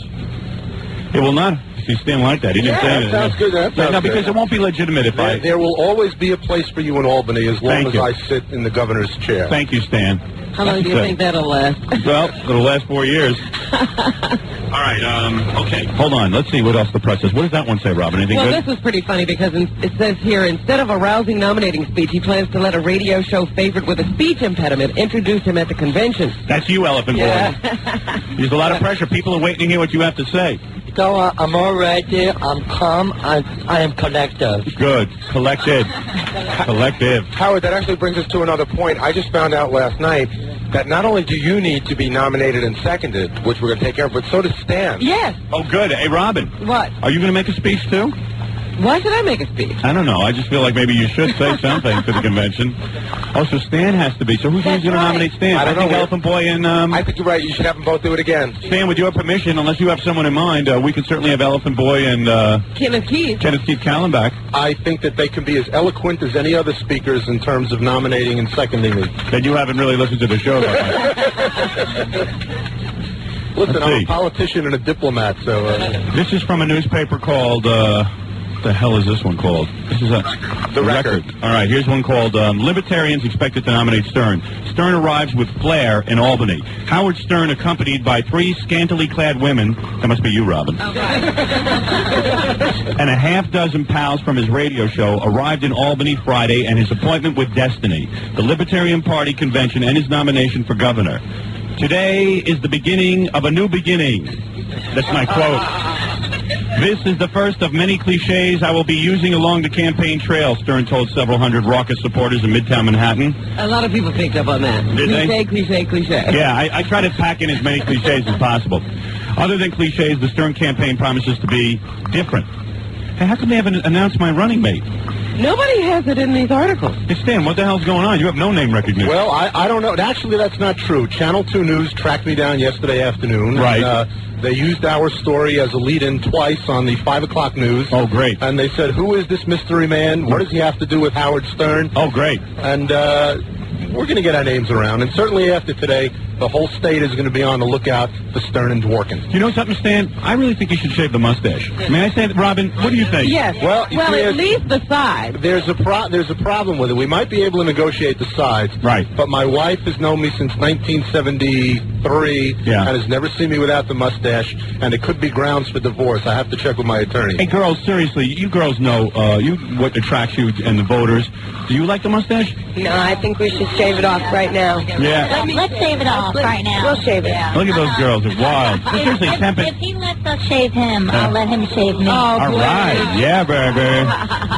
Hey, Stan, take her up on it. I'm telling you, it'll be worth it. What is it? Tempest, what do you think of the mustache? It's got to go. It's got to go, right? It's got to go. It's got to go. I'm telling you, I think the voters will trust you more. I don't know. Can you name one mustachioed lieutenant governor? No. I can't name one lieutenant governor. I can't name one mustachioed politician who's doing anything. I don't know, but I don't. You know what? It's up to you, Stan. But I would maybe clip off the sides or something so you look more legitimate. Oh, well, we can negotiate a trimming on the sides. Good. All right. I mean, I'm never going to tell somebody what to look like because I'm a mess. So, but I think just to look more gubernatorial, you ought to shave the mustache down somewhat. You know what I mean? Maybe like a little Hitler job or something. You know, maybe the libertarians might like But then it. people will confuse me for Fred. Yeah, maybe. But you know what it is? I know why your wife likes it. It tickles her, right? Oh. Yes. I understand, Mr. Dworkin. I'm excited. This is really exciting, Robin. As I read the articles, as I talk to my running mate, Stan Dworkin, a legitimate politician. This is really happening. As we sit here and look at Debbie Tay's bare belly button, I must tell you that I am excited. Plus, you haven't even discussed, I mean, I know we have a busy day today. There's quite the wild scene in the bar last night. There's a wild rumor going around about Fred the Elephant Boy. Hey, now, Fred, tell the truth. Yes. Fred the Elephant Boy was at a bar last night. Do you know about this? No, Robin? I don't know anything. All right, let me tell you. Mr. Dworkin, you might want to take note of this. Okay, I'm taking Yes. You were in the bar last night, and you met a couple from Albany, I guess? Schenectady. How can I say? Schenectady? Yeah. Schenectady. All right, they were hanging out in the bar. Yeah. And it was a guy and his wife. She gave me her phone number. A girl gave you her phone number? Yeah, she said, Fred, I love you, and she wanted a name and phone number. All right, and isn't it true that they asked you to go back to their room and watch them make love? No, we went to my room, she wanted to see my room, and we took pictures of her. She removed her shirt, so it was pictures of me. Wait, let me get this straight. You're in a bar. You meet a woman and she says she likes you. Yeah. Now, this woman is married? No, she has a boyfriend. A boyfriend? Yeah. And the boyfriend was with her? Yeah. All right. He gets involved in the weirdest things. I know. I cannot find another single girl. Weren't you nervous about this? These are complete strangers, and they're asking you to go to your room so they can make love in front of you? No, there was no love making. Nothing illicit. But didn't they tell you that they wanted to make love? No, that was it. That was a room my papa kept checking. And what happened when you got to the room? We took a couple of pictures with me. She removed her top. It was pictures of me and her and a bra. And that's it. And she removed her top? No top. No top? Yeah, I mean, she had a top on, a bra on. She had a bra on. She had a bra. I see, Robin. Yeah. A bra. Yeah, and that's it. That's a weird scene. I don't know. And the boyfriend took the pictures? Yeah. Okay. Wow. I bet you they wanted you to do stuff to her. Yeah.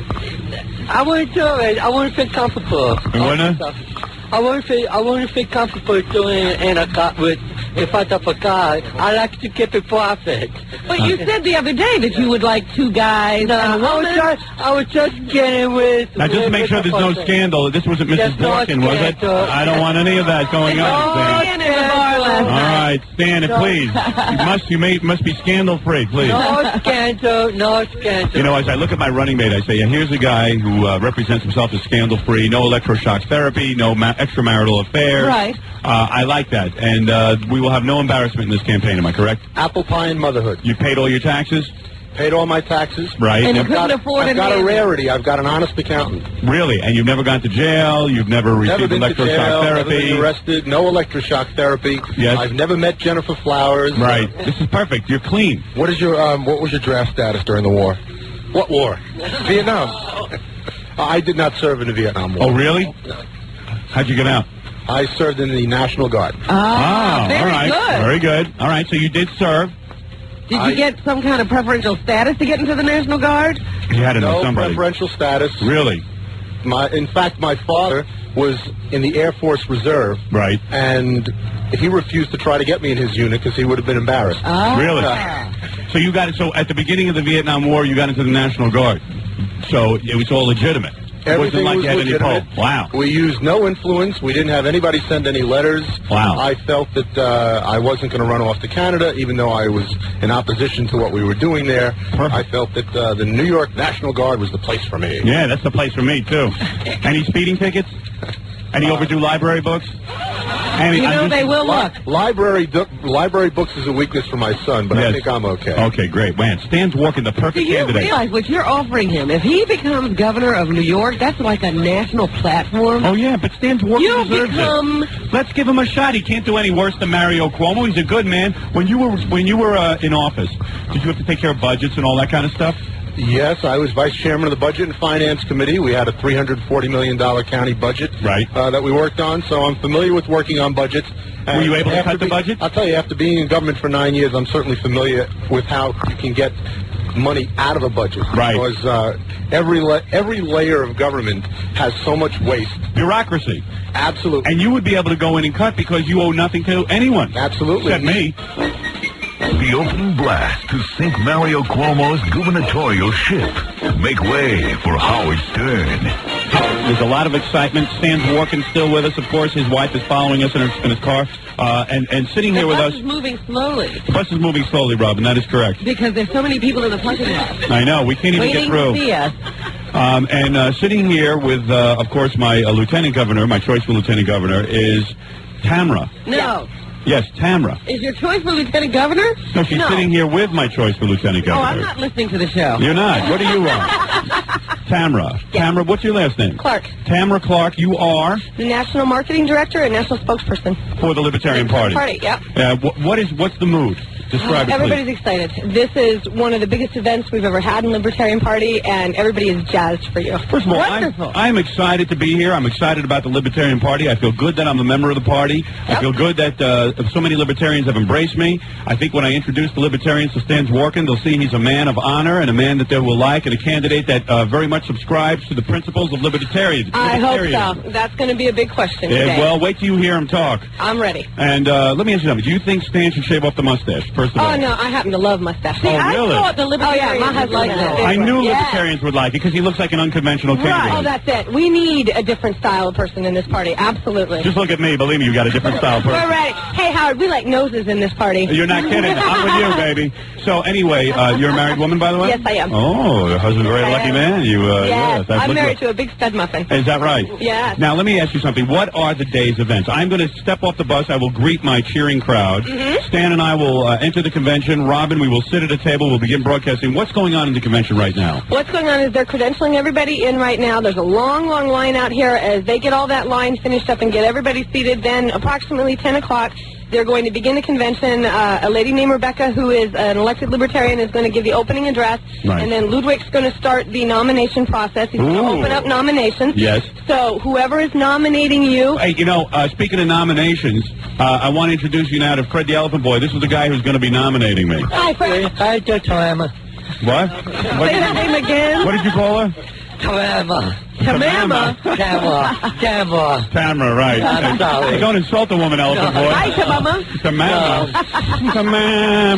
Tamama. Walk a million miles for one of your smiles. Fred, you will make my speech, of course. You will nominate me. All right. I will. Now, let me ask you something, Tamama. There are a lot of people in there, though, who are sort of against Howard Stern, too, right? There's not a lot in Right. it. There are 6 other people running, or 5 other people besides yourself running. Right. And so obviously obviously there is going to be some other people supporting other candidates. Right.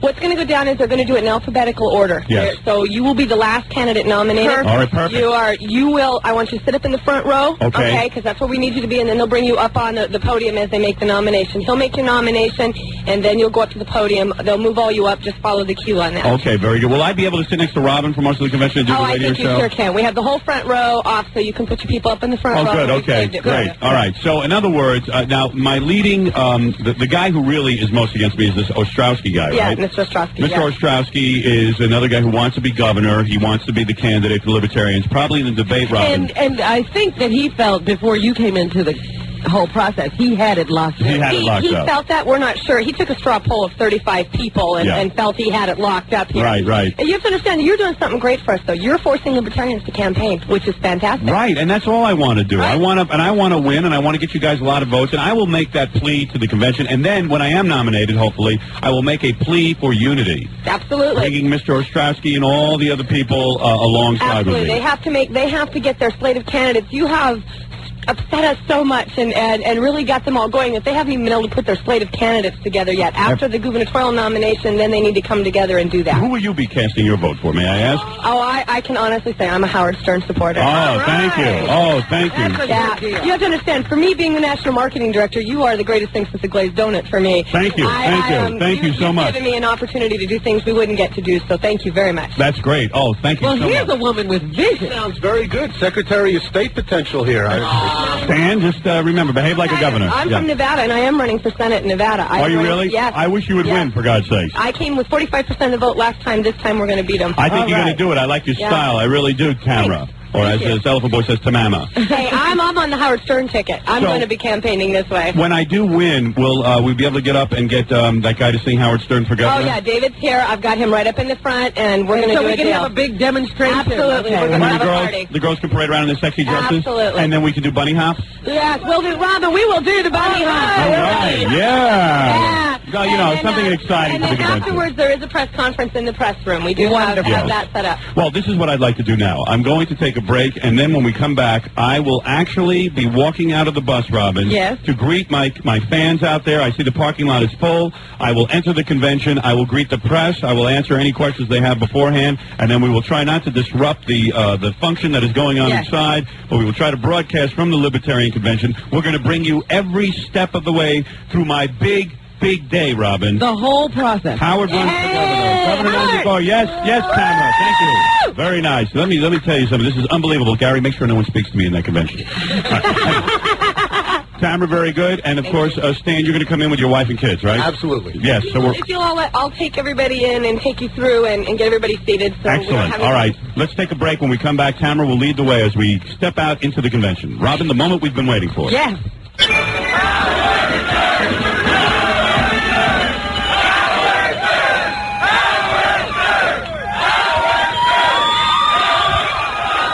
Robin, I'm making my way out of the bus. The crowd is going wild.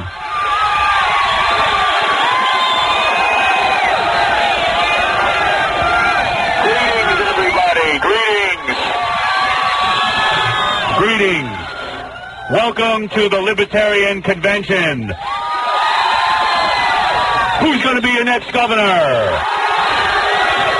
Is this candidacy a joke?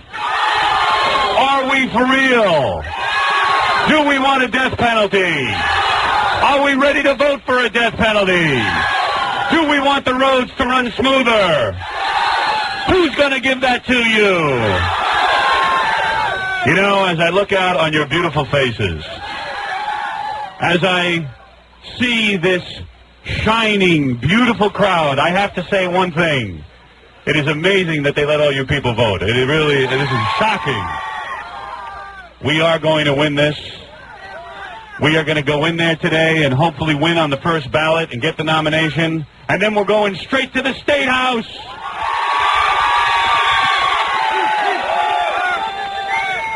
You know, I took a long bus ride here to Albany yesterday. Usually it takes about 2.5 hours, but yesterday it took 6 hours, and I'll tell you why.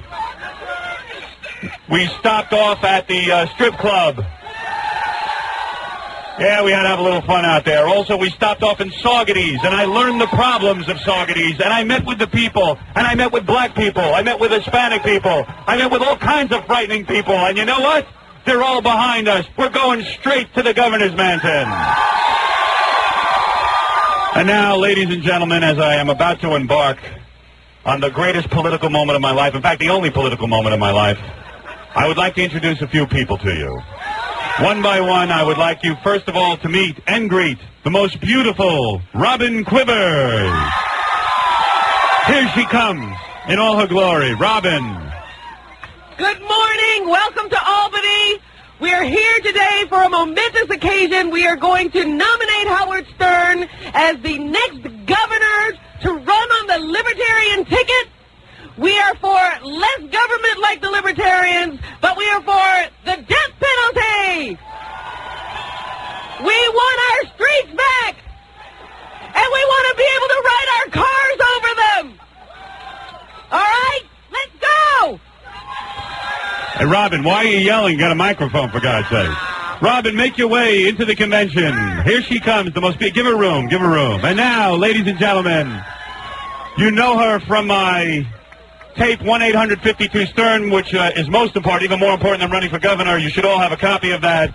Here she is, Elena Beastie. Here she goes. And coming down next is, where's Scott the engineer? Are you leaving here, Scott? Scott the engineer, take a look at his toupee. Doesn't it look great? Want to say something to the crowd, Scott? Howard for governor, all the way! Oh, my ear. Ladies and gentlemen, coming up next, you know him, you've seen him, but for God's sakes, you can't understand him. The man who will make my nomination speech, Fred the Elephant Boy. Fred, say a few words to the crowd. Well, I am happy to be up in there. We're going to kick ass into convention. Oh, man, he just spit all over my eye. Oh, man. Take off my glasses. I just got spit on in my eye. Oh. Does anybody have a tissue? Anybody got a tissue? Is there spit in my hair? Oh, that was the worst. That friggin' elephant boy. Oh, he just spit all over me. Oh, ladies and gentlemen. Coming up next, ladies and gentlemen. Thank you. You got a tissue? Thank you so much. Is it in there? Clean me up, Baba Booey. Clean me up, for God's sake. Clean your boss from this spit. I hope, since Elephant Boy doesn't actually have sex, I think I'm safe from AIDS from that spit. All right, who is coming down next? Tamara, come on down. This is the woman who coordinates the whole Libertarian Party. Tamara. Hi there. I want to tell you, Howard Stern and the Libertarian Party are going to the governorship. Thank you, Tamara. Very nice. Very nice, Tamara. Who else has come? Come on out. Here's a woman that you've seen on many of my videotapes, Debbie Tay, the space alien. Go ahead, walk in there. Another bikini girl who will... Who else is in here? Ah, here she is, another beautiful woman from some of my tapes. She'll be a beautiful bikini girl. Tempest, the exotic. Thank you, baby. The hell, I got all strippers coming out of this bus. You can see why it took us 6 hours to get here. Massage City. And coming down now is one of the greatest men that ever lived. Ladies and gentlemen, as you know, after I bring you the death penalty, I will step down, and your true governor will be... the great Stan Dworkin. Ladies and gentlemen, Stan Dworkin. Stan, you want to say a few words? And don't worry, Stan will shave off that mustache. Hello, Libertarians. Albany's great. New York is great. We're going to set New York up to the... Well, we're going to get them set for the year 2000. It's Stern and Dworkin all the way. We're going to set these people back on their ears. It's time for a change in New York. And it's time to tell Mario that we don't need his signature on a death penalty bill because Howard's going to sign it. Thank you. The greatest, Stan Dworkin. Stan, make your way into the convention. Yes. Thank you. Ladies and gentlemen. Oh, that's Steve Gorilla. Nobody has to pay attention to him. Steve the Gorilla. And coming down now, one of the greatest joke writers and true funny men in the world, Jackie the Joke Man Martling. I just want to say, after seeing you people, Fred is not frightening anymore. Vote for Howard.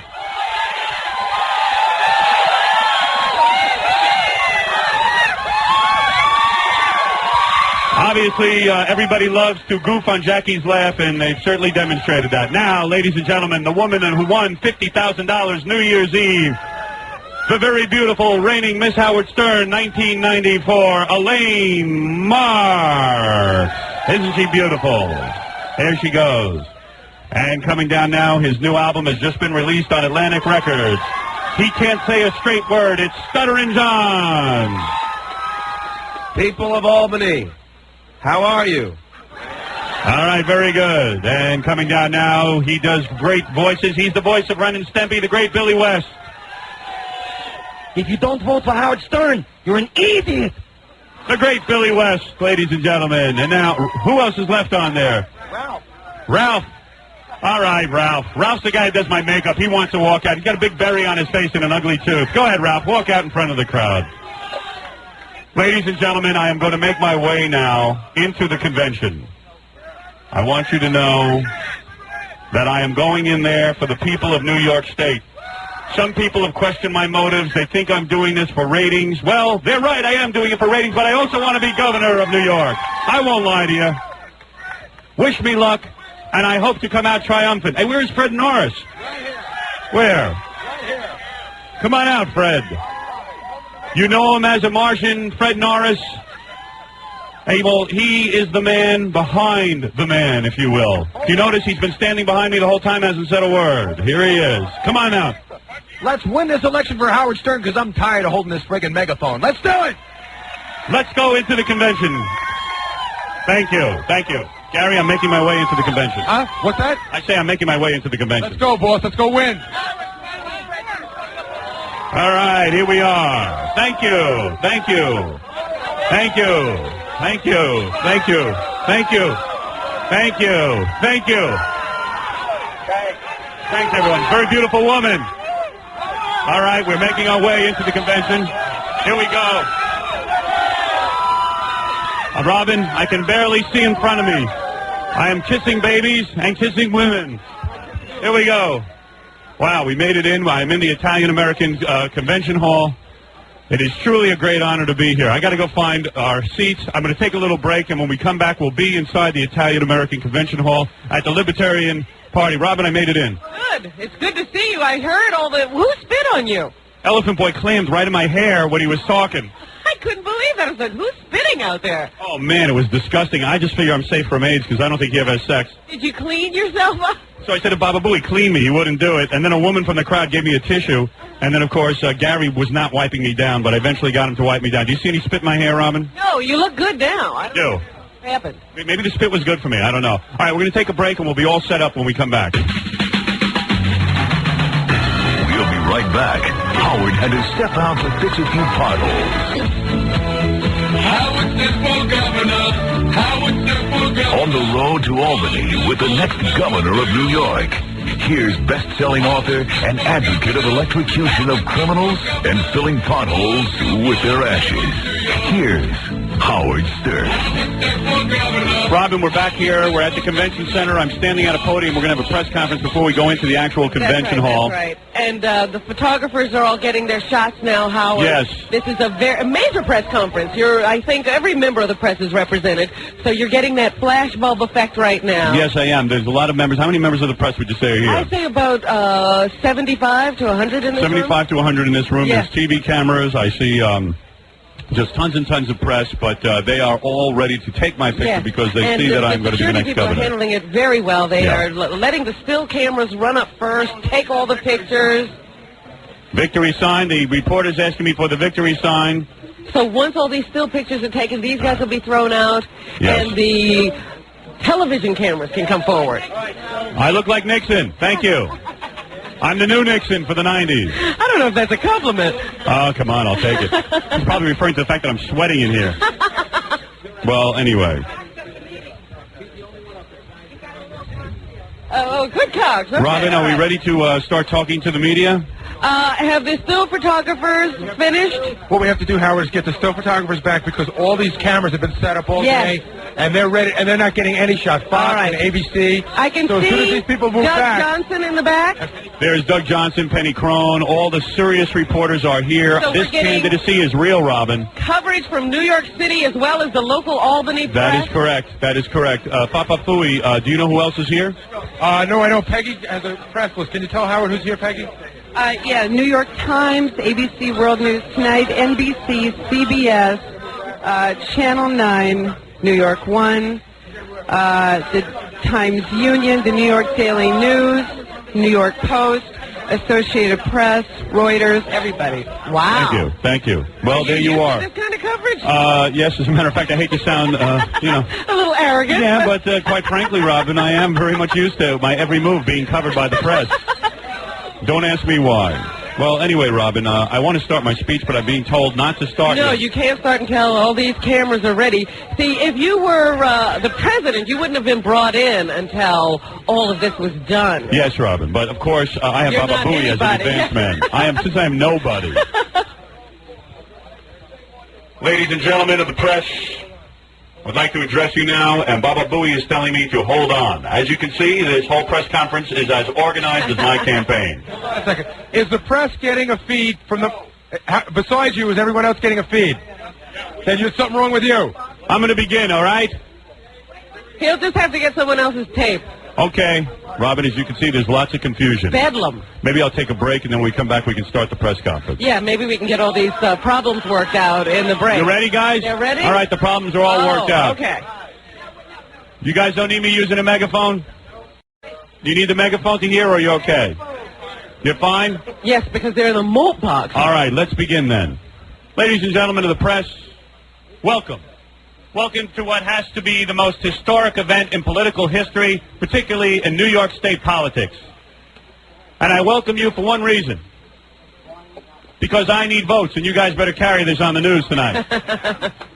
Actually, many people in the press have been asking the same question over and over and over again. They've been asking, what the hell is Doug Johnson doing here? We thought he was a serious reporter.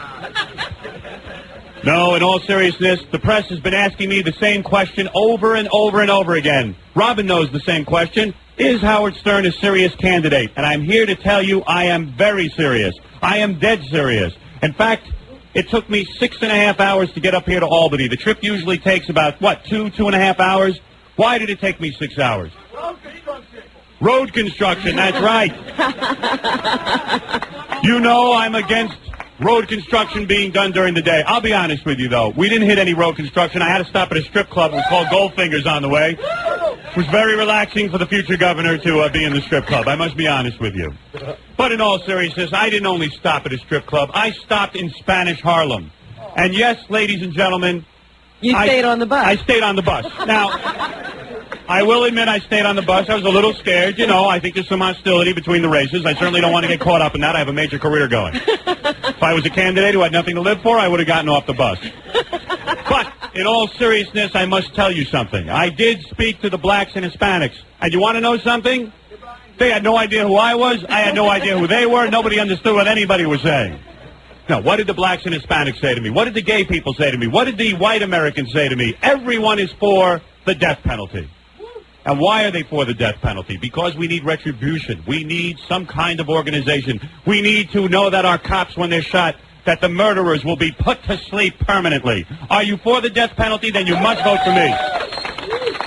Let's be honest. The Republicans are not going to take this away from Mario Cuomo. Yesterday was a historic day. Do you guys know that Mario Cuomo yesterday, for the 14th time, refused to sign the death penalty? So I think it's interesting that I'm here today and I'm running and I'm saying, look, the Republicans are not going to win this one. We've seen who are the guys that they're talking about running. They're not going to beat Mario Cuomo. I am the only legitimate contender to the throne. I'm the only one who can unseat Mario Cuomo. Right now in the polls, I'm at 20%. I think once people realize I'm serious and they understand that I am going to step down, once I give them the death penalty, I think they are going to vote for me. As a matter of fact, this is a good opportunity for me to introduce to you my running mate, a man, a great man, Stan Dworkin. Stan, would you like to say a few words? Certainly, Howard. I think Howard did very succinctly. People do not take him seriously. I think everybody in this room knows that Howard Stern is serious. I think everybody in this room knows that Howard Stern sees a platform for the future of the state of New York. That is something that everybody in New York wants, that the politicians in New York State have not been able to do to date. And I think that working with Howard, we're going to get that done, and we're going to make life in New York better for each and every one of us. Thank you. Thank you, Stan. By the way, as you know, Stan is a very serious politician. He is someone who has served the people of New York in the past. What he exactly did, I'm not sure. But let me tell you something. This is a hard-working man, and I also want the members of the press to understand that Stan will shave the mustache. Excuse me, Howard, you have a hair. Thank you, Robin. Robin is in charge of making sure the hairs are not in my face. Thank you, Robin. I begged her before the press conference. I said, make sure there's no hair in my face. You know, it's a funny thing. Stan, we were talking to Stan earlier in the bus ride over here. We said, Stan, please shave the mustache. We think maybe the candidates won't like it. But you want to know something? The people have been speaking and saying they like Stan's mustache. So keep it. So keep it. What the hell, Stan?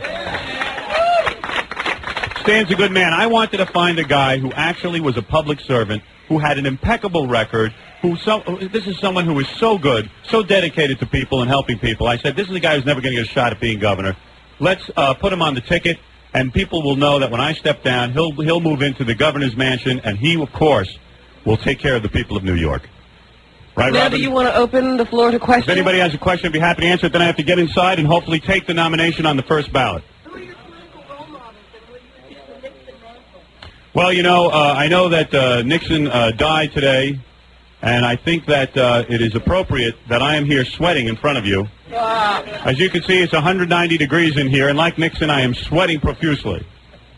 I have no political role models. I'm not particularly... I like Robert Kennedy a lot, and quite frankly, he would be a political role model, I guess. One more question, Mr. Yeah. Stern? Yes. How are you going to make it on a governor's salary? Oh, I'm not going to make it on a governor's salary. As a matter of fact, I couldn't live on that for 2 minutes. My wife has 2 housekeepers and has all the food delivered to the house. What I'm going to do is, as a matter of fact, I don't even want a salary when I become governor. I'll take the governor's salary and I'll give it to Robin. Oh, thank you. What do you think of that? I didn't know was going to happen. Sure, why not? You've been at my side all along. What the hell? You deserve something. I really don't need a salary, and then I'll step down, and Stan actually can use the salary. Yes. Yes. Political analysts could say what you're doing is a joke. I'm quoting one, and that you're taking votes away from Mario Cuomo.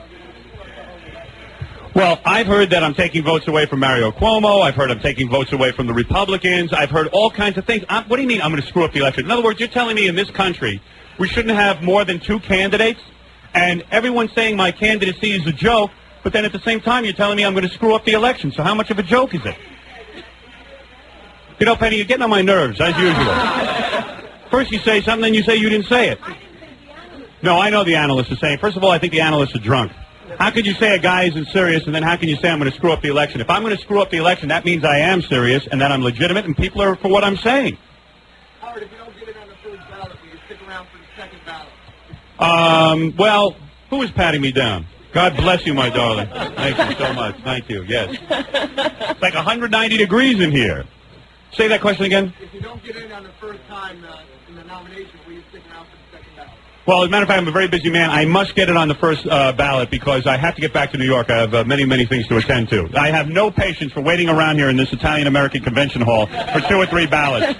They got to get this over with carefully, quickly. Thank you. Yes. Any other questions? I am a sore loser. If we go into the convention hall and I do not win on the first ballot, I will absolutely not support the guy who wins. I want to win. I am the only guy who can get a lot of votes here at the Libertarian Party. I don't want to hear any nonsense. Go ahead. Howard, UPI, are you going to run as an independent candidate if you don't win the Libertarian nomination? No comment, because I'll tell you why I'm saying no comment, because at every press conference at least one question is answered with no comment. Am I correct, Robin? That's right, Howard. Absolutely. Keep up the tradition. Thank you. Thank you. That'll be the only question I say no comment. What is that? How are you going to deal with the FCC equal time requirement? Humana. I'll tell you the truth, I don't know exactly how I'm going to deal with it, but I'm going to find a way to deal with it. You can't tell me that a guy who makes his living on the radio shouldn't be allowed to run for government. We have a free country here. I have to make a living just like everyone else. If people want me as governor, they should be allowed to vote for me. This is all nonsense. And with all the lawyers in the country, we ought to be able to find a loophole. Yeah, there's got to be a loophole. I am for loopholes. Yes? I'm going to ask you to. I'm going to ask you one more time to repeat it. I couldn't hear you. Instituting a death penalty could take the full term. Are you willing to stick it out? Should it take that long? Let me say something. I will not give up the governorship of New York until there is a death penalty. The people have spoken. Look, it's very simple. It's not going to take a long time. I've talked to people about it. I've talked to my advisors. Who are my advisors, Robin? Me. Robin. It's not going to take very long to get that death penalty thing going. It should not be a difficult proposition. But The legislature has passed the death penalty provision every year. It Yeah. is Mario Cuomo that has stopped it. Yeah, it really shouldn't be a problem, but I will be the governor for as long as it takes to get that death penalty. Look, I think it's simple. Mario Cuomo is an old man. I've said this before. And you know what? I guess he's thinking, hey, soon I'm going to meet my maker, and I'm going to have, maybe when you go to heaven, they say, hey, you got the death penalty, and now you're going straight to hell, because it's not right to kill people. Me, I know I'm going straight to hell already, and there's no problem with it. So I will write the death penalty thing. I'll sign it, and I'll get it. I have no guilty conscience. I say... Will you personally give the juice to the first guy in the chair? Matter of fact, I don't know if it's possible, but I'd like to be the one to give the juice. I don't want to put anybody else out of work, Yes. Do you favor legalizing casino gambling in the state? Absolutely. I was, it's funny. The question was, do I favor legalized gambling? Let me tell you something. I was up in a little town called Saugerties yesterday. Why was I in Saugerties? Because I wanted to meet with the city council and the mayor and the town supervisor. And you know that out of all the towns we contacted, Saugerties was the only one that would meet with me. So that is why I met with them. And when I was there, they are really suffering from economic depression. You should see Saugerties. You'd be depressed, too. Not only economically. But the point is, I went there, I met with them, and you know what? Legalized gambling would revitalize that city. They lost a lot of jobs to IBM, so they are praying for legalized gambling, and I'll give it to them. Why should the Indians be the only ones to get legalized gambling? Yes, Penny. Mario Cuomo doesn't have his own radio show, so that's really not fair if you stay on the air. Penny, I've never hit a woman in my life. I'm going to smack you around. Let me tell you, no, that is a legitimate question. You're saying you're legitimate on this political. Mario Cuomo, let's talk turkey here, okay? Why is it every time I see you I think about turkey? I don't understand. But let's talk turkey, Penny. You know as well as I do, when someone is the governor, when he is the incumbent, he is allowed access to every television station, talk shows. He can go on radio shows. He has an advantage over every other candidate that other candidates never see. They can't just step into a radio station and get airtime. They can't step into a television station and get airtime. Mario Cuomo is getting so many freebies. He's got 900 radio shows. He's got 900 television shows. It's about time you had a politician who had equal footing with Mario Cuomo. The whole idea that Mario Cuomo isn't subject to equal time is absurd. Yes. If tragedy should strike and you're not the nominee and the Republican favors the death penalty and Cuomo doesn't, might you support the Republican? I told you, I'm a sore loser. I'm not supporting anybody. I want to be listen, let me tell you something. The Republicans probably do support the death penalty. The ones that are running do. I got to tell you something, though. They're not going to beat Mario Cuomo. We know that. They're just not. What they should have done is gotten behind my campaign and embraced the Libertarian Party, the Republicans, and I should be on both the Republican and Libertarian ticket. Howard, we're going to have to wrap this up. The still press would like a photo of you, Mr. Dworkin, and it's 10 o'clock. It's 10 o'clock. It's time for the Ladies vote. and gentlemen, it's time for the voting. I got to get into to start. Thank you for coming, and hopefully when we come out of here, I will be triumphant. The orgy, finally disguised as a campaign. We'll be right back.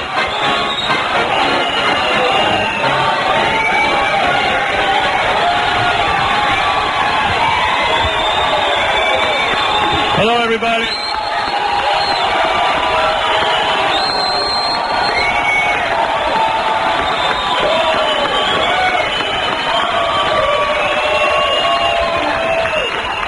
Robin, I'm entering the convention hall.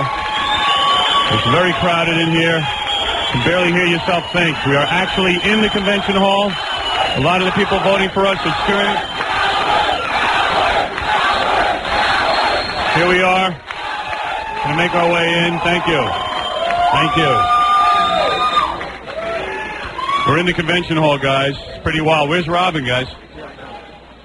You can't even find anything. All right, could everyone settle into their seats, please? Thank We'll you. get things going up here. everybody wants to get down to this. We're in the convention hall. I hope you heard that whole scene. Did we get that all? Yes, good. Okay. Robin is making her way over. It is so crowded and packed inside of here that I must tell you that we can barely hear ourselves in the microphone. We're in the Italian-American Center.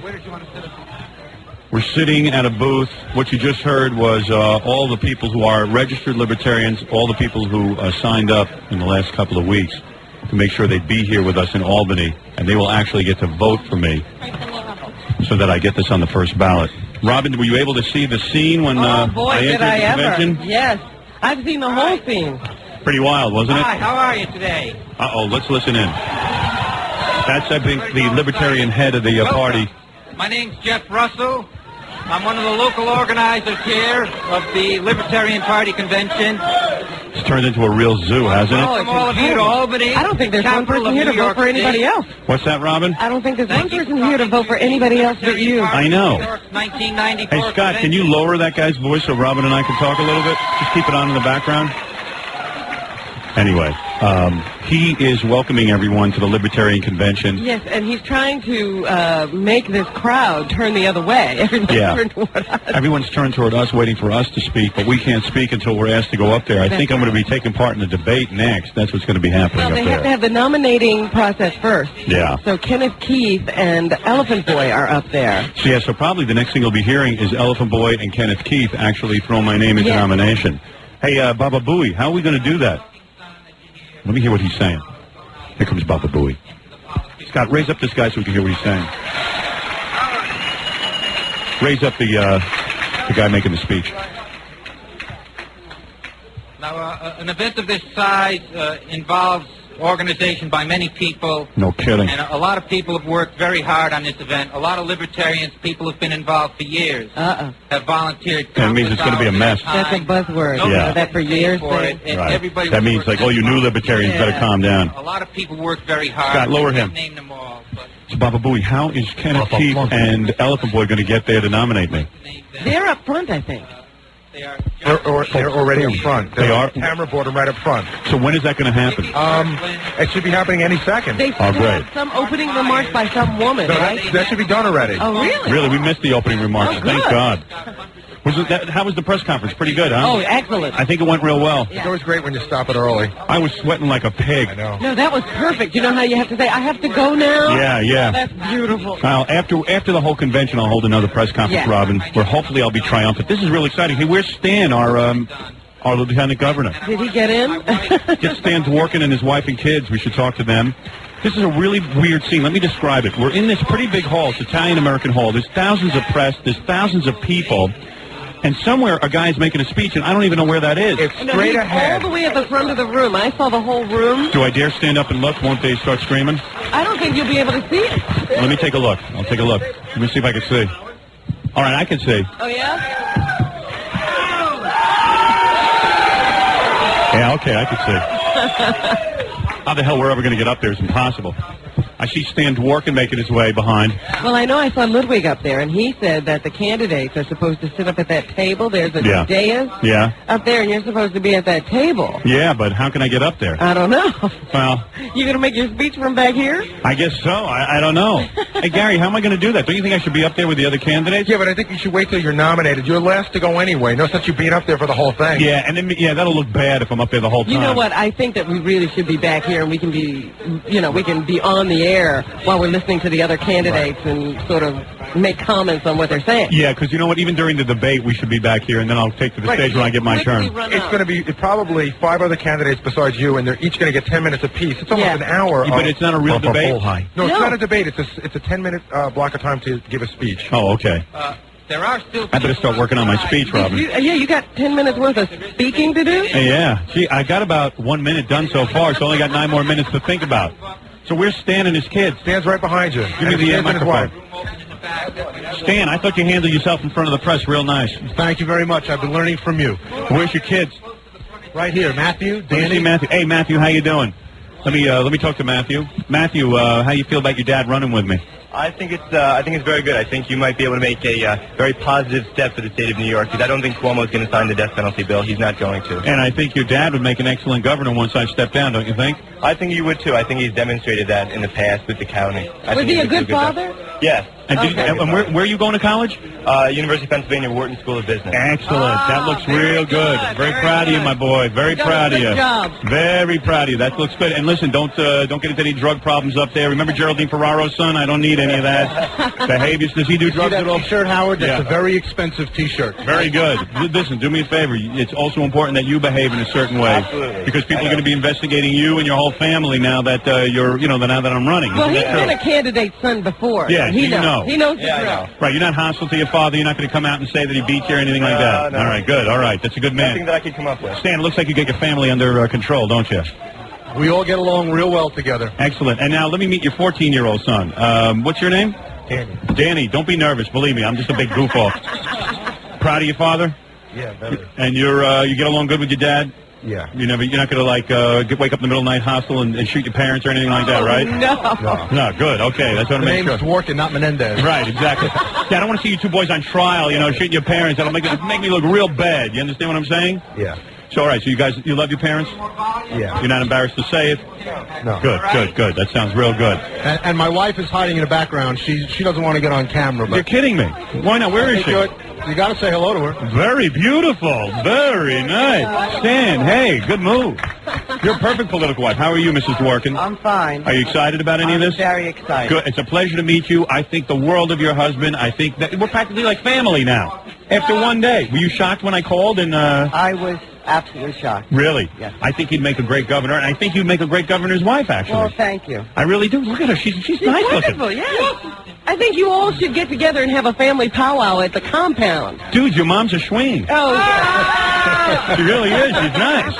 Hey, Stan, way to go. I didn't know you had it in you. Hey, listen, you picked me for a reason, Howard. How long you guys been running? I mean, going Married. together. I mean, married.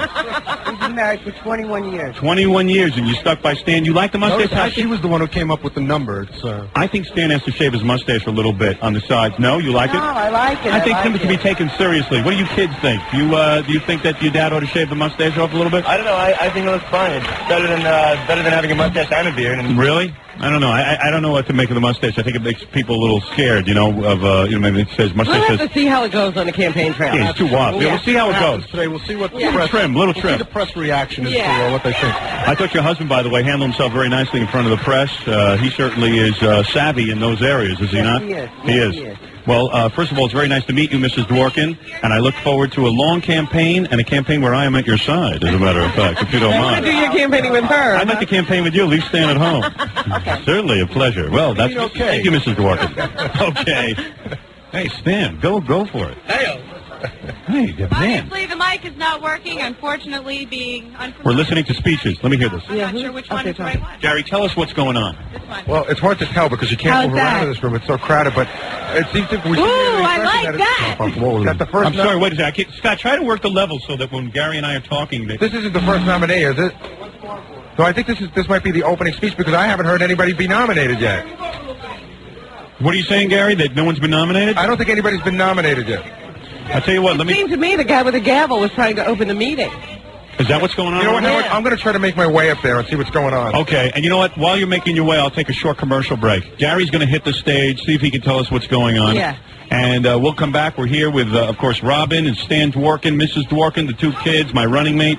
It's very exciting, Do Robin. you think your wife is going to get upset now that you didn't bring her? Oh, of course. Mrs. Dworkin is here. I wasn't going to be on the bus with strippers and have my wife there. I'm sorry. I don't care. Stan can bring his wife. That's up to him. I'm with strippers. Stan, really? Next time we do something political, leave the wife at home. I'm telling you, pal. Bring the two boys. They look like they're up for some fun. Let me tell you something. You have no idea how fun it is on that party bus. Well, Stan's a really legitimate It's been an guy. interesting ride so far this morning. So Actually, I can imagine Stan, it can only get better. I don't want you even fraternizing with some That's of these women. right. I We want you have to squeaky keep you clean. squeaky clean. We're keeping you clean. Well, that's true. I think there are people who are concerned as to the characteristics of your lieutenant governor. Right. I want to reassure everybody in the state of New York Yes. that standing behind Howard Stern is a lieutenant governor with with good moral fiber. Right. Okay. Howard, wait, I don't know if I should say that. You might not want me anymore. Yeah, believe me, I we do. like moral fiber. Yeah, just because I don't have it, you can have it. Howard? Yes.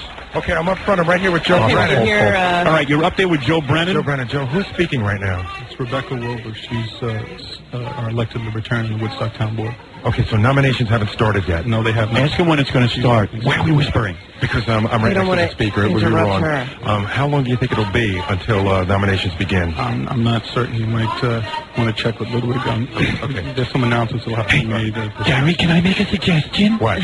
As long as we're all whispering here, Yes. why don't I take a little break? Okay. You figure out what's going on, and then when we come back, we'll know what's going on. Okay. Okay. All right. Goodbye. All right. Anyway, Ron, this is one hell of a nightmare. This Libertarian convention is so out of control. We're going to take a short break. When we come back, we'll see if Elephant Boy is going to be reading my name into the minutes. All right. All right.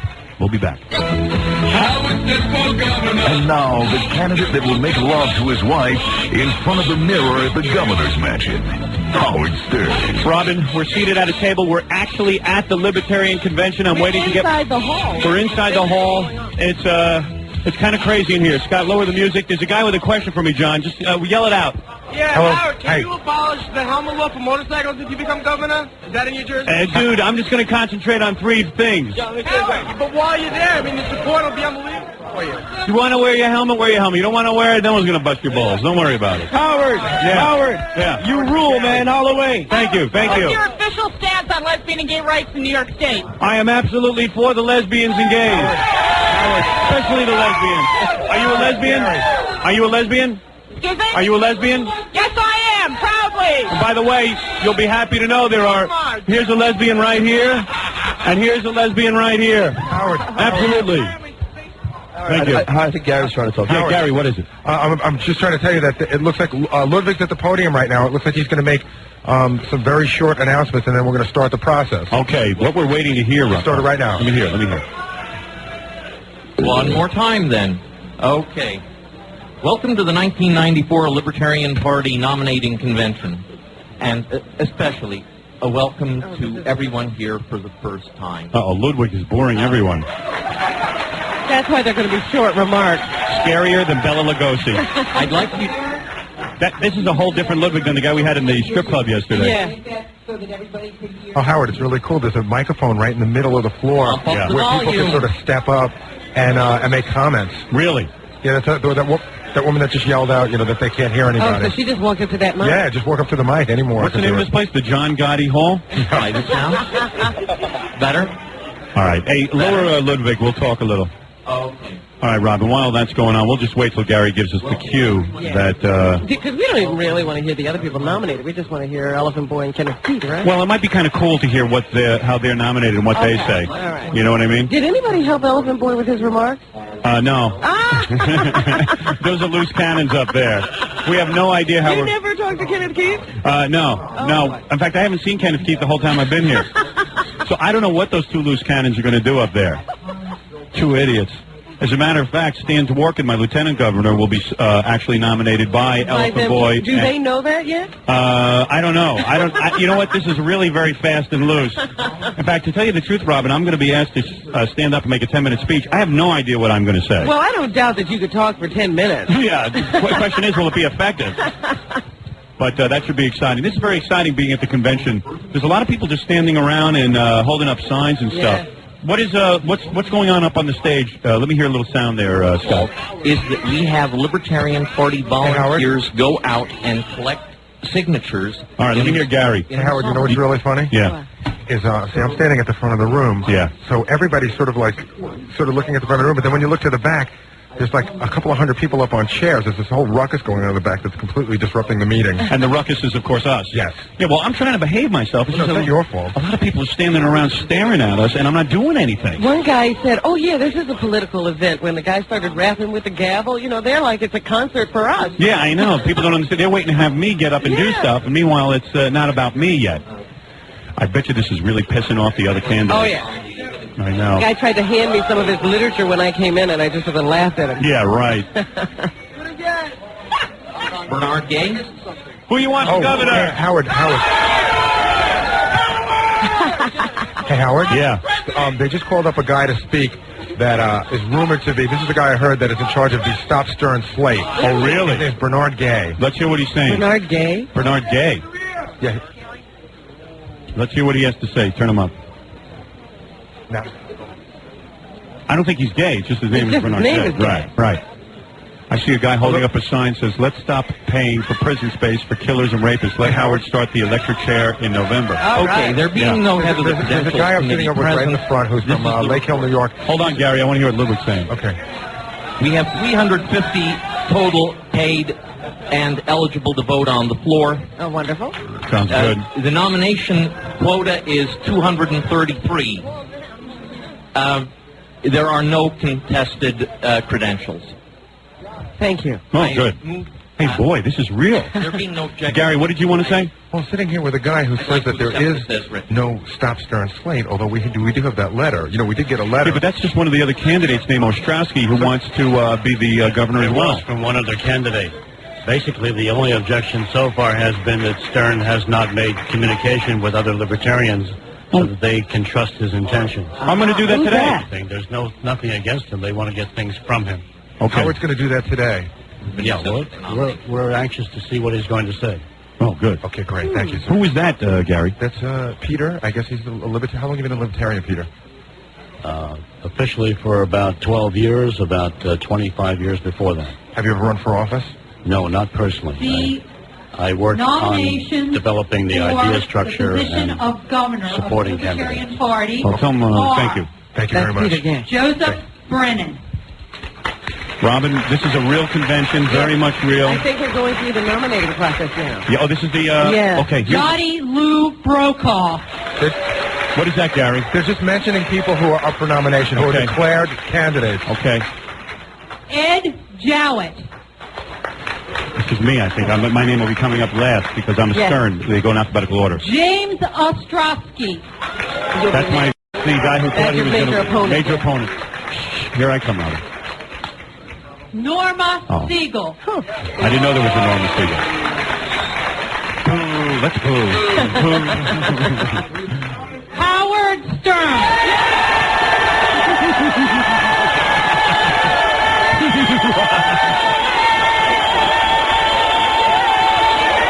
Keep it going, keep it going. Yay!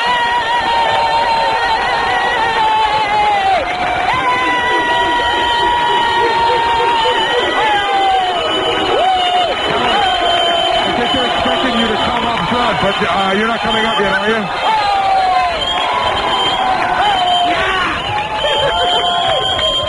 What is that, Gary? What is Elephant Boy? Is an Elephant Boy going to... I think they were expecting you to come up front, but I think we're going to wait until Okay, you... just hold everybody up to that table. Right, everybody Robin, else. you want to go up there? No. No, we want to wait. Yeah, I know. They know he's in the room now. Yes, they know. Okay. I've heard of... Order! Okay, I've heard a motion that the nominations be closed and seconded. All those opposed? There being no opposition? Yes, I tried to stop the chanting. I didn't want to throw me out of the convention. Okay. Should I call for order, Robin? There being no further nominations, the nomination is closed, and the next order of business will be a debate between the candidates. Oh, what happened to Elephant Boy?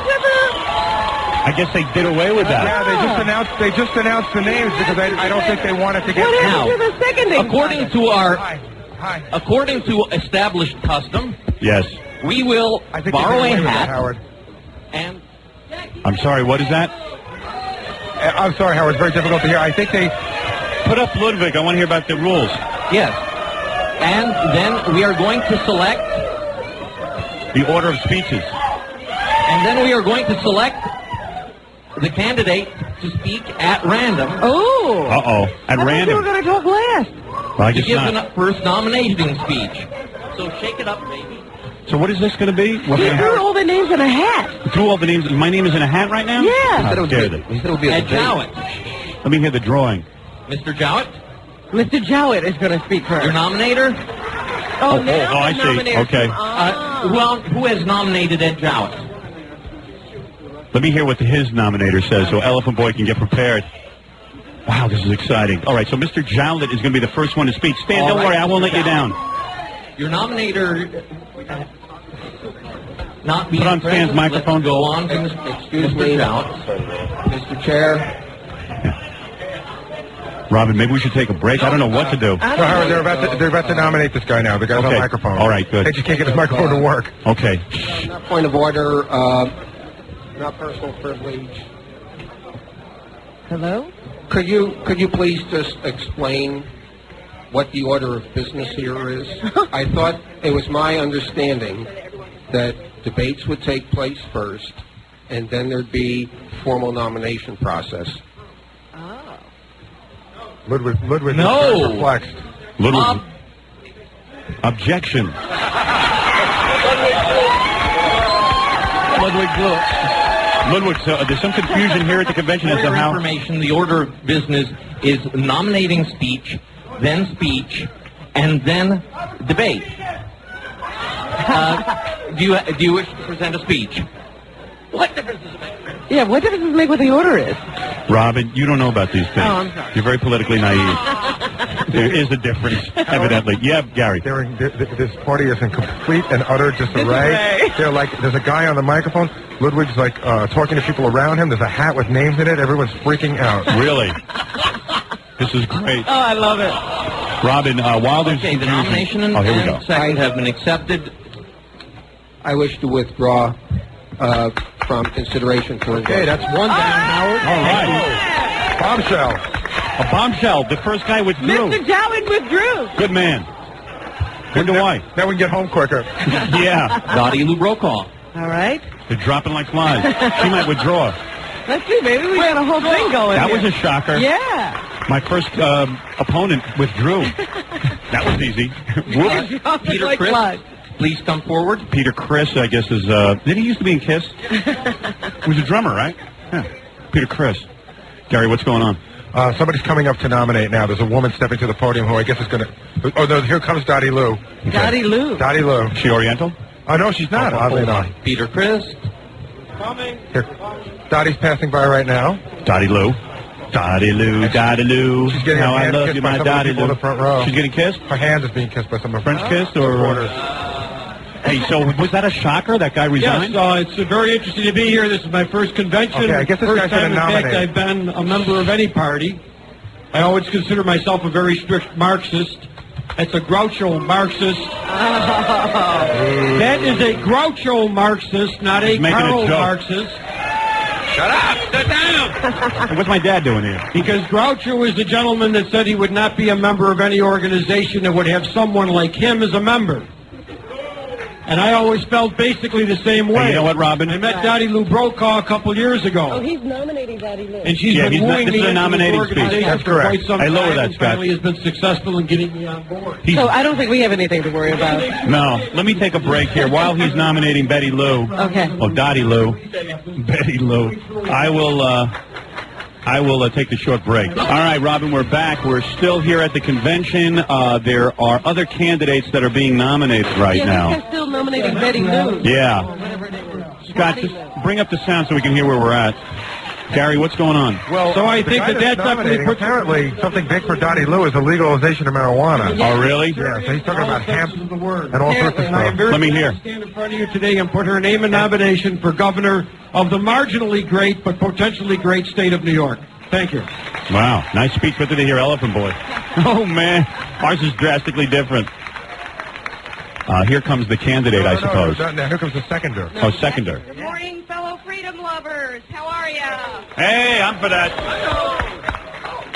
I've known Dottie Lou Brokaw for 7 or 8 years, and I should have known that she told me to get up here and talk about issues and not talk about her. I'm not going to do that.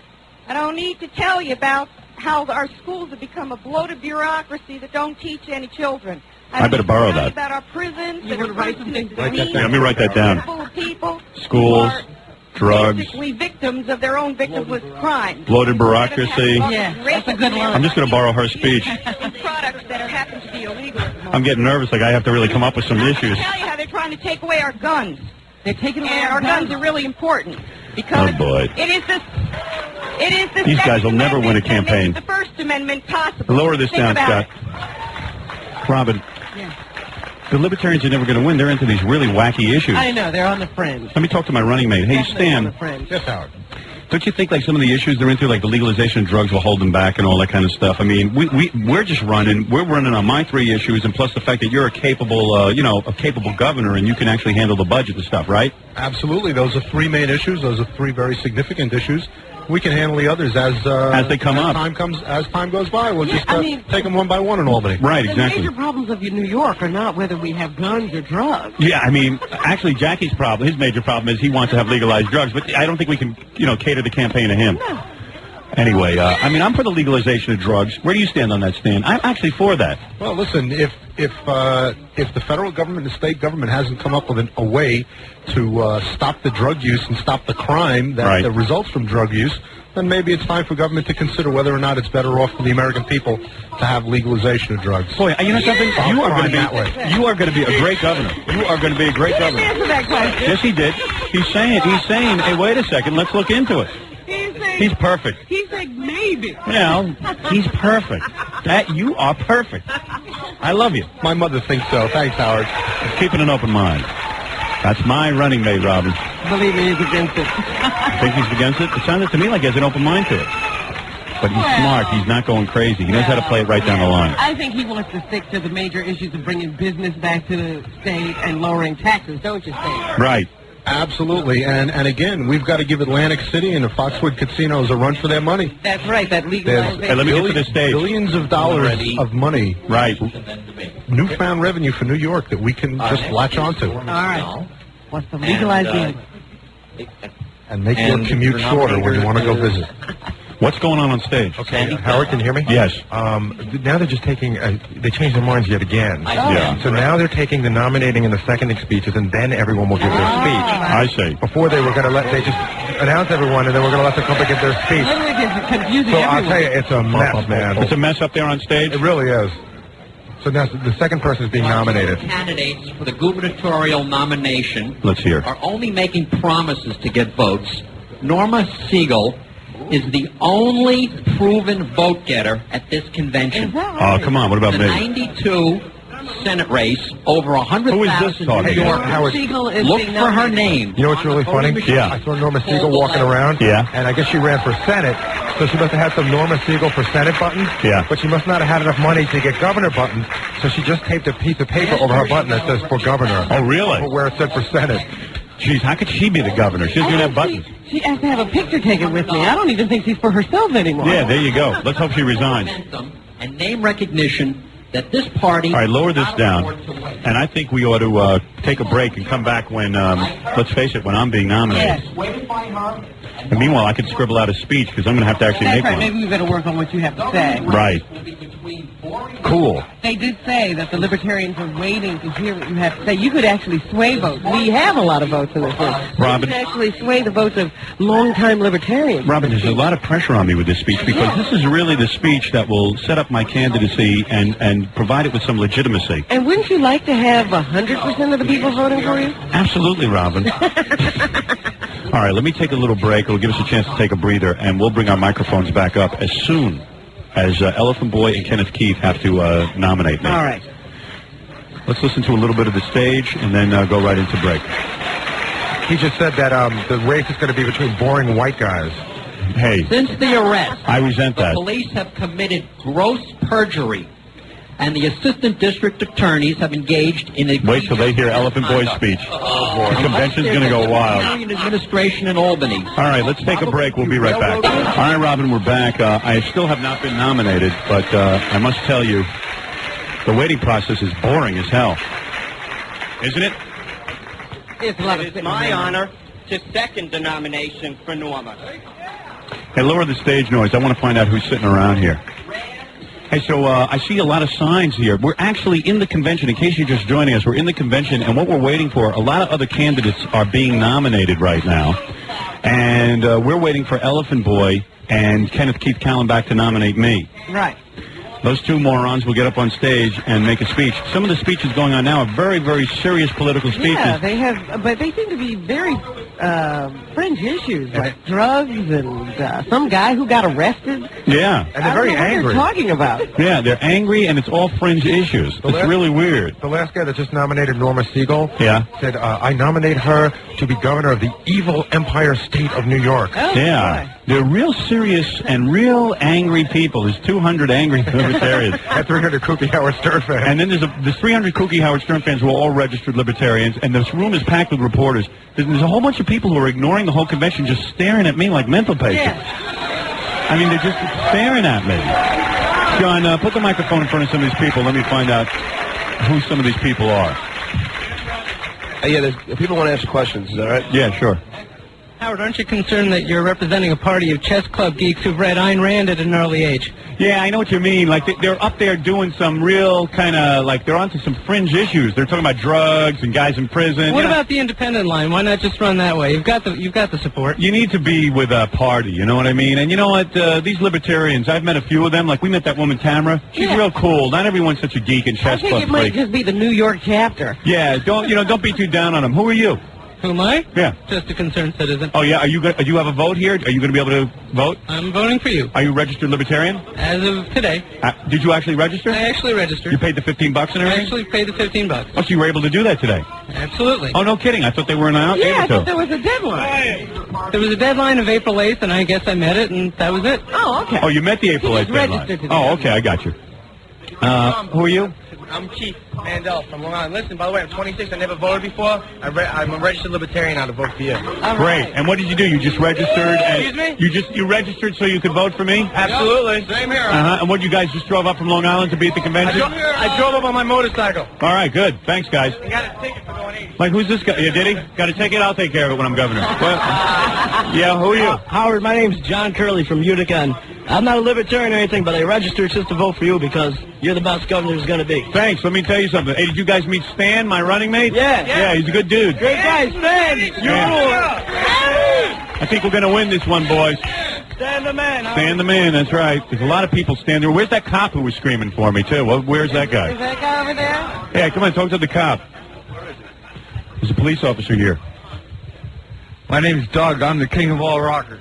And what about you? You're a police officer? Yeah, Howard, how quick do you think you can get the death penalty enacted? We really need it. You know, I heard one guy say that it can actually happen within 2 days. You're a cop, right?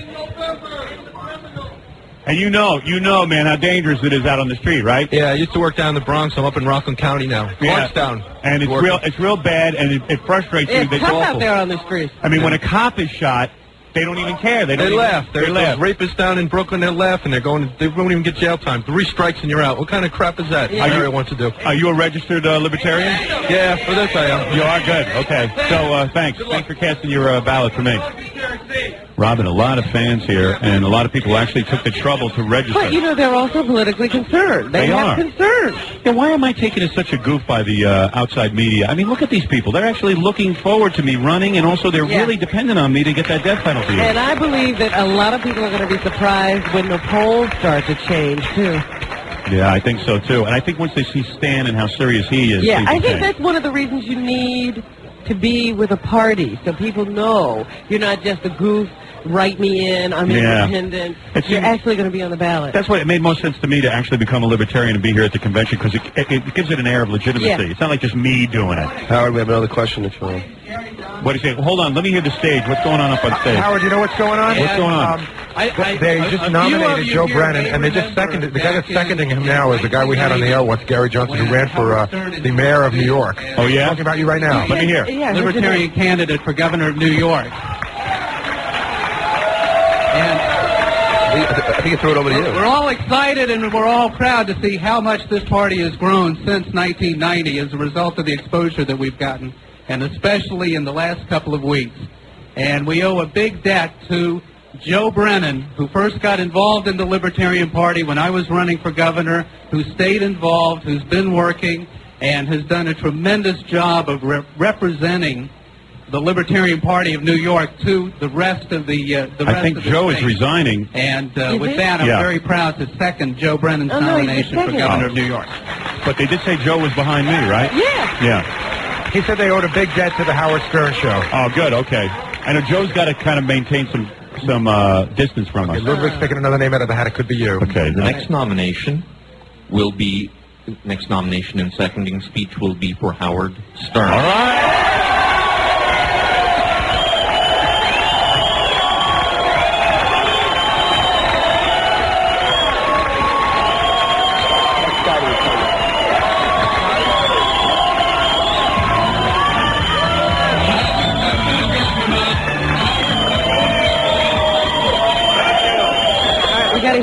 Elephant Boy and Kenneth Keith. Let's hear it. Are they making their way to the stage, Gary? Fred's up there now. It's just everyone turned around waiting for you. Now they realize Fred's going to talk. Here he goes. I hope Ben Franklin isn't listening.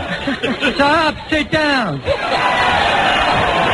I hereby, it's my great pleasure to give the nominated speech to Howard. Many of you think that Howard is a joke. I think this is the best thing that ever happened to the Libertarian Party because once it becomes governor of New York, it will make it easier for the next group of candidates for 1995 to get their offices. Howard, if you could only see the looks on some of the hardline libertarians. What was that, Gary? If you could only see the looks on some of the faces of the hardline libertarians. Hey, I'm including the handicap. That is one of our libertarians. The whole world is watching you. We got many good people running, and what is he doing? Gary, get him off of there. We'll have to play this back and find out what he said. With Howard, one of them got much. If Howard didn't governor, that Marco would be dead. This is the...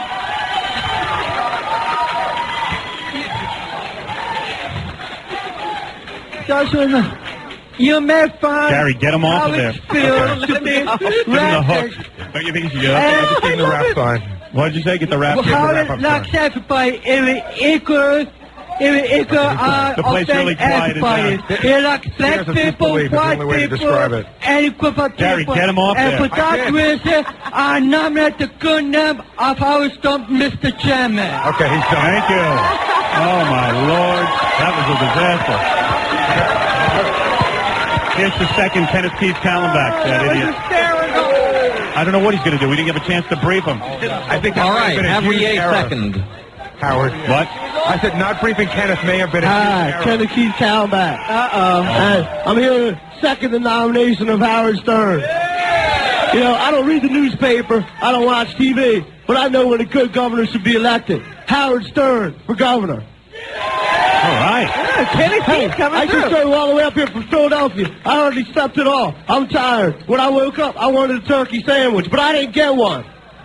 Oh, no. When I was taking a shower this morning, I fell out of the bathtub. I was so excited. People think I'm a wacko. I'm here to say, I'm no wacko. I know when there's a governor. Howard Stern's a governor. You know, do you think I feel like having violence? I don't want no violence. That's why Howard Stern should be elected governor. Yeah.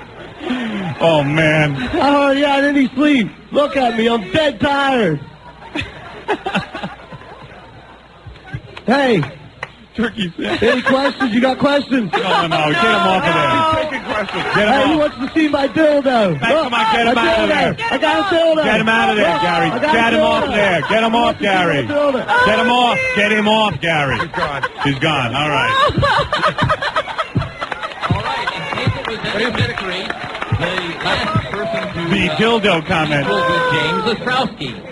Oh, this is your opponent. Uh-oh. Here comes my opponent. Later and seconder. Ostrowski sucks. You better vote for Howard Stern. Oh, who is doing that? Come on. Captain Jenks. Captain Jenks, get him off of there. Captain Jenks running onto the stage, Robin. Oh, I'm so embarrassed. Sit down, you pig. Hey, come on, Gary, get him off of there. happening? Gary, get him off. I did. He's Get off. them off the stage. Oh, my Lord, I am getting out of here. I no longer want to be governor. I am under the table. How can I go up on stage? Now you have a lot of work to do, a lot of repair. Oh, my God. I think the dildo line really got everyone crazy. Boy. Do you want to see my dildo?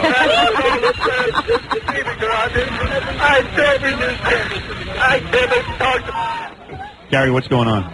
I just can't stop laughing. I'm sorry. I know. I feel really bad because I'm sitting right next to Tamara. She's like, please let us do our business. And I said, we really can't control some of these people. Yeah. There's a guy up right now who's nominating James Ostrowski. All right, let me hear some of that. By various factions, all wanting to be able to lay claim to it. And that's not all bad, because we know from history that long ago it was a treasured, almost revered concept. by those who came here to make a new life the hope and promise of liberty and prosperity. Hey, he's got a better Deep speech. down, we still hold that elusive and distant hope. He's taking this That seriously. America can again be I understand what him it as much was as in I our do parents' Elephant and their Boy. parents' generations. And what of justice, it too has begun to elude us. Only one needs Lower this. read the newspaper. He thinks he's a pilgrim, I think. Yeah. Oh, that was unbelievable. Well, while James Ostrowski is being Thank nominated, goodness you weren't the last person nominated. Maybe they will have forgotten yeah, what those two guys said. maybe they'll confuse my speech with James Ostrowski's speech. Robin, let's take a break. Well, Howard, well, Yeah. I see there was almost an altercation between Melrose Larry and one of the hardliners, because Melrose Larry's been running around with a Statue of Liberty hat on, and waving signs. Somebody just walked up to him and it looked ugly, but he walked away. He sort of like was pointing his finger in his face like to cut it out. Who was pointing whose finger in whose face? Some guy was pointing his finger in Melrose Larry's face. Now, was Melrose Larry thrown out of the convention hall? No, he's just sitting, but he's got some signs, but he looked a little scared, actually. Melrose. Wow, good. It's about time somebody put some fear Yeah. into that maniac. Make him sit down and shut up. Right. All right, Gary, did things return to normal on the stage? Well, yeah, as much as possible. I got to tell you, I will never, ever forget the image of Kenneth Keith holding a dildo. Oh, God, we didn't see it. That was wild. That was great. Hey, let me take a break here, and when we come back, what do you think will be happening? Well, it'll be time for the candidates to go and make their speeches after this. I think he's the last guy to be nominated. All right, we'll be back right after these words.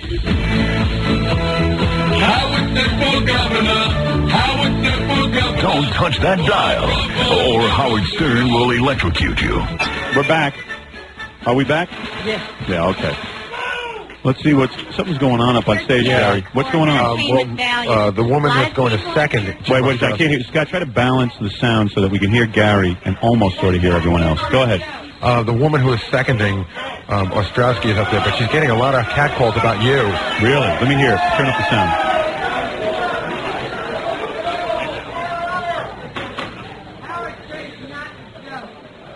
How many of you laugh as you hand in all of the information the IRS asks you every April 15th? How many of you laugh when your neighbor's children... Melrose Larry yelling out. Laughing. They're arguing about me up there on stage. How many of you laugh when your neighbor's children are taken from them because the state has decided they're unfit parents? How many of you laugh...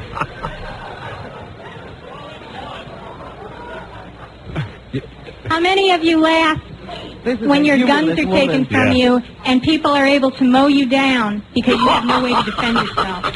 This convention needs to nominate a man who is serious. These guys are all paranoid. Why tyranny is destroying our lives here in New York State. That man is Jim Ostrowski. He's been a libertarian for years. Oh. He has written and published on the subjects I'm talking about. He's going to be a tough candidate to beat. That the state should be empowered to tell you how to live your life. Therefore, I am extremely proud to nominate Jim Ostrowski for governor. Oh, Thank boy. you. That's my main competitor. He had better speeches than I did, but I'll go up there and win this convention over, Robin. That's what it's all about. You like a challenge. Yeah. Gary, what's going on at this point? Do you know? What's that, Howard? Do you know what's going on at this point? Yeah, Ludwig's up at the podium, although I just got word that it's almost a given that Ludwig is out. Yeah. 10 minutes. Out as what? Party chairman? The order you know in why? which they were nominated. Scott, can you just bring up Gary and put Ludwig down? Thank you. I don't know. He can't read my mind, I guess. Hold on, Tamara, what are you saying? Howard, you got to come forward now. They're asking for all the candidates to come up front and sit, and they're going to speak and then ask questions. Robin, come on up with me. Okay, so it is a debate. It's a debate now. There'll be question and answers. Oh, wonderful. So make your way up, Howard. Okay. You should make your way up for sure. All right. Robin, I'm going to make my way up. Come right up the center aisle. Gary, would it be possible just to make my way up when it's my turn? No, because you know what? Now they're saying that it is a debate. Oh, it is. It's a debate, Robin. Oh, it is a debate. It is a debate. Okay. People want to ask questions, and they're going to open it up for questions. So come up the aisle.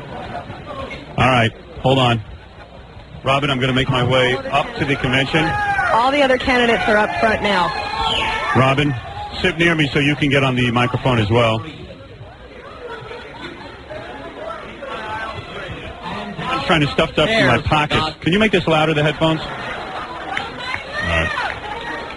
All right. Okay, now we're good. Yeah. Yeah, come on up. Okay, everyone, we're making our way to the stage. It's going to be a little hectic now as you listen to us. The convention should be should go wild as we make our way up. Robin, are you all right? Okay. Thank you. Thank you. Thank you.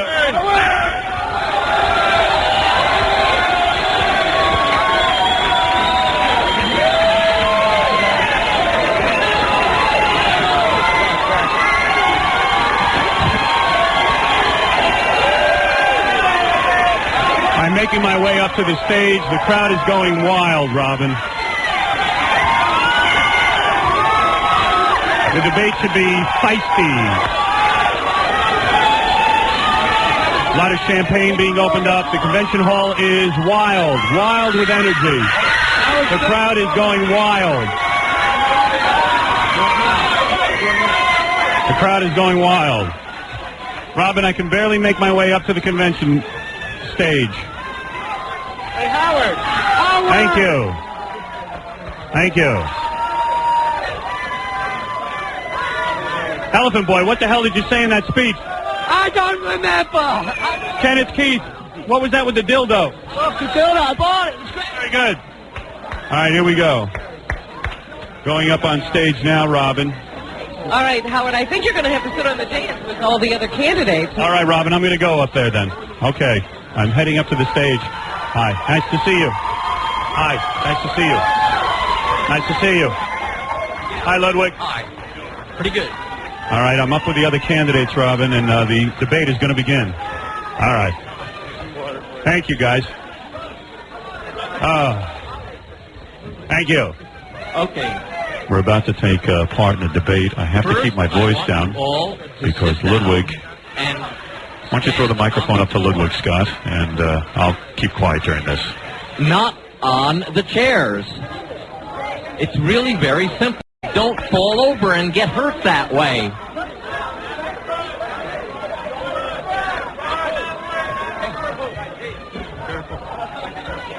All right.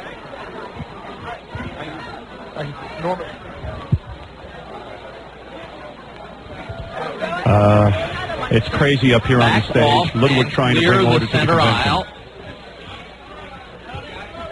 Hey, I was just going to say, you know, Ludwig is lecturing the crowd. He's trying to make them get off their chairs and sit down. Would everybody please sit down so we can begin the debate? Please, you'd really help us out. Thank you. Okay, we've got 5 candidates here. We're going to give each one 12 minutes. Robin, I just then we're going to do a Q&A. It didn't work. Now. It didn't? It looks like they're sitting down. There's a microphone back there which will be used by people who wish to pose questions. They are taking my suggestion, Robin. This is good. Makes me look good. You're a leader. Robin, I'm not wearing my suit jacket because it was too hot. Everybody except Brett, please get out of the aisles and clear away. Ludwig yelling at the crowd. Ludwig yelling at the crowd. Back up. Back up. The convention is on fire, Robin. It's the biggest libertarian convention in history. Oh, my goodness. It's getting nasty in here. I'm hoping that the convention will come to order, Robin, so that I can get home sometime soon. I don't exactly know who they're yelling at now. I don't know. It looks like we could begin. Ludwig is banging on a gavel. I think they like to use the gavel. Let me take a break here real quick, and we'll come right back, and you'll hear the debate next. We're on stage. I'm in a debate right now at the Libertarian Convention.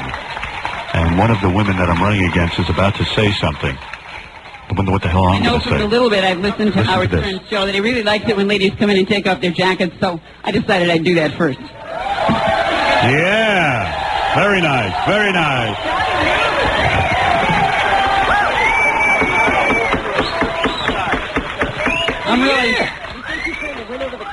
I'm really glad you're all here. When I was the first declared candidate for governor for the Libertarian Party back almost 2 years ago. And little did I think that when the nomination convention actually happened, it would be anything like this. Thanks for making it so much fun. Trying to win over the crowd. You'll find maybe somewhere around on your chairs. I just gave away my last one to Howard, but I didn't know I'd be standing next to him. I could have actually given it to him in person. Thank you. It's an autograph from me, Howard, the second one I've ever given. Thank you. And it says, "I wish you light and love and liberty." Thank you. Thank you. Oh, this is like a love-in, Robin. And that's what do I say at the end of my little TV show, which is a weekly show called Liberty Enlightening the World. That's the real name of what we've called in short form the Statue of Liberty. It's really always been called the Statue of Liberty. When do we debate? Enlightening the world. This is the speech, I tell you. All right, so why don't we turn down our microphones right now, and when I get up to make a speech, Scott, turn them back up. This won't be a break, but this would just be a... Frankly, doesn't look very much. I'm just going to ask, actually, the people at home to... I don't think they have to sit through all these speeches, and what we'll do is... almost conceding. She just said it doesn't look like she's going to get the nomination. Oh, really? Let's hear this. What I'm doing and what I've always been doing for the cause of liberty is working to get the ideas across. I said in November of 1992 that I wanted this party to nominate early so that we would make up in time and energy what we don't have in money. But what I'm going to do is... that I would step aside for anybody more qualified or more effective. Oh, wait a second. Let me hear something. I think I still am the most qualified spokesperson in this race for the ideas of individual liberty and the libertarian philosophy. However, Howard has got a much bigger megaphone than I have. Oh. Is he stepping aside? I believe this woman is stepping aside. Robin, making my way clear to actually... Two down. So what Two down now. Is that we can convince Howard to accept me or some of the other libertarian spokespersons as the lieutenant governor candidate. I've done the job. I did it in 1990. And one way you can send that message to this whole body, because this convention will be able to choose its you can each, as is the appropriate libertarian way, you can each make your own individual choice. As a member of this body, you can decide who you want to be the lieutenant governor candidate. I never got a chance to meet Howard before. He didn't know I was out there. Maybe he'll change his mind. Wow. Wow, Robin, making a last-minute bid. Having an effect. I'm 52. I am the mother of 3 grown children. I've led lots of volunteer organizations, and we've always reached the goal I set. And I've been doing that for a lot of years. I'm going to ask you to lower the microphones and come back up when I signal you. In the schools as an English teacher was disregard. We have got to send the message. Robin, we're still here. They're still making speeches.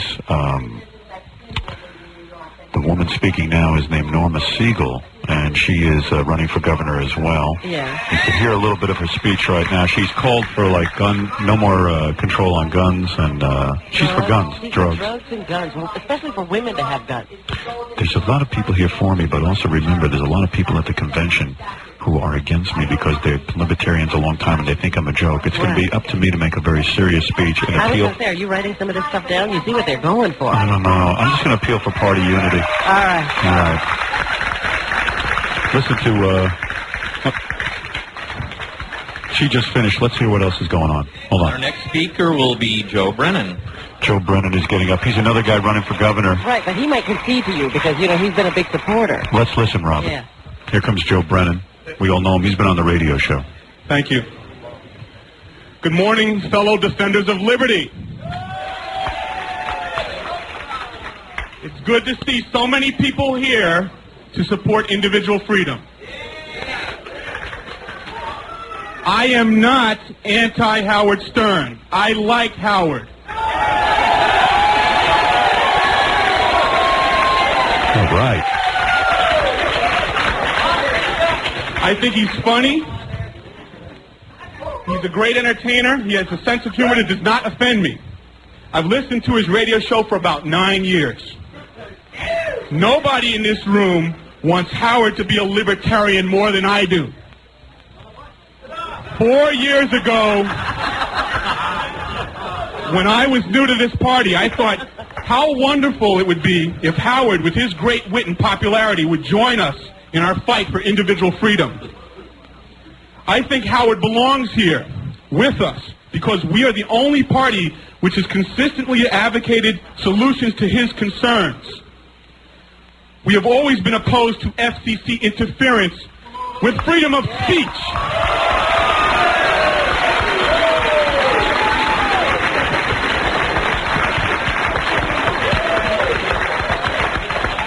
And we have consistently opposed been opposed to the taxation that I heard Howard and so many Americans complaining about last week.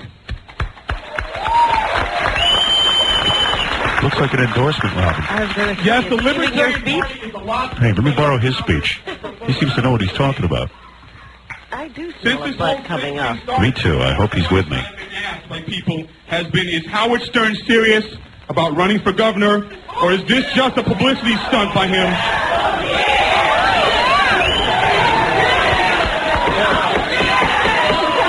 Oh, yeah. For order, Robin. A call for order. I am convinced that Howard is serious. Maybe he's endorsing you. I think this is an endorsement, Robin.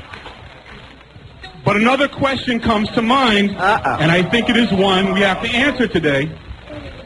Are we, the members of the Libertarian Party, serious about running Howard as our candidate for governor, or are we...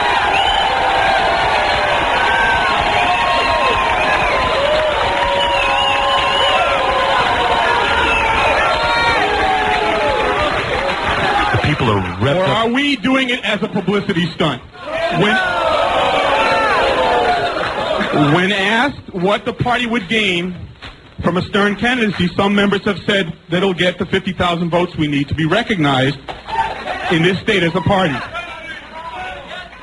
But frankly, we were prepared to do that before Howard came along, and we have other candidates prepared to achieve that goal for us, so that can't be the real rationale for nominating Howard. The most common answer I hear as to what Howard will do for us is at least he'll get us a lot of publicity. In other words, a publicity stunt for us. Well, that might not be a good enough reason. By his own words, Howard Stern has said he is Joe not Brennan, qualified to making be a speech, governor. Robin, to the party. The fact that he has also said on several occasions that anyone, even a monkey, could run the government, I'm not sure what he's trying to... People calling out Baba Booey, pointing to him. The word monkey mentioned in Joe.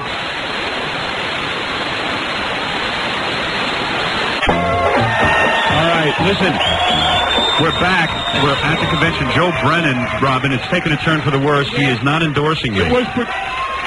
He is saying that because I've endorsed Stan Dworkin as my lieutenant governor, that I'm not a true libertarian. Listen to Howard grovel and Listen to what he's saying. Green on national radio to be our candidate for lieutenant governor, a man who openly flouts all of our principles.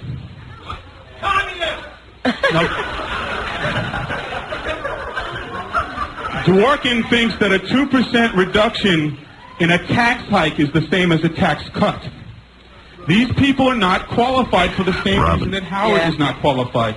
They do not understand. Joe telling me I'm not qualified. Right, he's saying you don't know what you're talking about. Right. Someone tell Joe they're towing his car. Lieutenant Governor of Pennsylvania, simply because the man asked. Ooh, listen to this. What is he saying? He just said you endorsed the guy from Did that candidate accept the non-aggression principle of good government? No, he did not.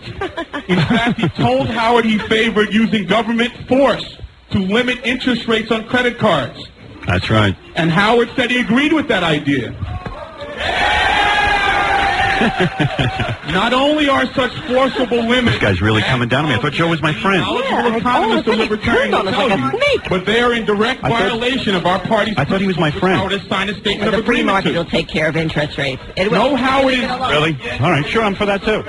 Competition and credit cards. Competition. Did anybody tell these guys I'm a disc jockey? I did. I did, yeah. He plans to do it again too, I'm sure. Right. There is anger in the convention hall because Joe... To wrap it up, he's gone over his 10 minutes. Unfortunately, he has not demonstrated a willingness to run with a libertarian. Listen to this.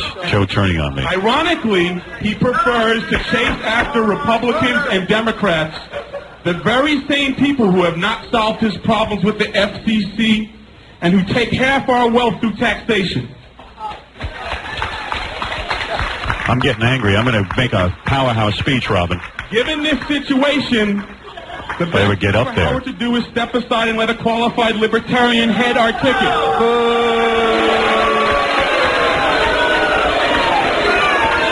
Did you hear that?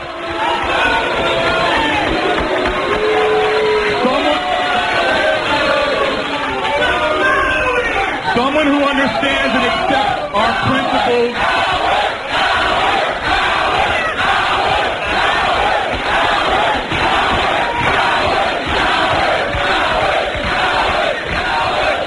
Robin, the crowd is visibly angered. Well, Joe is inciting them. I know. Someone who understands and accepts our principles and shares our goals. This is the guy who enrolled you in the party. This is the guy who asked me to run. Governor of our state. I am such a man. When I was only 20 years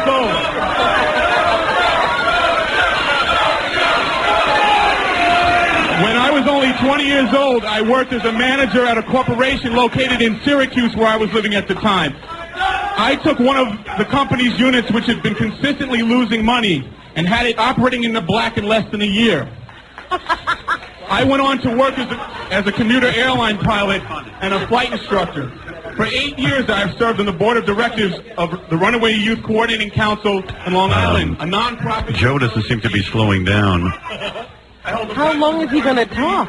I don't know. Scott, I'm going to ask you to lower our microphones and wait until they call me up Howard? here. Yeah. Joe's time. He's got less than a minute left. He has less than a minute? They should be giving the hook now, quite honestly. All right. This is a real shocker. I thought Joe was on my side, Robin, but he has called for me to step aside. Snake. I will not step aside. I'm very disappointed in Joe's speech. He knows he can't do what you can do for the party. I know. Currently, I'm a member of our national committee. I am one of only 2 candidates who stand before you today prepared to make a full-time commitment to the campaign, all the way through to Election Day. I am the only candidate before you today who is actually prepared to serve as governor of New York.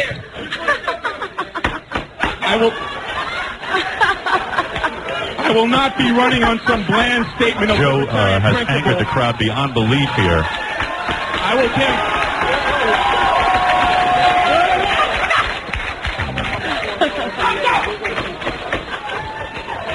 I will campaign on a platform of practical libertarian solutions to problems facing our state. People yelling out in the crowd, Robin.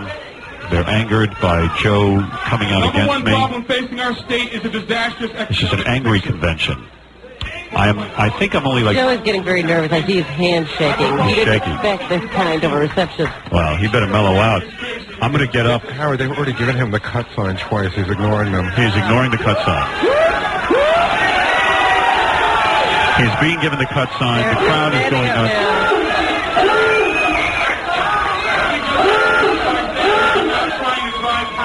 Anyone out of our party.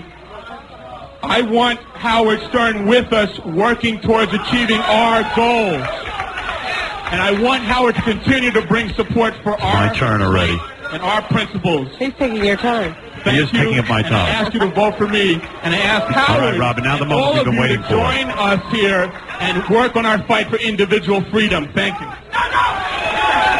The crowd is angry with Joe. Joe turning away from my candidacy. The man who actually asked me to run, asking me to step down. And now, Robin, let's listen as Ludwig asks me to speak. All right. Okay, now, first, Ludwig has instructions. the aisles. Yes. Second, I know Telling this you is this was woodshop a monitor monitor time in high again. I know. Ludwig is definitely the head of the safety patrols. Don't heckle the libertarians shouldn't heckle people on the podium. And people on the podium shouldn't bully rag people in the audience. Okay? Let's be nice to each other and we'll get out and have out quicker and have Ludwig a making better a plea time for of party it. unity. And now our next candidate is Howard Stern.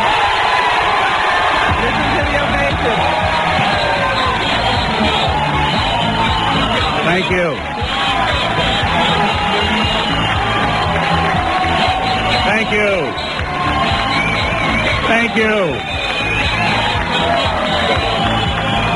Thank you. The crowd is going wild. They're showing signs. Everybody's got both Stern signs all over the room. First of all, thank you. Thank you. Everyone be seated, please. To the podium. Thank you. Thanks for coming here today. I love you all. I truly do. I must say it was a bit of a shock to hear Joe Brennan come out and say that he was not for my candidacy, he was not for me, because Joe was one of the guys who did convince me to run. So I'm a little disappointed in the last speech, I must tell you that. Because no, Joe is not an idiot, Joe's a good man. And I'm going to tell you something, I'm very impressed with the Libertarian Party and some of the things that are being said here today.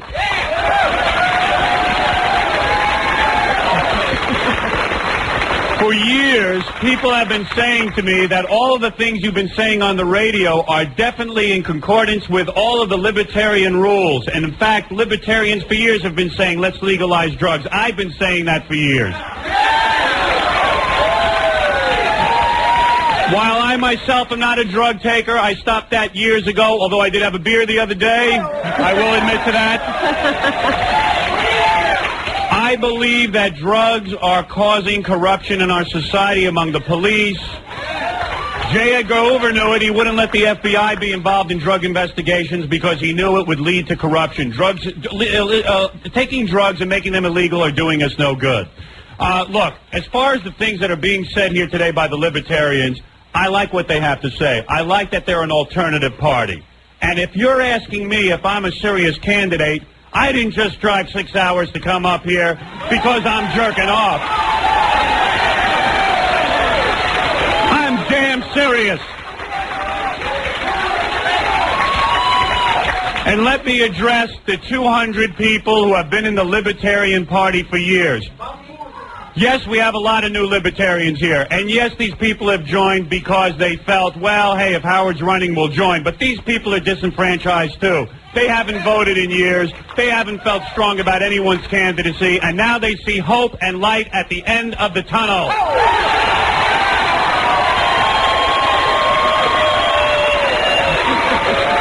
My candidacy is for real. My opponent, James Ostrowski, has said that Howard is a joke. Howard's a disc jockey, a radio guy. But in the same sentence, he says, hey, you know why my candidacy is strong? I can get on radio. I can get on TV. I can do interviews. I am on radio. I am serious. And now, let me make an appeal to the people who have been libertarians, the 200 of you who have stuck by this party, the people who were serious about this party through thick and thin. What am I offering you? I am offering you a candidate who can truly win. Look at the polls. Already I have 20% of the vote, and it would have been higher if people thought I was serious. They will think I'm serious. And why will they think I'm serious? Number one, I am serious. You're freaking right. Not only can I win this, but I can bring a legitimacy to the Libertarian Party that you have never seen before. When I win this election, that means the Libertarians will be on the ballot. This will bring a credibility to libertarianism. And let me tell you another thing. The reason that I asked Stan Dworkin to be my running mate, and the reason I'm asking you to endorse him, is very simple. I'm talking about taking this thing all the way to the top. And while Stan Dworkin is not a libertarian, when you talk to him, you'll see that his views match those of libertarians in this room. Stan Dworkin, let me tell you something. I am going to run as a libertarian. I will win as a libertarian. In order to win, it means I have to have a legitimate and viable candidate running alongside of me, one that the mainstream will accept. It is time for libertarians to come into the mainstream and actually win an election, an important election, the most important election in this state. And the only way we will win this election is if I have Stan Dworkin at my side.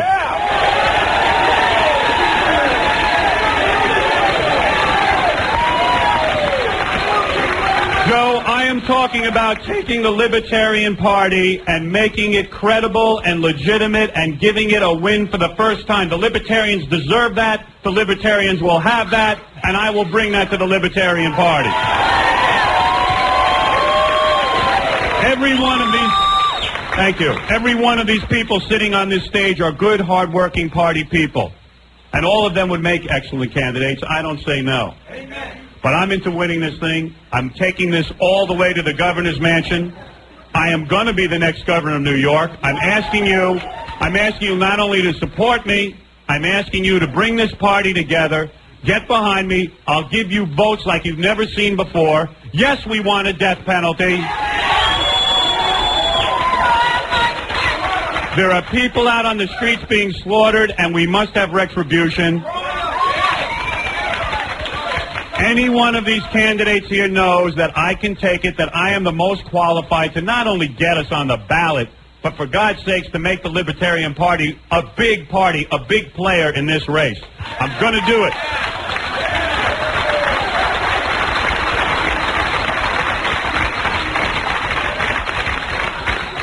I think it's important that the Libertarians get some recognition. I will win this thing for you. Give me your vote today. Make it a first ballot nomination. Let's walk out of here triumphant. Let's all of us work hard. And the Libertarian Party, with me as its choice as a candidate, the Libertarian Party will finally see itself as a contender. We're going to win this. So I'm not going to go on. I'm not going to drone on. I'm not going to sit here and knock my other candidates and opponents, and I'm not going to do that because, you know what, I don't know too much about them. I'm not here to make a mockery of the convention. I am very serious about being the next governor of New York. Give me your vote today. Make me the next governor of New York. Thank you. Thank you.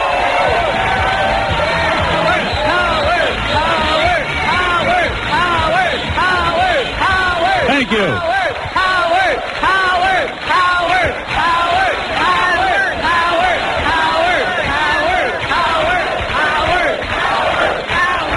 Robin, how'd I do? You did very well. You think I brought the party together? Very well. Brought them on their feet. I think you actually reached some of the Libertarians who were sitting over there not smiling. I think they liked it. Wow, Robin, I hope... Calm down. Robin, did I sound like a politician? Absolutely. You sounded like you were convention ready. Let me ask Norma Siegel how I did my opponent. Norma? I think you did very well. You think you feel better about my candidacy? I feel much better about it. I am serious, Norma, and I do really want to bring the party to the forefront. I wish you would consider me for lieutenant governor. I did get 109,000 votes. Think about that. I'm running as a Republican in Greenberg. They want me to run against Richard Brodsky for the state assembly. The Republicans want me to do that. Okay. Let me think about it. By the way, if I may say, you're very attractive. Oh, thank you very much. Howard did in my high school when I taught him in Tilden High School. Hold on, I don't want to interrupt James Ostrowski. Okay. Wait a minute. Listen, I was just approached by the marketing Tamara. Yeah. And she says you cannot nominate Stan Dworkin on the floor of this convention if he is not an actual member of the Libertarian Party. She was wondering if we couldn't have him sign up for the party on the floor now Ask to Stan calm if he would. everybody down. Ask Stan if he would. All right. Go over there. Here, wait, let's listen to James Ostrowski, too, Robin. You go work behind the scenes. Tell Stan he's got to do it. Have been greatly exaggerated. Before I begin, I have some friends and family here, but I just wanted to interview my... Oh, she left. My girlfriend Jennifer was up here before.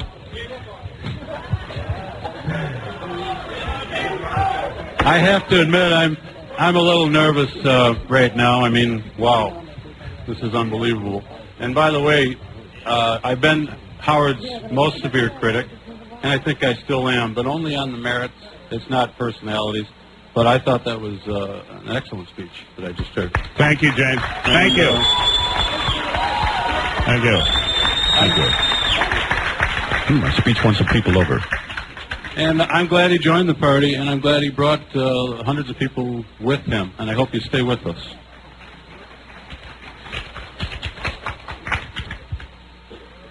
Another reason I'm nervous is I was just informed that if I go over my time limit, I'll receive 6 strokes of the cane on the buttocks. Let me talk here, Scott. Lower Mr. Ostrowski's. We're trying to convince Stan to join the Libertarian Party. It's a done deal. It's a done deal? Tamara, has Stan... Can I get back up after James and say that Stan has joined? I don't think at this time you can, but what we can do is, once you get the nomination, stand up and say that Stan is going to do it publicly over here and commit himself to our party. Okay, great. Cool. Not only that, now Stan has said, since he is going to join up to the party and he is your candidate, don't you think it's a good idea that you nominate him? Yeah, I'm going to nominate him. All right. All right. Listen, a lot of things are happening here at the convention. I've made my speech to the convention. I think I've won over the people. I don't know. my running mate Stan has just signed papers that say he will be a libertarian, which is real good. What I'm going to do is I'm going to announce to this convention at some point that he has joined the Libertarian Party. I think that'll seal it up for me. Why don't we take a break here? Okay, and we'll take a break, and then we'll be back. We're back with a man who wants to be the next governor of New York for 72 hours. Howard Stern. All right, turn the microphone on. James is really coming out. Republicans are going to run on the death penalty and taxes. Howard's going to, that's his main issue. He's going to split that vote and help elect Mario. Yeah. Third, Howard doesn't take ideas seriously, although he's taking them a little more seriously today, and I think that's fantastic. But he hasn't on his radio show. Yeah, and he is a great comedian. You can't separate the two. Some of the people in the party, as a symbol, when the voting begins, vote for yourself. Because of that, Open up and cast your ballot for yourself. Okay. A serious attack on the bad political ideas that Mario Cuomo has been fighting for his whole life, which were summed up by his idol Thomas More as follows. Robin? In Utopia... Sounds like you can lower James. Everything's James Ostrowski, my main opponent in this, who's been very vocal against me, has said that Mario Cuomo... What is it? Oh, he's talking bad about me. Raise it up. The vast majority of New Yorkers. Thank you. And destroy what is the only possible threat to the big government Mario Cuomo has built up for the last 12 years. If you nominate Howard Stern for governor today, you will make one happy man of Mario Cuomo sitting up in his mansion in Albany. Thank you. Thank you. Now, why am I running? I'm not running for power. I'm not running for money. I'm not running for any position. I'm running because New York State is my home. And when your homeland is in trouble... Why don't we lower our microphones now? And, because I don't know, this guy's going to drone on for a real long time, so we can spare the audience at home this. There's one thing I do observe. He is the only candidate who typed out his speech. You got to say something for the guy. But it's weird, you know, he keeps knocking me, but what kind of votes is he going to get, Robin? None. Nobody even knows who he is. I know, that's the point.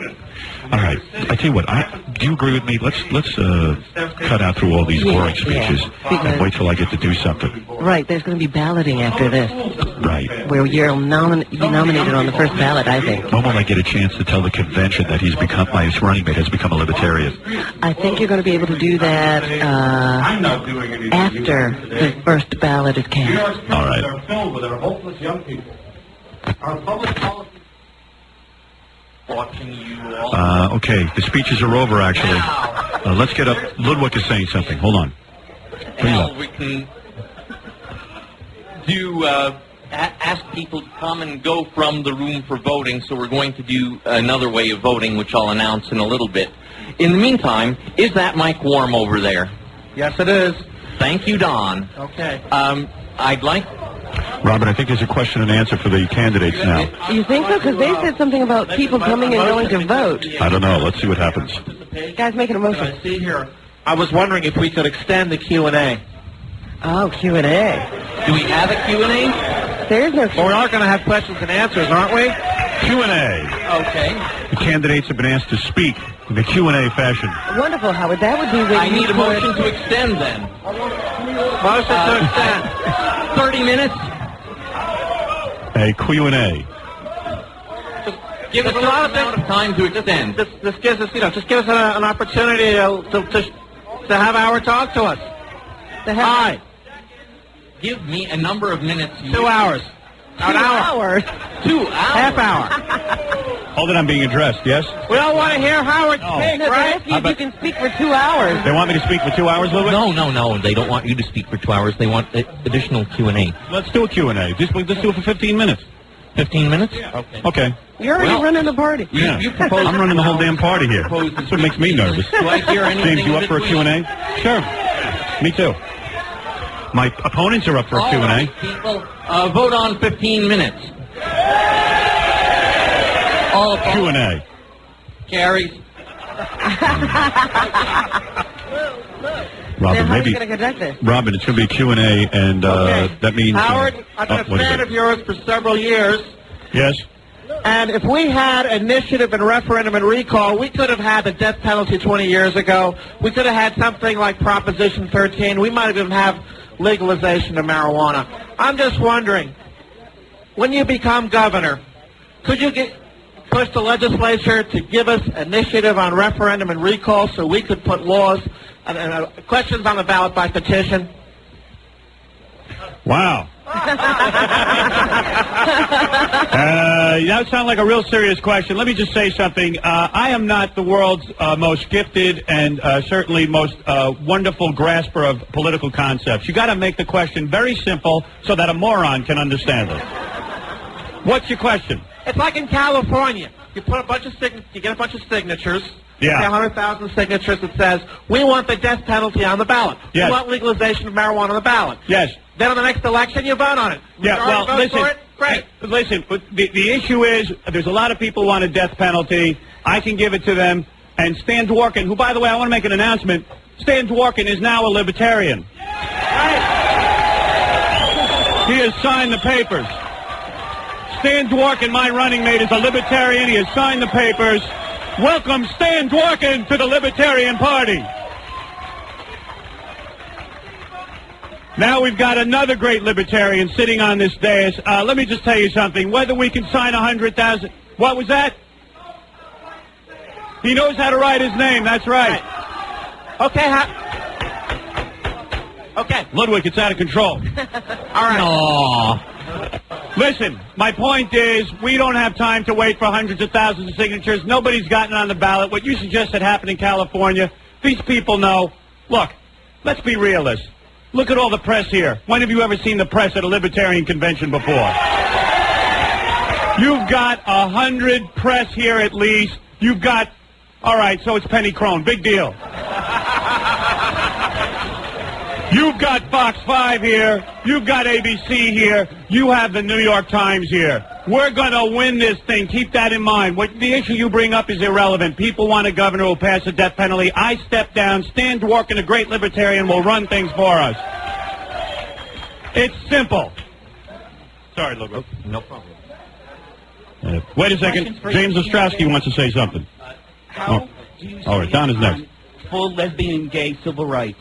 Wait a minute. Whoa. What? We were answering the first question. So Robin, how'd I do? I can do it You pretty did all quickly. right. Thanks. And with a suggestion, with all these libertarians, old and new, all of us in this big libertarian family, we can go out all around New York and find out. I can't give you the list off the top of my head, but there are a lot of cities and towns that already have initiative and referendum. So we can already put stuff on the ballot at the local level. Libertarians and other people have been working on that. And Yes, Jay. actually, we might be able to start working on She understood getting the it question. at the... I know. Do you know what that guy asked me? Yes, I know exactly what it's all about. Robin, will you In explain? California, if enough people get together and they can't get the government to pass a bill, Yeah. like the death penalty, Yeah. they can put it on the ballot. Remember Proposition 13? Yeah, but it hasn't happened here yet. We don't have it as a law. You'd have to enact a law to give us referendum. That's what they were asking. So what I Would you tried to support say, that? what I tried to say is it's too much hassle to do all that. Right, yeah. Okay. Robin, all the candidates are arguing what I just talked about, and I don't even know what I said. Initiative and Listen. referendum. I think the quickest way to end this war on What is it, drugs Jackie? is to... Maybe you should just say yes to anything they ask you for. Okay. That's a good strategy. Good plan. The baby boomer generation. Robin, it's been suggested I just say yes to anything anyone says. I heard that. I like that suggestion. Boy, all the other candidates know everything. Well, they're politicians. Yeah. Let's get back to the fun. I also support Here's initiative and Joe. referendum. I'm going to propose an idea that since the question was directed at Howard originally, I'm going to propose that when a specific candidate gets asked a question, let that candidate answer so we can take as many questions as possible from the floor. Thank you. Hey, thank you, Joe. Thank you. Wait a second. There's an That is argument. not the libertarian way, though. That's not the way we do things. Come on, lighten up. All right, here we go. Come on, you gotta lighten up, Norman. Norman, you gotta lighten up. It's fun. It's a party. It's a party. That's why they call it the Libertarian Party. It's a party. People are anxious to ask me questions. Thank you, Joe. I appreciate that. Joe, let's face it. I think I won you over a little bit with my speech, didn't I? Aren't you feeling a little better about my candidacy? I like you, Howard. I know you do, Joe. That was almost an endorsement. All right, another question. Mr. Stern, your candidacy reminds me a lot of that of H. Ross Perot. He had tremendous grassroots following, but could never follow through because he didn't have a campaign organization. This is a race where the major party candidates are going to spend tens of millions of dollars, yet your agent told me last night you're going to have no campaign committee, no campaign manager, and you're not contributing to your own campaign. Could you explain why you're doing this? Because, well, there's a lot of questions there. First of all, if my candidacy reminds you of Ross Perot in the sense that I am an outsider, I welcome that. I think that's great. I certainly don't owe a damn thing to anybody.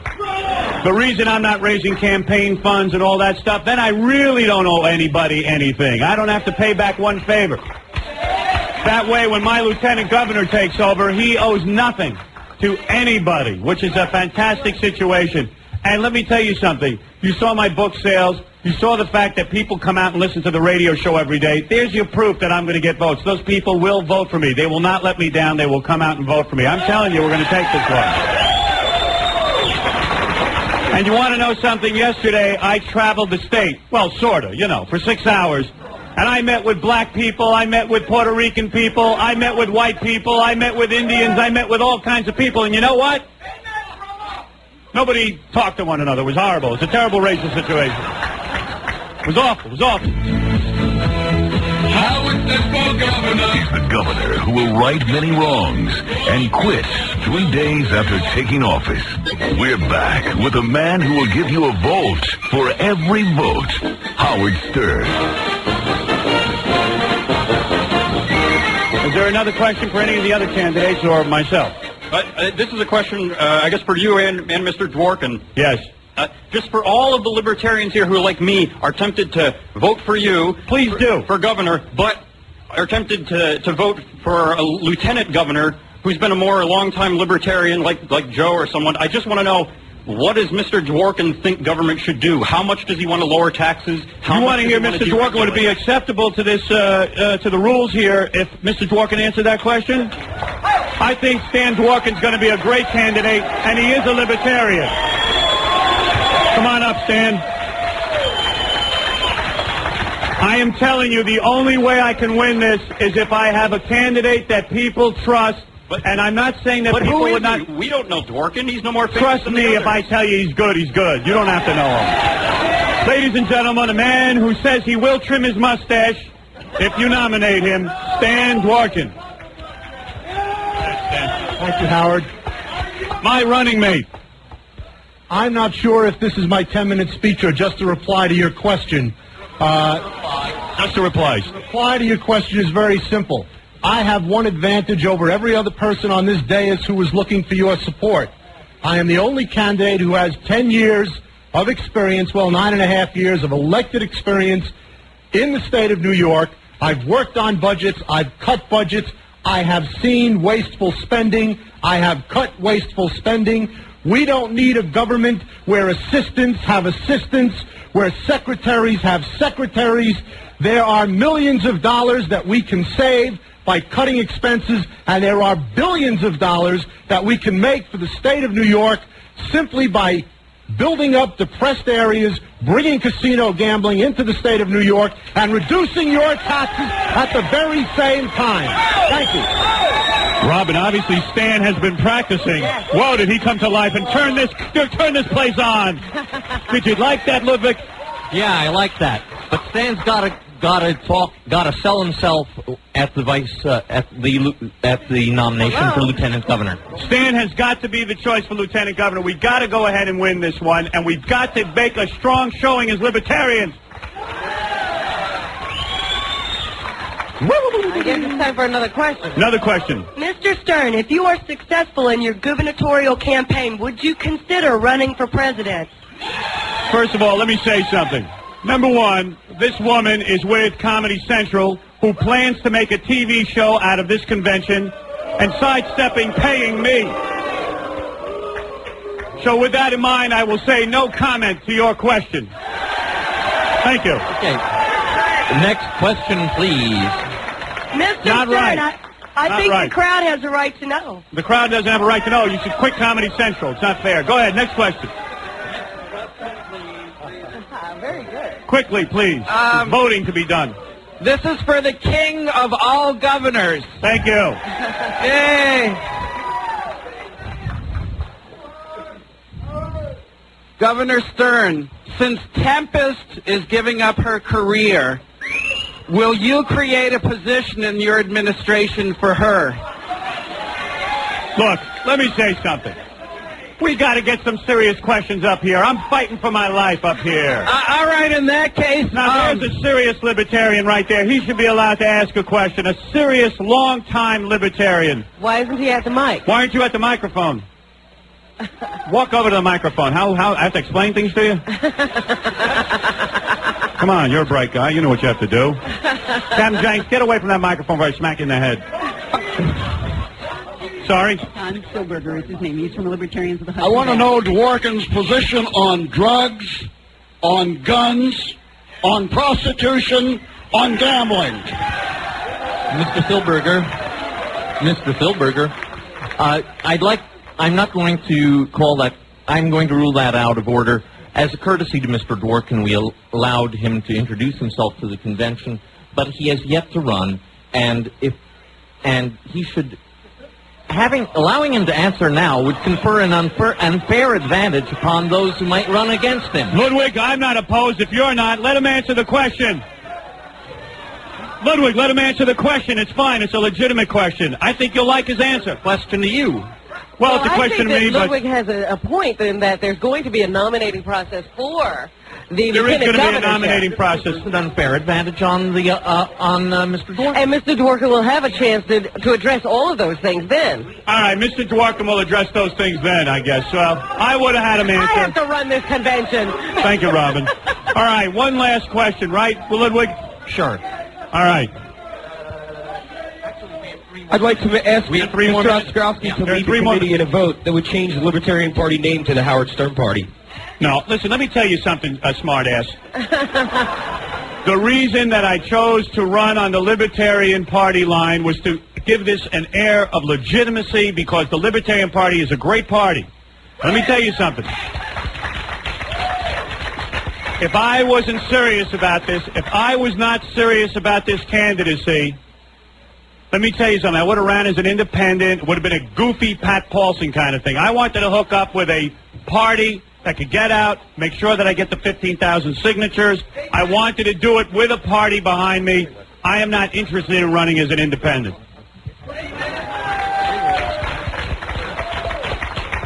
I need the party's backing. All right, one or two last questions. Come on. Howard, when you become governor, are there any chances of putting the first execution on pay-per-view? Thank you. The king of all messengers. Very well, I love you. Thank you. Let me say something. I've talked about this, and there is nothing wrong with doing business on pay-per-view, even if it is an execution. Yes, that can be looked into. I would be honored to pull the switch. Yes, ma'am. You look like a serious libertarian. I am. Well, me too. I am a parent.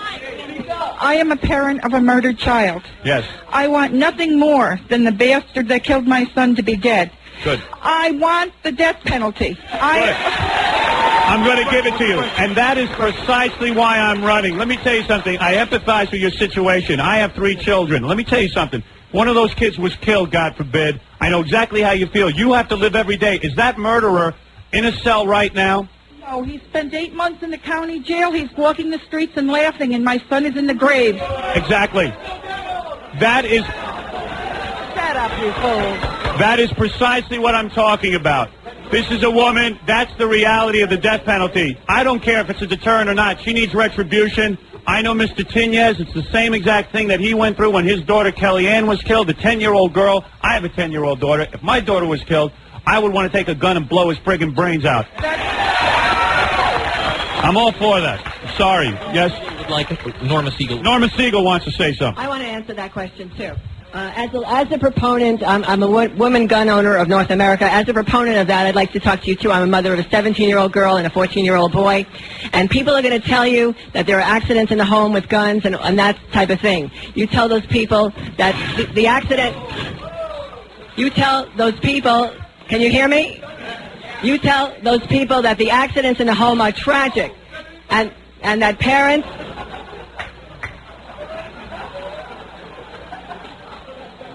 I like to finish. Does this work? Robin, I'm Okay. really lighting the convention on fire. Am I doing good here, or am I I hallucinating? think you're doing great.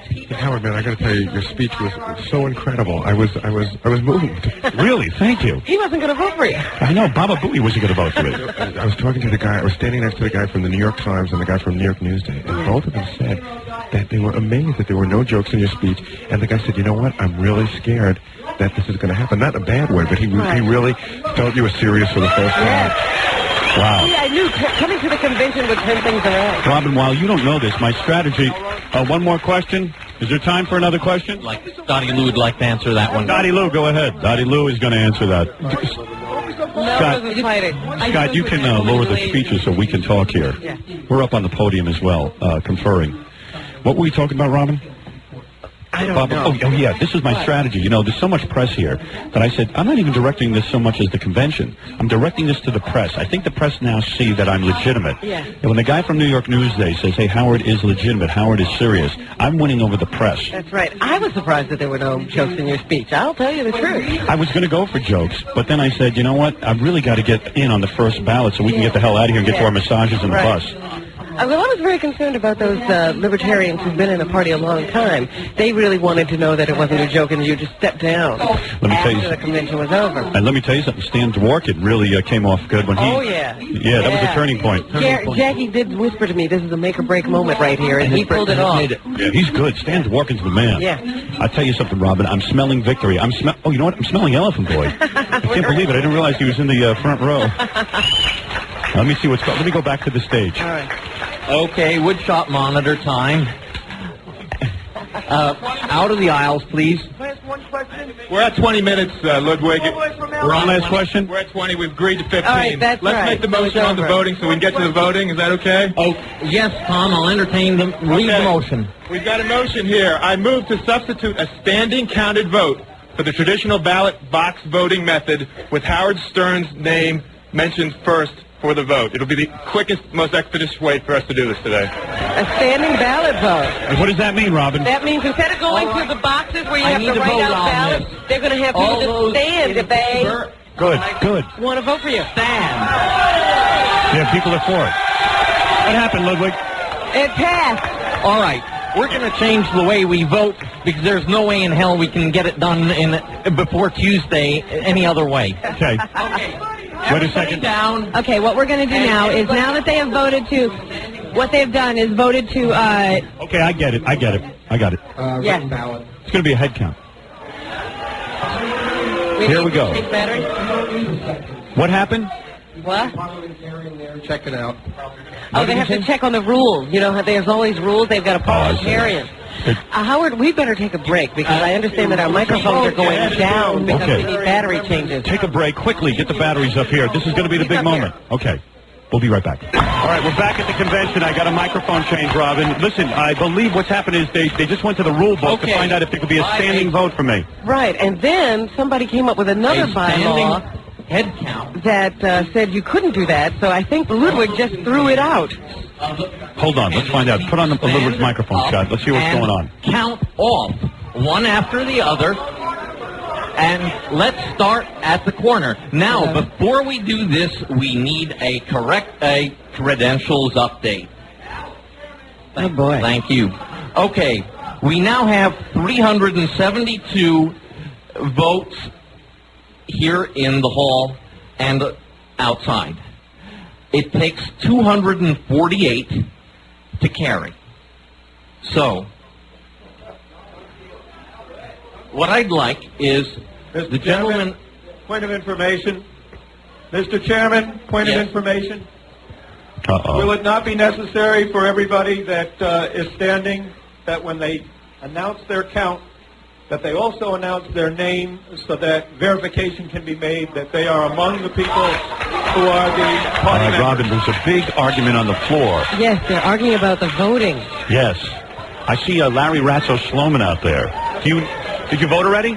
No. He's got one of the badges on. Only the people with those badges on are allowed to vote. No, it is not necessary. Robin, give me a badge. The form of standing head Robin, count, it's exciting. I have to go over to my running mate. He's over there. He's with his family, with his wife and children. Next to the next very person exciting, isn't it? turns and lets the person see Robin, when I was up there, I realized something really good. If it's non-voting, or if you think something fishy going on, my hair. it's like Harry, a What do you think? it doesn't look like a real name tag. Say challenge rather than the next number. What's going on? Okay? So if I thinking of having people stand up, announce who they're voting for. Uh-oh, Ludwig's yelling. Yeah. Listen. It's become a real war. Listen, turn up his mic. So show them your tag and let them see that it says you can vote. Because the people who have non-voting tags are marked non-voting. Mr. Chairman. Yes. Doug, out of respect to all the candidates here and to all the attendees who have spent so much time getting here, the first thing you learn in politics is how to count. And I move that we nominate Howard Stern, our gubernatorial nominee, by acclamation. Oh! All right. Do you understand that? Yes, I think so, Robin. What does that mean? Just saying, just I forget rule. the vote. Yeah, just nomination. Right. Uh-oh, there's conferring going on. Mr. Chair. I rule it out of order. He rules it out of order. Ludwig rules it out of order. Shoot. Almost a landslide. Stuttering John, what is I've it? got a motion Why on. don't they just call up every other candidate's name and see how many people? There's probably going to be like 3 people. Yeah, count the other people. That was ruled out of order. That was? Right. I know how to find out. I'll just say, who's for me? Let's start. All right, they're starting On the vote. my right. With David Peel. Oh, dear. Once we clarify, are we all clear about procedure?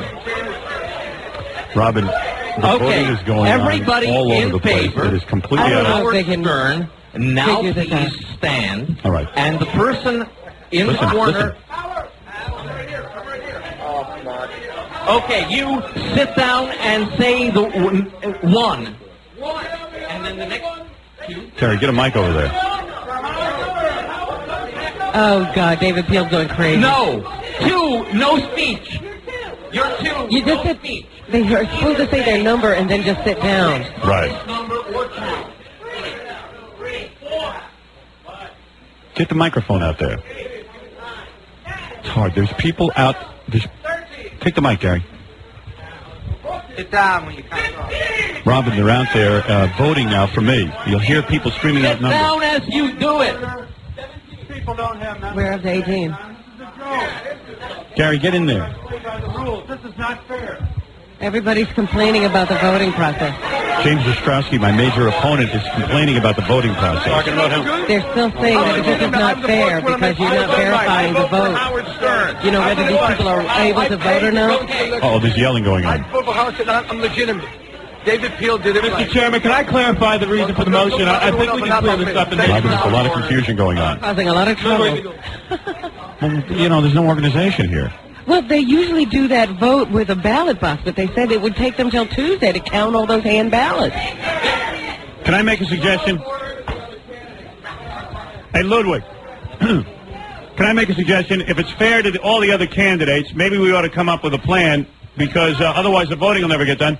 Does any of the other candidates oppose people standing up and do it by a head count? You do? Many of the people in this room are not members. I said, Howard, I would not challenge. I said, Howard, I would not challenge your people. How about if we do all the other candidates first instead of Howard Stern? That way you'll know. We have to have some way of knowing their members. Okay. You don't want to win. All right. I understand. Cheap? What? You don't want to win this cheap. No, I don't. I'm just trying to figure out a way. I was just asking you. That's all. However you want to do it. Let's do it in the order in which the candidates vote. So let's all sit down and everyone in favor of Dottie Lou, except for everybody in favor of Dottie Lou Brokaw. That's the way to do it.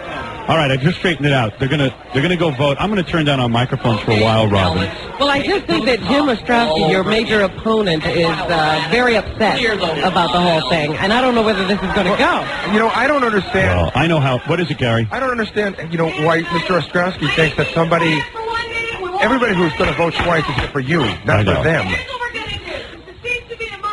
Listen to what's going on. One more time. We're going to start with all the other candidates. We're going to start with Dottie Lou, and we're going to work our way up.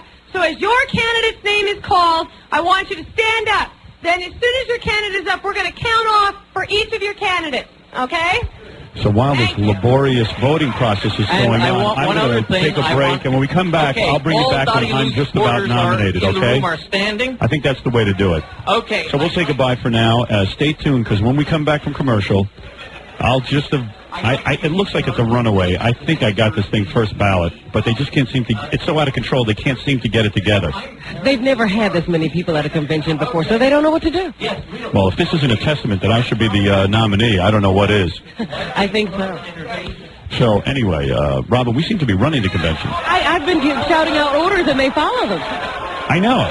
You know what it is? You're very authoritative. Whatever I say, they do. Debbie Tay and Elena Beastie are hugging each other over in the corner. Well, they're very happy at this moment. You're going to be the nominee.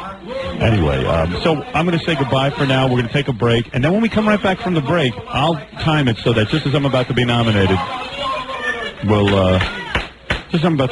come back. There's a lot of yelling and screaming going on. It's hard to talk right now. Listen to Ludwig. You're the Libertarian Party. You hear what's going on? It's a travesty in the history of the Libertarian Party. Thank you all for standing for me. It's very clear that this body wants to nominate Howard Stern, and Betty Lou's dropping I out. can't... The party. Let's start a line. Who the hell Take do you it think easy. you are? I can't... I'm a libertarian, Bob. You should be thrown out of this party. I wasn't in this party 21 years. I am... Let there be a vote. If we can't run this meeting, we can't run. I have always been in favor of doing what makes sense at the moment, as long as it doesn't compromise my principles. And having Howard as our candidate does not compromise my principles from what I've seen so far. Wow. It's not your decision. Who are you to say? There's a big fight breaking out on the floor. I therefore... Betty Lou allowing me to be the candidate. There's a long-time Libertarian yelling. My voters to vote for Howard Stern, and I would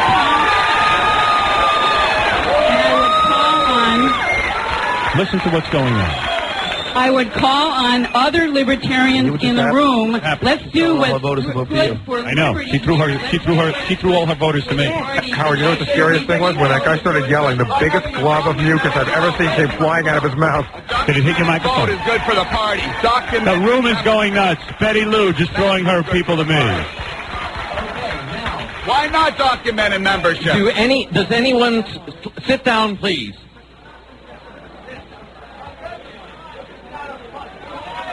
This is the greatest. 1928. This is a putsch. This is not a meeting. Point of personal This is a disgrace. You're out of order. Get him, Ludwig. Get him, baby. You know, Howard, he just compared you to a Nazi, you know. He said a beer hall push. Is that a compliment or a... An insult. Yeah, but it's not my fault.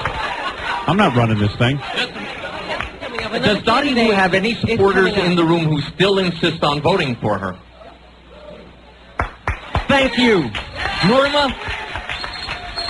Here comes Norma. I think she's going to throw her candidates, her I'm votes not to throwing me. my candidacy, but I just want to quote some people, okay?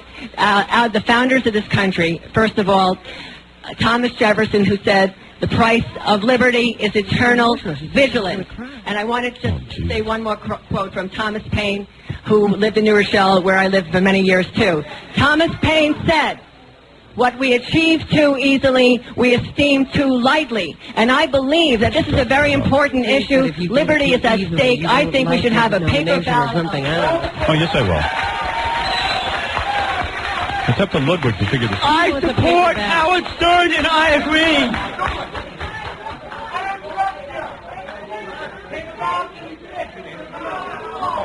Uh-oh, the crowd's screaming out they don't want a paper ballot. Paper ballots can be fixed. They don't trust them. It's amazing. Nothing works. What's Ludwig going to do? I don't know. I don't dare go away from this, do we? No. Don't leave. Incredible. Yeah. If you were having a nominating convention, wouldn't you have a voting system for it? He's a libertarian. Valid party member. Howard, the day is full obvious of what the people outcome is now. going to The dais be. now is covered Why don't with we stop people. fooling around here and just make Howard Stern our nominee? What's going on? They're going to do a roll call vote. They're going to read down the roll and ask them how they cast their vote. All right, good. Stop over That's fair. All right, there's going to be a roll call vote. The outcome is going to If they be. can do it in let's Congress, just they do can it. do it here. Oh, there's a lot of yelling going on. Baba Booey, get to the guy in the suit there. He's screaming. Where are we? Right here, right in front of you with James Ostroff. Two who don't want to agree. Ludwig, They want paper. one brief comment. I would like to calm the waters. 10-minute recess. I have a right to a fair vote after working for 15 years on this. Was a question. Are you telling me that right now? For the people in this room. Uh-oh. We considered that our voting procedures were not able to handle this room in an expeditious and safe manner, and that is the reason. It's not an attempt of subterfuge, of sabotage, or of harming any other candidacy. That is the motive of our attempt here, the sole motive of it. And I hope you understand that. I don't ask anyone to withdraw. I think we can proceed with the manner we set up here and do this quickly. What is he saying? I don't know where we are now. I think he said that. So many times. I think there's going to end up being a paper vote. As they walk by the table, bring it to the tally in the hall, and they signed it on the way. Whoever they you're want. going to nominate anyone for governor of this state by this party, if this party is going to be taken seriously, you cannot do it high schoolish with raising of hands. Now, if this party was not prepared for Mr. Stern's entourage, it's the party's fault, not Mr. Stern's. Thank now, you. this is a legal party in the United States. Now, my name is Mike Kraft. All right? I'm a member of this party. Tim? A nomination is to be done by written vote. That's a point of order, and I'll stand for it. Not waving of hands. Well, we're going to have to do a and if it written takes vote. 5 hours, Maybe, it's written vote. This guy sounds pretty serious, Robin. Yeah, it looks like he's going to take everybody with him, too, on that one. Why don't we just go get a lunch break while they do written votes? Yeah, maybe that's what we should do until they figure this out. We seem to be developing a consensus among the Listen to this. candidates to do a roll call vote in which the Tamara will explain. Okay, guys. Here we go. We're going to do a roll call vote. What we're going to do is we're going to call your name. You're going to go out that door. You're going to get a paper ballot. You're going to cast it at the table, and you're going to come sit down when you're done. All right. So give us Robin, it's going to be a long give us vote. 2 minutes. Give us 2 minutes to get our roll call up here, and I need them 6 My agent Don Buckold upset. Come over here, Don. No way to do it. Thank you. Thank you, Norma. That is the Yeah, we're going to have to correct take a way break. do it. What is it, Don? Because this lowers your hourly wage. The longer this goes on, it cuts into our take. Hey, how'd you like my speech as my agent? Fabulous. Just fabulous, man. I'm voting for you. I led the convention on fire, didn't I? You did. You see the enthusiasm here. The Libertarian Party has never had it so good. Well, let me tell you, Don, I think we're going to be taking a long break here. So what I'm going to do, Robin, if everyone agrees, everything's run by committee here. Now we got to vote on this, too? I think what we ought to do is take a commercial break. When we come back, it'll probably be several hours later in reality, but we'll come back when I hopefully receive the nomination. When the voting is done. Okay. So we'll check out now. As soon as we're done with the commercials, though, you'll be back with what hopefully will be the celebration when I win. And we'll be back after these words. Are we on the air? Okay, yes, we're rolling. Robin, it's time to vote. Did you vote yet? I have not voted. Robin, get in there and vote. Hi, everybody. We're back on the show. Let me get my microphone I on. haven't voted. Hi there. Quivers. Robin is voting.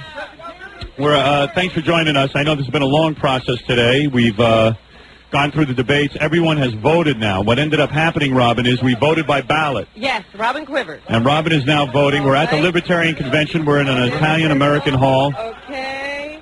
And what do I do? And Robin is voting. She has voted. There's a mic in my face. All right, Robin. Now what we're going to do is we're going to make our way into the convention hall.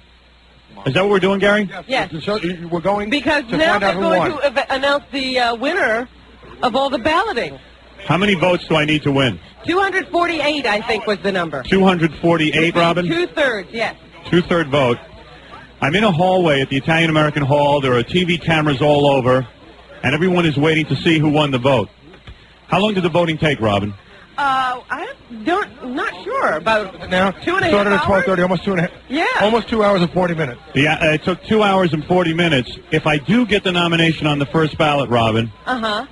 I'm going to ask I that don't know what happens then. I'm going to ask that the Libertarians accept Stan Dworkin as my running mate. All right, we going to the front? If we can. Yeah, okay. We're getting there. All right, I'm getting to the front. Robin, I am entering the convention hall. Yes. Hi, guys. A couple of people who don't like me here. I got a feeling. Hello. Hi. All right, I'm going to take a seat. Looking up. Thank you.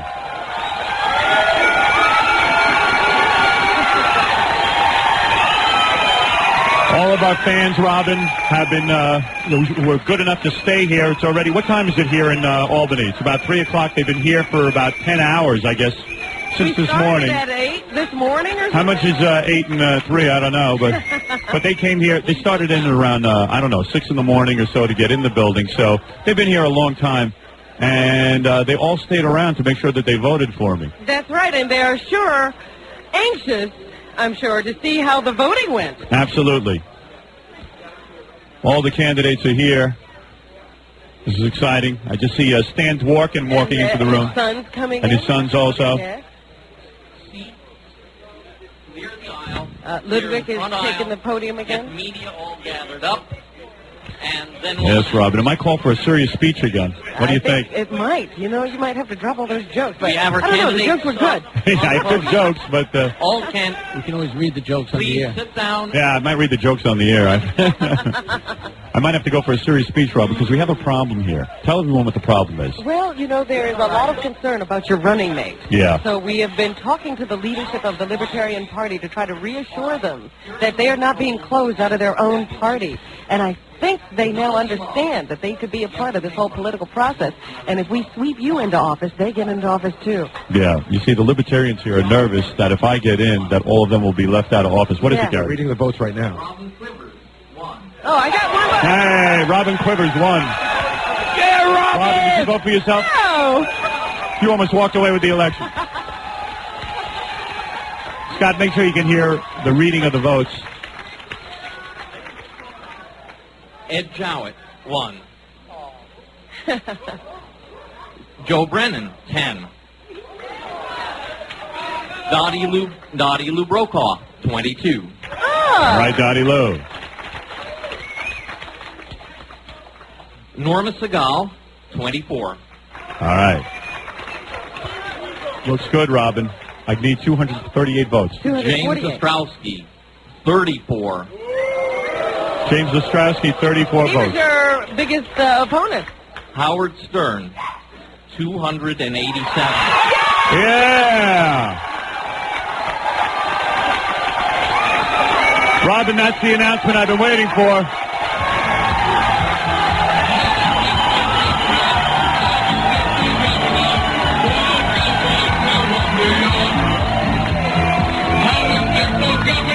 Turn off that music, Scott. I want the... Thank you.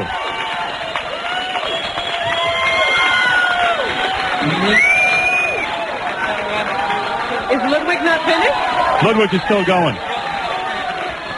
Total votes was 381. Needed to win 253. It's Howard Stern. Thank you. Thank you, Ludwig. Thank you. Thank you. We did it. Thank you. Before I say anything, I must thank all of you for putting in the hours here today and making sure that I won on the first ballot. I thank you.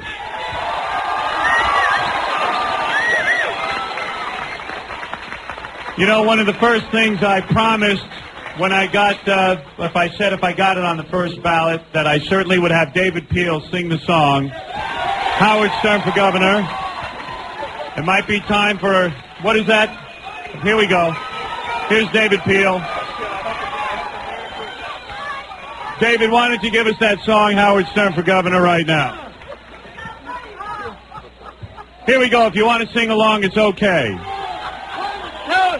Howard Stern for Governor is Governor. 1, 2, 3, 4. Howard Stern for Governor. Howard Stern for Governor. For Governor of New York. Everybody. Howard Stern for Governor. Howard Stern for Governor. For Governor of New York. He wants justice. He's a libertarian.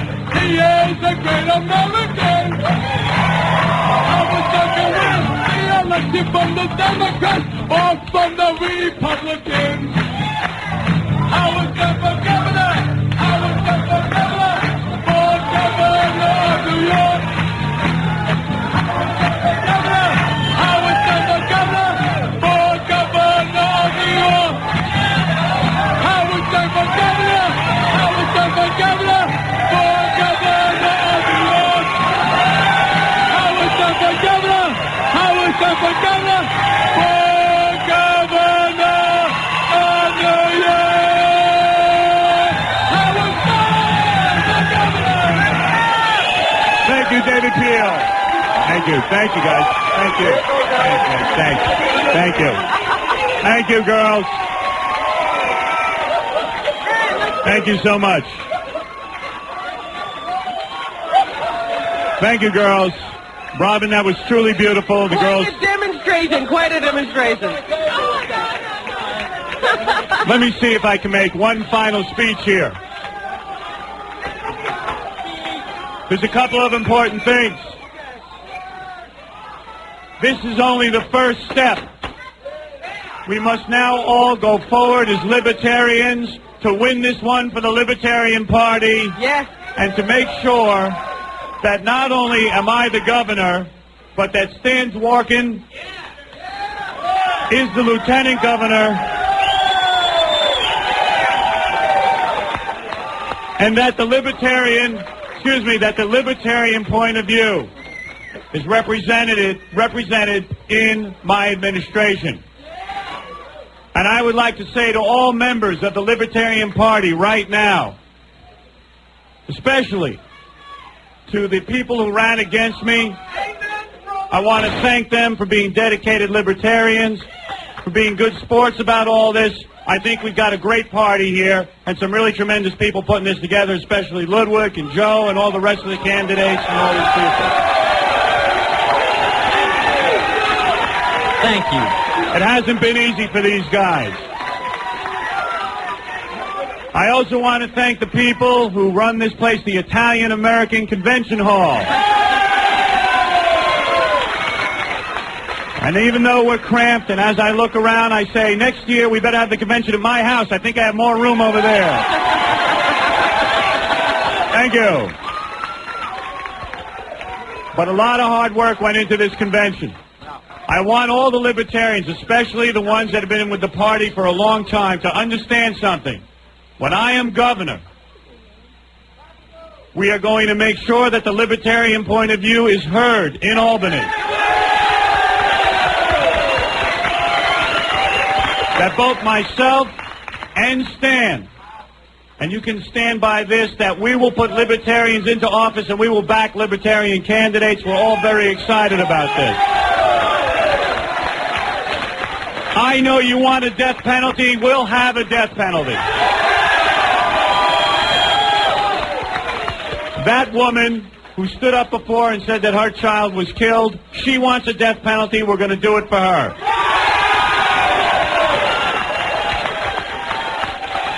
You know,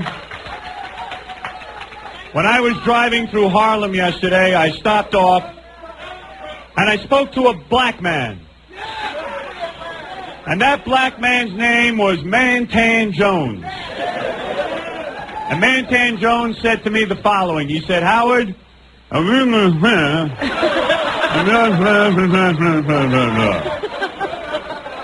it was then I turned to Rob and I said, I don't think I'll be able to help this guy. I don't know what the hell he's talking about. But in all seriousness, I am honored to be the Libertarian candidate for governor. For any of you who had your doubts about me, I am serious. I'm in this to win.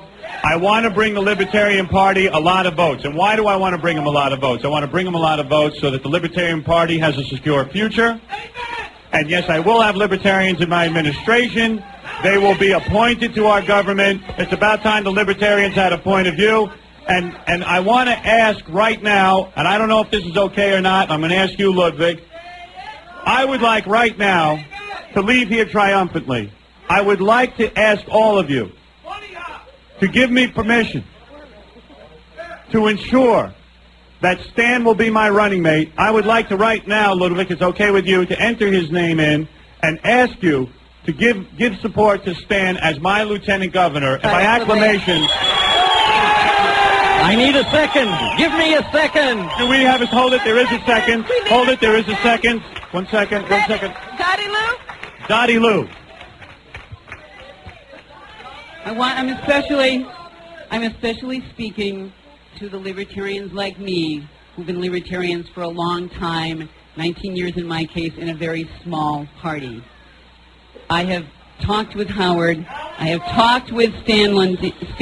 Oh, yeah. The opposition that I ran against in 1990. That was a horrible slip. Stan Dworkin. I have talked with Stan. I've shaken their hands. I've looked into their eyes. I am taking a risk for myself, but I'm doing that because we want the issues of liberty to be heard. And so what I am going to do is to second Stan Dworkin's nomination and hope that this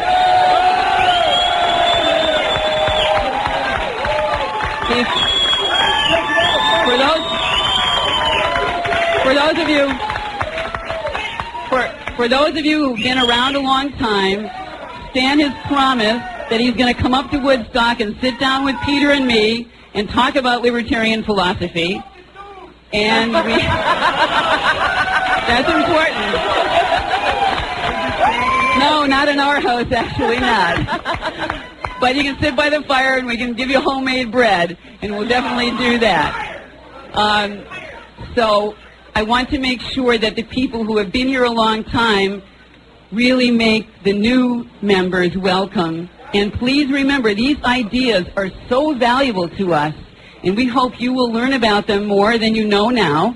And we hope that the older people who have been here longer will share them with the new people. And I think Stan and Howard are going to do it. Thank you. Thank you. Dottie Lou. So we can leave this convention unified. I just want everyone to know. How do you now get the vote? How do I get the vote? Now you got to get the vote. Oh, wait a second. Vote. Okay. All those in favor of Stan... All those in favor of Stan Dworkin as for the lieutenant gubernatorial nomination of the Libertarian Party, say aye. Excuse me, Mr. Chair. Object, Mr. Chair. Mr. Chair, there has been no close to the nomination. I've got to ask this. I object to acclamation. I've got to ask this. Point of information, yes. I object to acclamation, Mr. Chair. There's been no... Let me just say something. Let me say something to that gentleman. Hold it a second. Let me say something. We've got a shot here. We're going to win. We're at 20% in the polls. I'm going to take it all the way. I can get in with Stan as my lieutenant governor. That is going to be the first time that an administration has two libertarians who win. Libertarians will be in the cabinet. They will have high-level administration jobs. The libertarians will have their dream come true for once. Please don't stand in the way of this. I'm asking you to approve of Stan. We can do it if we do it together. It's time to unify around myself and Stan. Let us go ahead with this. It's a chance for the libertarians to not only get a tremendous amount of mainstream vote, but also to appoint good libertarians, like people who are in this room. We can finally appoint them to government positions. I also object to Stan. I think we should have a vote. You're trying to create a putsch here, a coup d'etat. And I think this is wrong. All right, this is what we're going to do. We're going to take a division. Will everybody please sit down? Mr. Chairman. Because I'm going to need us to see a show of hands. Everybody sit down. Mr. Chairman.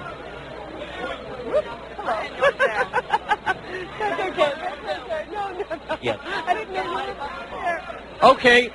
All those in favor, everybody down first, including you people. Okay. Now, all those in favor of Stan Dworkin for Lieutenant Governor, please raise his or her hand. All opposed? I have another nomination. Who closed the nominations, Mr. Chairman? How do we know who we're voting on? Okay, nominations have been seconded and closed. We're on a vote. Hold it, hold it, hold it.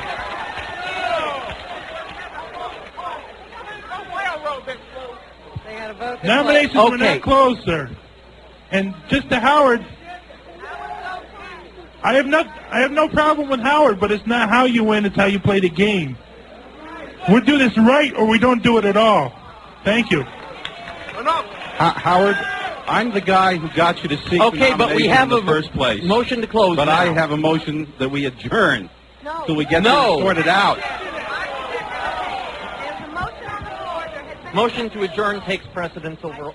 Mr. Chair, the only motion that takes precedence over the motion to adjourn is the motion to set time.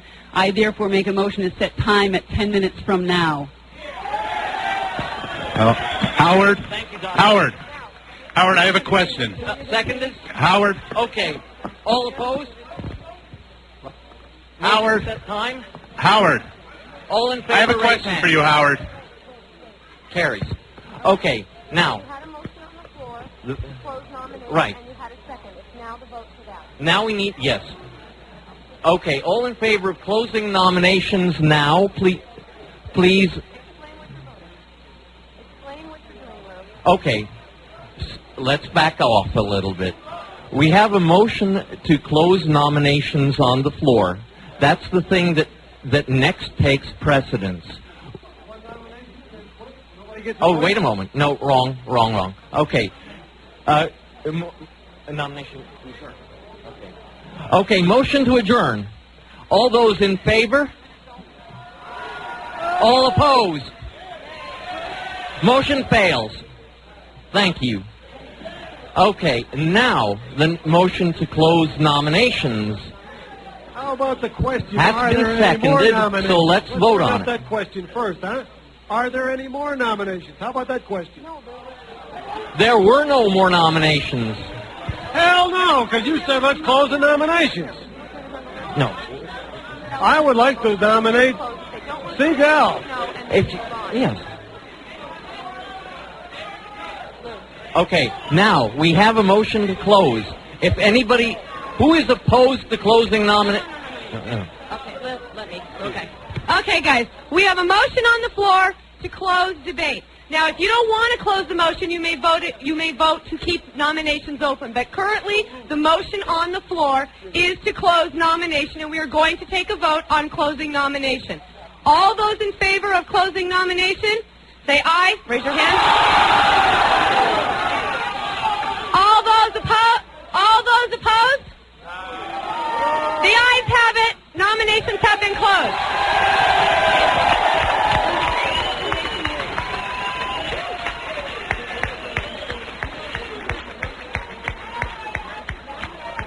Okay. Excuse me, Howard? There being no other candidates, we now have to select our remaining candidate, and we may do so by acclamation. All those in favor of the... Applaud if you want. Can we hear him speak for... Applaud if you want Dworkin for Lieutenant Governor. Can we hear him?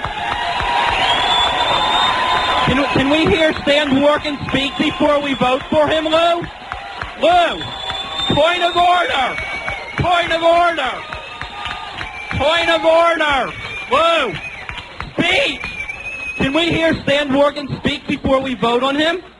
We were promised before that he would speak. Let him at least speak for 2 or 3 minutes so we can hear what he has to say. There's no vote. He's a claim. That's a real good point. Here's the next lieutenant governor for New York State, my running mate, Stan Dworkin.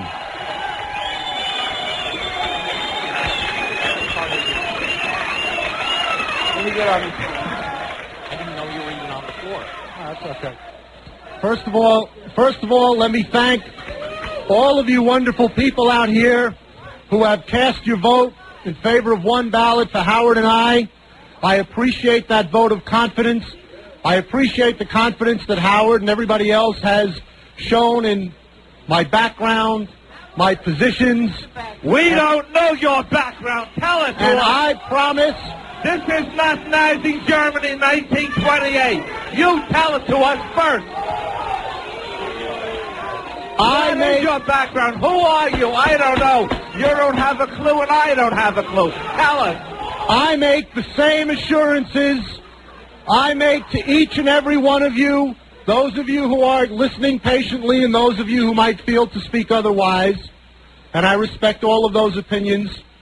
I made the same promises that Howard has made. I have spoken with... Which is what? I have spoken with Dottie and spoken with other members of your party all day long today. Our party... My mistake, our party. This is all new to me. You're just a carpetbagger.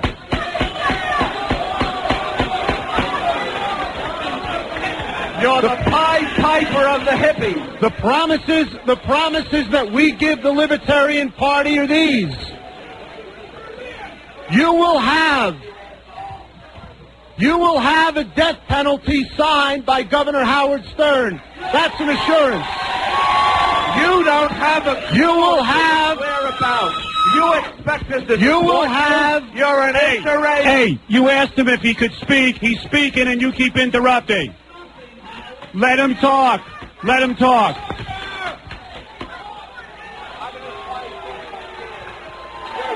Ladies and gentlemen, please calm down. Quiet down. Sit down. Give him back the mic. Give him back the mic, but let Stan speak. Hold on. Excuse me. Excuse me. Give him back the microphone. Excuse me. Yeah. Why did you let Stan speak? You can have the microphone. Just let Stan speak for a second. Let him get a viewpoint out. Yes. I don't think there's any doubt that Stan and Howard are going to get the vote here. I mean, it's already been decided. But those of us who sometime where we have to support you down the road, we want to know what we are supporting. So why that's all we're asking. But wait a minute. Speak to the issues. Don't just say I support everything Howard said. Howard didn't say very much. He only had 2 seconds. I want to know, seconds. do you support the death penalty? Do you support abortion? Do you support welfare?